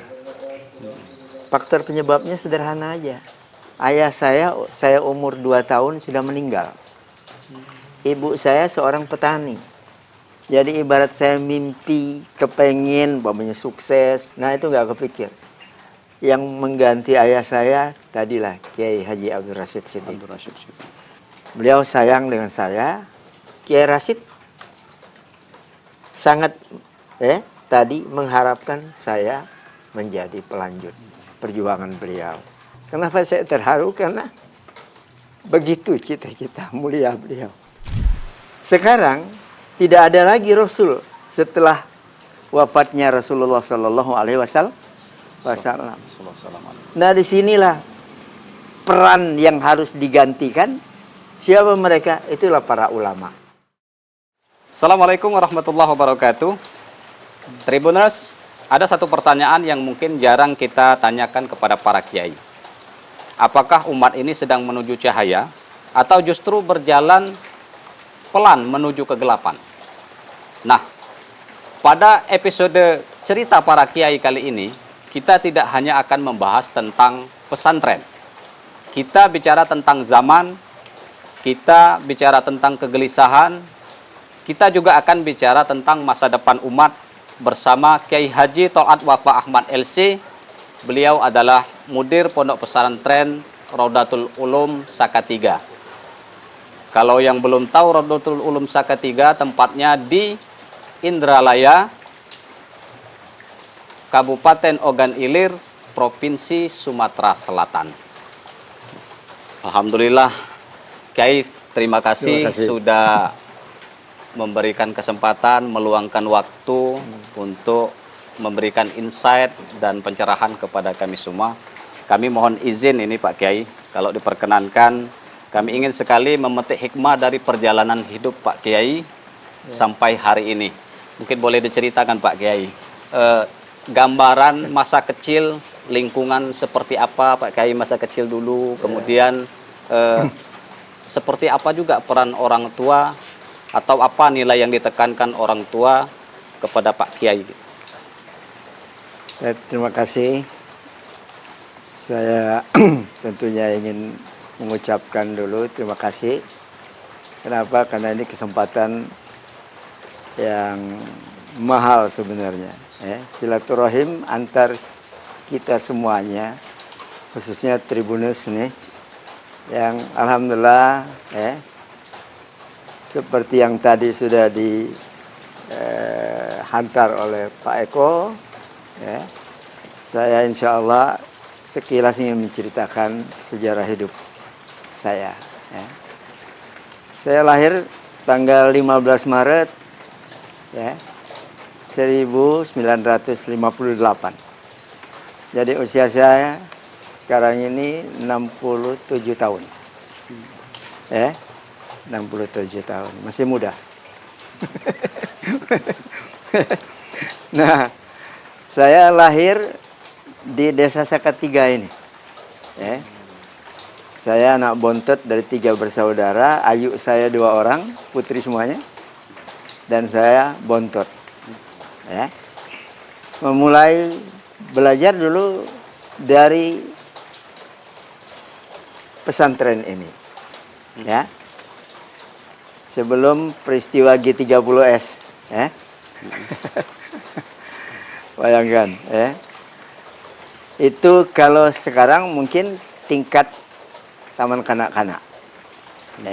Kalau bahasa Arabnya tahdiriyah. Tahdiriyah. Nah, selesainya saya selama lebih kurang 3 tahun di tahdiriyah ini. Nah, saya tiba-tiba dapat kesempatan untuk melanjutkan di Palembang. Sekolah dasar.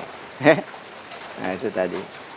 Yaitu di Sekolah Dasar Negeri 87 di Tujulu. Dulu sekolah SHD. Kami menyebutnya sekolah dasar dominannya Chinese. Chinese. Nah, alhamdulillah saya selesai di penghujung tahun 68. 69 melanjutkan ke Pondok Modern Darussalam Gontor di Jawa Timur. Kira-kira jenjang sanawiyah aliyah, walaupun sistemnya KMI, Kuliatul Mu'allimin Al-Islamiyah, durasi waktunya 6 tahun. Nah, dari kira-kira akhir 69 itu saya selesai alhamdulillah 76, Pak Eko. Jadi 76 merantau dan menyelesaikan studi saya di Gontor. Alhamdulillah juga saya dipercaya Pak Kiai untuk mengabdi di Gontor sambil kuliah di institut yang ada di sana, di Fakultas Tarbiyah. Tapi tidak sampai selesai karena 2 tahun saya menjalankan tugas itu. Alhamdulillah Allah memberikan kemudahan mendapatkan beasiswa untuk melanjutkan studi saya ke kota Rasulullah SAW, yaitu Universitas Islam Madinah. Nah, di Madinah alhamdulillah lancar juga. 4 tahun saya bisa menyelesaikan pendidikan S1 saya, yaitu di akhir tahun 1982, Pak Eko. Saya teringat benar ketika pulang, itu pas tahun baru 1983, malam 1 Januari itu, dari pesawat yang nanti landing di Halim Perdana Kusuma, masih bisa nonton tuh keramaian di Ancol. Keramaian di Ancol. Nah, begitu juga alhamdulillah saya kemudian ini sejak dari Madinah, sebelum pulang itu dipromosikan untuk menjadi dai yang nanti atas nama Kerajaan Saudi Arabia. Kementerian Agama lah kalau kita. Itu Pak Eko, Nah, alhamdulillah saya baru pensiun masuk 4 tahun ini, Pak Eko. Karena di sana usia pensiunnya seumur Rasul Sallallahu Alaihi Wasallam. 63 tahun. Jadi saya 67 nih, makanya saya baru aja pensiun. Ya. Nah, awalnya saya ditempatkan di kantor atase agama Kedutaan Besar Saudi Arabia, Jakarta. Di Jakarta. Ya. Nah, jadi 4 tahun saya di Jakarta, alhamdulillah tiba-tiba ada kegalauan pada diri saya. Yang kira-kira kesimpulannya nggak tahu, seakan saya itu lewat pertimbangan itu, Tol'at, kamu sebaiknya pulang aja ke kampung kamu. Salatiga. Karena sekolah yang ada di situ sekarang ini lagi kira-kira mengalami kemunduran. Ya. Jadi Raudhul Ulum ini ketika saya pulang, terus terang aja, santrinya nggak ada 100 orang. Dari tingkat ibtidaiyah, sanawiyah, aliyah. Ya. Nah, jadi walaupun pada saat itu beresiko, banyak orang menasihati saya, coba dipikir dulu, Tol'at. Termasuk paman saya, Kiai Haji Abdul Rashid Siddiq, seorang ulama Sumatera Selatan yang dikenal, ya kan. Kata beliau manggil saya Wafa.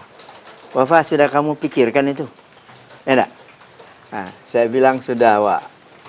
Saya sudah istikharah juga. Nah, alhamdulillah saya datang ya dari Jakarta di akhir September, ya.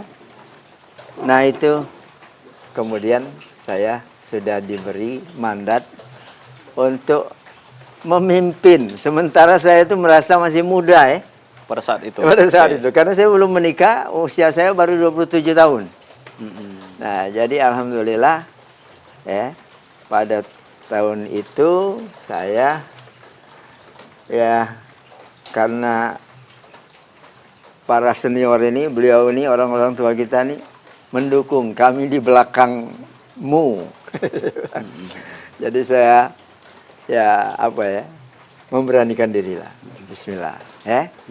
Dan alhamdulillah, ya, sejak tahun itu sampai sekarang, alhamdulillah saya masih, ya, diberi Allah kesehatan, diberi Allah barangkali tadi, ya, keteguhan untuk melanjutkan perjuangan di lembaga pendidikan Islam Pondok Pesantren ini sampai hari ini. Tapi kami coba flashback lagi nih, Kiai. Iya, ya. Jadi kan belakangan ini kan ada banyak orang merasa bimbang mau sekolah pesantren atau tidak, mau masuk pondok atau tidak gitu. Betul. Nah, kita ingin tahu nih, Kiai dulu waktu masa kecil itu pertimbangan masuk pondok gitu, itu apa, Kiai? Sebenarnya saya terus terang aja, ya, ketika saya masih di SD, itu belum terpikir saya mau kemana. Faktor penyebabnya sederhana aja. Ayah saya umur 2 tahun sudah meninggal. Ibu saya seorang petani. Jadi ibarat saya mimpi, kepengen, umpamanya sukses, kepengen memilih tempat melanjutkan belajar saya ke Palembang atau kemana aja gitu, ya. Nah, itu nggak kepikir. Tapi alhamdulillah pada waktunya, ya, nah saya itu diajak, oleh katakanlah kakak sepupu saya, karena beliau mengantar pada saat itu 11 orang. Jadi 12-nya dengan saya ke Gontor, ya. Nah, saya diikutkan. Lalu kemudian saya digaransi oleh saudara-saudara saya yang perempuan ini, karena suaminya bekerja, alhamdulillah. Dan ayu saya ini juga ada salah seorang guru, Nah, mereka mengatakan, insya Allah kami siap untuk membiayai. Itu dari sisi biaya. Iya, iya. Nah, jadi seperti itu. Nah. Jadi kalau ini boleh tahu nih, Kiai. Mungkin adakah hobi atau kebiasaan masa kecil Kiai itu yang mungkin orang banyak tidak tahu, tapi berkesan gitu loh sampai saat ini? Ya, ya betul. Jadi gimana ya? Saya kalau dibilang menjalani masa kecil itu, saya happy aja sebenarnya. Saya senang. Dan saya bukan juga orang gengsian gitu ya. Sebagai bukti, selama saya belajar di Palembang, di SD itu, saya sudah memikirkan keseimbangan ini. Beban yang ada pada saya. Sehingga saya enjoy aja. Pada waktu itu jualan koran. Kebetulan paman saya itu beliau tadi mengelola koran yang ada di kota Palembang. Paman saya Hasan nama beliau. Dan saya sebenarnya itu dengan bahasa beliau itu mengatakan, "Wah Pak, kalau kamu mau memanfaatkan waktu silakan." Nah, jadi sebenarnya begitu ya, sederhana. Dan alhamdulillah itu sampai tamat saya nyambi gitu ya. Jadi pagi sekolah, pulang dari sekolah makan, mampir ke rumah. Setelah itu saya ke seberang dekat Masjid Agung itu dulu. Ya. Nah itu. Jualan koran gitu. Iya, jualan koran. Nah begitu juga di kampung saya tinggalnya di sebelah Sulu. Jadi kalau di kampung itu kira-kira ada kesempatan saya jual pempek, membawakan dagangan orang nih kira-kira. Saya juga biasa aja keliling kampung ya. Nah itu, melakukan itu. Musim ini layangan, kadang-kadang saya bikin layangan sendiri, saya menjual layangan itu, ya. Nah, sehingga terkenal waktu itu, ini layangan Topa katanya. Padahal nama saya Wafa kan. Oh. Itu banyak yang tadi ya, langganan membelinya dari saya. Bahkan ada lagi yang unik lagi apa? Biasanya di kampung kami itu banyak pedagang kelapa. Ngambilnya dari Penes, dibawa pakai perahu. Lalu ketika naik ke atas itu biasanya kan diolah lagi kan. Jadi dibuang kulitnya itu. Nah, saya dengan sebaya saya itu kadang-kadang orang Palembang bilang mengambil lupahan. Dari itu. Nah, itu saat masih SD Kiai. Masih SD. Tadi Kiai bilang usia 2 tahun kalau tidak salah sudah ditinggal orang tua. Ibu. Ayah. Ayah. Ayah. Lalu siapa sosok yang paling berpengaruh dalam membentuk kedisiplinan Kiai pada saat itu? Ya sebenarnya ya tetap ya orang tua pasti mungkin milieu saya ya, termasuk yang mengganti ayah saya kira-kira tadilah Kiai Haji Abdul Rashid Siddiq. Ya. Beliau sayang dengan saya. Beliau walaupun anak beliau yang paling tua itu pernah dikader, juga dikirim ya, sebelum tahun 70 seperti tokoh-tokoh di semua provinsi di Indonesia ini mendapat kesempatan untuk belajar di Madinah pada saat itu. Kakak saya itu sebenarnya cita-cita ayahnya supaya bisa menjadi pelanjut. Walaupun beliau tidak selesai, mohon maaf terputus di jalan, gitu ya. Nah makanya Kiai Rashid sangat tadi mengharapkan saya menjadi pelanjut, perjuangan beliau, termasuk mengurus madrasah ini, termasuk seperti beliau kira-kira menjadi dai nantinya di Sumsel ini.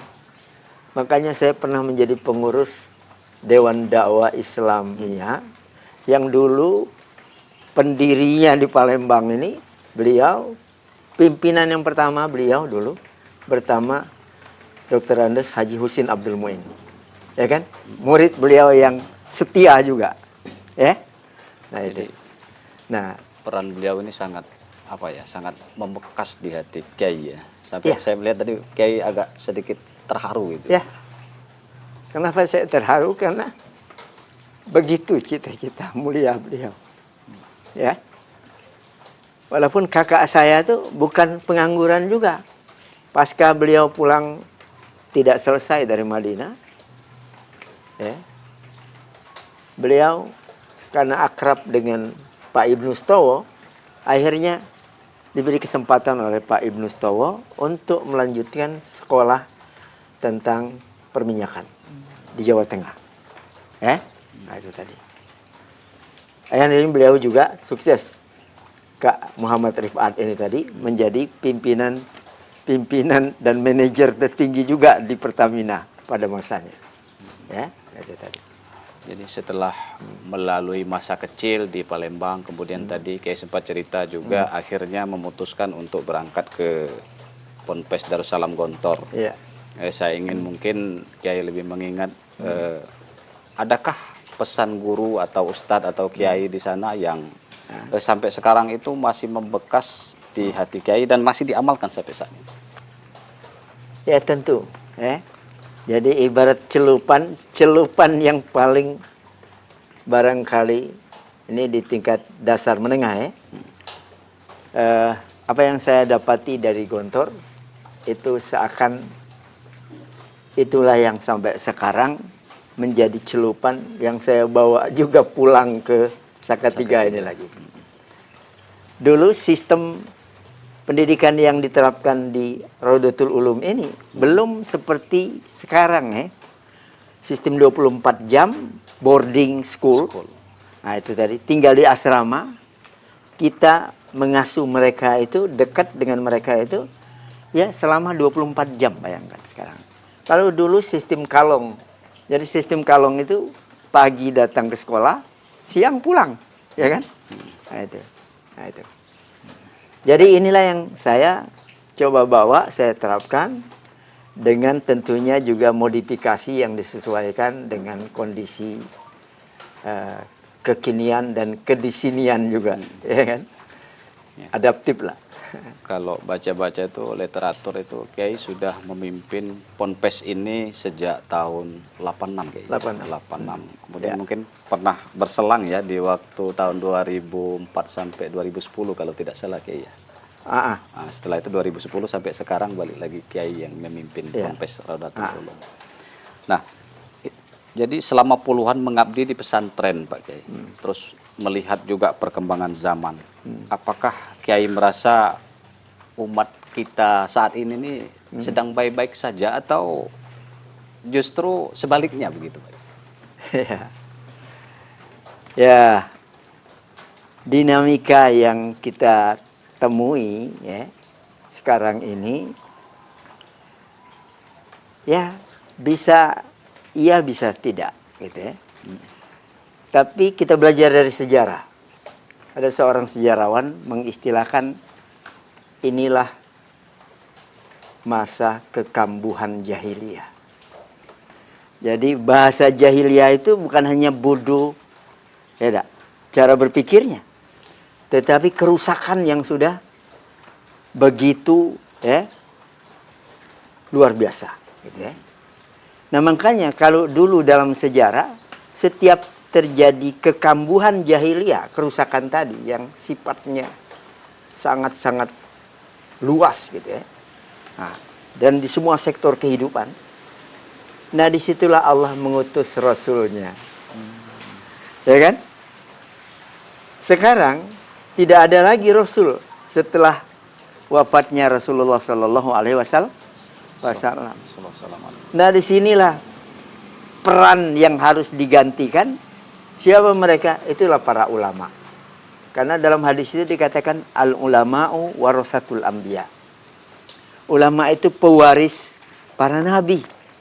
Yang diwarisi bukan dirham, bukan dinar. Bukan duit berarti ya, bukan kekayaan. Yang diwarisi itu adalah tugas kenabian itu. Ya kan? Tugas merubah tidak tahu jadi tahu dan seterusnya. Tugas tadi melatih, membiasakan satu budaya buruk berubah menjadi budaya baik.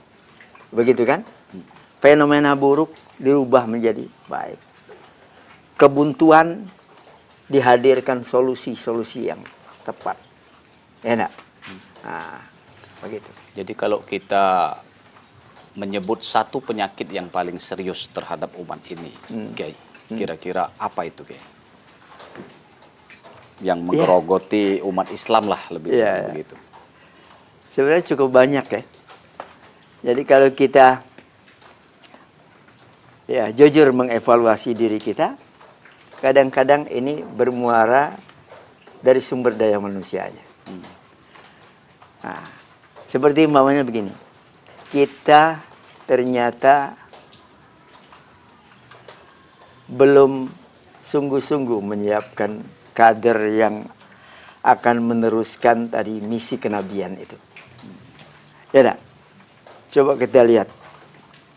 Mungkin anak-anak kita, cucu kita kalau ditanya pengen sekolah di mana, itu nggak kepikir, pokoknya ingin sekolah di madrasah, di pondok pesantren, dengan alasan macam-macam. Ya enggak? Mereka justru memikirkan kalau bisa saya sukses nanti jadi presiden, ya enggak? Jadi menteri, jadi gubernur, jadi bupati, jadi anggota dewan, ya enggak? Seakan-akan begitu tuh, jadi orang kaya. Nah, pikirannya kalau alumni pondok pesantren itu paling juru doa aja. Spesialis doa. Atau merebut masjid gitu kan, kira-kira. Atau agak naik dikit nih, barangkali petugas untuk menikahkan nih. Kalau bahasa kami di sini ketip. Nah seperti itu. Padahal fakta nih sekarang, alumni pondok pesantren yang alhamdulillah sudah level dunia nih banyak. Nah, dulu pimpinan ormas terbesar Hasyim Muzadi itu alumni Gontor, senior saya jauh, ya enggak? Bayangin, beliau pernah memimpin organisasi setingkat dunia. Enak. Sama dengan sahabat saya satu angkatan juga masuk ke Gontor, Profesor Din Samsudin. Yang ternyata beliau bukan hanya berdakwah dalam negeri, yang ternyata bukan kuliah di dalam negeri juga. Beliau kuliahnya di Amerika, ya kan? Nah, lalu dipilih nantinya menjadi ketua Ormas Muhammadiyah. Ini NU, ini Muhammadiyah, ya kan? Dan tadi beliau memimpin Muhammadiyah 2 periode, ya, pada zamannya. Dan beliau dengan kemampuan dan oleh-oleh seperti kami sama juga, menguasai bahasa Arab, menguasai bahasa Inggris. Akhirnya tadi beliau sering diundang oleh PBB, ya nak, untuk menyampaikan kira-kira apa yang kemudian menginspirasi banyak pihak. Oke. Lalu apa yang paling membuat Kiai gelisah ketika kita bicara tentang generasi muda saat ini, Pak Kiai? Nah ini termasuk ya. Jadi Gen Z ini banyak yang terjebak, tertipu, kalau istilah Al-Qur'annya maghrur ya. Maghrur. Tertipu itu. Nah, sehingga sekarang itu ada istilah apa ya?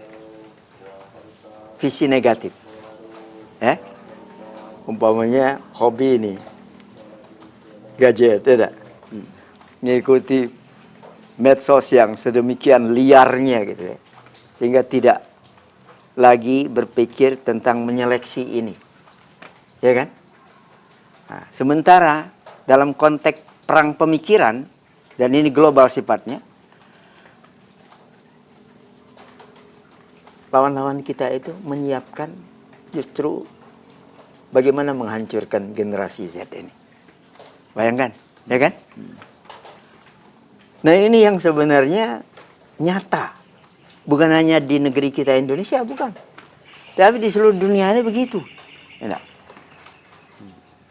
ketika generasi Gen Z ini tadi ya, hancur, rusak, ya, dan kemudian tadi masif banget, maka masa depan suatu negeri kan akan tamat sudah, ya kan? Nah begitu. Jadi kalau kita bicara Gen Z nih Kiai, ya, mungkin ada sebagian atau sebagian besar juga ada sekarang ini sedang digodok di sekolah atau di pesantren gitu. Nah, pesantren itu kan mengajarkan kesederhanaan dan kedalaman ilmu. Tapi di sisi lain juga dunia ini menawarkan kecepatan dan popularitas. Nah, ini tentu menjadi pertarungan sengit ini, Pak Kiai. Bagaimana Pak Kiai melihat pertarungan ini? Ya. Nah, itulah di antara kendala yang dihadapi oleh baik para kiai yang mengelola pondok-pondok pesantren maupun juga para intelektual yang juga mengelola lembaga-lembaga pendidikan. Ya. Nah, inilah yang kita coba persiapkan untuk mengantisipasi yang tadi itu. Model kami terus terang aja. Walaupun pesantren, kami ada SMP, ada SMA. Ya tak? Bagi kami itu ilmu Allah itu ada lewat syariat, transformasinya tentunya lewat teks Al-Quran dan teks Al-Hadis. Dan ini menjadi produk jurusan syariat. Jurusan agama. Yang kedua, Allah itu mengajarkan ilmunya lewat fenomena alam. Kita disuruh kul siru fil ardi fanzuru kaifa kana aqibatul mukadzibin. Silahkan mau pergi kemana aja di muka bumi ini, kita jelajah, hatta ke planet sana silahkan. Tapi Allah memesankan apa? Fanzuru, nalarilah semua ini. Nah, makanya sejarah sains apapun itu lewat penelitian karya Allah ini. Produk Allah ini yang nggak mungkin salah. Yang salah itu peneliti aja. Tapi boleh diteliti lagi oleh siapapun, ya kan? Nah, seperti jangan jauh-jauh. Contohnya dulu soal apa? Susu apa yang paling produktif untuk pertumbuhan bayi, ya kan? Dulu masih berdebat orang. Masih menawarkan ini lebih bagus, ini bagus, lebih bagus. Produk manusia nih. Sekarang sudah final. Kesimpulan, saya dapat info dari Dr. Usman Said almarhum dulu. Beliau mengikuti seminar di Australia internasional. Kata beliau apa? Pada gilirannya semua dokter itu mengakui produk Allah. Apa itu? Susu ibu. ASI. ASI. Ya kan? Nah, itu contoh. Nah, begitulah sekarang. Ya, kalau bicara fenomena Allah seluas saya kira alam ini. Nah, jadi kalau masih butuh penelitian, masih banyak sekali yang dibutuhkan. Makanya ibarat kita, model kami ini, berharap nih anak-anak kita yang kita siapkan dari SMP sampai SMA, mereka silakan. Mau milih fakultas kedokteran silakan, mau fakultas pertanian silakan, teknik silakan, komputer silakan. Dan alhamdulillah itu sudah kita buktikan. Jadi alumni SMA kita udah banyak yang jadi dokter. Itu seperti putrinya Profesor Rujito. Itu sekelas dengan anak saya. Hari ini sudah menjadi dokter spesialis. Penyakit dalam. Nah, ini contoh. Ya, Kiai. Jadi saya pernah dengar tuh atau almarhum Kiai Haji Zainuddin MZ tuh bilang, setiap yang punya awal mesti punya akhir. Setiap yang ada permulaan pasti ada penghabisan. Dari awal tadi Kiai sudah menceritakan masa kecil, kemudian sekarang yang ada di hadapan kami sudah cukup senior. Tentu kan ada masanya nanti Kiai juga pensiun, memberikan kesempatan kepada yang muda-muda. Setelah semua perjuangan yang dilalui Pak Kiai, kalau boleh kami ingin tahu, apa sebetulnya yang ingin Kiai pertanggungjawabkan di hadapan Allah Subhanahu wa Ta'ala? Ya, ini pertanyaan bagus ya untuk banyak orang. Nah, inilah yang kita persiapkan. Jadi pertama saya mempersiapkan anak-anak sebagai kader pelanjut perjuangan kami. Saya tidak mengatakan saya sendiri, karena banyak yang membantu saya, alhamdulillah. Ya, baik di Rodotul Ulum ini maupun di lembaga-lembaga yang saya masih dipercaya untuk menjadi ketua dewan pembina yayasannya. Seperti di Palembang ya, ada Bina Ilmi di Musi II, ada di Demang Lebar Daun Izzuddin, dulu ada Al Furqon di Basuki Rahmat, nah itu termasuk ada di Bogor, ada di Tasikmalaya, ya. Nah semua itu sesungguhnya adalah bagi saya tanggung jawab juga. Nah sama, kami menyiapkan kader baik anak biologis saya maupun anak ideologis saya. Seperti santri ini kan anak ideologis saya.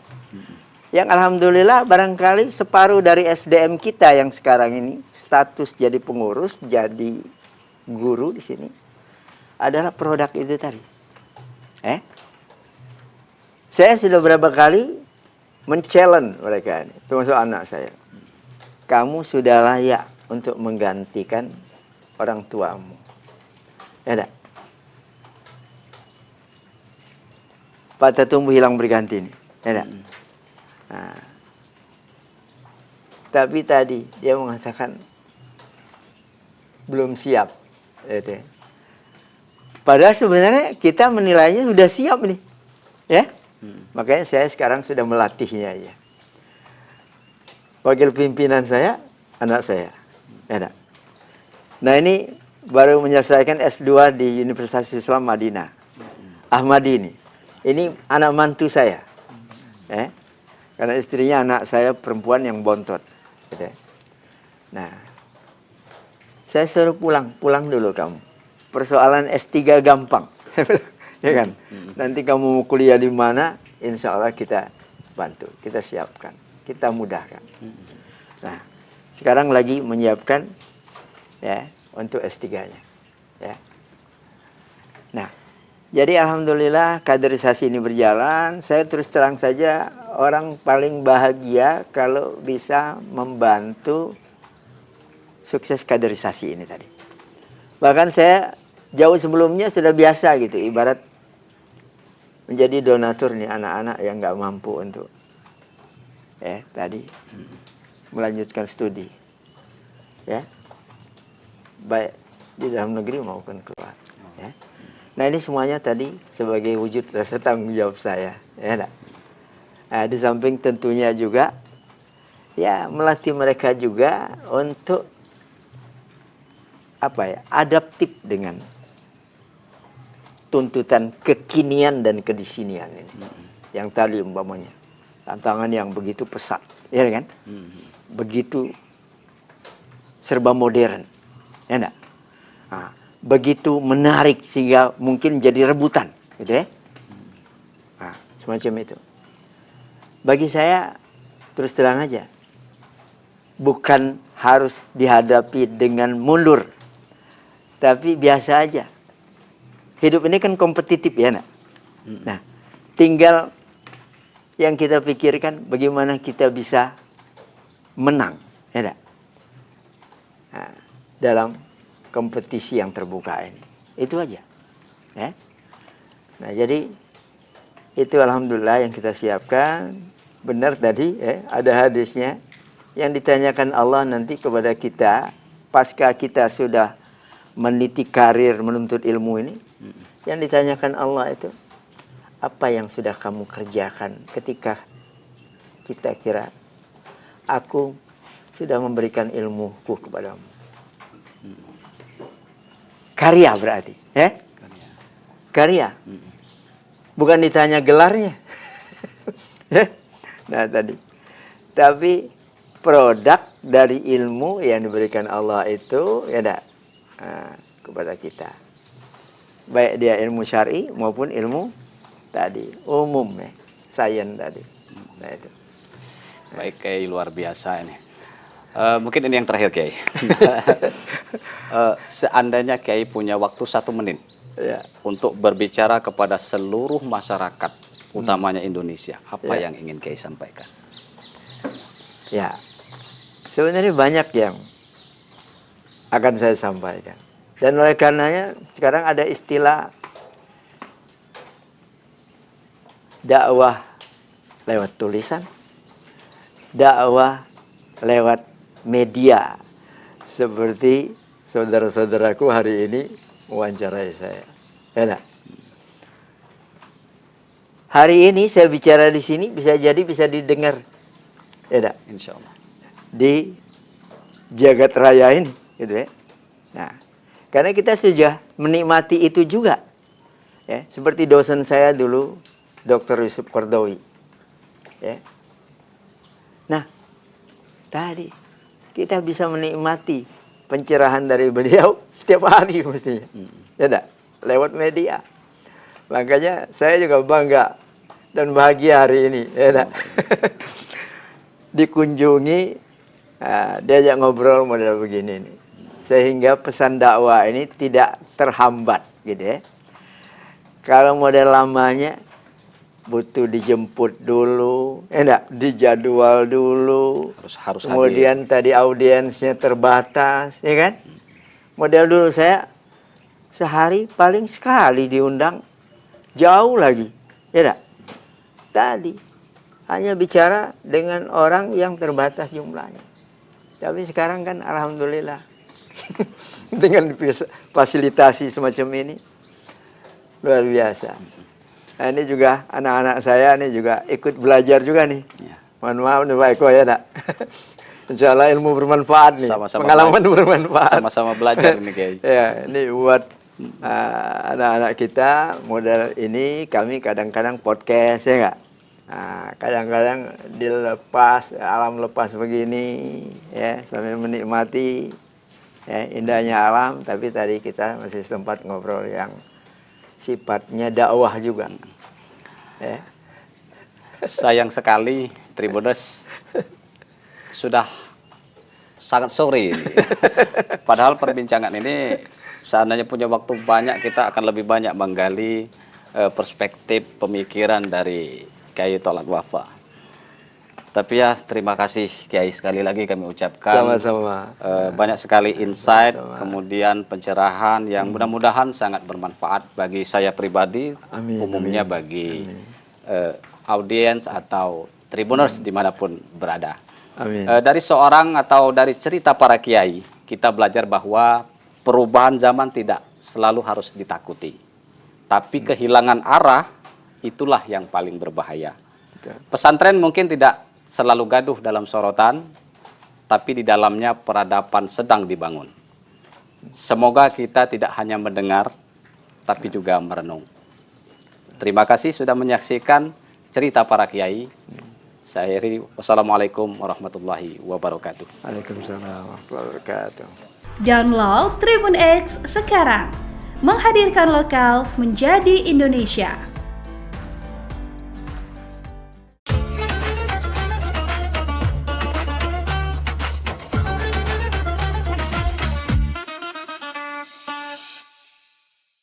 Assalamualaikum warahmatullahi wabarakatuh.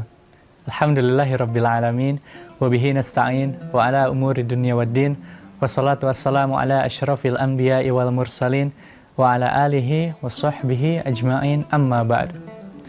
Alhamdulillah, puji dan syukur mari kita panjatkan kepada Allah Subhanahu wa taala, Rabb semesta alam.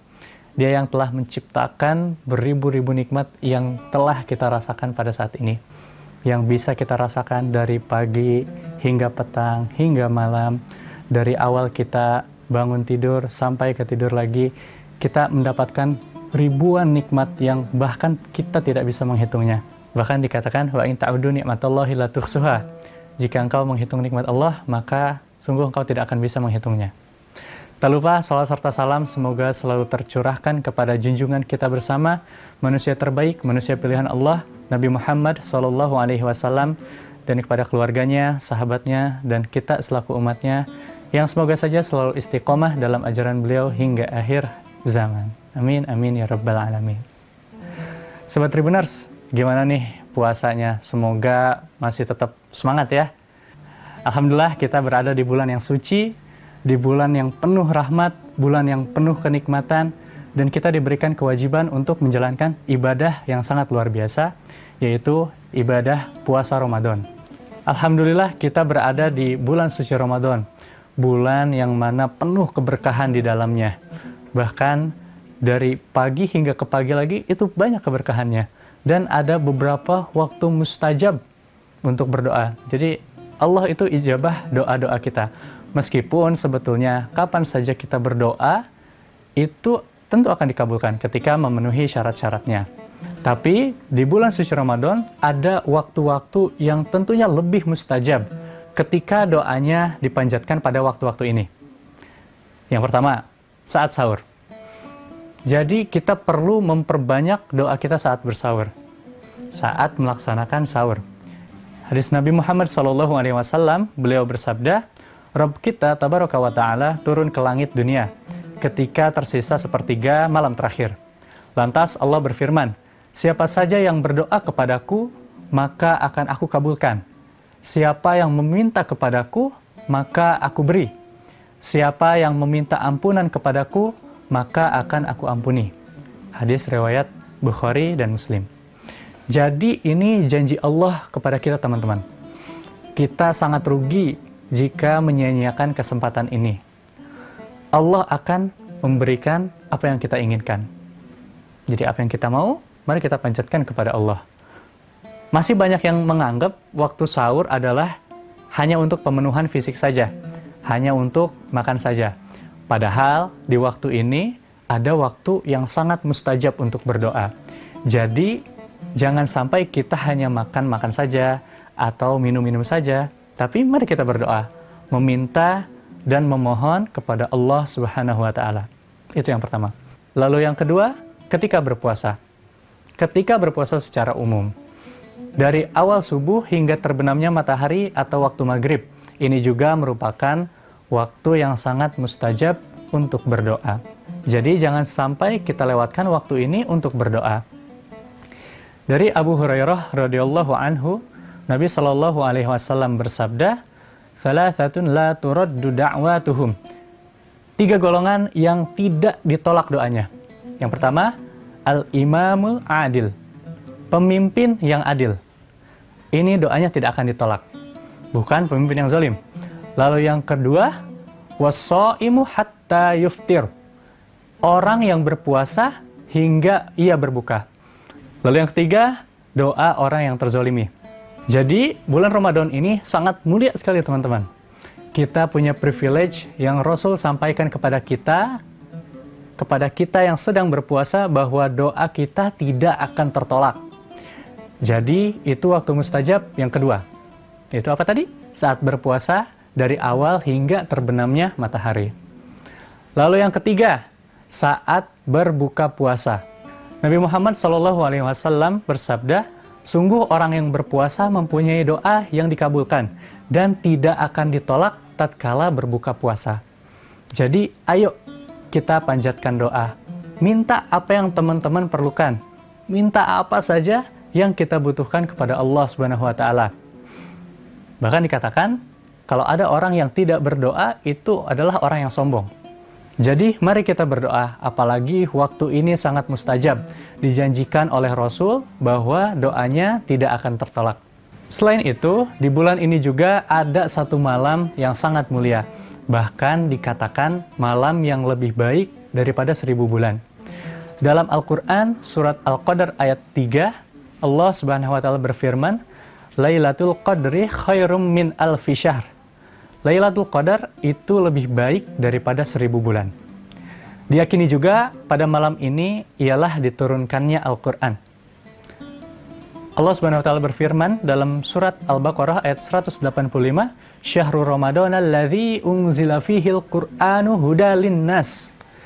Bulan Ramadan adalah bulan yang di dalamnya diturunkan Al-Quran sebagai petunjuk bagi manusia. Malam Lailatul Qadar memiliki keutamaan yang sangat mulia. Rasulullah SAW bersabda, barang siapa sholat pada malam Lailatul Qadar karena iman dan mengharapkan pahala, diampuni dosa-dosanya yang telah lampau. Hadis riwayat Bukhari.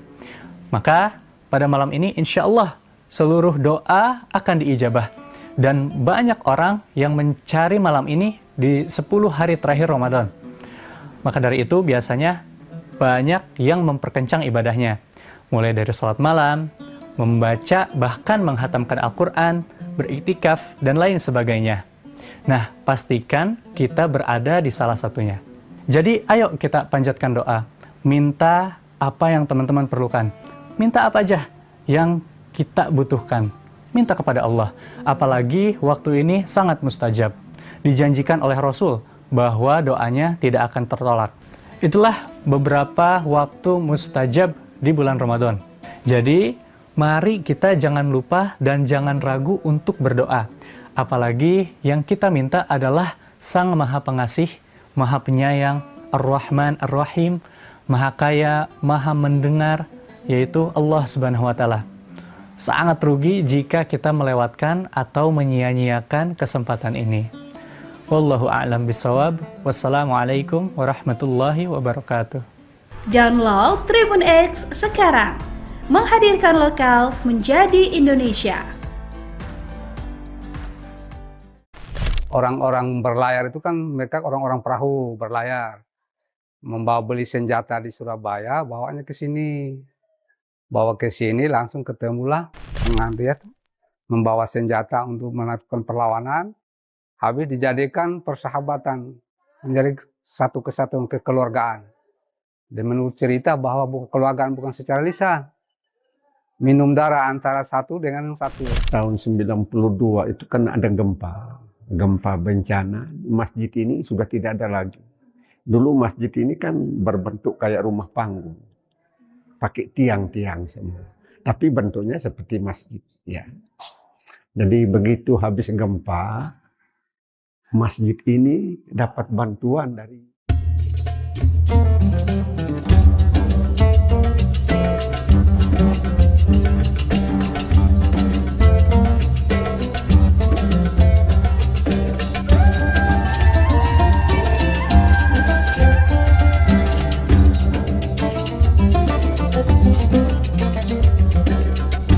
Tribuners, saat ini saya berada di pesisir utara Kabupaten Sika, tepatnya di Waipare, Desa Watubilo, Kecamatan Kangai, Kabupaten Sika. Dan di belakang saya ini berdiri sebuah bangunan masjid yang bernama Rahman. Dan Tribuners, masjid di belakang ini memiliki sejarah yang panjang.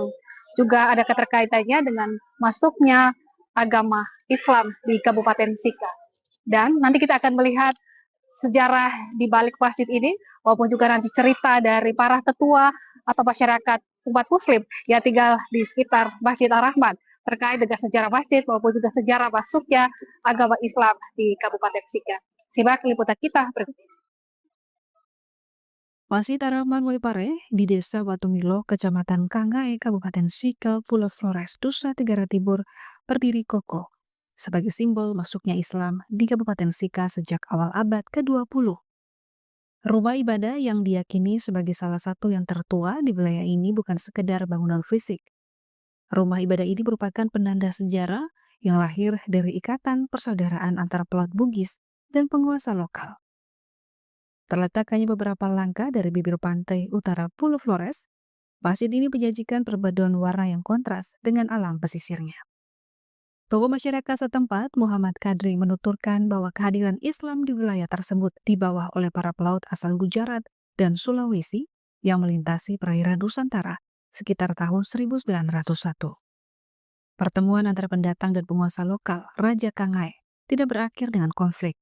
Sebaliknya, mereka menjalini persahabatan erat yang dikukuhkan melalui tradisi unik, minum darah, sebagai simbol persaudaraan yang tak terputuskan.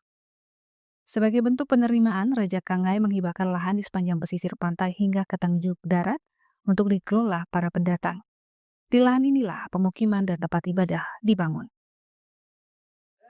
Menurut sejarah dari cerita dari orang-orang tua sebelum saya ini, mereka menyatakan bahwa Islam masuk di Sika ini diperkirakan tahun 1901. Waktu zaman Belanda dulu sampai zaman Jepang. Setelah itu orang-orang Gujarat dari Sulawesi, dulu kan orang-orang berlayar itu kan mereka orang-orang perahu berlayar. Membawa beli senjata di Surabaya, bawanya ke sini. Bawa ke sini langsung ketemulah Raja Nai, Ratu Nai, Raja Kerajaan Kangai yang tempatnya di sana. Ada rumah raja di situ. Lalu mereka berlabuh di sini, membawa senjata untuk melakukan perlawanan. Habis dijadikan persahabatan, menjadi satu kesatuan kekeluargaan. Dan menurut cerita bahwa kekeluargaan bukan secara lisan, minum darah antara satu dengan yang satu, sehingga menjadi persahabatan yang jadi tuntun. Setelah itu, raja itulah memberikan tempat untuk dihuni. Bahkan bukan di sini saja, sampai ke daratan Tanjung Darat, pantai dari sini itu. Sampai sekarang mereka punya moyang-moyang dulu yang ahli waris makan sampai sekarang, sampai termasuk Pangabata, termasuk Tanjung Darat. Itu diberi oleh kerajaan ini karena dia untuk mempertahankan kekuatan di masa itu. Setelah itu mereka kan hanya 4 dekade, sudah 4 dekade. Sampai sekarang dulu dikasih hibah tanah ini untuk membangun rumah ibadah zaman itu.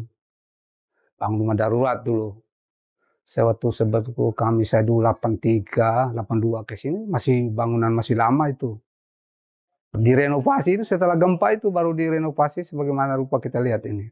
Masa itu terdarurat. Nah, setelah generasi ke generasi, setelah mereka kan datangnya tidak sebegitu banyak. Setelah itu dia orang-orang dari atas, yaitu orang-orang dari gunung, dipekerjakan di sini. Karena mereka sudah punya lahan kelapa sampai ke Tanjung Darat, sampai ke pulau besar ini juga. Dipekerjakan, langsung ditinggalkan di sini, dibagi-bagi. Jadi orang yang di asli Waipare ini, orang-orang dari Bugis hanya tinggal seberapa saja ini. Yang lain itu orang-orang dari sini semua yang menempati tempat di sini. Mereka bergabung dengan mereka, langsung mereka memeluk Islam. Akhirnya mereka tinggal di sini. Jadinya kampung Waipare tadi. Orang dulu artinya kan Waipare itu air yang ada berat katanya. Katanya dulu sumur sudah ditutup ini. Sumur itu orang-orang dulu panen, dulu orang gunung kan tidak ada air. Kata ambilnya ke situ zaman itu. Dan namanya Waipare, orang bilang itu air apa? Air berat. Ceritanya begitu dari orang tua dulu yang sudah meninggal semua. Dengan pembuktian nenek moyang mereka itu ada pembuktian kubur sana. Kubur itu sudah ratusan tahun tuh. Kubur masih dia kan dicor tuh orang bawa kubur itu dibikin modifikasi macam ke kubur-kubur yang ada di Jawa itu. Kan mereka dulu kan berdagang ke Jawa dengan perahu, langsung dibawa misalnya apa segala macam dibuat dari sana mereka orang-orang dulu kan tahu sendiri. Apalagi kuburnya masih ada itu. Jadi namanya mereka kalau tidak salah namanya Haji Taning. Haji Taning itu yang orang pertama ke sini. Nah, setelah itu dia punya ada kan beberapa orang tuh, ada yang nanti di sini setelah bangun ini, setelah itu mereka ada yang ngungsi ke Momere itu Haji Arsad mereka. Pak Haji Arsad itu punya mama kan dari sini. Orang Sulawesi juga ngungsi lah ke Momere, tinggal di Momere, akhirnya bangun Masjid Biru itu. Gitu. Habis di sini Geliting, dulu kan ada pelabuhan di Geliting saja. Setelah itu menjadi pelabuhan, akhirnya mereka bangun dengan masjid di Geliting. Dan ahli waris ada yang di Geliting, ada di sini. Yang kawin-mengawin, sudah campur baur tuh. Di masa-masa sekarang. Itulah kejadiannya begitu. Jadi masjid ini sudah menjadi tenar. Kalau ditanya di Sika, orang sudah tahu Waipare yang masjid pertama. Sudah tidak asing lagi buat kita. Ceritanya begini, saya dengar dari ahli warisnya yang sudah almarhum Pak Imam, sudah meninggal. Dia bilang mereka dulu zaman perang. Mereka ini orang-orang Bugis. Orang Bugis itu orang-orang pelaut. Kebetulan pelaut di kampung halamannya itu juga orang dulu kan masih zaman antara satu dengan yang lain kan tidak ada yang tidak sama sependapat. Jadi mereka berlayar. Dan mereka berlayar di mana tempat yang nyaman, mereka tinggal di situ. Akhirnya mereka nenek moyang datang, berlayar ke sini kemana-mana. Katanya ada yang sampai ke Ombai sana. Ya kan banyak orang Bugis tuh. Berlayar ke situ, ada yang nusul ke sini, ada yang di sana, ada yang mereka ini yang ke sini. Khalik namanya. Mereka punya farm Khalik itu dari sana itu. Kalau namanya Khalik itu berarti mereka orang-orang Muslim yang pertama di Momere yang ada di Waipare itu. Itu farmnya Khalik. Dan mereka langsung berdagang. Setelah datang rasa nyamannya di sini tidak kembali lagi. Nyaman kan karena diberi lahan begitu. Mana yang penting kuat garap di bagian pantai itu. Raja Naik kan kuasanya sampai di mana ya?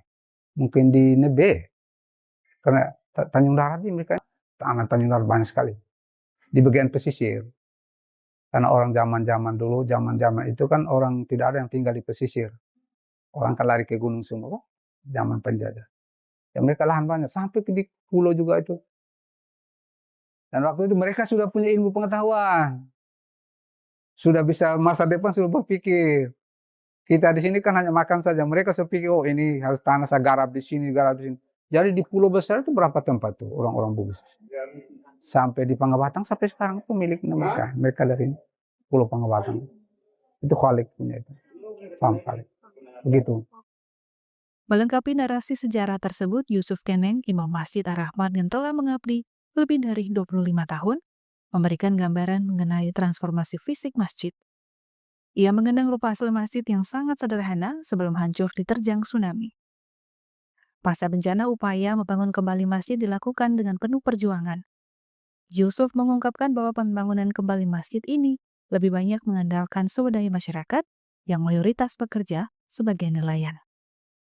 Jadi setelah tahun 92 itu kan ada gempa bencana, masjid ini sudah tidak ada lagi.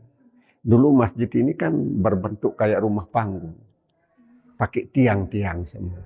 Tapi bentuknya seperti masjid, ya. Jadi begitu habis gempa, masjid ini dapat bantuan dari Majelis Ulama Indonesia Kabupaten Sika untuk bangun ini masjid. Nah, bangun berupa dia punya tiang-tiang, rangka-rangkanya ini yang kalau ini sudah diperbaharui.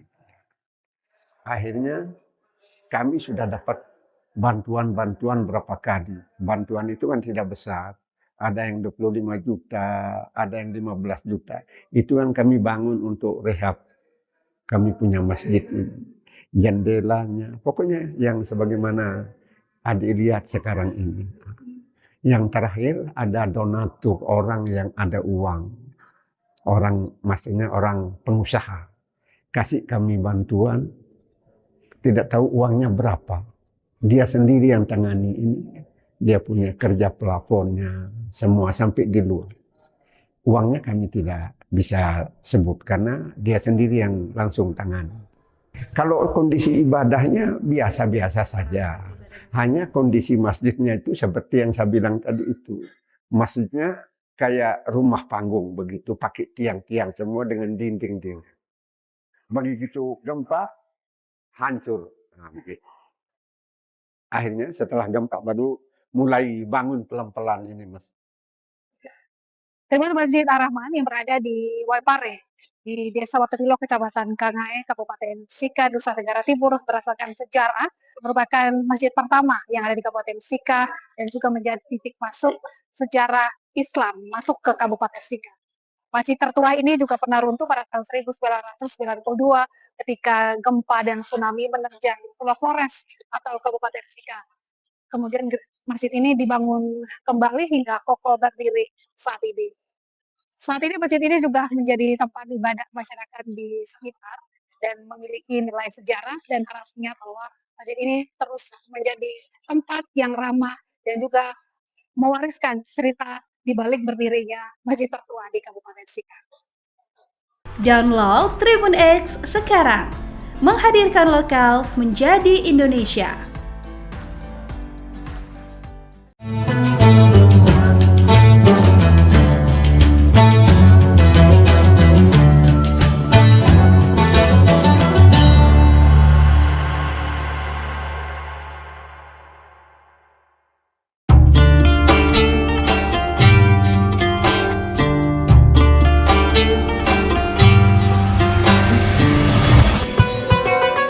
Syukur Alhamdulillah, tahun ini kita masih dipertemukan dengan bulan suci Ramadan. Ramadan bukan sekedar menahan lapar dan dahaga, tetapi waktu untuk memperbaiki kualitas diri, baik ibadah maupun menempa akhlak. Jadikan Ramadan ini sebagai titik balik untuk menjadi pribadi yang jujur dalam perbuatan, sabar dalam ujian, dan disiplin dalam ketaatan. Dewan Komisaris direksi dan seluruh karyawan PT Semen Tonasa mengucapkan selamat menunaikan ibadah puasa.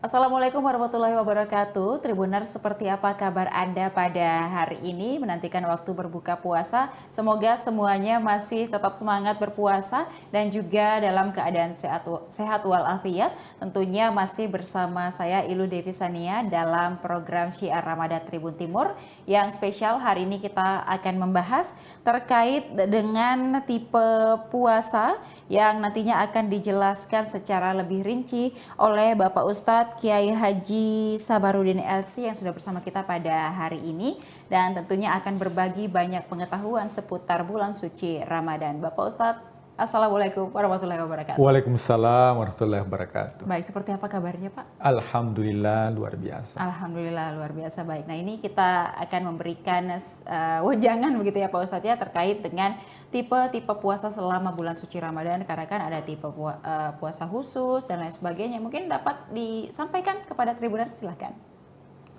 Bismillahirrahmanirrahim. Hamdan wa syukranillah, salatan wa salaman ala rasulillah, amma ba'd. Ya, tentunya bulan suci Ramadan adalah bulan yang mulia yang datang kepada umat manusia, khususnya umat Rasulullah Sallallahu Alaihi Wasallam. Kita ketahui bahwa ibadah itu kan ada ibadah wajib, ada ibadah sunnah. Dan itu tidak didapatkan pada umat terdahulu yang dinamakan dengan ibadah sunnah. Umat terdahulu ketika diturunkan oleh Allah perintah, maka langsung diperintahkan kepada umatnya dan semua itu wajib untuk dilakukan. Akan tetapi umat Rasulullah Sallallahu Alaihi Wasallam diberikan keutamaan ada ibadah wajib, ada ibadah sunnah. Makanya rukun Islam itu ada semua turunannya. Syahadat itu wajib, salawat itu sunnah. Puasa Ramadan itu wajib. Puasa Senin Kamis itu sunnah. Zakat itu wajib, sedekah itu sunnah. Salat itu wajib, qabliyah ba'diyah, salat witir, tarawih itu sunnah. Haji itu wajib, umrah itu sunnah. Nah, apa keutamaan daripada ibadah wajib ini? Yaitu untuk mendapatkan rahmatnya Allah. Dan kenapa ada ibadah sunnah? Khususnya di bulan suci Ramadan banyak kita temukan hampir semua amalan itu adalah sunnah. Karena itu untuk mendapatkan syafaat di akhirat. Akan tetapi, tidak semua orang itu bisa mendapatkan keutamaan Ramadan. Maka orang yang berpuasa itu tipenya beda-beda. Meskipun ujung daripada semua ibadah itu adalah takwa. Jadi semua ibadah yang dilakukan itu ujungnya adalah takwa. Coba kita lihat sholat. Ya, sholat itu adalah takwa. Apa itu takwa? Yaitu mencegah dari perbuatan keji dan mungkar. Apa kata Allah? Innas salata tanha 'anil fahsya'i wal munkar. Ya, menghindarkan diri dari kemungkaran itu adalah takwa. Puasa Ramadan. Ya ayyuhalladzina amanu, wahai orang-orang yang beriman, apa ujungnya? La'allakum tattaqun, menjadi pribadi yang bertakwa. Apa itu pribadi yang bertakwa? Yaitu yang bisa keluar di bulan suci Ramadan, keluar setelah bulan suci Ramadan itu seperti kupu-kupu. Ya, seperti ulat, bukan seperti ular. Karena beda itu ular dengan ulat, meskipun beda huruf terakhirnya. Apa bedanya? Ya, ulat itu ketika berpuasa, maka dia mengurung diri dalam kepompong. Itu ulat. Dia tidak makan, dia tidak minum, tapi karakternya ulat ini rakus. Itu ulat itu apapun yang dihinggapi, ya pasti habis. Ketika ada daun pasti habis. Dia karakternya rakus. Tapi ketika dia berpuasa, mengurung diri selama beberapa minggu, ketika keluar dari puasanya, kemudian ulat itu berubah menjadi kupu-kupu. Dan kupu-kupu itu siapa yang melihat bahagia, senang, dinikmati, dan setiap bunga yang dihinggapi itu memberikan manfaat. Itulah la'allakum tattaqun. Beda dengan ular. Ular itu ketika berpuasa, dia ketika ingin merubah kulit, berganti kulit, maka dia berpuasa. Dia tidak makan, dia tidak minum. Tetapi ketika sudah berganti kulit, ternyata tabiatnya masih seperti, bahkan lebih parah. Kemudian karakternya jauh lebih buruk. Bahkan itu lebih ganas itu ular kalau sudah ganti kulit. Beda dengan ulat. Ini yang diharapkan orang-orang yang berpuasa di bulan suci Ramadan. Bagaimana mendapatkan karakter daripada karakter takwa. Sehingga itu ada 3 tipe.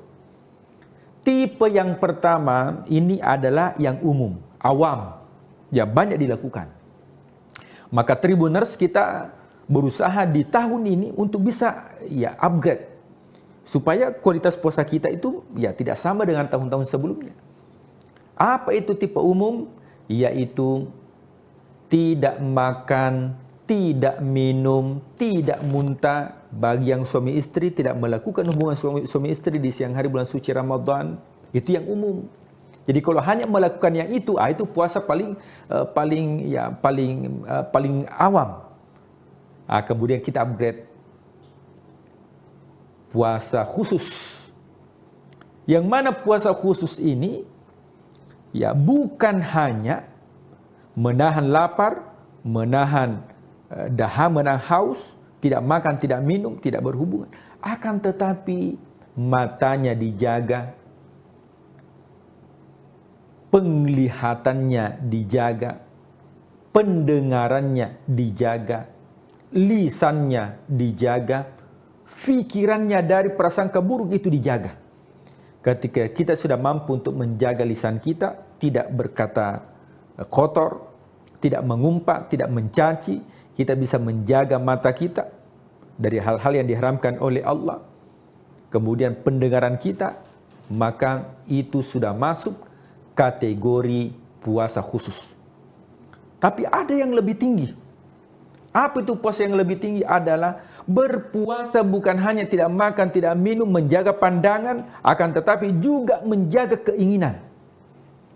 Apa bedanya orang puasa umum dengan orang puasa khusus?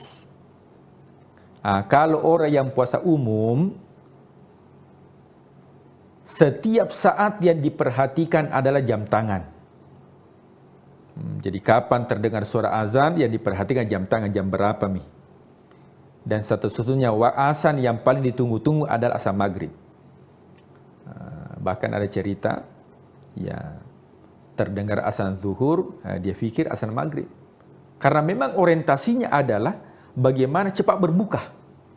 Jadi kalau ada yang seperti ini, maka itu disebut dengan puasa awam atau puasa umum. Tapi kita tingkatkan menjadi puasa khawasul khawas, yaitu bukan hanya mata dijaga, pendengaran dijaga, akan tetapi yang juga dijaga adalah keinginan kita. Nah, jemaah yang dimuliakan Allah, Tribuners yang dimuliakan Allah Subhanahu wa taala. Rasulullah SAW bersabda, betapa banyak orang yang mendapatkan bulan suci Ramadan. Celaka orang yang mendapatkan bulan suci Ramadan. Jadi bahkan Rasul mengatakan, celaka orang yang mendapatkan bulan suci Ramadan. Falam yughfarlah, tapi tidak mendapatkan ampunan. Kenapa tidak mendapatkan ampunan? Karena yang dilakukan adalah hanya puasa umum. Matanya tidak dijaga. Meskipun tidak batal puasanya, tapi batal pahalanya. Dia tidak mendapatkan apa-apa. Ini yang dikhawatirkan.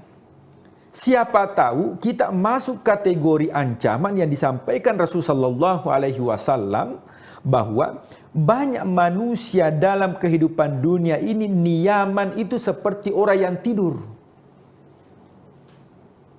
Idza matu intabahu. Nanti ketika dia meninggal dunia baru terbangun. Artinya dia dalam kehidupan dunia ini hanya seperti orang yang bermimpi. Nah, namanya orang yang bermimpi itu bukan kenyataan. Ada orang yang bermimpi memiliki rumah baru, ada orang yang bermimpi naik mobil mewah, tapi ketika dia terbangun, oh ternyata tidak ada zong. Maka jangan sampai menjadi golongan yang dikhawatirkan Rasulullah SAW melakukan amal di bulan suci Ramadan, tapi hanya orang bermimpi.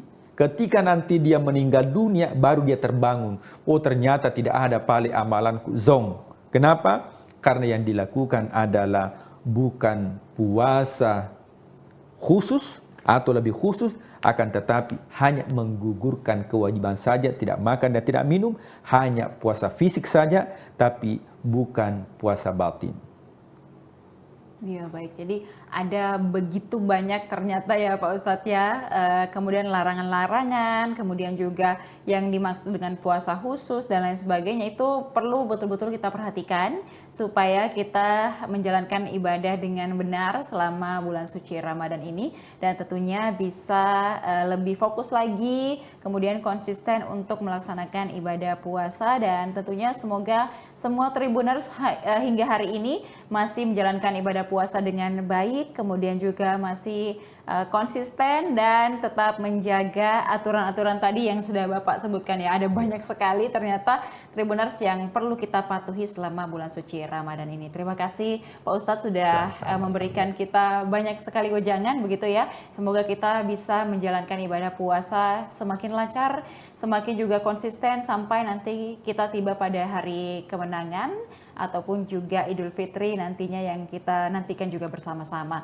Dan terima kasih kepada seluruh Tribuners yang sudah menyaksikan program kita pada hari ini. Jangan lupa juga untuk saksikan beragam program menarik lainnya hanya di kanal YouTube dan Facebook Tribun Timur, Mata Lokal Menjangkau Indonesia. Saya Ilu Devisania dan seluruh narasumber dan juga kerabat kerja pamit undur diri. Terima kasih. Wassalamualaikum warahmatullahi wabarakatuh. Waalaikumsalam warahmatullahi wabarakatuh.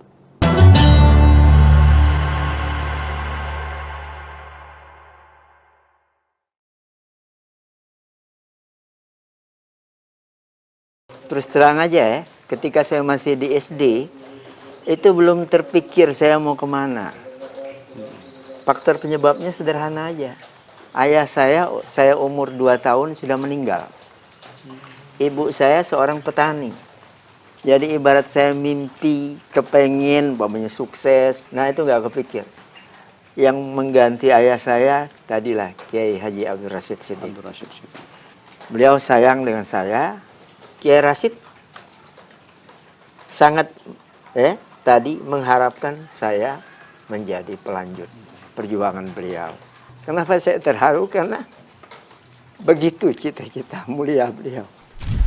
Sekarang tidak ada lagi Rasul setelah wafatnya Rasulullah Sallallahu Alaihi Wasallam. Nah disinilah peran yang harus digantikan. Siapa mereka? Itulah para ulama. Assalamualaikum warahmatullahi wabarakatuh. Tribuners, ada satu pertanyaan yang mungkin jarang kita tanyakan kepada para kiai. Apakah umat ini sedang menuju cahaya atau justru berjalan pelan menuju kegelapan? Nah, pada episode cerita para kiai kali ini, kita tidak hanya akan membahas tentang pesantren. Kita bicara tentang zaman, kita bicara tentang kegelisahan, kita juga akan bicara tentang masa depan umat bersama Kiai Haji Tol'at Wafa Ahmad LC. Beliau adalah mudir Pondok Pesantren Raudatul Ulum Saka-3. Kalau yang belum tahu, Raudatul Ulum Saka-3 tempatnya di Indralaya, Kabupaten Ogan Ilir, Provinsi Sumatera Selatan. Alhamdulillah, Kiai, terima kasih sudah memberikan kesempatan, meluangkan waktu untuk memberikan insight dan pencerahan kepada kami semua. Kami mohon izin ini Pak Kiai, kalau diperkenankan, kami ingin sekali memetik hikmah dari perjalanan hidup Pak Kiai sampai hari ini. Mungkin boleh diceritakan Pak Kiai, gambaran masa kecil, lingkungan seperti apa Pak Kiai masa kecil dulu, kemudian seperti apa juga peran orang tua, atau apa nilai yang ditekankan orang tua kepada Pak Kiai? Terima kasih. Saya tentunya ingin mengucapkan dulu terima kasih. Kenapa? Karena ini kesempatan yang mahal sebenarnya. Silaturahim antar kita semuanya, khususnya Tribunus nih, yang alhamdulillah seperti yang tadi sudah dihantar oleh Pak Eko, saya insya Allah sekilas ingin menceritakan sejarah hidup saya. Saya lahir tanggal 15 Maret 1958. Jadi usia saya sekarang ini 67 tahun. 67 tahun, masih muda. Nah, saya lahir di Desa Sakatiga ini. Saya anak bontot dari 3 bersaudara, ayu saya 2 orang, putri semuanya, dan saya bontot. Memulai belajar dulu dari pesantren ini, sebelum peristiwa G30S,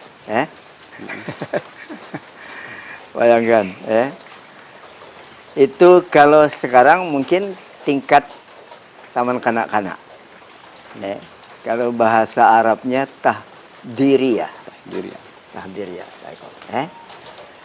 Nah, selesainya saya selama lebih kurang 3 tahun di tahdiriyah ini, nah saya tiba-tiba dapat kesempatan untuk melanjutkan di Palembang. Sekolah dasar. Nah, itu tadi. Yaitu di Sekolah Dasar Negeri 87 di Tujulu. Dulu sekolah SHD itu. Kami menyebutnya sekolah dasar dominannya Chinese. Chinese. Nah, alhamdulillah saya selesai di penghujung tahun 68. 69 melanjutkan ke Pondok Modern Darussalam Gontor di Jawa Timur. Kira-kira jenjang sanawiyah aliyah, walaupun sistemnya KMI, Kuliatul Mu'allimin Al-Islamiyah, durasi waktunya 6 tahun. Nah, dari kira-kira akhir 69 itu saya selesai alhamdulillah 76, Pak Eko. Jadi 76 merantau dan menyelesaikan studi saya di Gontor. Alhamdulillah juga saya dipercaya Pak Kiai untuk mengabdi di Gontor sambil kuliah di institut yang ada di sana, di Fakultas Tarbiyah. Tapi tidak sampai selesai karena 2 tahun saya menjalankan tugas itu, alhamdulillah Allah memberikan kemudahan mendapatkan beasiswa untuk melanjutkan studi saya ke kota Rasulullah SAW, yaitu Universitas Islam Madinah. Nah, di Madinah alhamdulillah lancar juga. 4 tahun saya bisa menyelesaikan pendidikan S1 saya, yaitu di akhir tahun 1982, Pak Eko. Saya teringat benar ketika pulang, itu pas tahun baru 1983, malam 1 Januari itu, dari pesawat yang nanti landing di Halim Perdana Kusuma, masih bisa nonton tuh keramaian di Ancol. Keramaian di Ancol. Nah, begitu juga alhamdulillah saya kemudian ini sejak dari Madinah sebelum pulang itu dipromosikan untuk menjadi dai yang nanti atas nama Kerajaan Saudi Arabia. Kementerian Agama lah kalau kita. Itu Pak Eko ya. Nah, alhamdulillah saya baru pensiun masuk 4 tahun ini. Pak Eko ya. Karena di sana usia pensiunnya seumur Rasul Shallallahu Alaihi Wasallam 63 tahun. Jadi saya 67 nih, makanya saya baru aja pensiun ya. Nah, awalnya saya ditempatkan di kantor atase agama Kedutaan Besar Saudi Arabia di Jakarta. Di Jakarta. Ya. Nah, jadi 4 tahun saya di Jakarta, alhamdulillah tiba-tiba ada kegalauan pada diri saya. Yang kira-kira kesimpulannya nggak tahu, seakan saya itu lewat pertimbangan itu, Tol'at, kamu sebaiknya pulang aja ke kampung kamu. Salatiga. Karena sekolah yang ada di situ sekarang ini lagi kira-kira mengalami kemunduran. Ya. Jadi Raudhul Ulum ini ketika saya pulang terus terang aja, santrinya nggak ada 100 orang. Dari tingkat ibtidaiyah, sanawiyah, aliyah. Ya. Nah, jadi walaupun pada saat itu beresiko banyak orang menasihati saya, coba dipikir dulu Tol'at. Termasuk paman saya, Kiai Haji Abdul Rashid Siddiq, seorang ulama Sumatera Selatan yang dikenal, ya kan? Kata beliau manggil saya Wafa. Wafa, sudah kamu pikirkan itu? Enak? Nah, saya bilang sudah, Wak. Saya sudah istikharah juga. Nah, alhamdulillah saya datang ya dari Jakarta di akhir September ya. Nah, itu kemudian saya sudah diberi mandat untuk memimpin. Sementara saya itu merasa masih muda ya. Pada saat itu. Pada saat itu. Karena saya belum menikah, usia saya baru 27 tahun. Nah, jadi alhamdulillah ya, pada tahun itu saya ya, karena para senior ini, beliau ini, orang-orang tua kita nih mendukung kami di belakangmu. Jadi saya ya apa ya, memberanikan diri lah. Bismillah ya. Dan alhamdulillah ya, sejak tahun itu sampai sekarang alhamdulillah saya masih ya diberi Allah kesehatan, diberi Allah barangkali tadi ya keteguhan untuk melanjutkan perjuangan di lembaga pendidikan Islam Pondok Pesantren ini sampai hari ini. Tapi kami coba flashback lagi nih, Kiai. Iya. Jadi kan belakangan ini kan ada banyak orang merasa bimbang mau sekolah pesantren atau tidak, mau masuk pondok atau tidak gitu. Betul. Ya, kita ingin tahu nih, Kiai dulu waktu masa kecil itu pertimbangan masuk pondok gitu, itu apa Kiai? Sebenarnya saya terus terang aja ya, ketika saya masih di SD itu belum terpikir saya mau kemana. Faktor penyebabnya sederhana aja. Ayah saya umur 2 tahun sudah meninggal. Ibu saya seorang petani. Jadi ibarat saya mimpi, kepengen sukses, kepengen memilih tempat melanjutkan belajar saya ke Palembang atau kemana aja gitu ya. Nah, itu nggak kepikir.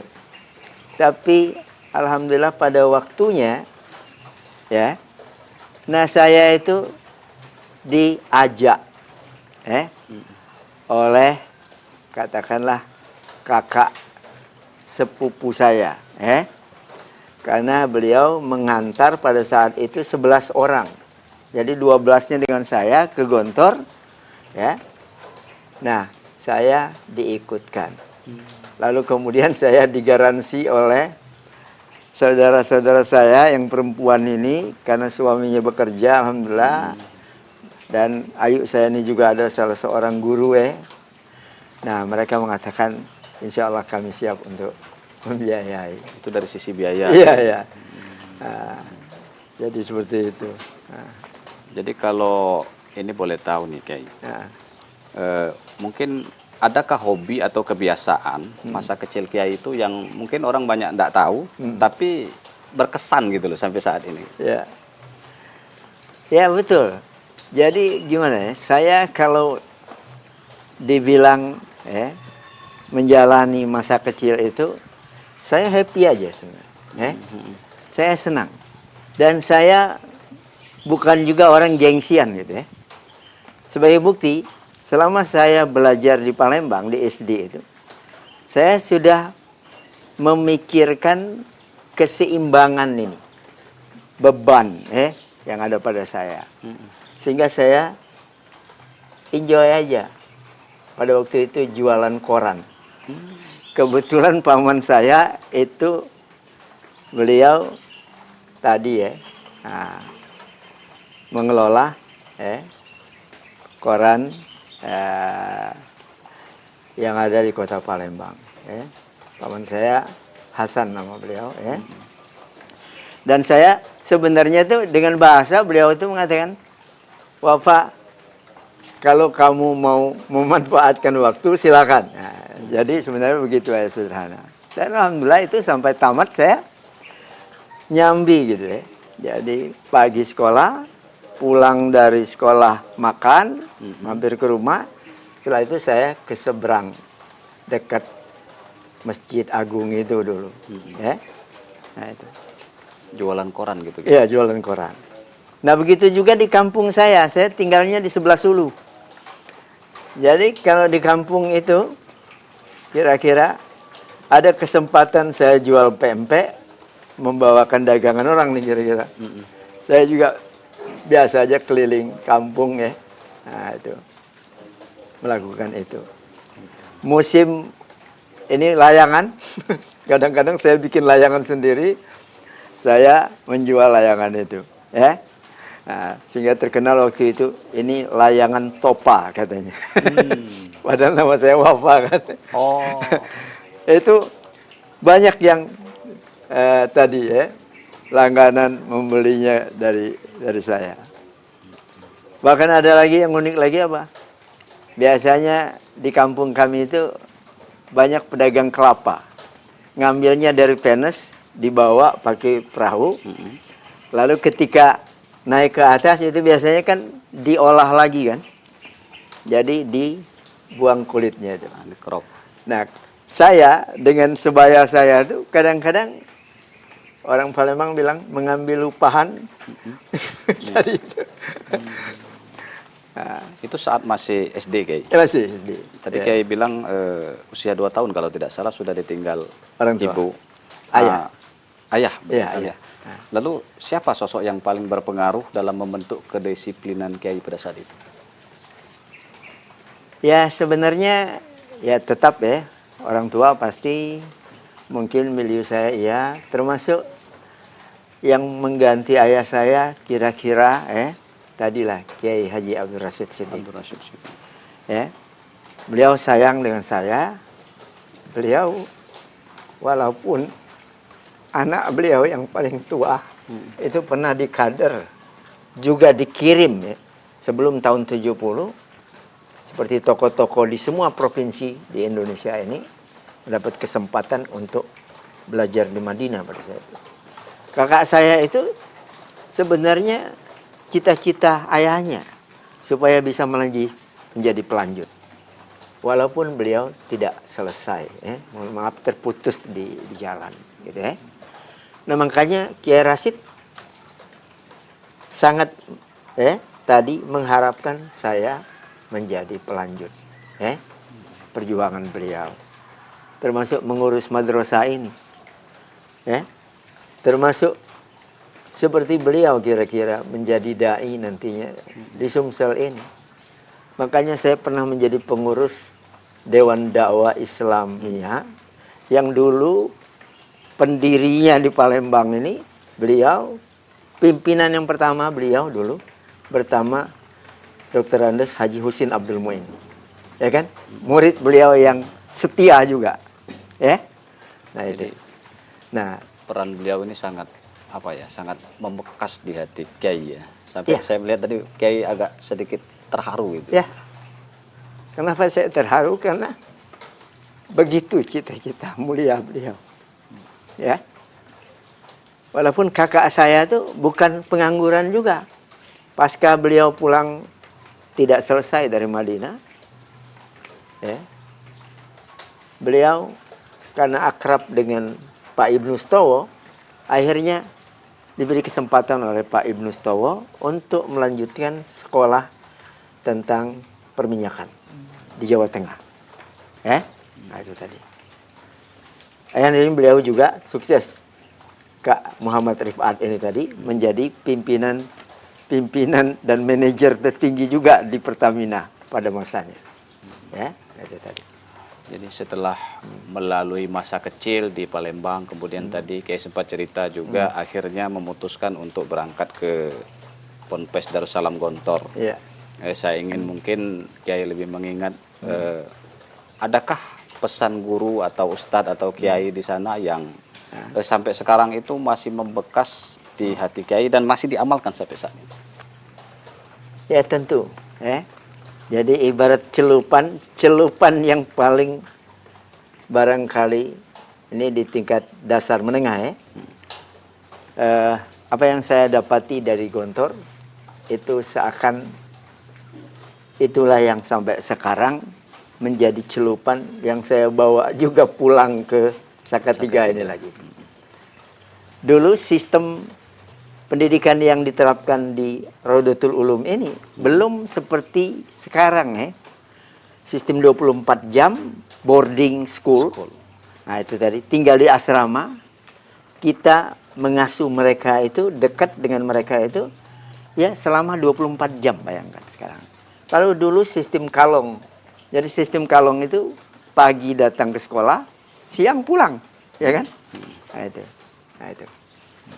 Jadi inilah yang saya coba bawa, saya terapkan dengan tentunya juga modifikasi yang disesuaikan dengan kondisi kekinian dan kedisinian juga, ya kan?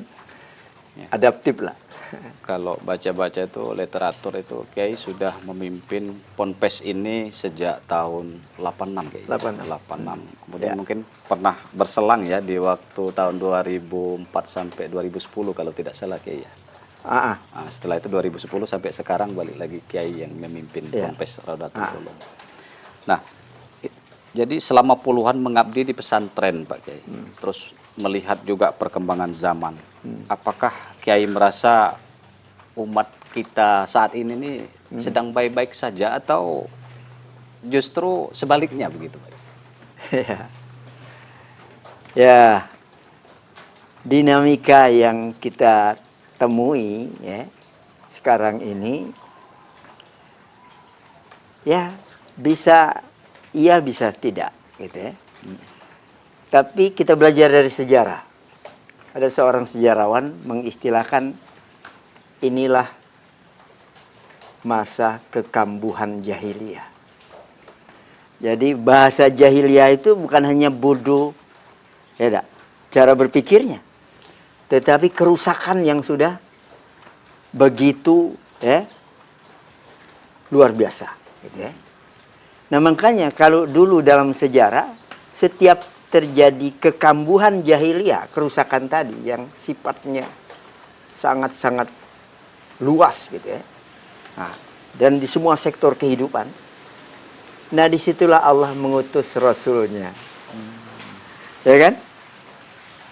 Sekarang tidak ada lagi Rasul setelah wafatnya Rasulullah Sallallahu Alaihi Wasallam. Nah disinilah peran yang harus digantikan. Siapa mereka? Itulah para ulama. Karena dalam hadis itu dikatakan al-ulama'u warasatul anbiya. Ulama itu pewaris para nabi. Yang diwarisi bukan dirham, bukan dinar. Bukan duit berarti ya, bukan kekayaan. yang diwarisi itu adalah tugas kenabian itu. Ya kan?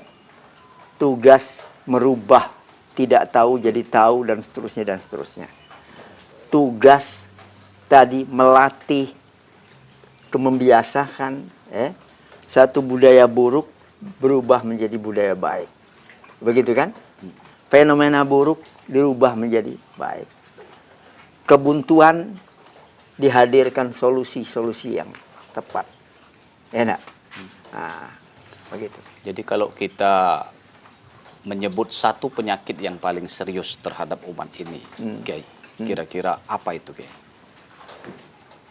Yang menggerogoti umat Islam lah lebih begitu. Sebenarnya cukup banyak ya. Jadi kalau kita jujur mengevaluasi diri kita, kadang-kadang ini bermuara dari sumber daya manusianya.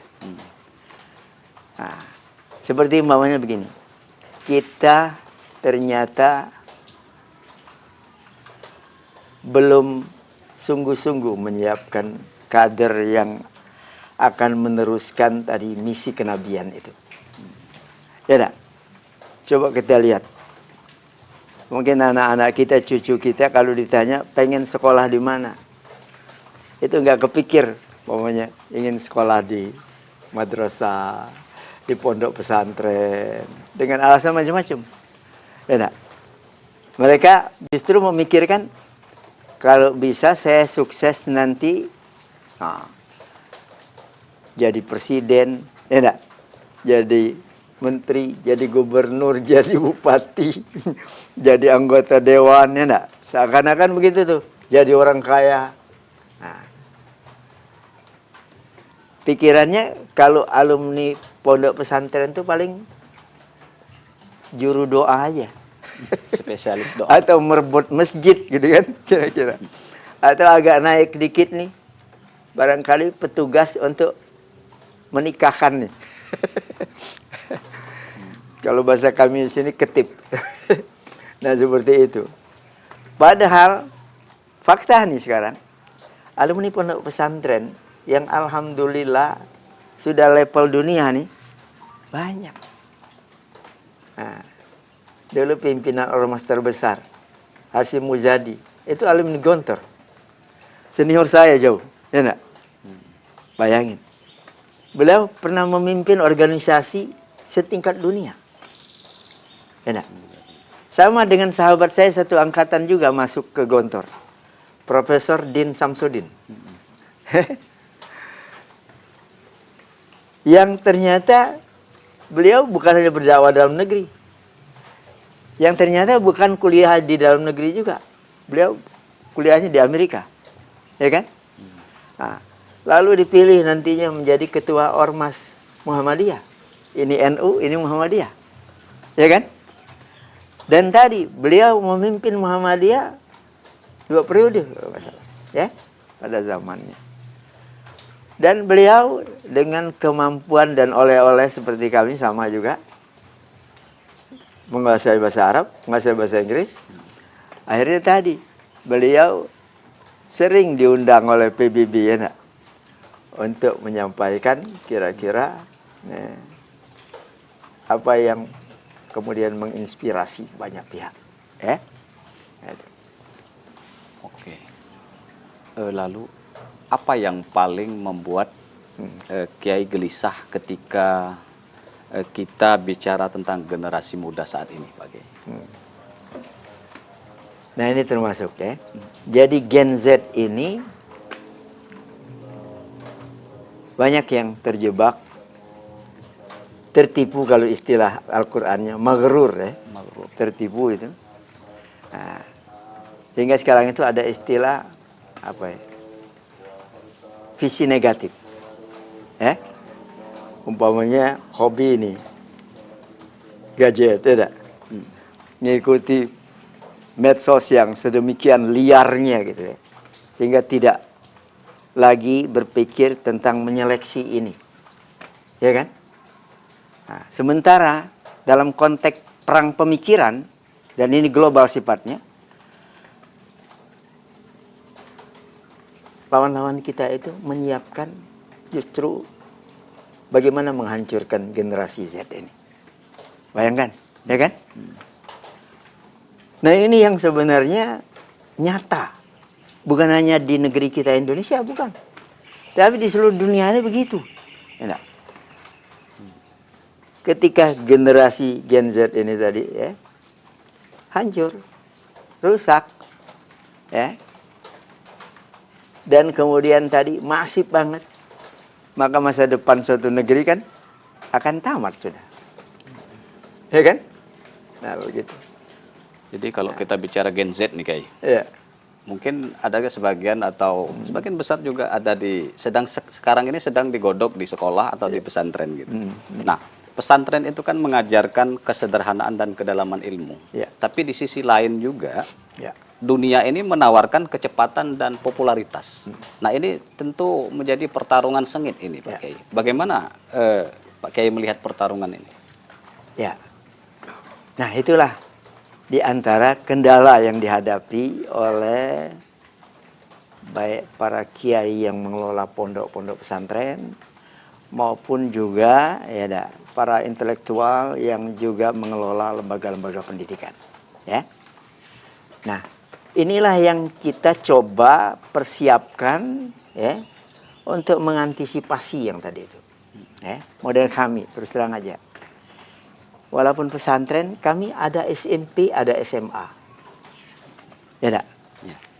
Bagi kami itu ilmu Allah itu ada lewat syariat, transformasinya tentunya lewat teks Al-Quran dan teks Al-Hadis. Dan ini menjadi produk jurusan syariat. Ya? Nah, jurusan agama. Yang kedua, Allah itu mengajarkan ilmunya lewat fenomena alam. Ya. Kita disuruh kul siru fil ardi fanzuru kaifa kana aqibatul mukadzibin. Silahkan mau pergi kemana aja di muka bumi ini, kita jelajah, hatta ke planet sana silahkan. Tapi Allah memesankan apa? Fanzuru, nalarilah semua ini. Ya. Nah, makanya sejarah sains apapun itu lewat penelitian karya Allah ini. Ya, produk Allah ini yang nggak mungkin salah. Yang salah itu peneliti aja. Tapi boleh diteliti lagi oleh siapapun, ya kan? Nah, seperti jangan jauh-jauh. Contohnya dulu soal apa? Susu apa yang paling produktif untuk pertumbuhan bayi, ya kan? Dulu masih berdebat orang. Masih menawarkan ini lebih bagus, ini bagus, lebih bagus. Produk manusia nih. Sekarang sudah final.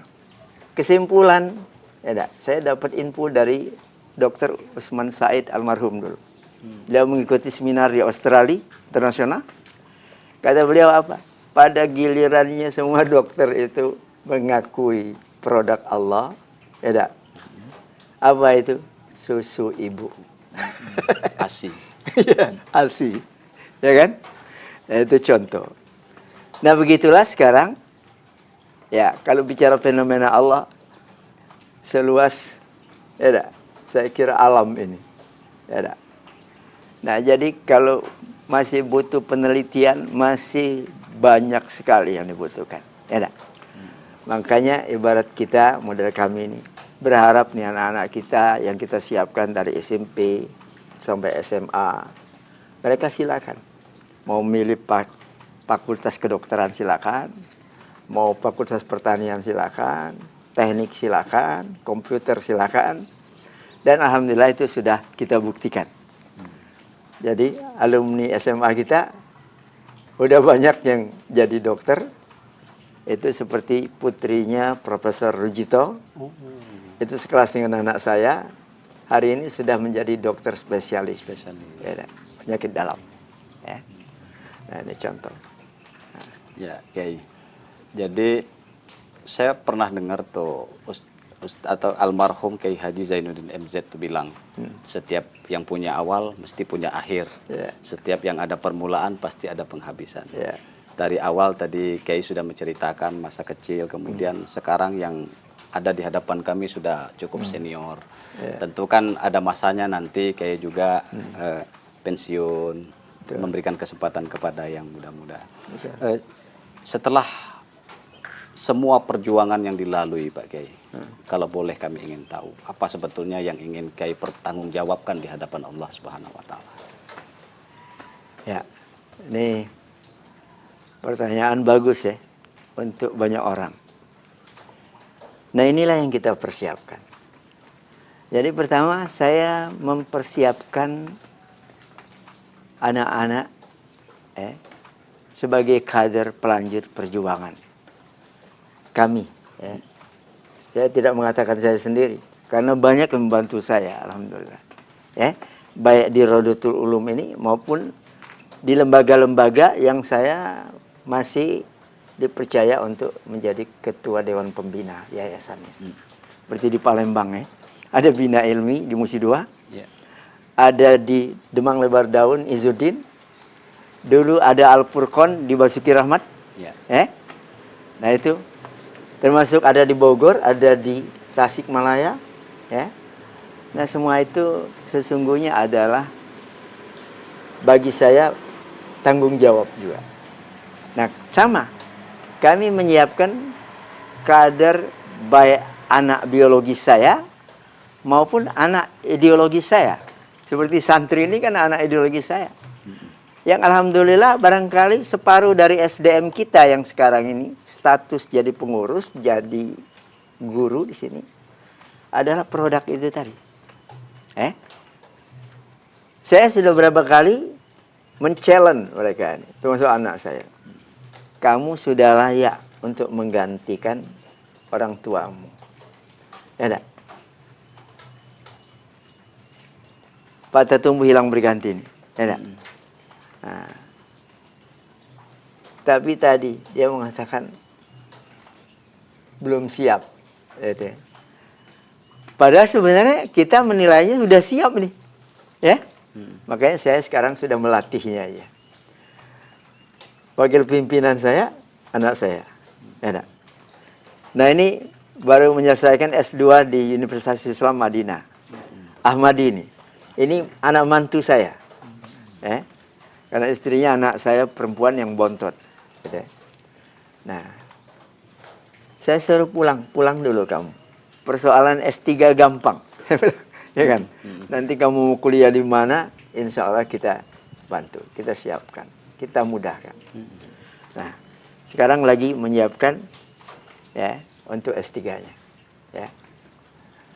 Nah, jadi alhamdulillah kaderisasi ini berjalan. Saya terus terang saja orang paling bahagia kalau bisa membantu sukses kaderisasi ini tadi. Bahkan saya jauh sebelumnya sudah biasa gitu, ibarat menjadi donatur nih anak-anak yang nggak mampu untuk tadi melanjutkan studi, ya, baik di dalam negeri maupun keluar. Ya. Nah ini semuanya tadi sebagai wujud rasa tanggung jawab saya, ya. Nah, di samping tentunya juga, ya melatih mereka juga untuk adaptif dengan tuntutan kekinian dan kedisinian ini. Yang tadi umpamanya tantangan yang begitu pesat, ya kan? Begitu serba modern, ya enggak? Nah, begitu menarik sehingga mungkin jadi rebutan, gitu ya? Nah, semacam itu. Bagi saya terus terang aja, bukan harus dihadapi dengan mundur, tapi biasa aja. Hidup ini kan kompetitif ya, nak? Nah, tinggal yang kita pikirkan bagaimana kita bisa menang, ya nak? Nah, dalam kompetisi yang terbuka ini, itu aja. Ya? Nah, jadi itu alhamdulillah yang kita siapkan. Benar tadi, ada hadisnya yang ditanyakan Allah nanti kepada kita pasca kita sudah meniti karir menuntut ilmu ini. Yang ditanyakan Allah itu, apa yang sudah kamu kerjakan ketika kita kira aku sudah memberikan ilmuku kepadamu? karya berarti, ya? Karya. Bukan ditanya gelarnya. Nah tadi. Tapi produk dari ilmu yang diberikan Allah itu ya kepada kita. Baik dia ilmu syar'i maupun ilmu tadi umum ya, sains tadi. Nah itu. Baik, Kiai, luar biasa ini. Mungkin ini yang terakhir, Kiai. Seandainya Kiai punya waktu 1 menit untuk berbicara kepada seluruh masyarakat, utamanya Indonesia, apa yang ingin Kiai sampaikan? Ya, sebenarnya banyak yang akan saya sampaikan. Dan oleh karenanya sekarang ada istilah dakwah lewat tulisan, dakwah lewat media, seperti saudara-saudaraku hari ini mewawancarai saya. Ya, hari ini saya bicara di sini bisa jadi bisa didengar, ya, Insya Allah, di jagat raya ini, gitu ya. Nah, karena kita sudah menikmati itu juga, ya, seperti dosen saya dulu, Dr. Yusuf Qardawi, ya. Nah, tadi kita bisa menikmati pencerahan dari beliau setiap hari mestinya, ya, lewat media. Makanya saya juga bangga dan bahagia hari ini, ya, dikunjungi, diajak ngobrol model begini nih, sehingga pesan dakwah ini tidak terhambat, gitu ya. Kalau model lamanya butuh dijemput dulu, dijadwal dulu, harus kemudian tadi audiensnya terbatas, ya kan? Model dulu saya sehari paling sekali diundang, jauh lagi, ya. Tadi hanya bicara dengan orang yang terbatas jumlahnya. Tapi sekarang kan alhamdulillah dengan fasilitasi semacam ini luar biasa. Nah, ini juga anak-anak saya ini juga ikut belajar juga nih. Mohon maaf nih Pak Eko, ya, Insya Allah ilmu bermanfaat nih. Pengalaman bermanfaat. Sama-sama belajar ini, Kiai. Ya, ini buat anak-anak kita model ini kami kadang-kadang podcast, ya nggak? Nah, kadang-kadang dilepas, alam lepas begini, ya, sambil menikmati ya, indahnya alam. Tapi tadi kita masih sempat ngobrol yang sifatnya dakwah juga. Ya. Sayang sekali Tribuners sudah sangat sore ini. Padahal perbincangan ini seandainya punya waktu banyak, kita akan lebih banyak menggali perspektif pemikiran dari Kiai Tholaq Wafa. Tapi ya terima kasih Kiai, sekali lagi kami ucapkan. Sama-sama. Banyak sekali insight, kemudian pencerahan yang mudah-mudahan sangat bermanfaat bagi saya pribadi, umumnya bagi audiens atau Tribuners dimanapun berada. Dari seorang atau dari cerita para Kiai, kita belajar bahwa perubahan zaman tidak selalu harus ditakuti. Tapi kehilangan arah, itulah yang paling berbahaya. Pesantren mungkin tidak selalu gaduh dalam sorotan, tapi di dalamnya peradaban sedang dibangun. Semoga kita tidak hanya mendengar, tapi juga merenung. Terima kasih sudah menyaksikan cerita para Kiai. Saya akhiri, wassalamualaikum warahmatullahi wabarakatuh. Waalaikumsalam warahmatullahi wabarakatuh. Download Tribun X sekarang, menghadirkan lokal menjadi Indonesia.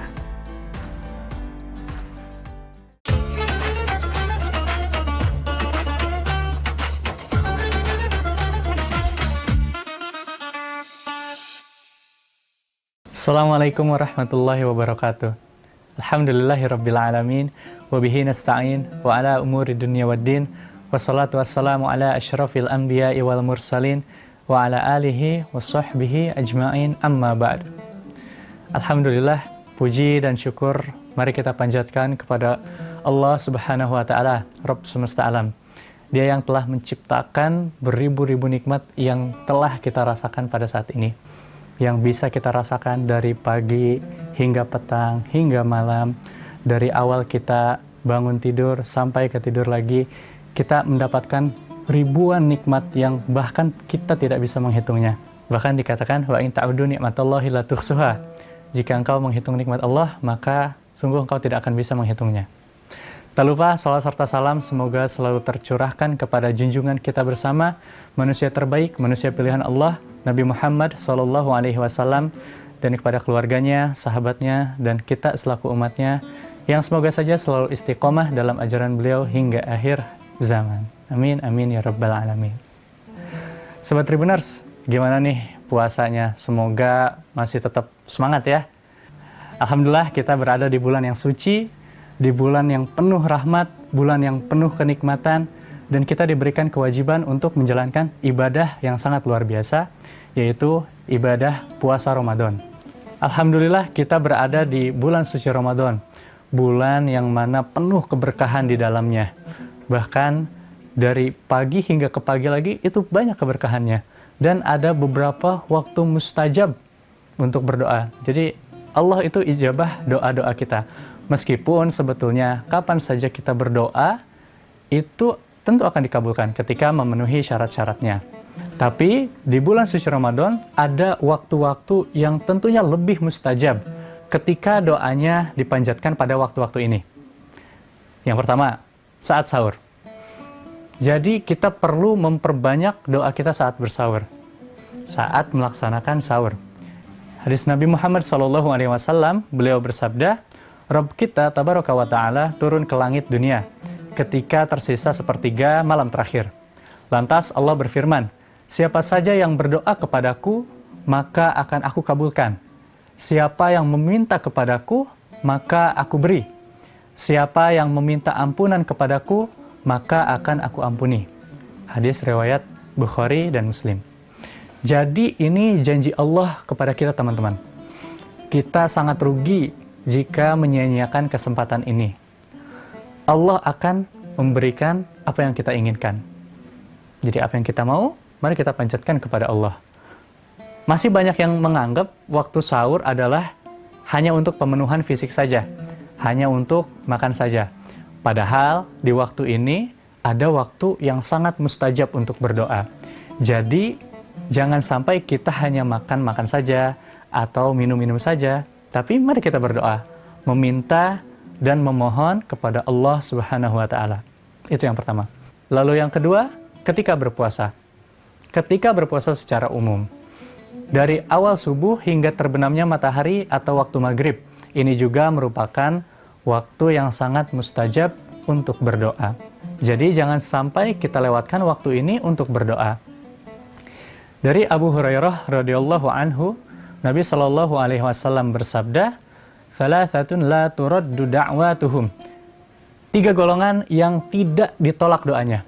Yang pertama, al-imamul adil. Pemimpin yang adil. Ini doanya tidak akan ditolak. Bukan pemimpin yang zalim. Lalu yang kedua, was-shaimu hatta yuftir. Orang yang berpuasa hingga ia berbuka. Lalu yang ketiga, doa orang yang terzolimi.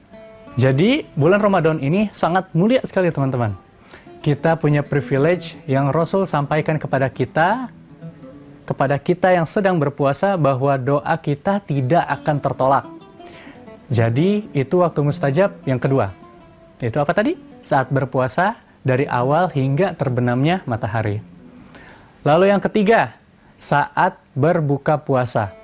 Nabi Muhammad SAW bersabda, sungguh orang yang berpuasa mempunyai doa yang dikabulkan dan tidak akan ditolak tatkala berbuka puasa. Jadi ayo kita panjatkan doa. Minta apa yang teman-teman perlukan. Minta apa saja yang kita butuhkan kepada Allah Subhanahu wa taala. Bahkan dikatakan, kalau ada orang yang tidak berdoa, itu adalah orang yang sombong. Jadi mari kita berdoa, apalagi waktu ini sangat mustajab. Dijanjikan oleh Rasul bahwa doanya tidak akan tertolak. Selain itu, di bulan ini juga ada satu malam yang sangat mulia. Bahkan dikatakan malam yang lebih baik daripada 1000 bulan. Dalam Al-Quran, surat Al-Qadr ayat 3, Allah Subhanahu wa taala berfirman, Lailatul Qadri khairum min alfi syahr. Lailatul Qadar itu lebih baik daripada 1000 bulan. Diyakini juga pada malam ini ialah diturunkannya Al-Quran. Allah Subhanahu wa taala berfirman dalam surat Al-Baqarah ayat 185, "Syahrul Ramadan alladzi unzila fihil Qur'anu hudalin nas." Bulan Ramadan adalah bulan yang di dalamnya diturunkan Al-Qur'an sebagai petunjuk bagi manusia. Malam Lailatul Qadar memiliki keutamaan yang sangat mulia. Rasulullah Shallallahu alaihi wasallam bersabda, "Barang siapa salat pada malam Lailatul Qadar karena iman dan mengharapkan pahala, diampuni dosa-dosanya yang telah lampau." Hadis riwayat Bukhari. Maka pada malam ini insya Allah seluruh doa akan diijabah. Dan banyak orang yang mencari malam ini di 10 hari terakhir Ramadan. Maka dari itu biasanya banyak yang memperkencang ibadahnya. Mulai dari sholat malam, membaca, bahkan menghatamkan Al-Quran, beriktikaf, dan lain sebagainya. Nah, pastikan kita berada di salah satunya. Jadi, ayo kita panjatkan doa. Minta apa yang teman-teman perlukan. Minta apa aja yang kita butuhkan. Minta kepada Allah. Apalagi waktu ini sangat mustajab. Dijanjikan oleh Rasul bahwa doanya tidak akan tertolak. Itulah beberapa waktu mustajab di bulan Ramadan. Jadi, mari kita jangan lupa dan jangan ragu untuk berdoa. Apalagi yang kita minta adalah Sang Maha Pengasih, Maha Penyayang, Ar-Rahman, Ar-Rahim, Maha Kaya, Maha Mendengar, yaitu Allah Subhanahu wa Ta'ala. Sangat rugi jika kita melewatkan atau menyia-nyiakan kesempatan ini. Wallahu a'lam bishawab. Wassalamualaikum warahmatullahi wabarakatuh. Download Tribun X sekarang. Menghadirkan lokal menjadi Indonesia. Orang-orang berlayar itu kan mereka orang-orang perahu berlayar. Membawa beli senjata di Surabaya, bawanya ke sini. Bawa ke sini langsung ketemulah dengan dia tuh. Membawa senjata untuk melakukan perlawanan.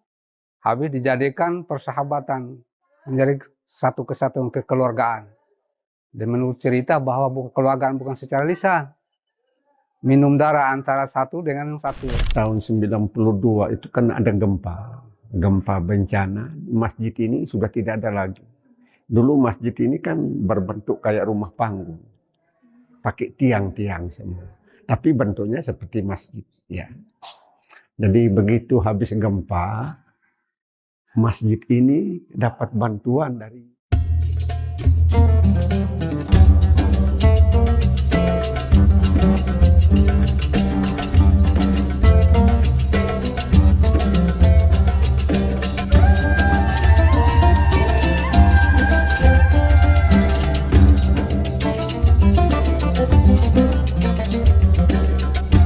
Tribuners, saat ini saya berada di pesisir utara Kabupaten Sika, tepatnya di Waipare, Desa Watubilo, Kecamatan Kangai, Kabupaten Sika. Dan di belakang saya ini berdiri sebuah bangunan masjid yang bernama Rahman. Dan Tribuners, masjid di belakang ini memiliki sejarah yang panjang. Juga ada keterkaitannya dengan masuknya agama Islam di Kabupaten Sika. Dan nanti kita akan melihat sejarah di balik masjid ini, maupun juga nanti cerita dari para tetua atau masyarakat umat muslim yang tinggal di sekitar Masjid Ar-Rahman terkait dengan sejarah masjid maupun juga sejarah masuknya agama Islam di Kabupaten Sika. Simak liputan kita berikut ini. Masjid Ar-Rahman Waipare di Desa Watungilo, Kecamatan Kangai, Kabupaten Sika, Pulau Flores, Nusa Tenggara Timur, berdiri kokoh sebagai simbol masuknya Islam di Kabupaten Sika sejak awal abad ke-20. Rumah ibadah yang diyakini sebagai salah satu yang tertua di wilayah ini bukan sekedar bangunan fisik. Rumah ibadah ini merupakan penanda sejarah yang lahir dari ikatan persaudaraan antara pelaut Bugis dan penguasa lokal. Terletak hanya beberapa langkah dari bibir pantai utara Pulau Flores, masjid ini menyajikan perpaduan warna yang kontras dengan alam pesisirnya. Tokoh masyarakat setempat, Muhammad Kadri, menuturkan bahwa kehadiran Islam di wilayah tersebut dibawa oleh para pelaut asal Gujarat dan Sulawesi yang melintasi perairan Nusantara sekitar tahun 1901. Pertemuan antara pendatang dan penguasa lokal, Raja Kangai, tidak berakhir dengan konflik. Sebaliknya, mereka menjalini persahabatan erat yang dikukuhkan melalui tradisi unik, minum darah, sebagai simbol persaudaraan yang tak terputuskan. Sebagai bentuk penerimaan, Raja Kangai menghibahkan lahan di sepanjang pesisir pantai hingga ke Tanjung Darat untuk dikelola para pendatang. Di lahan inilah pemukiman dan tempat ibadah dibangun. Menurut sejarah dari cerita dari orang-orang tua sebelum saya ini, mereka menyatakan bahwa Islam masuk di Sika ini diperkirakan tahun 1901. Waktu zaman Belanda dulu sampai zaman Jepang. Setelah itu orang-orang Gujarat dari Sulawesi, dulu kan orang-orang berlayar itu kan mereka orang-orang perahu berlayar. Membawa beli senjata di Surabaya, bawanya ke sini. Bawa ke sini langsung ketemulah Raja Nai, Ratu Nai, Raja Kerajaan Kangai yang tempatnya di sana. Ada rumah raja di situ. Lalu mereka berlabuh di sini membawa senjata untuk melakukan perlawanan. Habis dijadikan persahabatan, menjadi satu kesatuan kekeluargaan. Dan menurut cerita bahwa kekeluargaan bukan secara lisan. Minum darah antara satu dengan yang satu. Sehingga menjadi persahabatan yang jadi tuntun. Setelah itu, raja itulah memberikan tempat untuk dihuni. Bahkan bukan di sini saja. Sampai ke daratan Tanjung Darat, pantai dari sini itu. Sampai sekarang mereka punya moyang-moyang dulu yang ahli waris makan sampai sekarang. Sampai termasuk Pangabatan, termasuk Tanjung Darat. Itu diberi oleh kerajaan ini. Karena dia untuk mempertahankan kekuatan di masa itu. Setelah itu mereka kan hanya 4 dekade, sudah 4 dekade. Sampai sekarang, dulu dikasih hibah tanah ini untuk membangun rumah ibadah zaman itu. Bangun rumah darurat dulu. Sewaktu sebetulnya kami saya dulu 83, 82 ke sini masih bangunan masih lama itu. Direnovasi itu setelah gempa itu baru direnovasi sebagaimana rupa kita lihat ini. Masa itu terdarurat. Nah, setelah generasi ke generasi, setelah mereka kan datangnya tidak sebegitu banyak. Setelah itu dia orang-orang dari atas, yaitu orang-orang dari gunung, dipekerjakan di sini. Karena mereka sudah punya lahan kelapa sampai ke Tanjung Darat, sampai ke pulau besar ini juga. Dipekerjakan, langsung ditinggalkan di sini, dibagi-bagi. Jadi orang yang asli Waipare ini, orang-orang dari Bugis hanya tinggal seberapa saja ini. Yang lain itu orang-orang dari sini semua yang menempati tempat di sini. Mereka bergabung dengan mereka, langsung mereka memeluk Islam. Akhirnya mereka tinggal di sini. Jadinya kampung Waipare tadi. Orang dulu artinya kan Waipare itu air yang ada berat, katanya. Katanya dulu sumur sudah ditutup ini. Sumur itu orang-orang dulu panen, dulu orang gunung kan tidak ada air. Kata ambilnya ke situ zaman itu. Dan namanya Waipare, orang bilang itu air apa? Air berat. Ceritanya begitu dari orang tua dulu yang sudah meninggal semua. Dengan pembuktian nenek moyang mereka itu ada pembuktian kubur sana. Kubur itu sudah ratusan tahun tuh. Kubur masih dia kan dicor tuh orang bawa kubur itu dibikin modifikasi macam ke kubur-kubur yang ada di Jawa itu. Kan mereka dulu kan berdagang ke Jawa dengan perahu, langsung dibawa.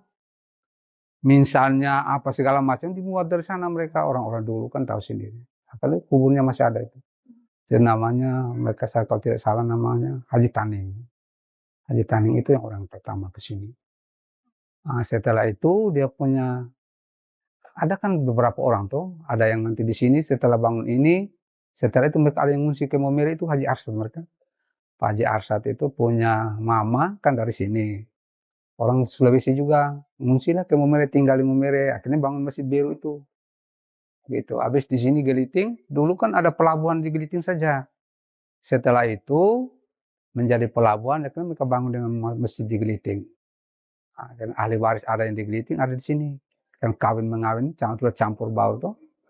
Di masa-masa sekarang. Itulah kejadiannya begitu. Jadi masjid ini sudah menjadi tenar.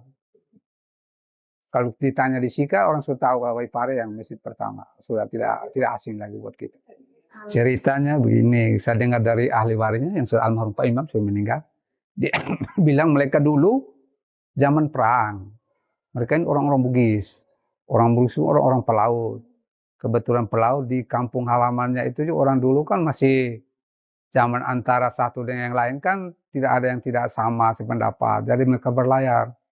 Dan mereka berlayar di mana tempat yang nyaman, mereka tinggal di situ. Akhirnya mereka nenek moyang datang, berlayar ke sini kemana-mana.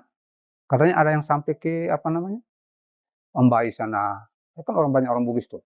Berlayar ke situ, ada yang nusul ke sini, ada yang di sana, ada yang mereka ini yang ke sini. Khalik namanya. Mereka punya farm Khalik itu dari sana itu. Kalau namanya Khalik itu berarti mereka orang-orang Muslim yang pertama di Momere yang ada di Waipare itu. Itu farmnya Khalik. Dan mereka langsung berdagang. Setelah datang rasa nyamannya di sini tidak kembali lagi. Nyaman kan karena diberi lahan begitu. Mana yang penikah kuat garap di bagian pantai itu. Raja Naik kan kuasanya sampai di mana ya? Mungkin di Nebe. Karena Tanjung Darat ini mereka ini ada tanah Tanjung Darat banyak sekali. Di bagian pesisir.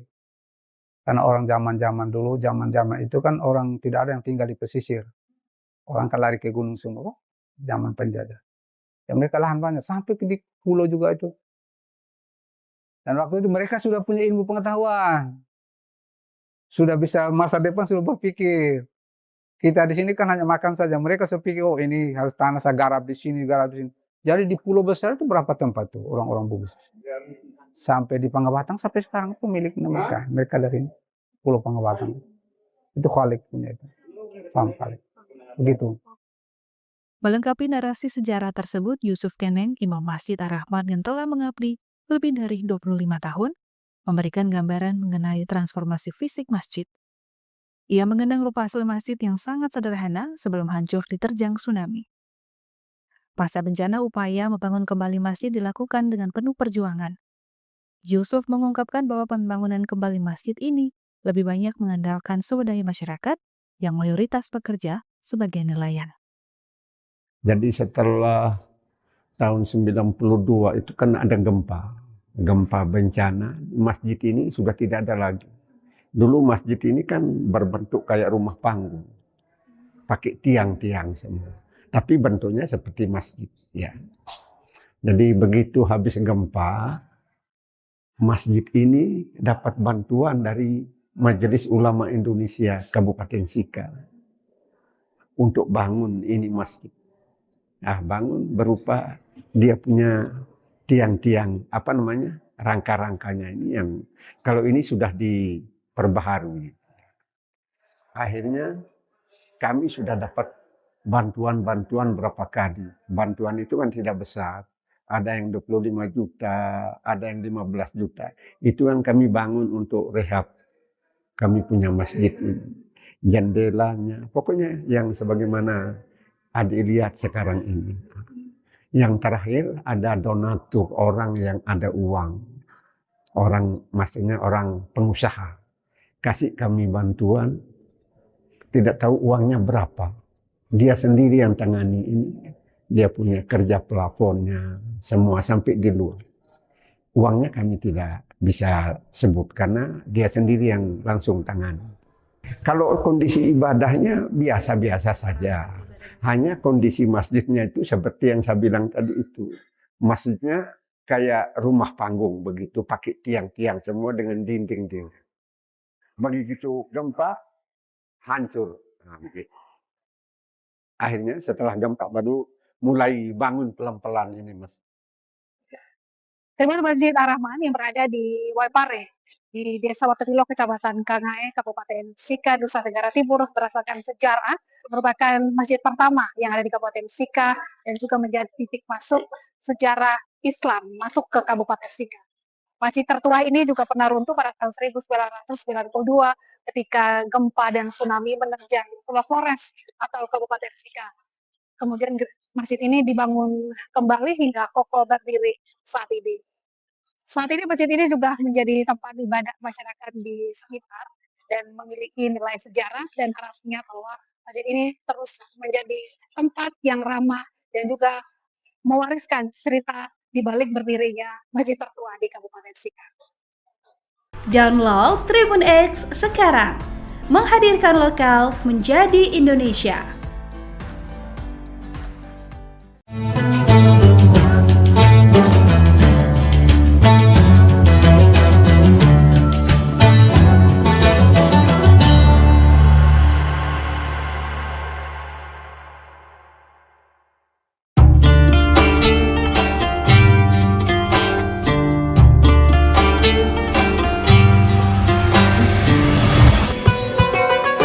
Syukur Alhamdulillah, tahun ini kita masih dipertemukan dengan bulan suci Ramadan. Ramadan bukan sekedar menahan lapar dan dahaga, tetapi waktu untuk memperbaiki kualitas diri, baik ibadah maupun menempa akhlak. Jadikan Ramadan ini sebagai titik balik untuk menjadi pribadi yang jujur dalam perbuatan, sabar dalam ujian, dan disiplin dalam ketaatan. Dewan Komisaris, Direksi dan seluruh karyawan PT Semen Tonasa mengucapkan Selamat menunaikan ibadah puasa.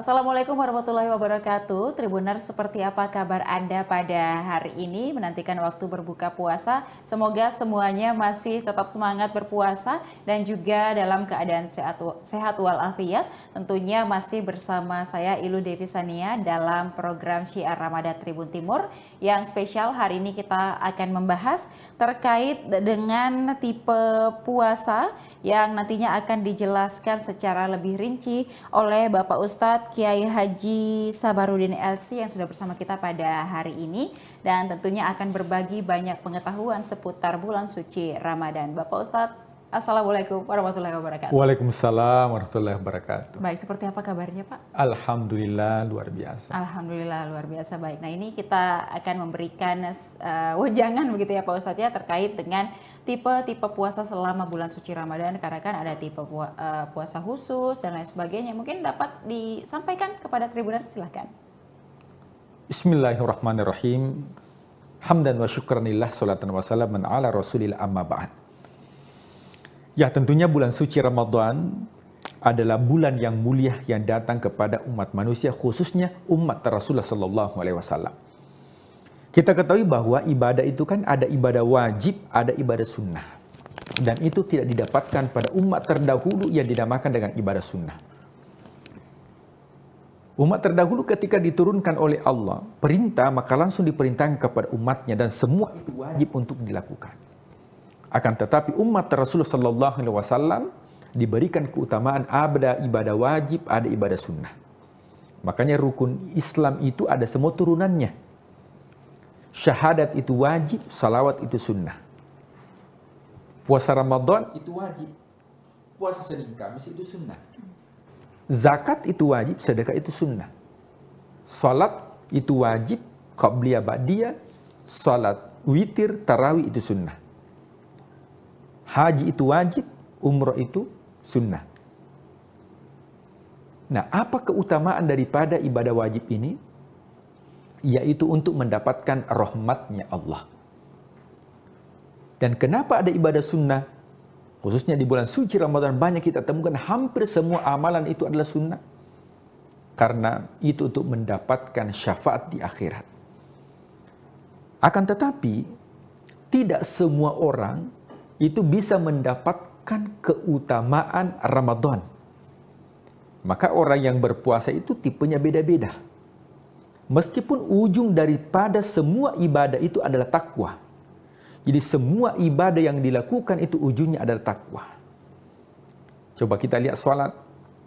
Ya, sholat itu adalah takwa. Apa itu takwa? Yaitu mencegah dari perbuatan keji dan mungkar. Apa kata Allah? Innas salata tanha anil fahsya'i wal munkar. Ya, menghindarkan diri dari kemungkaran itu adalah takwa. Puasa Ramadan. Ya ayyuhalladzina amanu, wahai orang-orang yang beriman, apa ujungnya? La'allakum tattaqun, menjadi pribadi yang bertakwa. Apa itu pribadi yang bertakwa? Yaitu yang bisa keluar di bulan suci Ramadan, keluar setelah bulan suci Ramadan, itu seperti kupu-kupu. Ya, seperti ulat, bukan seperti ular. Karena beda itu ular dengan ulat, meskipun beda huruf terakhirnya. Apa bedanya? Ya, ulat itu ketika berpuasa, maka dia mengurung diri dalam kepompong. Itu ulat. Dia tidak makan, dia tidak minum, tapi karakternya ulat ini rakus. Nah, itu ulat itu apapun yang dihinggapi, ya pasti habis. Ketika ada daun pasti habis. Dia karakternya rakus. Tapi ketika dia berpuasa, mengurung diri selama beberapa minggu, ketika keluar dari puasanya, kemudian ulat itu berubah menjadi kupu-kupu. Dan kupu-kupu itu siapa yang melihat bahagia, senang, dinikmati, dan setiap bunga yang dihinggapi itu memberikan manfaat. Itulah la'allakum tattaqun. Beda dengan ular. Ular itu ketika berpuasa, dia ketika ingin merubah kulit, berganti kulit, maka dia berpuasa. Dia tidak makan, dia tidak minum. Tetapi ketika sudah berganti kulit, ternyata tabiatnya masih seperti, bahkan lebih parah. Kemudian karakternya jauh lebih buruk. Bahkan itu lebih ganas itu ular kalau sudah ganti kulit. Beda dengan ulat. Ini yang diharapkan orang-orang yang berpuasa di bulan suci Ramadan. Bagaimana mendapatkan karakter daripada karakter takwa. Sehingga itu ada 3 tipe. Tipe yang pertama ini adalah yang umum, awam. Ya banyak dilakukan. Maka Tribuners kita berusaha di tahun ini untuk bisa upgrade. Supaya kualitas puasa kita itu tidak sama dengan tahun-tahun sebelumnya. Apa itu tipe umum? Yaitu tidak makan, tidak minum, tidak muntah. Bagi yang suami istri tidak melakukan hubungan suami istri di siang hari bulan suci Ramadan, itu yang umum. Jadi kalau hanya melakukan yang itu puasa paling awam. Kemudian kita upgrade puasa khusus. Yang mana puasa khusus ini bukan hanya menahan lapar, menahan dahaga, menahan haus, tidak makan, tidak minum, tidak berhubungan. Akan tetapi matanya dijaga,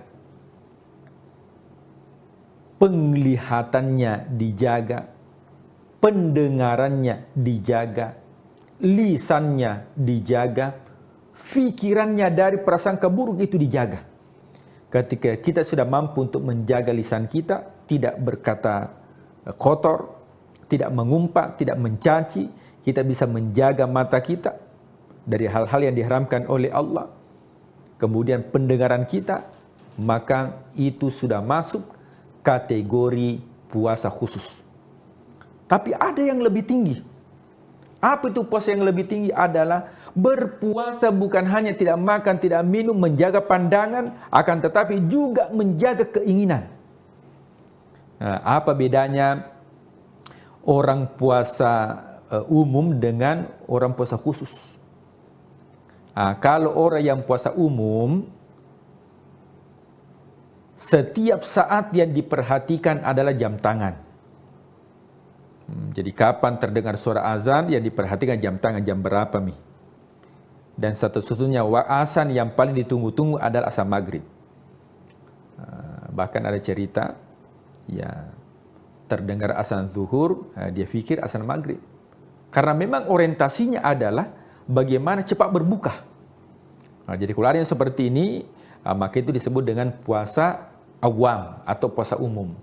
Tapi kita tingkatkan menjadi puasa khawasul khawas, yaitu bukan hanya mata dijaga, pendengaran dijaga, akan tetapi yang juga dijaga adalah keinginan kita. Nah, jemaah yang dimuliakan Allah, Tribuners yang dimuliakan Allah Subhanahu wa taala. Rasulullah SAW bersabda, betapa banyak orang yang mendapatkan bulan suci Ramadan. Celaka orang yang mendapatkan bulan suci Ramadan. Jadi bahkan Rasul mengatakan, celaka orang yang mendapatkan bulan suci Ramadan. Falam yughfarlah, tapi tidak mendapatkan ampunan. Kenapa tidak mendapatkan ampunan? Karena yang dilakukan adalah hanya puasa umum. Matanya tidak dijaga. Meskipun tidak batal puasanya, tapi batal pahalanya. Dia tidak mendapatkan apa-apa. Nah, ini yang dikhawatirkan. Siapa tahu kita masuk kategori ancaman yang disampaikan Rasulullah SAW bahwa banyak manusia dalam kehidupan dunia ini niyaman itu seperti orang yang tidur. Idza matu intabahu. Nanti ketika dia meninggal dunia baru terbangun. Artinya dia dalam kehidupan dunia ini hanya seperti orang yang bermimpi. Nah, namanya orang yang bermimpi itu bukan kenyataan. Ada orang yang bermimpi memiliki rumah baru, ada orang yang bermimpi naik mobil mewah, tapi ketika dia terbangun, oh ternyata tidak ada zong. Maka jangan sampai menjadi golongan yang dikhawatirkan Rasulullah SAW melakukan amal di bulan suci Ramadan, tapi hanya orang bermimpi. Ketika nanti dia meninggal dunia, baru dia terbangun. Oh ternyata tidak ada pali amalanku, zong. Kenapa? Karena yang dilakukan adalah bukan puasa khusus atau lebih khusus, akan tetapi hanya menggugurkan kewajiban saja, tidak makan dan tidak minum, hanya puasa fisik saja, tapi bukan puasa batin. Iya baik, jadi ada begitu banyak ternyata ya Pak Ustadz ya, kemudian larangan-larangan, kemudian juga yang dimaksud dengan puasa khusus dan lain sebagainya, itu perlu betul-betul kita perhatikan supaya kita menjalankan ibadah dengan benar selama bulan suci Ramadan ini, dan tentunya bisa lebih fokus lagi, kemudian konsisten untuk melaksanakan ibadah puasa, dan tentunya semoga semua Tribuners hingga hari ini masih menjalankan ibadah puasa dengan baik, kemudian juga masih konsisten dan tetap menjaga aturan-aturan tadi yang sudah Bapak sebutkan ya. Ada banyak sekali ternyata Tribuners yang perlu kita patuhi selama bulan suci Ramadan ini. Terima kasih Pak Ustadz sudah memberikan kita banyak sekali wejangan begitu ya. Semoga kita bisa menjalankan ibadah puasa semakin lancar, semakin juga konsisten sampai nanti kita tiba pada hari kemenangan ataupun juga Idul Fitri nantinya yang kita nantikan juga bersama-sama. Dan terima kasih kepada seluruh Tribuners yang sudah menyaksikan program kita pada hari ini. Jangan lupa juga untuk saksikan beragam program menarik lainnya hanya di kanal YouTube dan Facebook Tribun Timur, mata lokal menjangkau Indonesia. Saya Ilu Devisania dan seluruh narasumber dan juga kerabat kerja pamit undur diri. Terima kasih. Wassalamualaikum warahmatullahi wabarakatuh. Waalaikumsalam warahmatullahi wabarakatuh.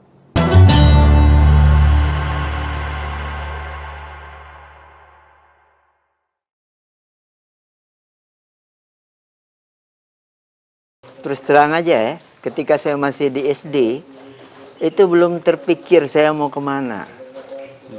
Faktor penyebabnya sederhana aja. Ayah saya umur 2 tahun sudah meninggal. Ibu saya seorang petani. Jadi ibarat saya mimpi, kepengin, umpamanya sukses, nah itu nggak kepikir. Yang mengganti ayah saya tadilah Kiai Haji Abdul Rashid Siddiq. Beliau sayang dengan saya. Kiai Rashid sangat tadi mengharapkan saya menjadi pelanjut perjuangan beliau. Kenapa saya terharu? Karena begitu cita-cita mulia beliau. Sekarang tidak ada lagi Rasul setelah wafatnya Rasulullah Sallallahu Alaihi Wasallam. Nah disinilah peran yang harus digantikan. Siapa mereka? Itulah para ulama. Assalamualaikum warahmatullahi wabarakatuh. Tribuners, ada satu pertanyaan yang mungkin jarang kita tanyakan kepada para kiai. Apakah umat ini sedang menuju cahaya atau justru berjalan pelan menuju kegelapan? Nah, pada episode cerita para kiai kali ini, kita tidak hanya akan membahas tentang pesantren. Kita bicara tentang zaman, kita bicara tentang kegelisahan, kita juga akan bicara tentang masa depan umat bersama Kiai Haji Tol'at Wafa Ahmad LC. Beliau adalah mudir Pondok Pesantren Raudatul Ulum Saka-3. Kalau yang belum tahu, Raudatul Ulum Saka-3 tempatnya di Indralaya, Kabupaten Ogan Ilir, Provinsi Sumatera Selatan. Alhamdulillah, Kiai, terima kasih sudah memberikan kesempatan, meluangkan waktu untuk memberikan insight dan pencerahan kepada kami semua. Kami mohon izin ini Pak Kiai, kalau diperkenankan, kami ingin sekali memetik hikmah dari perjalanan hidup Pak Kiai sampai hari ini. Mungkin boleh diceritakan Pak Kiai, gambaran masa kecil, lingkungan seperti apa Pak Kiai masa kecil dulu, kemudian seperti apa juga peran orang tua, atau apa nilai yang ditekankan orang tua kepada Pak Kiai. Baik, terima kasih. Saya tentunya ingin mengucapkan dulu terima kasih. Kenapa? Karena ini kesempatan yang mahal sebenarnya. Silaturahim antar kita semuanya, khususnya Tribuners nih, yang alhamdulillah seperti yang tadi sudah dihantar oleh Pak Eko, saya insya Allah sekilas ingin menceritakan sejarah hidup saya. Saya lahir tanggal 15 Maret 1958. Jadi usia saya sekarang ini 67 tahun. 67 tahun, masih muda. Nah, saya lahir di Desa Sakatiga ini. Saya anak bontot dari 3 bersaudara, ayu saya 2 orang, putri semuanya, dan saya bontot. Memulai belajar dulu dari pesantren ini, sebelum peristiwa G30S, bayangkan, itu kalau sekarang mungkin tingkat taman kanak-kanak, kalau bahasa Arabnya tahdiriyah, Nah, selesainya saya selama lebih kurang 3 tahun di tahdiriyah ini, nah saya tiba-tiba dapat kesempatan untuk melanjutkan di Palembang, sekolah dasar. Nah itu tadi, yaitu di Sekolah Dasar Negeri 87 di Tujulu. Dulu sekolah SHD. Kami menyebutnya sekolah dasar dominannya Chinese. Chinese. Nah, alhamdulillah saya selesai di penghujung tahun 68. 69 melanjutkan ke Pondok Modern Darussalam Gontor, Jawa Timur. Kira-kira jenjang sanawiyah aliyah, walaupun sistemnya KMI, Kuliatul Mu'allimin Al-Islamiyah, durasi waktunya 6 tahun. Nah, dari kira-kira akhir 69 itu saya selesai alhamdulillah 76, Pak Eko. Jadi 76 merantau dan menyelesaikan studi saya di Gontor. Alhamdulillah juga saya dipercaya Pak Kiai untuk mengabdi di Gontor sambil kuliah di institut yang ada di sana, di Fakultas Tarbiyah. Tapi tidak sampai selesai karena 2 tahun saya menjalankan tugas itu, alhamdulillah Allah memberikan kemudahan mendapatkan beasiswa untuk melanjutkan studi saya ke kota Rasulullah SAW, yaitu Universitas Islam Madinah. Nah, di Madinah alhamdulillah lancar juga. 4 tahun saya bisa menyelesaikan pendidikan S1 saya, yaitu di akhir tahun 1982, Pak Eko. Saya teringat benar ketika pulang itu pas tahun baru 1983, malam 1 Januari itu, dari pesawat yang nanti landing di Halim Perdana Kusuma, masih bisa nonton tuh keramaian di Ancol. Keramaian di Ancol. Nah, begitu juga alhamdulillah saya kemudian ini sejak dari Madinah, sebelum pulang itu dipromosikan untuk menjadi dai yang nanti atas nama Kerajaan Saudi Arabia. Kementerian Agama lah kalau kita. Itu Pak Eko ya. Nah, alhamdulillah saya baru pensiun masuk 4 tahun ini. Pak Eko ya. Karena di sana usia pensiunnya seumur Rasul Shallallahu Alaihi Wasallam, 63 tahun. Jadi saya 67 nih, makanya saya baru aja pensiun. Ya. Nah, awalnya saya ditempatkan di kantor atase agama Kedutaan Besar Saudi Arabia di Jakarta. Di Jakarta. Ya. Nah, jadi 4 tahun saya di Jakarta. Alhamdulillah tiba-tiba ada kegalauan pada diri saya. Yang kira-kira kesimpulannya nggak tahu, seakan saya itu lewat pertimbangan itu, Tol'at kamu sebaiknya pulang aja ke kampung kamu. Salatiga. Karena sekolah yang ada di situ sekarang ini lagi kira-kira mengalami kemunduran. Ya, jadi Raudhul Ulum ini ketika saya pulang terus terang aja, santrinya nggak ada 100 orang. Dari tingkat ibtidaiyah, sanawiyah, aliyah. Ya.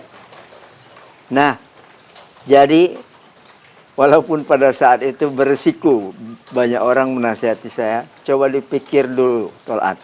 Termasuk paman saya, Kiai Haji Abdul Rashid Siddiq, seorang ulama Sumatera Selatan yang dikenal, ya kan. Kata beliau manggil saya Wafa. Wafa, sudah kamu pikirkan itu? Ya enggak? Nah, saya bilang sudah, Wak.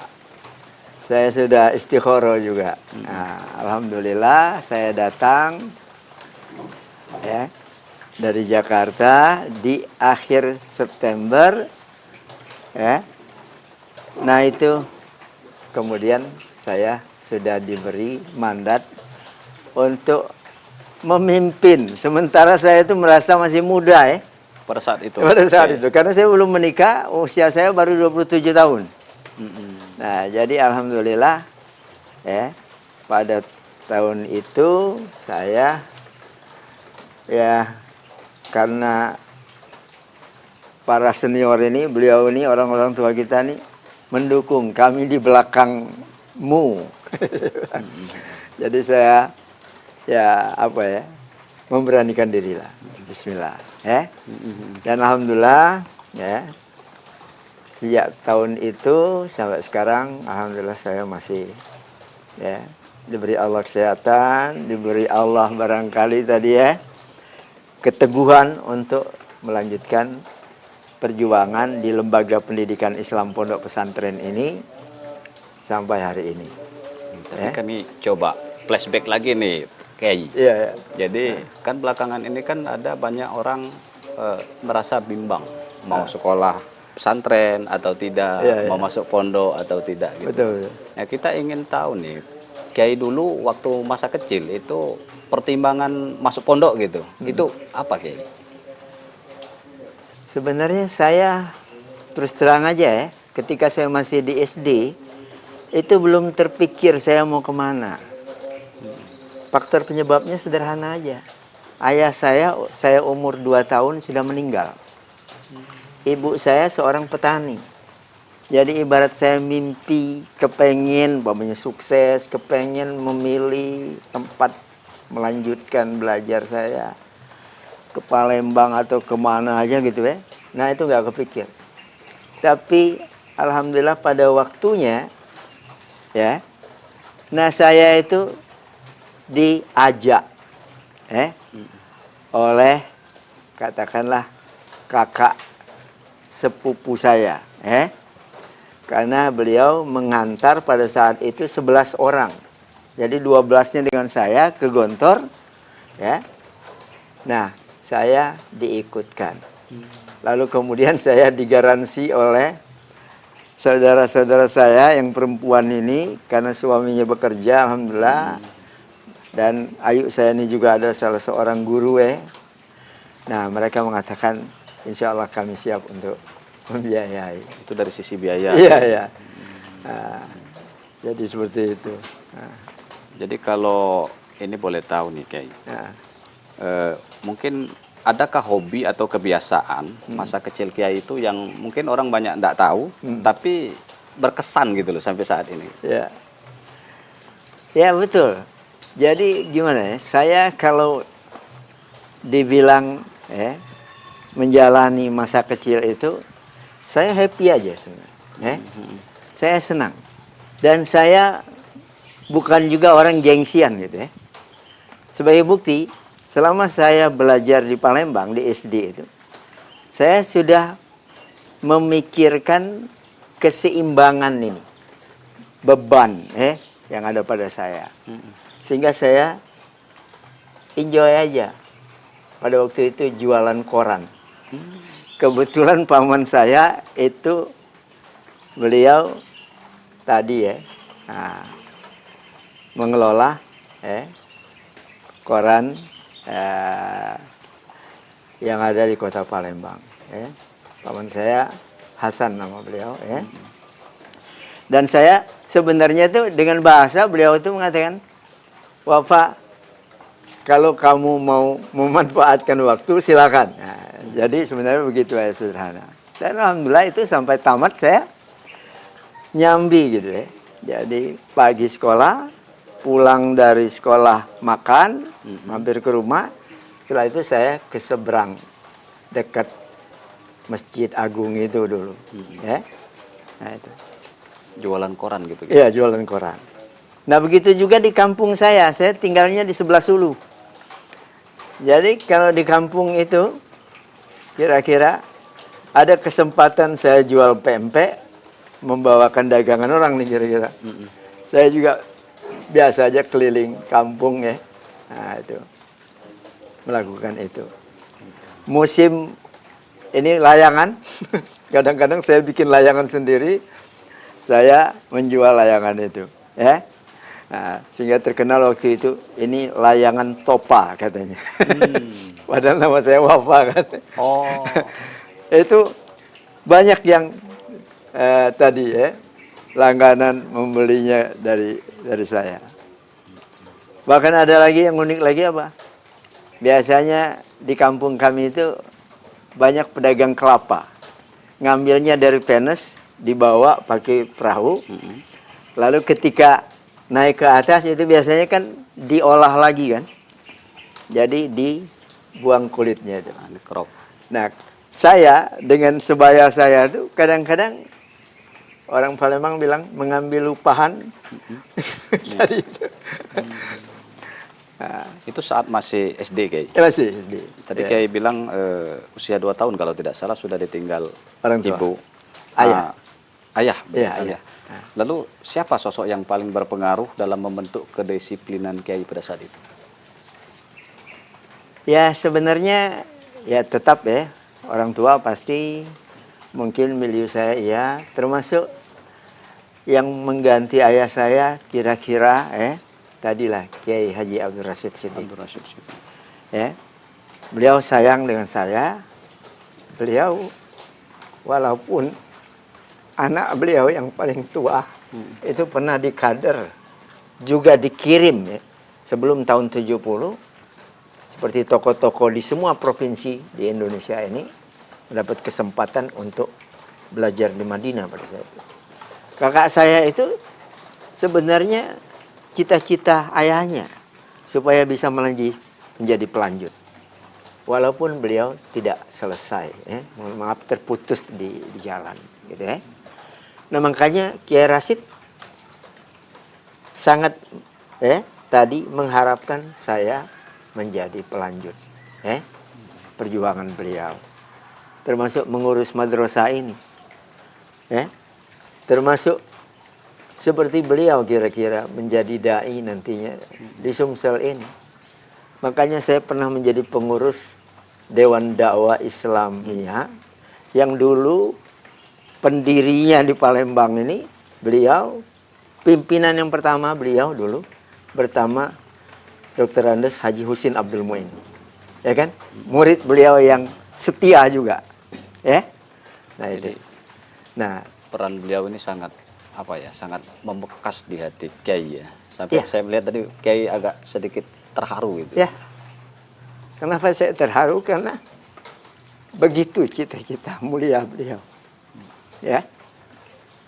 Walaupun kakak saya tuh bukan pengangguran juga. Pasca beliau pulang tidak selesai dari Madinah, ya. Beliau karena akrab dengan Pak Ibnu Stowo, akhirnya diberi kesempatan oleh Pak Ibnu Stowo untuk melanjutkan sekolah tentang perminyakan di Jawa Tengah. Nah itu tadi. Akhirnya beliau juga sukses. Kak Muhammad Rifat ini tadi menjadi pimpinan dan manajer tertinggi juga di Pertamina pada masanya. Ya, itu tadi.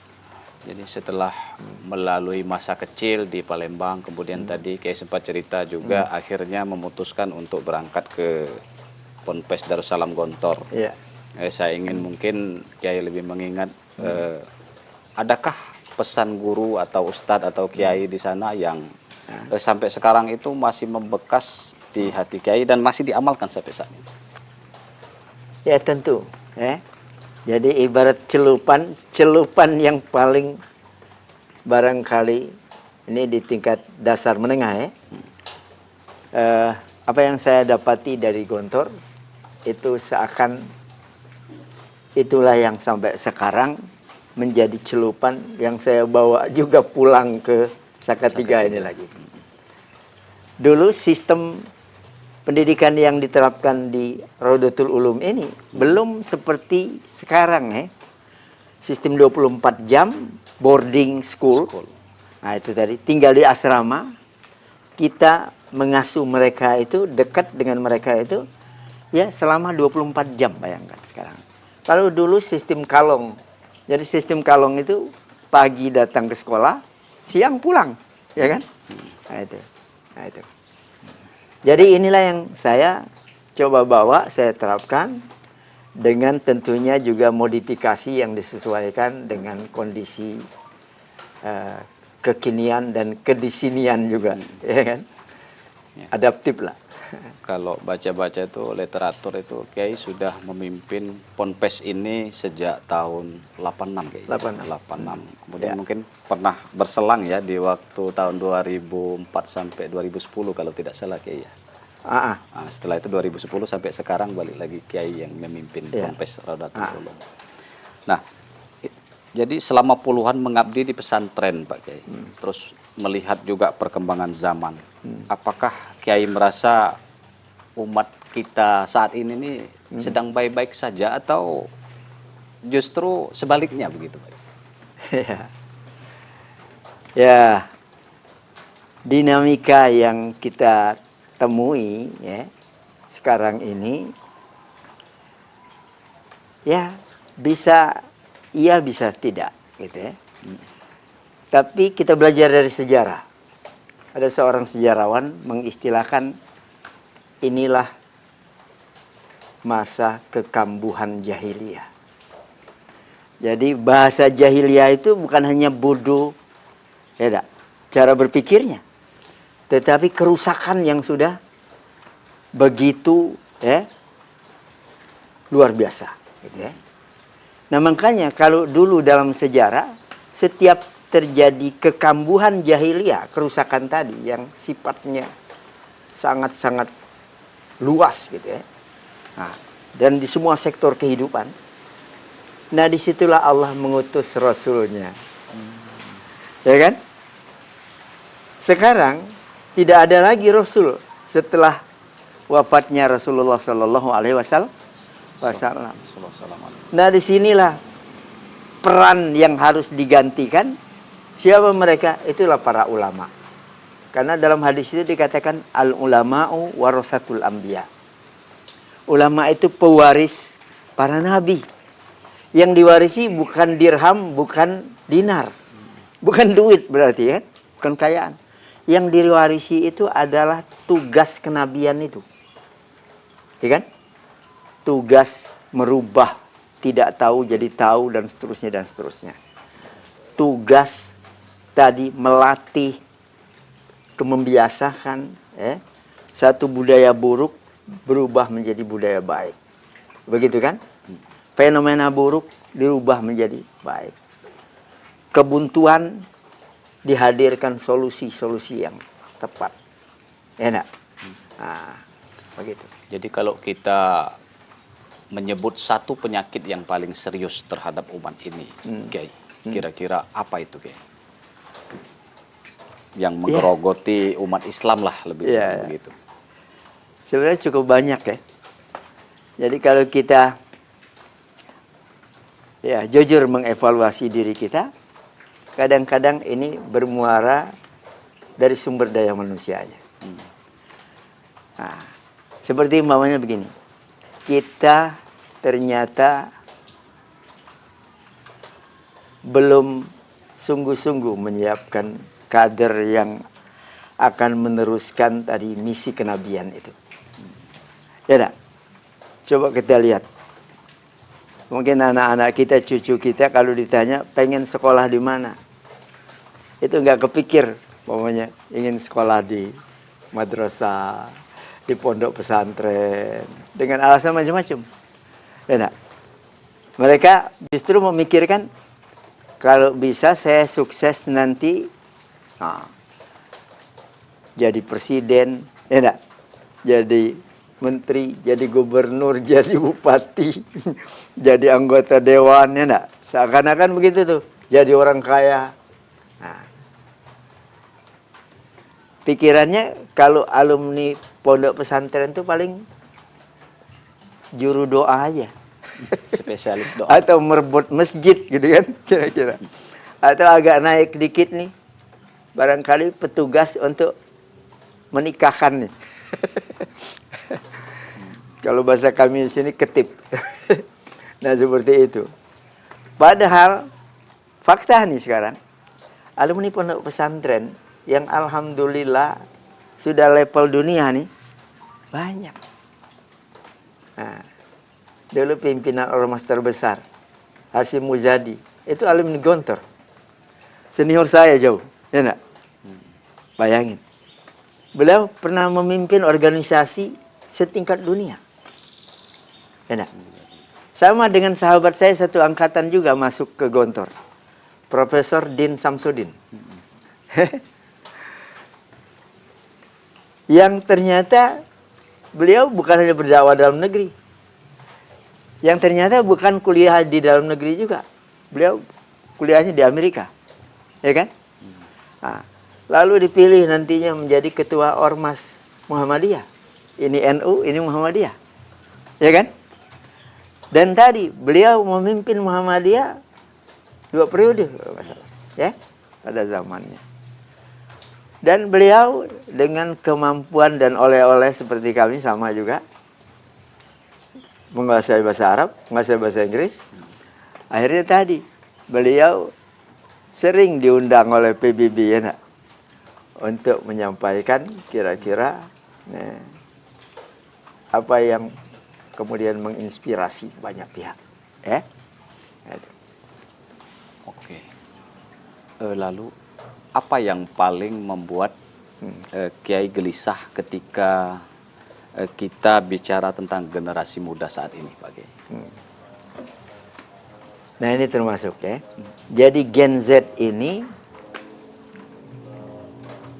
banyak yang terjebak, tertipu, kalau istilah Al-Qur'annya maghrur, ya. Maghrur. Tertipu itu.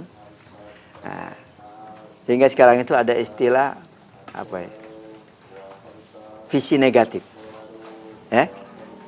Umpamanya hobi ini gadget, tidak? Ngikuti medsos yang sedemikian liarnya gitu ya. Sehingga tidak lagi berpikir tentang menyeleksi ini. Ya kan? Nah, sementara dalam konteks perang pemikiran, dan ini global sifatnya, lawan-lawan kita itu menyiapkan justru bagaimana menghancurkan generasi Z ini.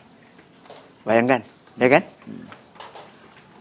Nah ini yang sebenarnya nyata. Bukan hanya di negeri kita Indonesia, bukan. Tapi di seluruh dunia ini begitu. Ya, ketika generasi Gen Z ini tadi ya, hancur, rusak, ya, dan kemudian tadi masif banget, maka masa depan suatu negeri kan akan tamat sudah, ya kan? Nah begitu. Jadi kalau kita bicara Gen Z nih Kiai, ya, mungkin ada sebagian atau sebagian besar juga ada sekarang ini sedang digodok di sekolah atau di pesantren gitu. Nah, pesantren itu kan mengajarkan kesederhanaan dan kedalaman ilmu. Tapi di sisi lain juga, dunia ini menawarkan kecepatan dan popularitas.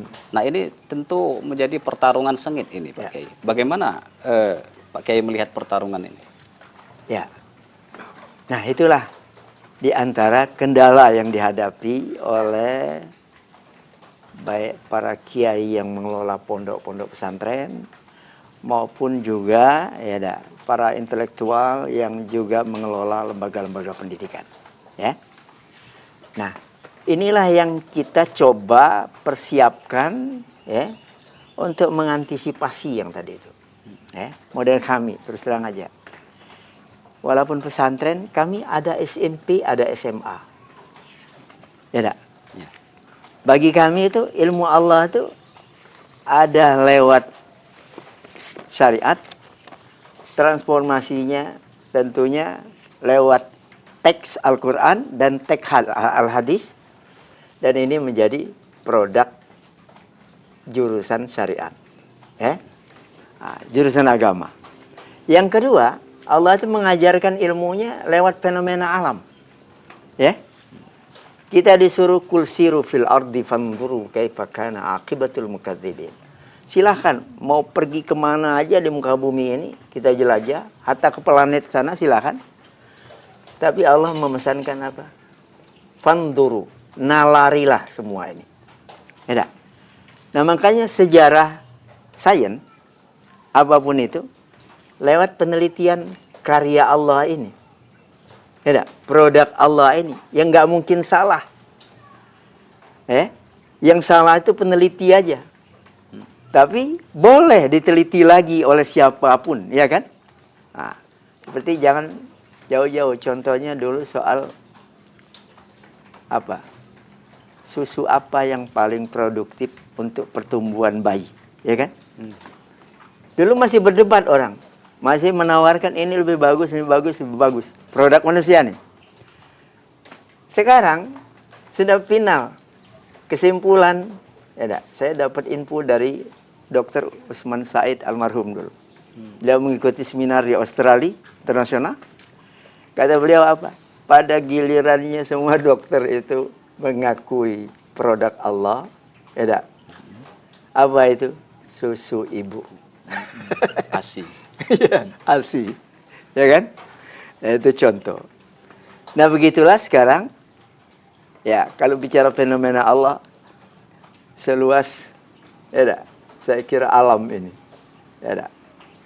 Nah jadi kalau masih butuh penelitian, masih banyak sekali yang dibutuhkan, ya. Makanya ibarat kita model kami ini berharap nih anak-anak kita yang kita siapkan dari SMP sampai SMA, mereka silakan mau milih fakultas kedokteran silakan, mau fakultas pertanian silakan, teknik silakan, komputer silakan, dan alhamdulillah itu sudah kita buktikan.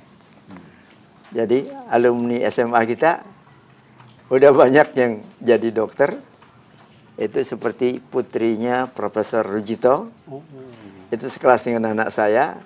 Hari ini sudah menjadi dokter spesialis. Ya, penyakit dalam. Ya. Nah ini contoh. Ya, Kiai. Jadi saya pernah dengar tuh atau almarhum Kiai Haji Zainuddin MZ tuh bilang, setiap yang punya awal mesti punya akhir. Setiap yang ada permulaan pasti ada penghabisan. Dari awal tadi Kiai sudah menceritakan masa kecil, kemudian sekarang yang ada di hadapan kami sudah cukup senior. Tentu kan ada masanya nanti Kiai juga pensiun, memberikan kesempatan kepada yang muda-muda.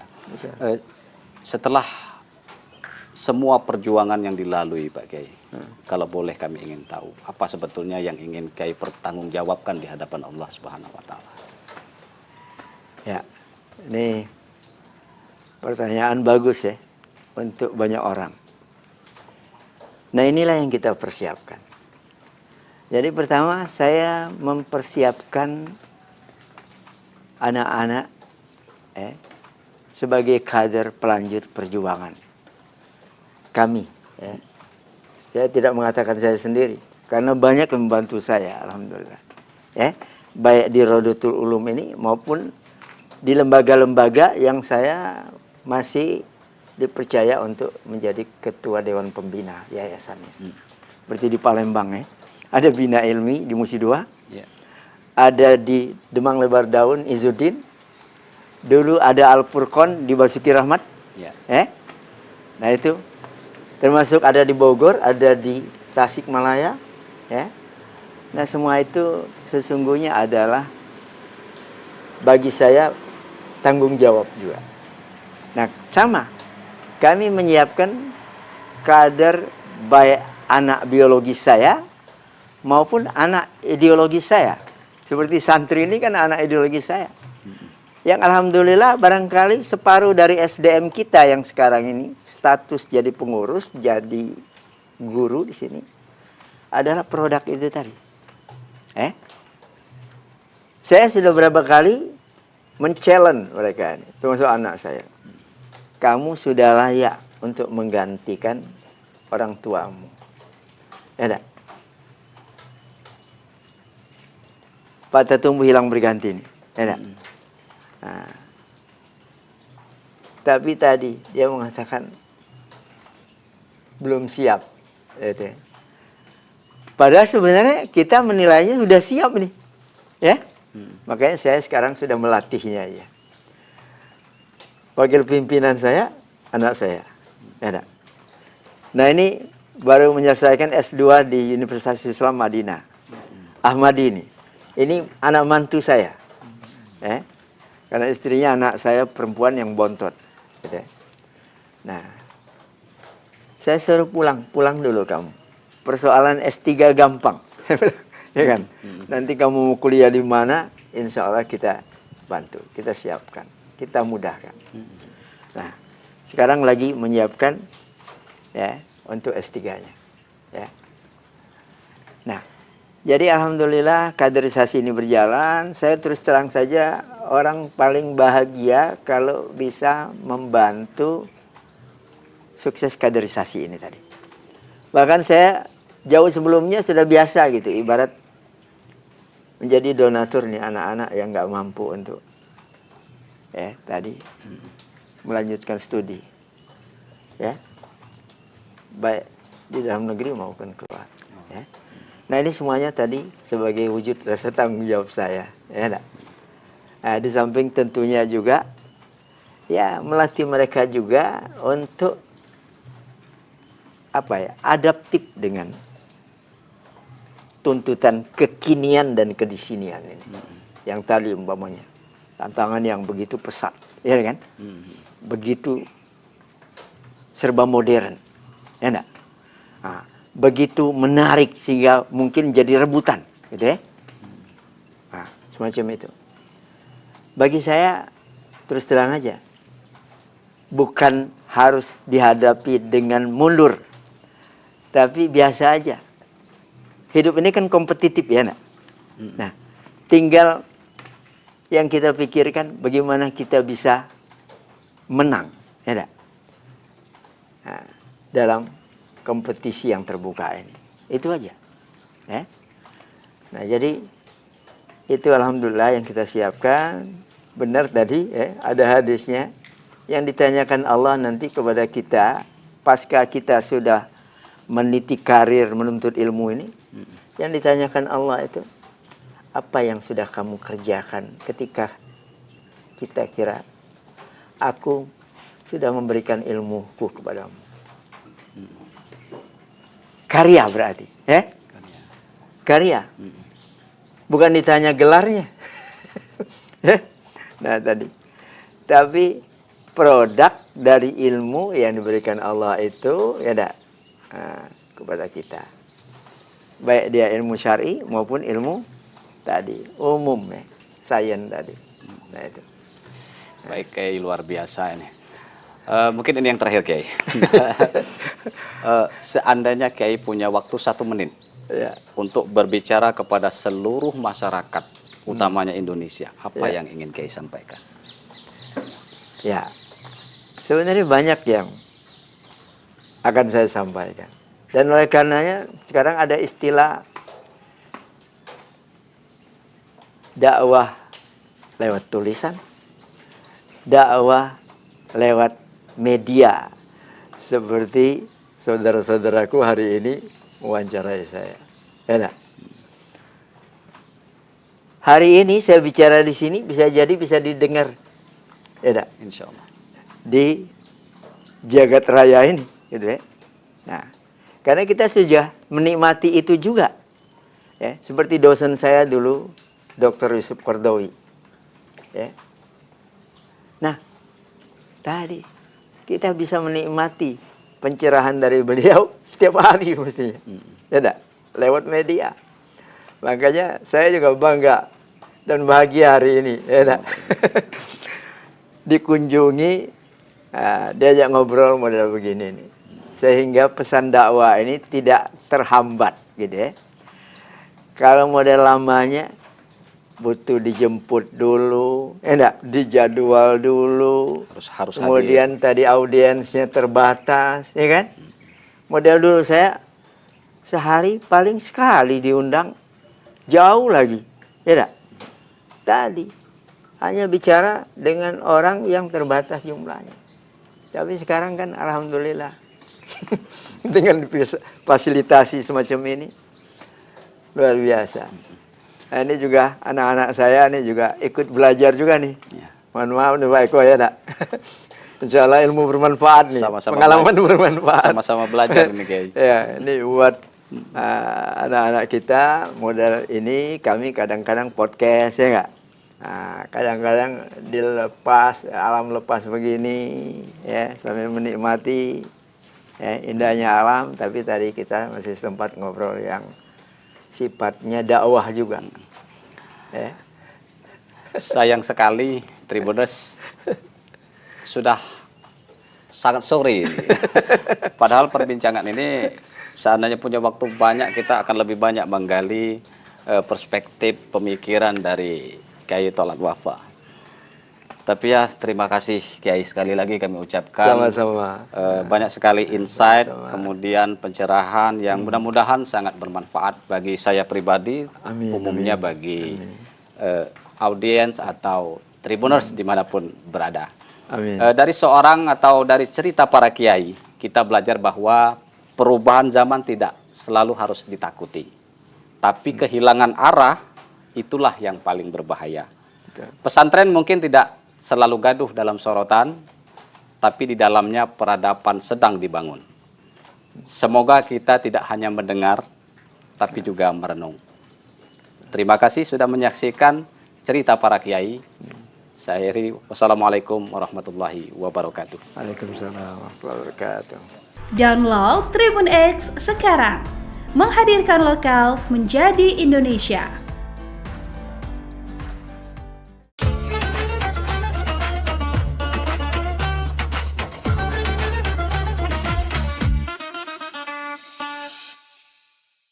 Assalamualaikum warahmatullahi wabarakatuh. Alhamdulillahirrabbilalamin. Wabihi nasta'in wa ala umuri dunia waddin. Wassalatu wassalamu ala ashrafil anbiya'i wal mursalin. Wa ala alihi wa sahbihi ajma'in, amma ba'd. Alhamdulillah, puji dan syukur mari kita panjatkan kepada Allah subhanahu wa ta'ala, Rabb semesta alam, Dia yang telah menciptakan beribu-ribu nikmat yang telah kita rasakan pada saat ini. Yang bisa kita rasakan dari pagi hingga petang, hingga malam. Dari awal kita bangun tidur sampai ke tidur lagi, kita mendapatkan ribuan nikmat yang bahkan kita tidak bisa menghitungnya. Bahkan dikatakan, wa in ta'udu ni'matallahi la tuhsuha. Jika engkau menghitung nikmat Allah, maka sungguh engkau tidak akan bisa menghitungnya. Tak lupa salat serta salam semoga selalu tercurahkan kepada junjungan kita bersama, manusia terbaik, manusia pilihan Allah, Nabi Muhammad SAW, dan kepada keluarganya, sahabatnya, dan kita selaku umatnya, yang semoga saja selalu istiqomah dalam ajaran beliau hingga akhir zaman. Amin, amin ya rabbal alamin. Sobat Tribuners, gimana nih puasanya? Semoga masih tetap semangat ya. Alhamdulillah kita berada di bulan yang suci, di bulan yang penuh rahmat, bulan yang penuh kenikmatan, dan kita diberikan kewajiban untuk menjalankan ibadah yang sangat luar biasa, yaitu ibadah puasa Ramadan. Alhamdulillah kita berada di bulan suci Ramadan, bulan yang mana penuh keberkahan di dalamnya. Bahkan dari pagi hingga ke pagi lagi itu banyak keberkahannya. Dan ada beberapa waktu mustajab untuk berdoa. Jadi Allah itu ijabah doa-doa kita. Meskipun sebetulnya kapan saja kita berdoa, itu tentu akan dikabulkan ketika memenuhi syarat-syaratnya. Tapi di bulan suci Ramadan ada waktu-waktu yang tentunya lebih mustajab ketika doanya dipanjatkan pada waktu-waktu ini. Yang pertama, saat sahur. Jadi kita perlu memperbanyak doa kita saat bersahur, saat melaksanakan sahur. Hadis Nabi Muhammad SAW, beliau bersabda, Rabb kita tabaraka wa ta'ala turun ke langit dunia ketika tersisa sepertiga malam terakhir. Lantas Allah berfirman, siapa saja yang berdoa kepadaku, maka akan aku kabulkan. Siapa yang meminta kepadaku, maka aku beri. Siapa yang meminta ampunan kepadaku, maka akan aku ampuni. Hadis riwayat Bukhari dan Muslim. Jadi ini janji Allah kepada kita teman-teman. Kita sangat rugi jika menyia-nyiakan kesempatan ini. Allah akan memberikan apa yang kita inginkan. Jadi apa yang kita mau, mari kita panjatkan kepada Allah. Masih banyak yang menganggap waktu sahur adalah hanya untuk pemenuhan fisik saja, hanya untuk makan saja. Padahal di waktu ini ada waktu yang sangat mustajab untuk berdoa. Jadi jangan sampai kita hanya makan-makan saja atau minum-minum saja, tapi mari kita berdoa, meminta dan memohon kepada Allah Subhanahu wa Ta'ala. Itu yang pertama. Lalu yang kedua, ketika berpuasa. Ketika berpuasa secara umum, dari awal subuh hingga terbenamnya matahari atau waktu maghrib, ini juga merupakan waktu yang sangat mustajab untuk berdoa. Jadi jangan sampai kita lewatkan waktu ini untuk berdoa. Dari Abu Hurairah radhiyallahu anhu, Nabi Shallallahu alaihi wasallam bersabda, "Thalathatun la turaddu da'watuhum." 3 golongan yang tidak ditolak doanya. Yang pertama, al-imamul adil.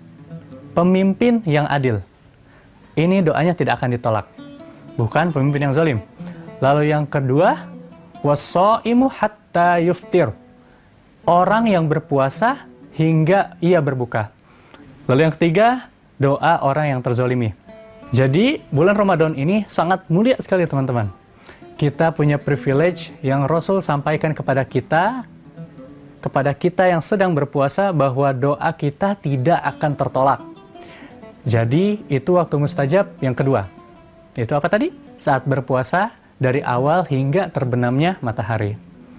Lalu yang ketiga, saat berbuka puasa.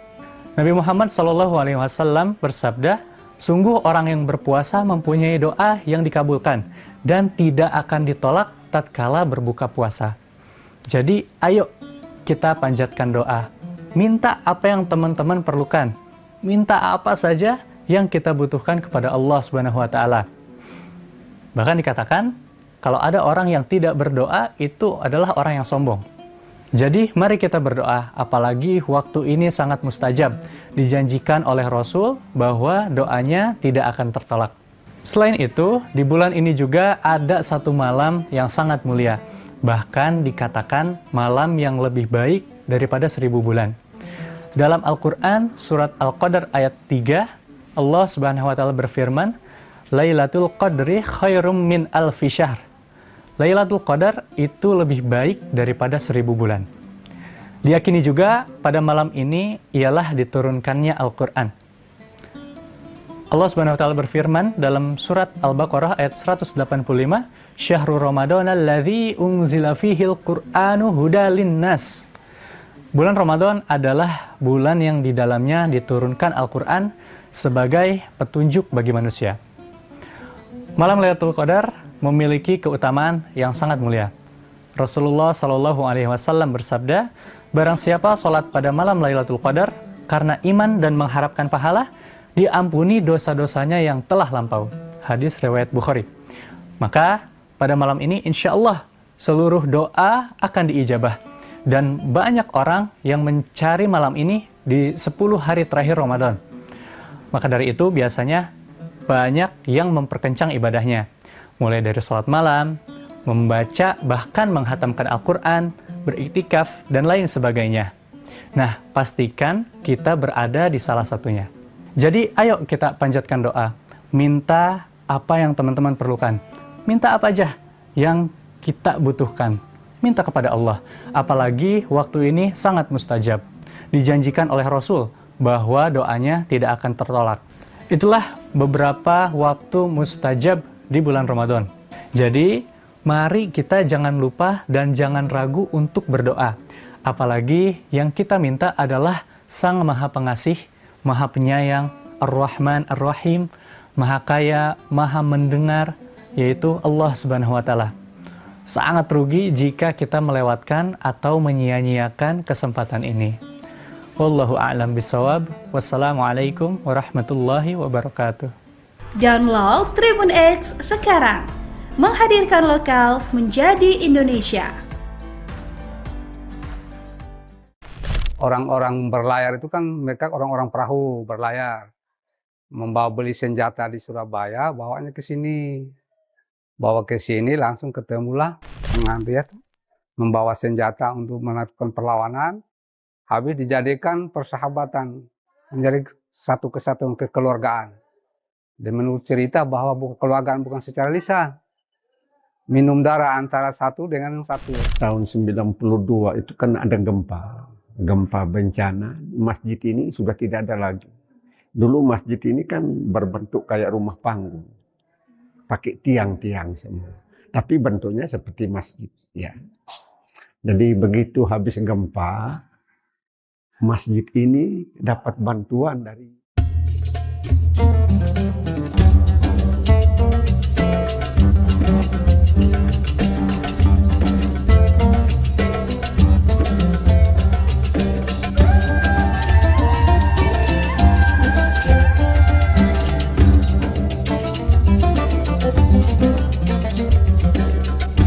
Tribuners, saat ini saya berada di pesisir utara Kabupaten Sika, tepatnya di Waipare, Desa Watubilo, Kecamatan Kangai, Kabupaten Sika. Dan di belakang saya ini berdiri sebuah bangunan masjid yang bernama Rahman. Dan Tribuners, masjid di belakang ini memiliki sejarah yang panjang. Juga ada keterkaitannya dengan masuknya agama Islam di Kabupaten Sika. Dan nanti kita akan melihat sejarah di balik masjid ini, maupun juga nanti cerita dari para tetua atau masyarakat umat muslim yang tinggal di sekitar Masjid Ar-Rahman terkait dengan sejarah masjid maupun juga sejarah masuknya agama Islam di Kabupaten Sika. Simak liputan kita berikut ini. Masjid Ar-Rahman Waipare di Desa Watungilo, Kecamatan Kangai, Kabupaten Sika, Pulau Flores, Nusa Tenggara Timur, berdiri kokoh sebagai simbol masuknya Islam di Kabupaten Sika sejak awal abad ke-20. Rumah ibadah yang diyakini sebagai salah satu yang tertua di wilayah ini bukan sekedar bangunan fisik. Rumah ibadah ini merupakan penanda sejarah yang lahir dari ikatan persaudaraan antara pelaut Bugis dan penguasa lokal. Terletak hanya beberapa langkah dari bibir pantai utara Pulau Flores, masjid ini menyajikan perpaduan warna yang kontras dengan alam pesisirnya. Tokoh masyarakat setempat, Muhammad Kadri, menuturkan bahwa kehadiran Islam di wilayah tersebut dibawa oleh para pelaut asal Gujarat dan Sulawesi yang melintasi perairan Nusantara sekitar tahun 1901. Pertemuan antara pendatang dan penguasa lokal, Raja Kangai, tidak berakhir dengan konflik. Sebaliknya, mereka menjalini persahabatan erat yang dikukuhkan melalui tradisi unik, minum darah, sebagai simbol persaudaraan yang tak terputuskan. Sebagai bentuk penerimaan, Raja Kangai menghibahkan lahan di sepanjang pesisir pantai hingga ke Tanjung Darat untuk dikelola para pendatang. Di lahan inilah pemukiman dan tempat ibadah dibangun.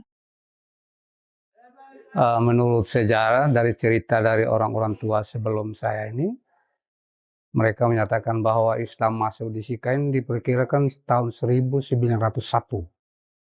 Waktu zaman Belanda dulu sampai zaman Jepang. Setelah itu orang-orang Gujarat dari Sulawesi, dulu kan orang-orang berlayar itu kan mereka orang-orang perahu berlayar.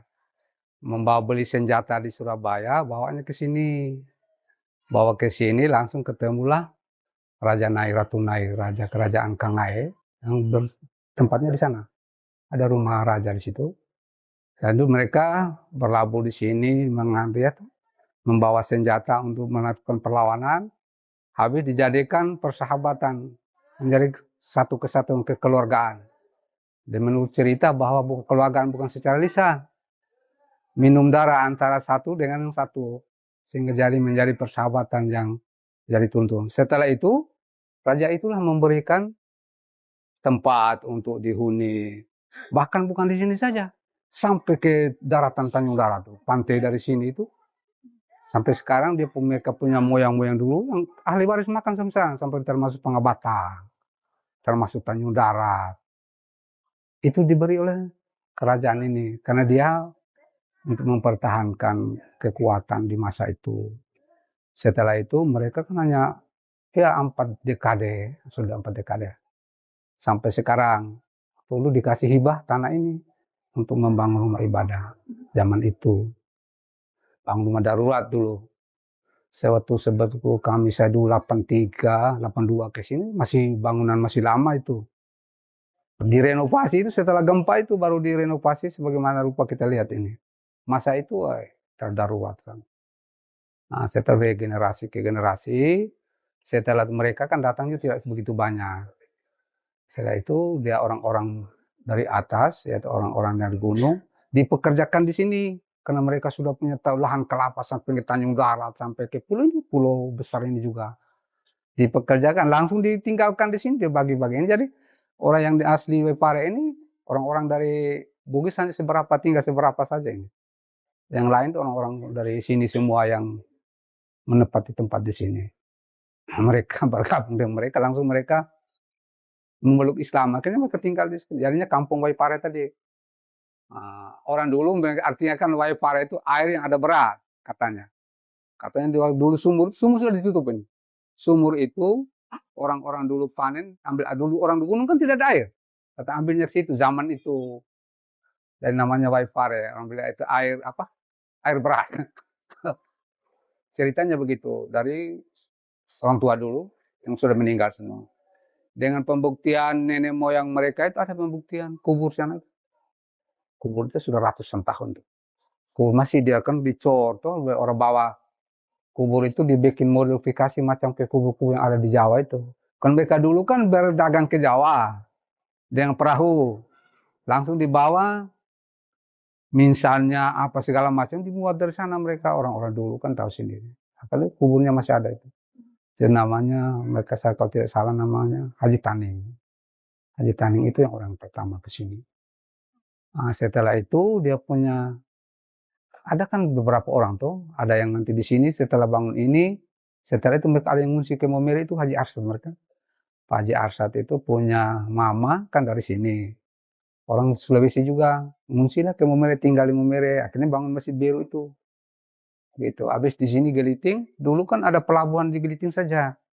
Setelah itu menjadi pelabuhan, akhirnya mereka bangun dengan masjid di Geliting. Nah, dan ahli waris ada yang di Geliting, ada di sini. Kan kawin mengawin, sudah campur baur tuh di masa-masa sekarang. Itulah kejadiannya begitu. Jadi masjid ini sudah menjadi tenar. Kalau ditanya di Sika, orang sudah tahu Waipare yang masjid pertama. Sudah tidak asing lagi buat kita. Ceritanya begini, saya dengar dari ahli warisnya yang sudah almarhum Pak Imam sudah meninggal. Dia bilang mereka dulu zaman perang. Mereka ini orang-orang Bugis. Orang Bugis itu orang-orang pelaut. Kebetulan pelaut di kampung halamannya itu juga orang dulu kan masih zaman antara satu dengan yang lain kan tidak ada yang tidak sama sependapat. Jadi mereka berlayar. Dan mereka berlayar di mana tempat yang nyaman, mereka tinggal di situ. Akhirnya mereka nenek moyang datang, berlayar ke sini kemana-mana. Katanya ada yang sampai ke apa namanya, Ombai sana. Ya kan orang banyak orang Bugis tuh. Berlayar ke situ, ada yang nusul ke sini, ada yang di sana, ada yang mereka ini yang ke sini. Khalik namanya. Mereka punya farm Khalik itu dari sana itu. Kalau namanya Khalik itu berarti mereka orang-orang Muslim yang pertama di Momere yang ada di Waipare itu. Itu farmnya Khalik. Dan mereka langsung berdagang. Setelah datang rasa nyamannya di sini tidak kembali lagi. Nyaman kan karena diberi lahan begitu, mana yang penyuka kuat garap di bagian pantai itu. Raja Naik kan kuasanya sampai di mana ya? Mungkin di Nebe. Karena Tanjung Darat ini mereka ini ada tanah Tanjung Darat banyak sekali. Di bagian pesisir. Karena orang zaman-zaman dulu, zaman-zaman itu kan orang tidak ada yang tinggal di pesisir. Orang kan lari ke gunung semua, zaman penjajah. Ya mereka lahan banyak, sampai di pulau juga itu. Dan waktu itu mereka sudah punya ilmu pengetahuan. Sudah bisa masa depan sudah berpikir. Kita di sini kan hanya makan saja. Mereka sepikir, oh ini harus tanah saya garap di sini, garap di sini. Jadi di pulau besar itu berapa tempat tuh orang-orang Bugis? Sampai di Pangabatang sampai sekarang itu miliknya mereka. Mereka dari Pulau Pangabatang. Itu Khalik punya itu. Farm Khalik. Begitu. Melengkapi narasi sejarah tersebut, Yusuf Keneng, Imam Masjid Ar-Rahman yang telah mengabdi lebih dari 25 tahun, memberikan gambaran mengenai transformasi fisik masjid. Ia mengenang rupa asli masjid yang sangat sederhana sebelum hancur diterjang tsunami. Pasca bencana, upaya membangun kembali masjid dilakukan dengan penuh perjuangan. Yusuf mengungkapkan bahwa pembangunan kembali masjid ini lebih banyak mengandalkan swadaya masyarakat yang mayoritas bekerja sebagai nelayan. Jadi setelah tahun 92 itu kan ada gempa bencana, masjid ini sudah tidak ada lagi. Dulu masjid ini kan berbentuk kayak rumah panggung, pakai tiang-tiang semua, tapi bentuknya seperti masjid. Ya. Jadi begitu habis gempa, masjid ini dapat bantuan dari Majelis Ulama Indonesia Kabupaten Sika untuk bangun ini masjid.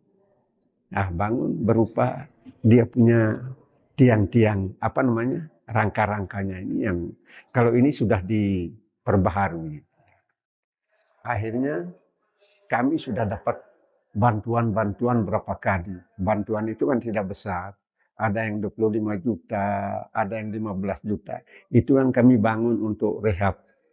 Kami punya masjid ini. Jendelanya, pokoknya yang sebagaimana adik lihat sekarang ini. Yang terakhir ada donatur, orang yang ada uang. Orang, maksudnya orang pengusaha.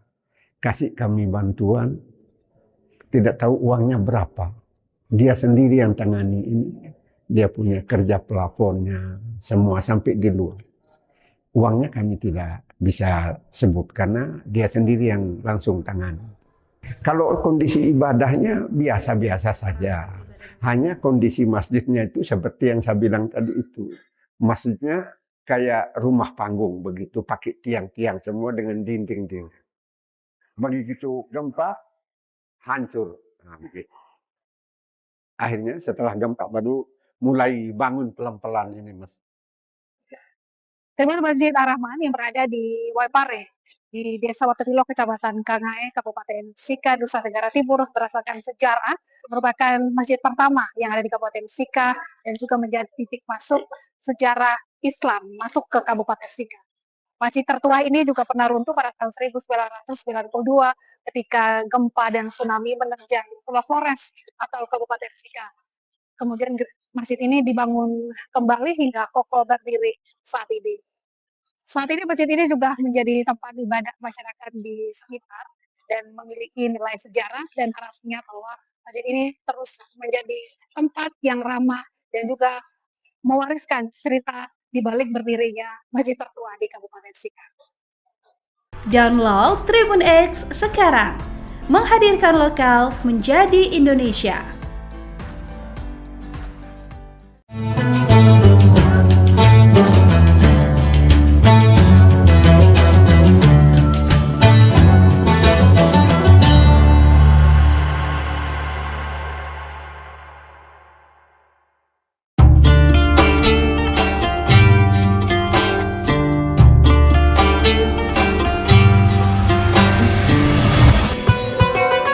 Syukur Alhamdulillah, tahun ini kita masih dipertemukan dengan bulan suci Ramadan.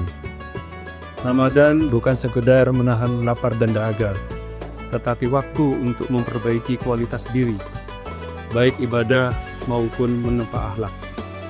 Jadikan Ramadan ini sebagai titik balik untuk menjadi pribadi yang jujur dalam perbuatan, sabar dalam ujian, dan disiplin dalam ketaatan. Dewan Komisaris, Direksi dan seluruh karyawan PT Semen Tonasa mengucapkan Selamat menunaikan ibadah puasa.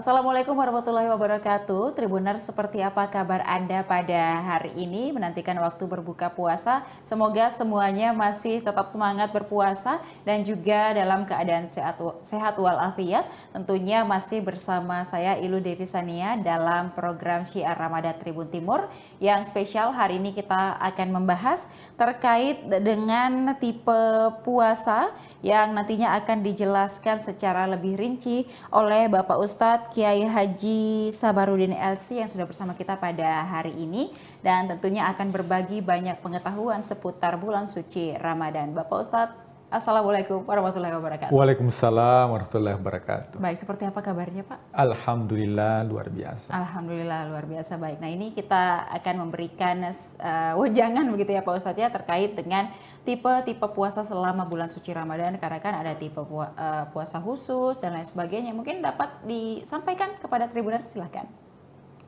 Bismillahirrahmanirrahim. Hamdan wa syukranillah, salatan wa salaman ala rasulillah, amma ba'd.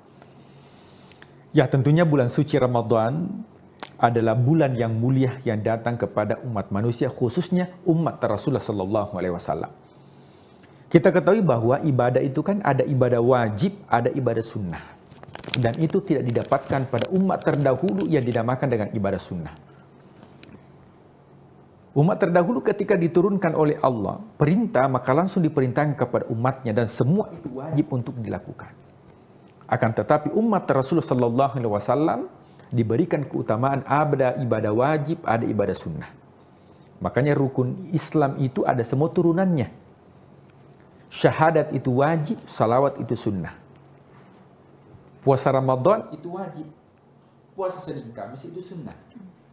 Zakat itu wajib, sedekah itu sunnah. Salat itu wajib, qabliyah ba'diyah, salat witir, tarawih itu sunnah. Haji itu wajib, umrah itu sunnah. Nah, apa keutamaan daripada ibadah wajib ini? Yaitu untuk mendapatkan rahmatnya Allah. Dan kenapa ada ibadah sunnah? Khususnya di bulan suci Ramadan banyak kita temukan hampir semua amalan itu adalah sunnah. Karena itu untuk mendapatkan syafaat di akhirat. Akan tetapi, tidak semua orang itu bisa mendapatkan keutamaan Ramadan. Maka orang yang berpuasa itu tipenya beda-beda. Meskipun ujung daripada semua ibadah itu adalah takwa. Jadi semua ibadah yang dilakukan itu ujungnya adalah takwa. Coba kita lihat sholat. Ya, sholat itu adalah takwa. Apa itu takwa? Yaitu mencegah dari perbuatan keji dan mungkar. Apa kata Allah? Innas salata tanha anil fahsya'i wal munkar. Ya, menghindarkan diri dari kemungkaran itu adalah takwa. Puasa Ramadan Ya ayyuhalladzina amanu, wahai orang-orang yang beriman. Apa ujungnya? La'allakum tattaqun, menjadi pribadi yang bertakwa. Apa itu pribadi yang bertakwa? Yaitu yang bisa keluar di bulan suci Ramadan, keluar setelah bulan suci Ramadan, itu seperti kupu-kupu. Ya, seperti ulat. Bukan seperti ular. Karena beda itu ular dengan ulat, meskipun beda huruf terakhirnya. Apa bedanya? Ya, ulat itu ketika berpuasa, maka dia mengurung diri dalam kepompong. Itu ulat. Dia tidak makan, dia tidak minum, tapi karakternya ulat ini rakus. Itu ulat itu apapun yang dihinggapi, ya pasti habis.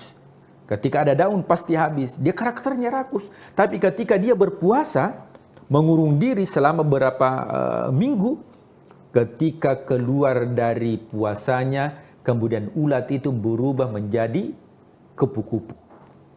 Dan kupu-kupu itu siapa yang melihat bahagia, senang, dinikmati, dan setiap bunga yang dihinggapi itu memberikan manfaat.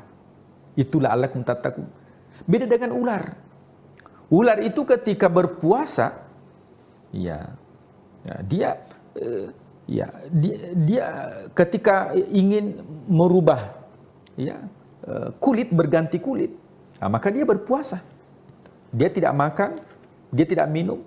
Tetapi ketika sudah berganti kulit, ternyata tabiatnya masih seperti, bahkan lebih parah.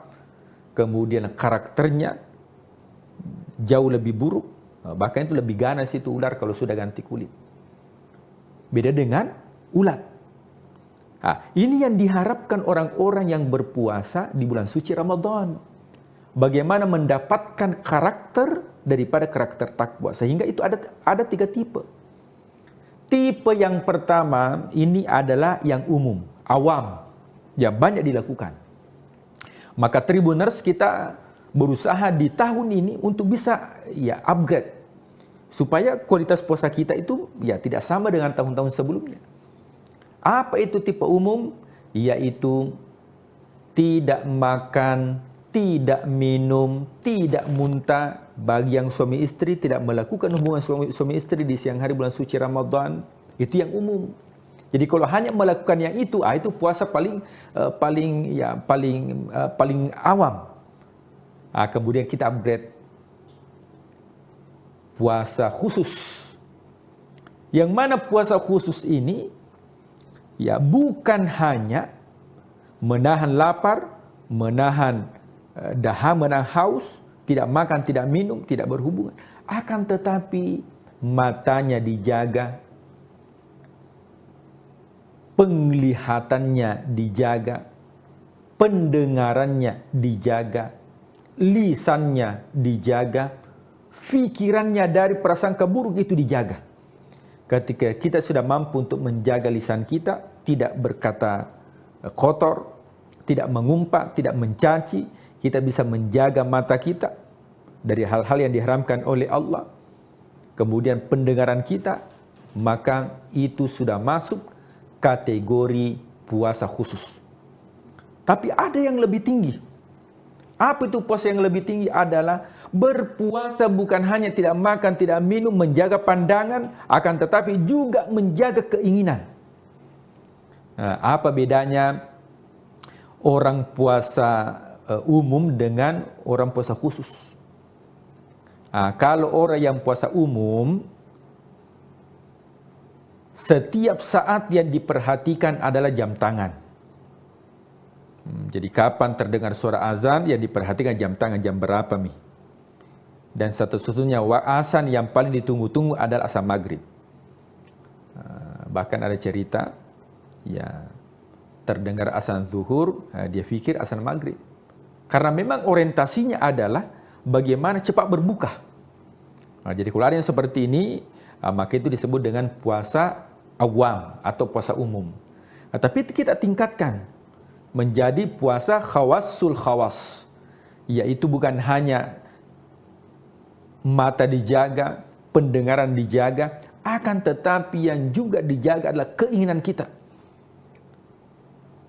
Nah, jemaah yang dimuliakan Allah, Tribuners yang dimuliakan Allah Subhanahu wa taala. Rasulullah SAW bersabda, betapa banyak orang yang mendapatkan bulan suci Ramadan.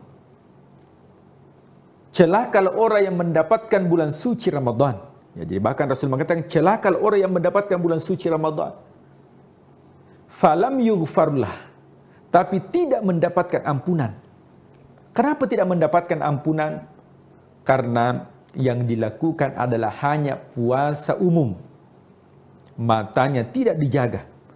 Meskipun tidak batal puasanya, tapi batal pahalanya. Dia tidak mendapatkan apa-apa. Nah, ini yang dikhawatirkan. Siapa tahu kita masuk kategori ancaman yang disampaikan Rasulullah SAW, bahwa banyak manusia dalam kehidupan dunia ini niyaman itu seperti orang yang tidur. Idza matu intabahu. Nanti ketika dia meninggal dunia baru terbangun. Artinya dia dalam kehidupan dunia ini hanya seperti orang yang bermimpi. Nah, namanya orang yang bermimpi itu bukan kenyataan. Ada orang yang bermimpi memiliki rumah baru, ada orang yang bermimpi naik mobil mewah, tapi ketika dia terbangun, oh ternyata tidak ada zong. Maka jangan sampai menjadi golongan yang dikhawatirkan Rasulullah SAW melakukan amal di bulan suci Ramadan, tapi hanya orang bermimpi. Ketika nanti dia meninggal dunia, baru dia terbangun. Oh ternyata tidak ada pali amalanku, zong. Kenapa? Karena yang dilakukan adalah bukan puasa khusus atau lebih khusus, akan tetapi hanya menggugurkan kewajiban saja, tidak makan dan tidak minum, hanya puasa fisik saja, tapi bukan puasa batin.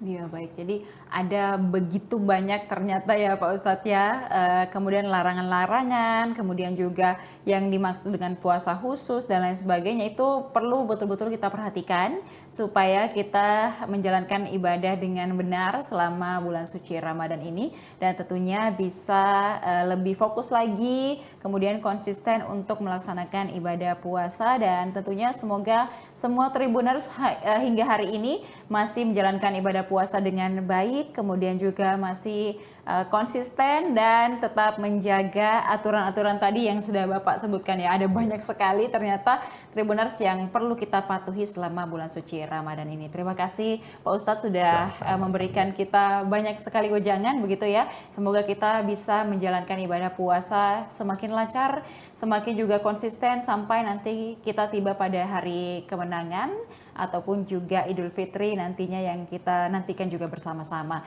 Dan terima kasih kepada seluruh Tribuners yang sudah menyaksikan program kita pada hari ini. Jangan lupa juga untuk saksikan beragam program menarik lainnya hanya di kanal YouTube dan Facebook Tribun Timur, Mata Lokal Menjangkau Indonesia. Saya Ilu Devisania dan seluruh narasumber dan juga kerabat kerja pamit undur diri. Terima kasih. Wassalamualaikum warahmatullahi wabarakatuh. Waalaikumsalam warahmatullahi wabarakatuh.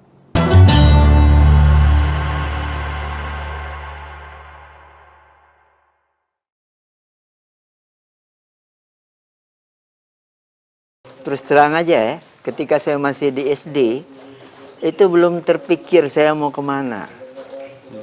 Faktor penyebabnya sederhana aja. Ayah saya umur 2 tahun sudah meninggal. Ibu saya seorang petani. Jadi ibarat saya mimpi, kepengin, umpamanya sukses, nah itu nggak kepikir. Yang mengganti ayah saya, tadilah Kiai Haji Abdul Rashid Siddiq. Beliau sayang dengan saya. Kiai Rashid sangat tadi mengharapkan saya menjadi pelanjut perjuangan beliau. Kenapa saya terharu? Karena begitu cita-cita mulia beliau. Sekarang tidak ada lagi Rasul setelah wafatnya Rasulullah Sallallahu Alaihi Wasallam. Nah disinilah peran yang harus digantikan. Siapa mereka? Itulah para ulama. Assalamualaikum warahmatullahi wabarakatuh. Tribuners, ada satu pertanyaan yang mungkin jarang kita tanyakan kepada para kiai. Apakah umat ini sedang menuju cahaya atau justru berjalan pelan menuju kegelapan.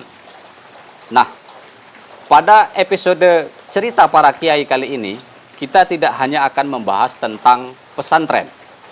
Kita bicara tentang zaman, kita bicara tentang kegelisahan, kita juga akan bicara tentang masa depan umat bersama Kiai Haji Tol'at Wafa Ahmad LC.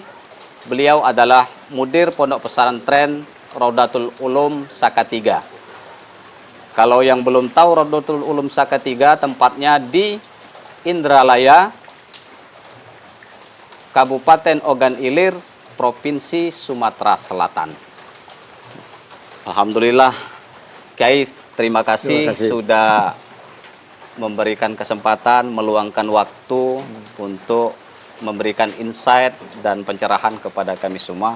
Kami mohon izin ini Pak Kiai, kalau diperkenankan, kami ingin sekali memetik hikmah dari perjalanan hidup Pak Kiai sampai hari ini. Mungkin boleh diceritakan Pak Kiai, gambaran masa kecil, lingkungan seperti apa Pak Kiai masa kecil dulu, kemudian seperti apa juga peran orang tua, atau apa nilai yang ditekankan orang tua kepada Pak Kiai. Terima kasih. Saya tentunya ingin mengucapkan dulu terima kasih. Kenapa? Karena ini kesempatan yang mahal sebenarnya. Silaturahim antar kita semuanya, khususnya Tribuners nih, yang alhamdulillah seperti yang tadi sudah dihantar oleh Pak Eko, saya insya Allah sekilas ingin menceritakan sejarah hidup saya. Saya lahir tanggal 15 Maret 1958. Jadi usia saya sekarang ini 67 tahun. 67 tahun, masih muda. Nah, saya lahir di Desa Saka-3 ini. Saya anak bontot dari 3 bersaudara, ayu saya 2 orang, putri semuanya, dan saya bontot. Memulai belajar dulu dari pesantren ini, sebelum peristiwa G30S, bayangkan, itu kalau sekarang mungkin tingkat taman kanak-kanak, kalau bahasa Arabnya tahdiriyah, tahdiriyah. Nah, selesainya saya selama lebih kurang 3 tahun di tahdiriyah ini, nah saya tiba-tiba dapat kesempatan untuk melanjutkan di Palembang, sekolah dasar. Nah itu tadi, yaitu di Sekolah Dasar Negeri 87 di Tujulu. Dulu sekolah SHD itu. Kami menyebutnya sekolah dasar dominannya Chinese. Chinese. Nah, alhamdulillah saya selesai di penghujung tahun 68. 69 melanjutkan ke Pondok Modern Darussalam Gontor di Jawa Timur. Kira-kira jenjang sanawiyah aliyah, walaupun sistemnya KMI, Kuliatul Mu'allimin Al-Islamiyah, durasi waktunya 6 tahun. Nah, dari kira-kira akhir 69 itu saya selesai alhamdulillah 76. Pak Eko. Jadi 76 merantau dan menyelesaikan studi saya di Gontor. Alhamdulillah juga saya dipercaya Pak Kiai untuk mengabdi di Gontor sambil kuliah di institut yang ada di sana, di Fakultas Tarbiyah. Tapi tidak sampai selesai karena 2 tahun saya menjalankan tugas itu, alhamdulillah Allah memberikan kemudahan mendapatkan beasiswa untuk melanjutkan studi saya ke kota Rasulullah SAW, yaitu Universitas Islam Madinah. Nah, di Madinah alhamdulillah lancar juga. 4 tahun saya bisa menyelesaikan pendidikan S1 saya, yaitu di akhir tahun 1982, Pak Eko.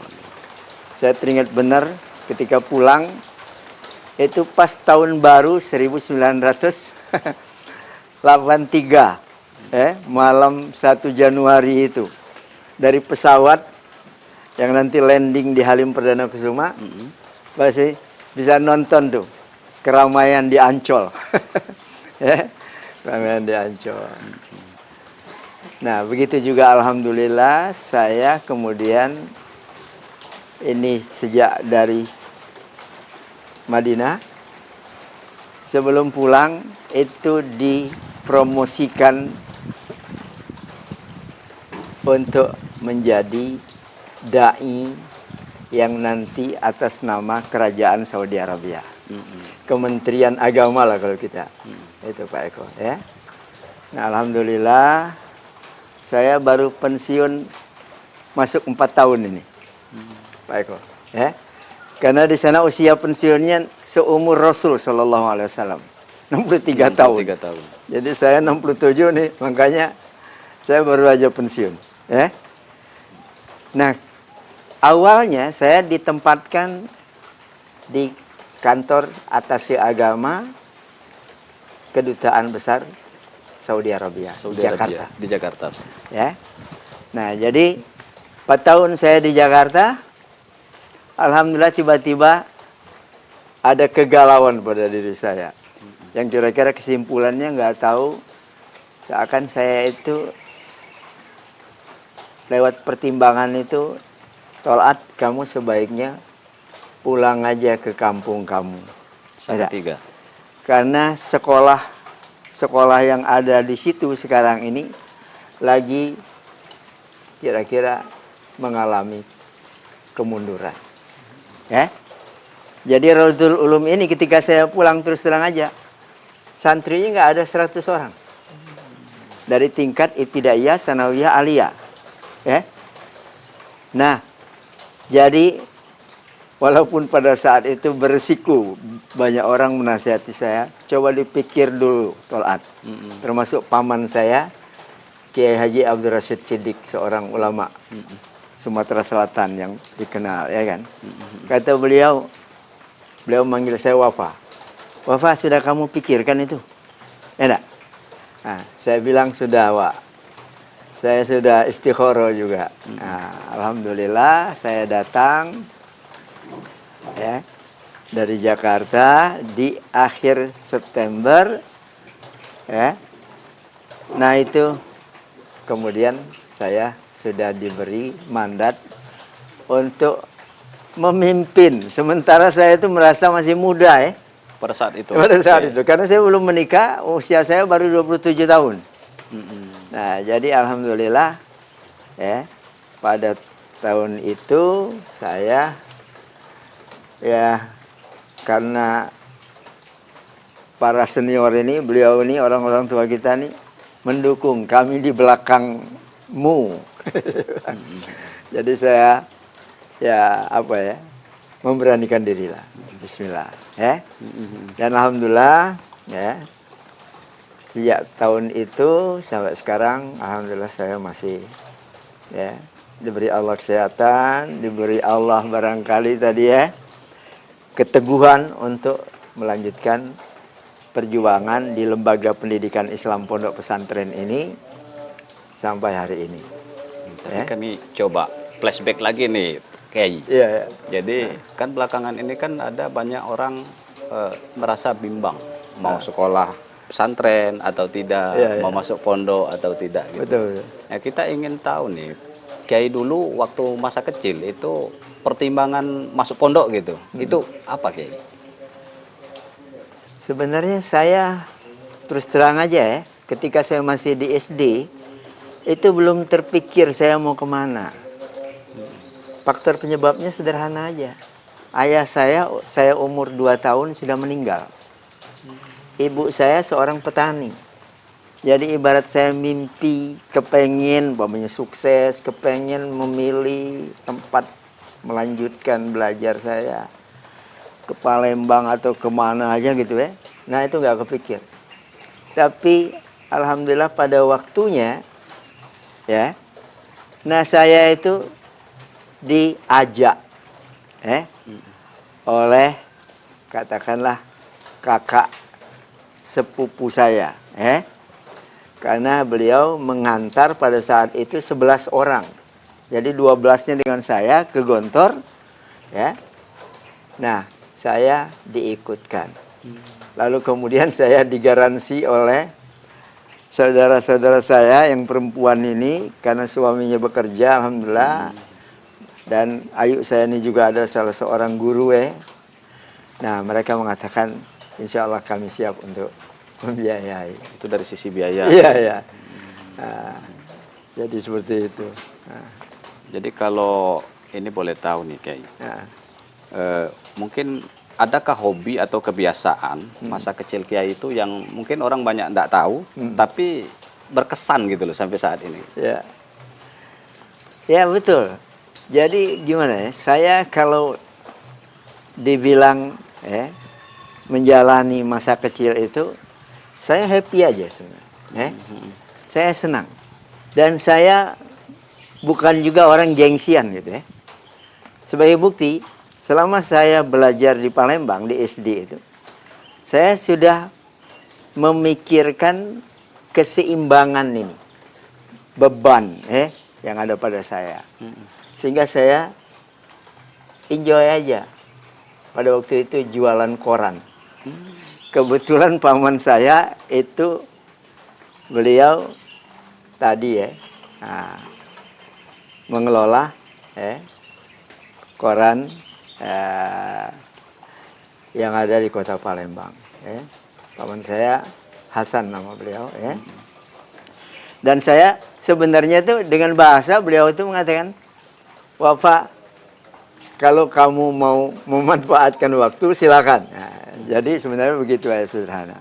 Dan alhamdulillah itu sampai tamat saya nyambi gitu ya.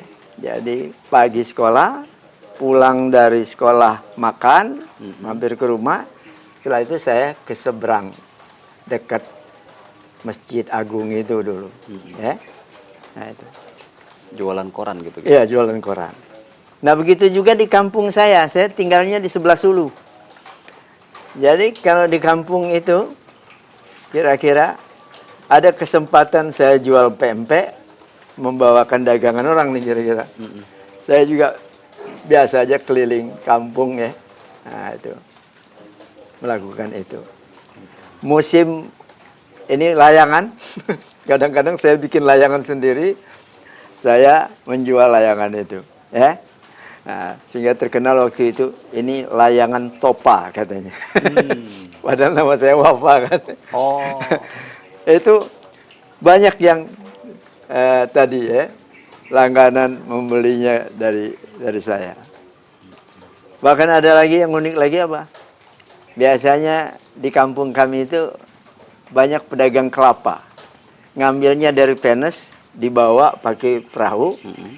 Lalu ketika naik ke atas itu biasanya kan diolah lagi kan. Jadi dibuang kulitnya itu. Dikerok. Nah, saya dengan sebaya saya itu kadang-kadang orang Palembang bilang mengambil lupahan. Jadi itu. Nah, itu saat masih SD Kiai? Masih SD. Tadi Kiai bilang usia 2 tahun kalau tidak salah sudah ditinggal orang tua. Ibu. Ayah. Ayah. Iya, ayah. Lalu siapa sosok yang paling berpengaruh dalam membentuk kedisiplinan Kiai pada saat itu? Ya sebenarnya ya tetap ya orang tua pasti mungkin milieu saya ya, termasuk yang mengganti ayah saya kira-kira tadilah Kiai Haji Abdul Rashid Siddiq. Ya. Beliau sayang dengan saya. Beliau walaupun anak beliau yang paling tua itu pernah dikader, juga dikirim ya, sebelum tahun 70, seperti tokoh-tokoh di semua provinsi di Indonesia ini mendapat kesempatan untuk belajar di Madinah pada saat itu.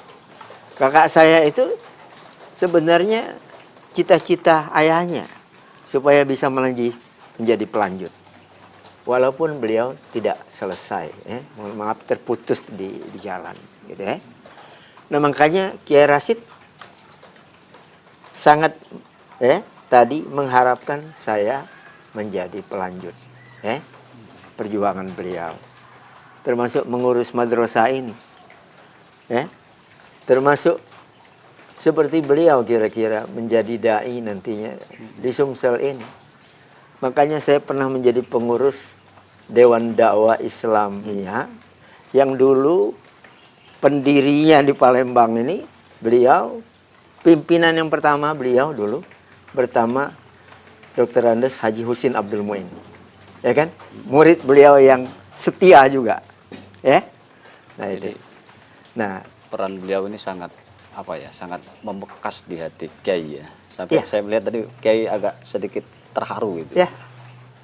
Kenapa saya terharu? Karena begitu cita-cita mulia beliau. Ya. Walaupun kakak saya tuh bukan pengangguran juga. Pasca beliau pulang tidak selesai dari Madinah, ya. Beliau karena akrab dengan Pak Ibnu Stowo, akhirnya diberi kesempatan oleh Pak Ibnu Stowo untuk melanjutkan sekolah tentang perminyakan di Jawa Tengah. Nah itu tadi. Akhirnya beliau juga sukses. Kak Muhammad Rifat ini tadi menjadi pimpinan dan manajer tertinggi juga di Pertamina pada masanya. Ya, itu tadi. Jadi setelah melalui masa kecil di Palembang, kemudian tadi Kiai sempat cerita juga akhirnya memutuskan untuk berangkat ke Ponpes Darussalam Gontor. Iya. Saya ingin mungkin Kiai lebih mengingat, adakah pesan guru atau ustadz atau Kiai di sana yang sampai sekarang itu masih membekas di hati Kiai dan masih diamalkan sampai saat ini? Ya tentu. Jadi ibarat celupan yang paling barangkali ini di tingkat dasar menengah apa yang saya dapati dari Gontor itu seakan itulah yang sampai sekarang menjadi celupan yang saya bawa juga pulang ke Salatiga ini lagi. Dulu sistem pendidikan yang diterapkan di Raudatul Ulum ini belum seperti sekarang Sistem 24 jam boarding school. Nah itu tadi tinggal di asrama. Kita mengasuh mereka itu dekat dengan mereka itu ya selama 24 jam bayangkan sekarang. Kalau dulu sistem kalong. Jadi sistem kalong itu pagi datang ke sekolah, siang pulang, ya kan? Nah itu. Nah itu. Jadi inilah yang saya coba bawa, saya terapkan dengan tentunya juga modifikasi yang disesuaikan dengan kondisi kekinian dan kedisinian juga, ya kan? Adaptif lah. Kalau baca-baca itu literatur itu Kiai sudah memimpin Ponpes ini sejak tahun 86 Kiai. 86. Kemudian mungkin pernah berselang ya di waktu tahun 2004 sampai 2010 kalau tidak salah Kiai ya. Nah, setelah itu 2010 sampai sekarang balik lagi Kiai yang memimpin Ponpes Raudatul Ulum. Nah, jadi selama puluhan mengabdi di pesantren Pak Kiai. Terus melihat juga perkembangan zaman. Apakah Kiai merasa umat kita saat ini nih sedang baik-baik saja atau justru sebaliknya begitu Pak? Ya, dinamika yang kita temui ya sekarang ini ya bisa iya bisa tidak gitu ya. Tapi kita belajar dari sejarah. Ada seorang sejarawan mengistilahkan inilah masa kekambuhan jahiliyah. Jadi bahasa jahiliyah itu bukan hanya bodoh, ya dak, cara berpikirnya, tetapi kerusakan yang sudah begitu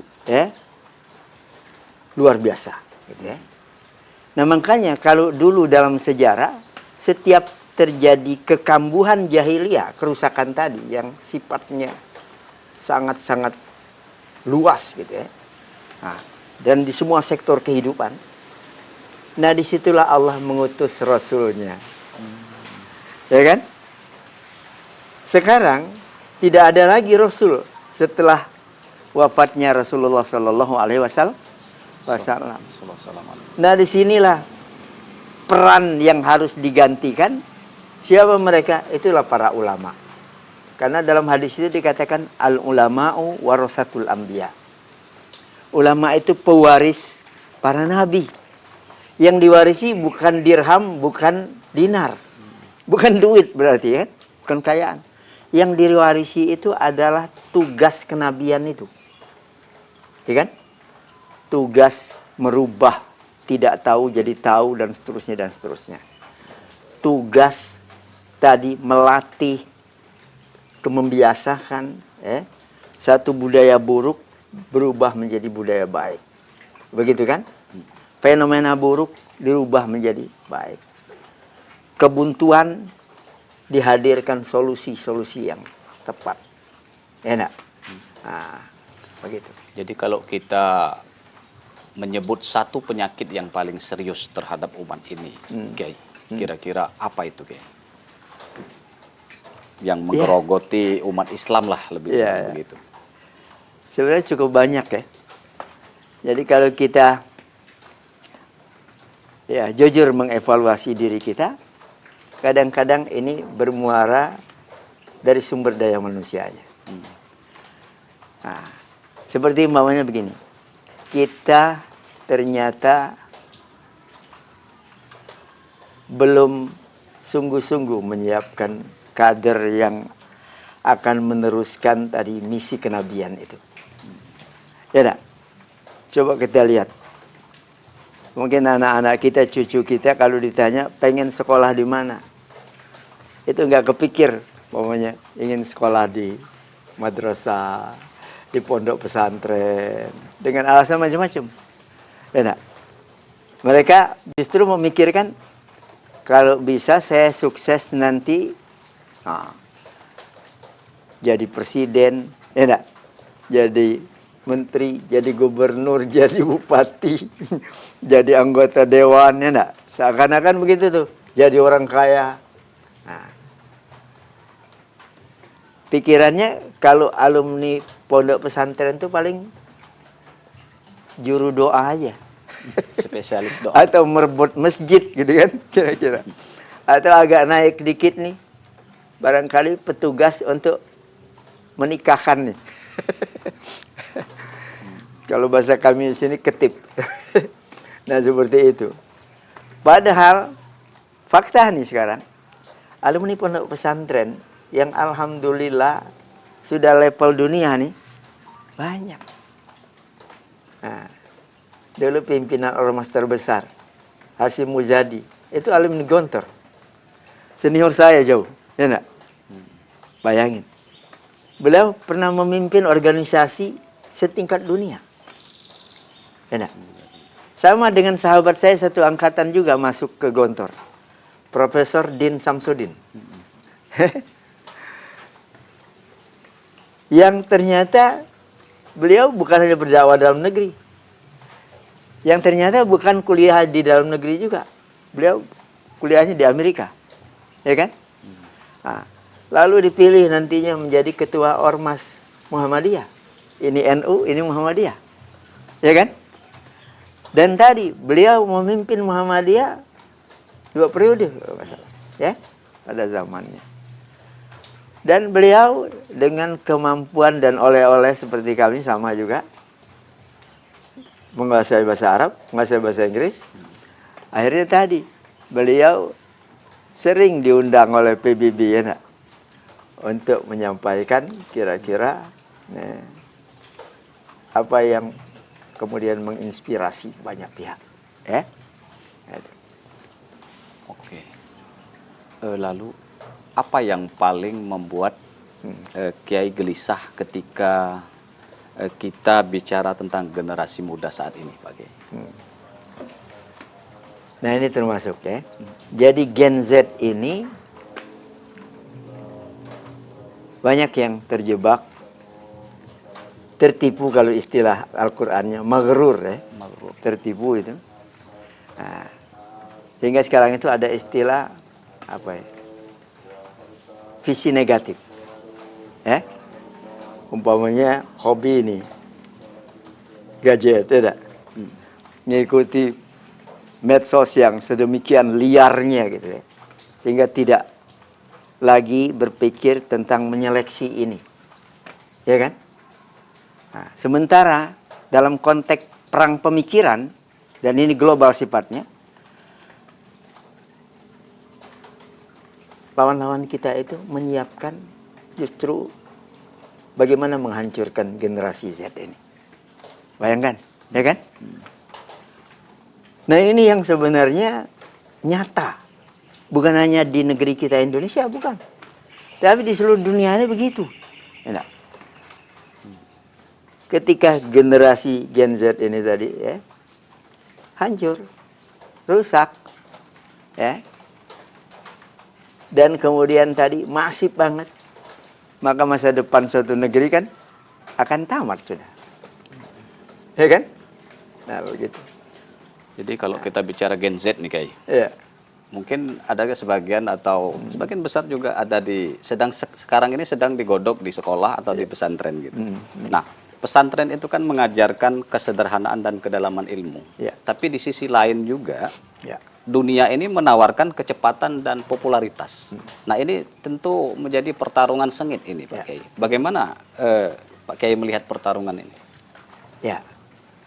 Nah, itulah di antara kendala yang dihadapi oleh baik para kiai yang mengelola pondok-pondok pesantren maupun juga ya para intelektual yang juga mengelola lembaga-lembaga pendidikan, ya. Nah, inilah yang kita coba persiapkan ya untuk mengantisipasi yang tadi itu. Ya, model kami terus terang aja. Walaupun pesantren, kami ada SMP, ada SMA. Ya tak? Ya. Bagi kami itu ilmu Allah itu ada lewat syariat, transformasinya tentunya lewat teks Al-Quran dan teks Al-Hadis. Dan ini menjadi produk jurusan syariat. Ya? Nah, jurusan agama. Yang kedua, Allah itu mengajarkan ilmunya lewat fenomena alam. Ya. Kita disuruh kul siru fil ardi fanzuru kaifa kana aqibatul mukadzibin. Silahkan mau pergi kemana aja di muka bumi ini, kita jelajah, hatta ke planet sana silahkan. Tapi Allah memesankan apa? Fanzuru, nalarilah semua ini. Ya. Nah, makanya sejarah sains apapun itu lewat penelitian karya Allah ini, ya, produk Allah ini, yang nggak mungkin salah. Yang salah itu peneliti aja. Tapi boleh diteliti lagi oleh siapapun, ya kan? Nah, seperti jangan jauh-jauh. Contohnya dulu soal apa? Susu apa yang paling produktif untuk pertumbuhan bayi, ya kan? Dulu masih berdebat orang. Masih menawarkan ini lebih bagus, lebih bagus, lebih bagus. Produk manusia nih. Sekarang sudah final. Kesimpulan, ya saya dapat info dari Dr. Usman Said almarhum dulu. Beliau mengikuti seminar di Australia internasional. Kata beliau apa? Pada gilirannya semua dokter itu mengakui produk Allah. Ya apa itu? Susu ibu. ASI. ASI, ya kan? Nah, itu contoh. Nah begitulah sekarang, ya kalau bicara fenomena Allah seluas, ya saya kira alam ini, ya. Nah jadi kalau masih butuh penelitian, masih banyak sekali yang dibutuhkan, ya. Makanya ibarat kita model kami ini berharap nih anak-anak kita yang kita siapkan dari SMP sampai SMA, mereka silakan. Mau milih fakultas kedokteran silakan, mau fakultas pertanian silakan, teknik silakan, komputer silakan. Dan alhamdulillah itu sudah kita buktikan. Jadi alumni SMA kita udah banyak yang jadi dokter. Itu seperti putrinya Profesor Rujito. Itu sekelas dengan anak saya. Hari ini sudah menjadi dokter spesialis. Ya, penyakit dalam. Ya. Nah, ini contoh. Nah. Ya, Kiai. Jadi saya pernah dengar tuh atau almarhum Kiai Haji Zainuddin MZ itu bilang, setiap yang punya awal mesti punya akhir.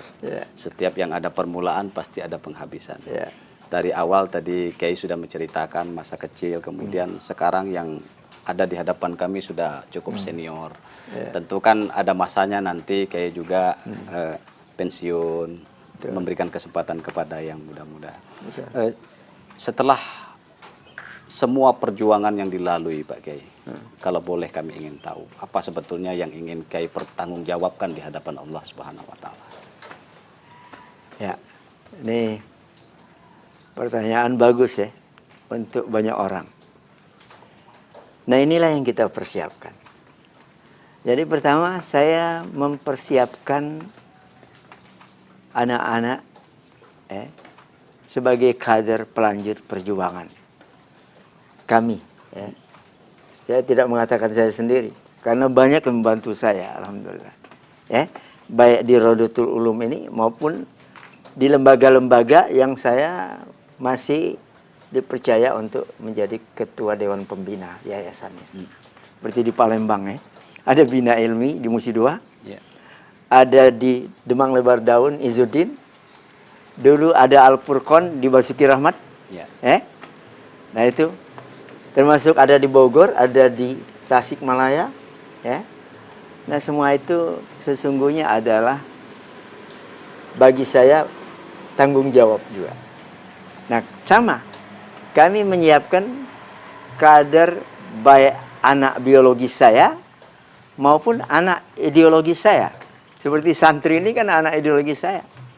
Yang alhamdulillah barangkali separuh dari SDM kita yang sekarang ini status jadi pengurus, jadi guru di sini adalah produk itu tadi. Saya sudah berapa kali men-challenge mereka ini, termasuk anak saya. Kamu sudah layak untuk menggantikan orang tuamu. Ya tak? Patah tumbuh hilang berganti ini. Ya tak? Nah,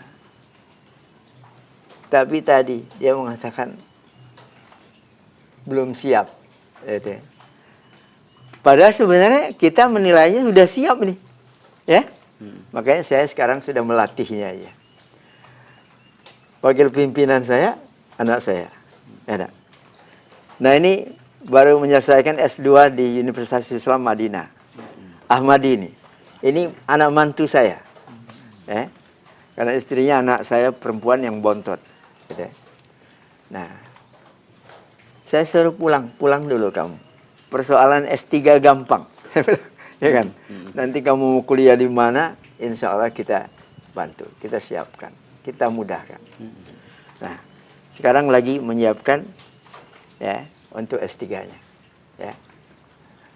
Nah, jadi alhamdulillah kaderisasi ini berjalan. Saya terus terang saja orang paling bahagia kalau bisa membantu sukses kaderisasi ini tadi. Bahkan saya jauh sebelumnya sudah biasa gitu, ibarat menjadi donatur nih anak-anak yang nggak mampu untuk tadi melanjutkan studi, ya, baik di dalam negeri maupun keluar. Ya. Nah ini semuanya tadi sebagai wujud rasa tanggung jawab saya, ya. Nah, di samping tentunya juga ya melatih mereka juga untuk adaptif dengan tuntutan kekinian dan kedisinian ini. Yang tadi umpamanya tantangan yang begitu pesat, ya kan? Begitu serba modern, ya enggak? Nah, begitu menarik sehingga mungkin jadi rebutan, gitu ya. Nah, semacam itu. Bagi saya terus terang aja, bukan harus dihadapi dengan mundur, tapi biasa aja. Hidup ini kan kompetitif ya, nak. Nah, tinggal yang kita pikirkan bagaimana kita bisa menang, ya nak? Nah, dalam kompetisi yang terbuka ini, itu aja. Nah, jadi itu alhamdulillah yang kita siapkan. Benar tadi, ada hadisnya yang ditanyakan Allah nanti kepada kita pasca kita sudah meniti karir menuntut ilmu ini. Yang ditanyakan Allah itu, apa yang sudah kamu kerjakan ketika kita kira aku sudah memberikan ilmuku kepadamu. Karya berarti, karya. Bukan ditanya gelarnya. Nah tadi. Tapi produk dari ilmu yang diberikan Allah itu ya kepada kita. Baik dia ilmu syar'i maupun ilmu tadi umum ya, sains tadi. Nah itu. Baik, Kiai, luar biasa ini. Mungkin ini yang terakhir, Kiai. Seandainya Kiai punya waktu 1 menit untuk berbicara kepada seluruh masyarakat, utamanya Indonesia, apa yang ingin Kiai sampaikan? Ya, sebenarnya banyak yang akan saya sampaikan.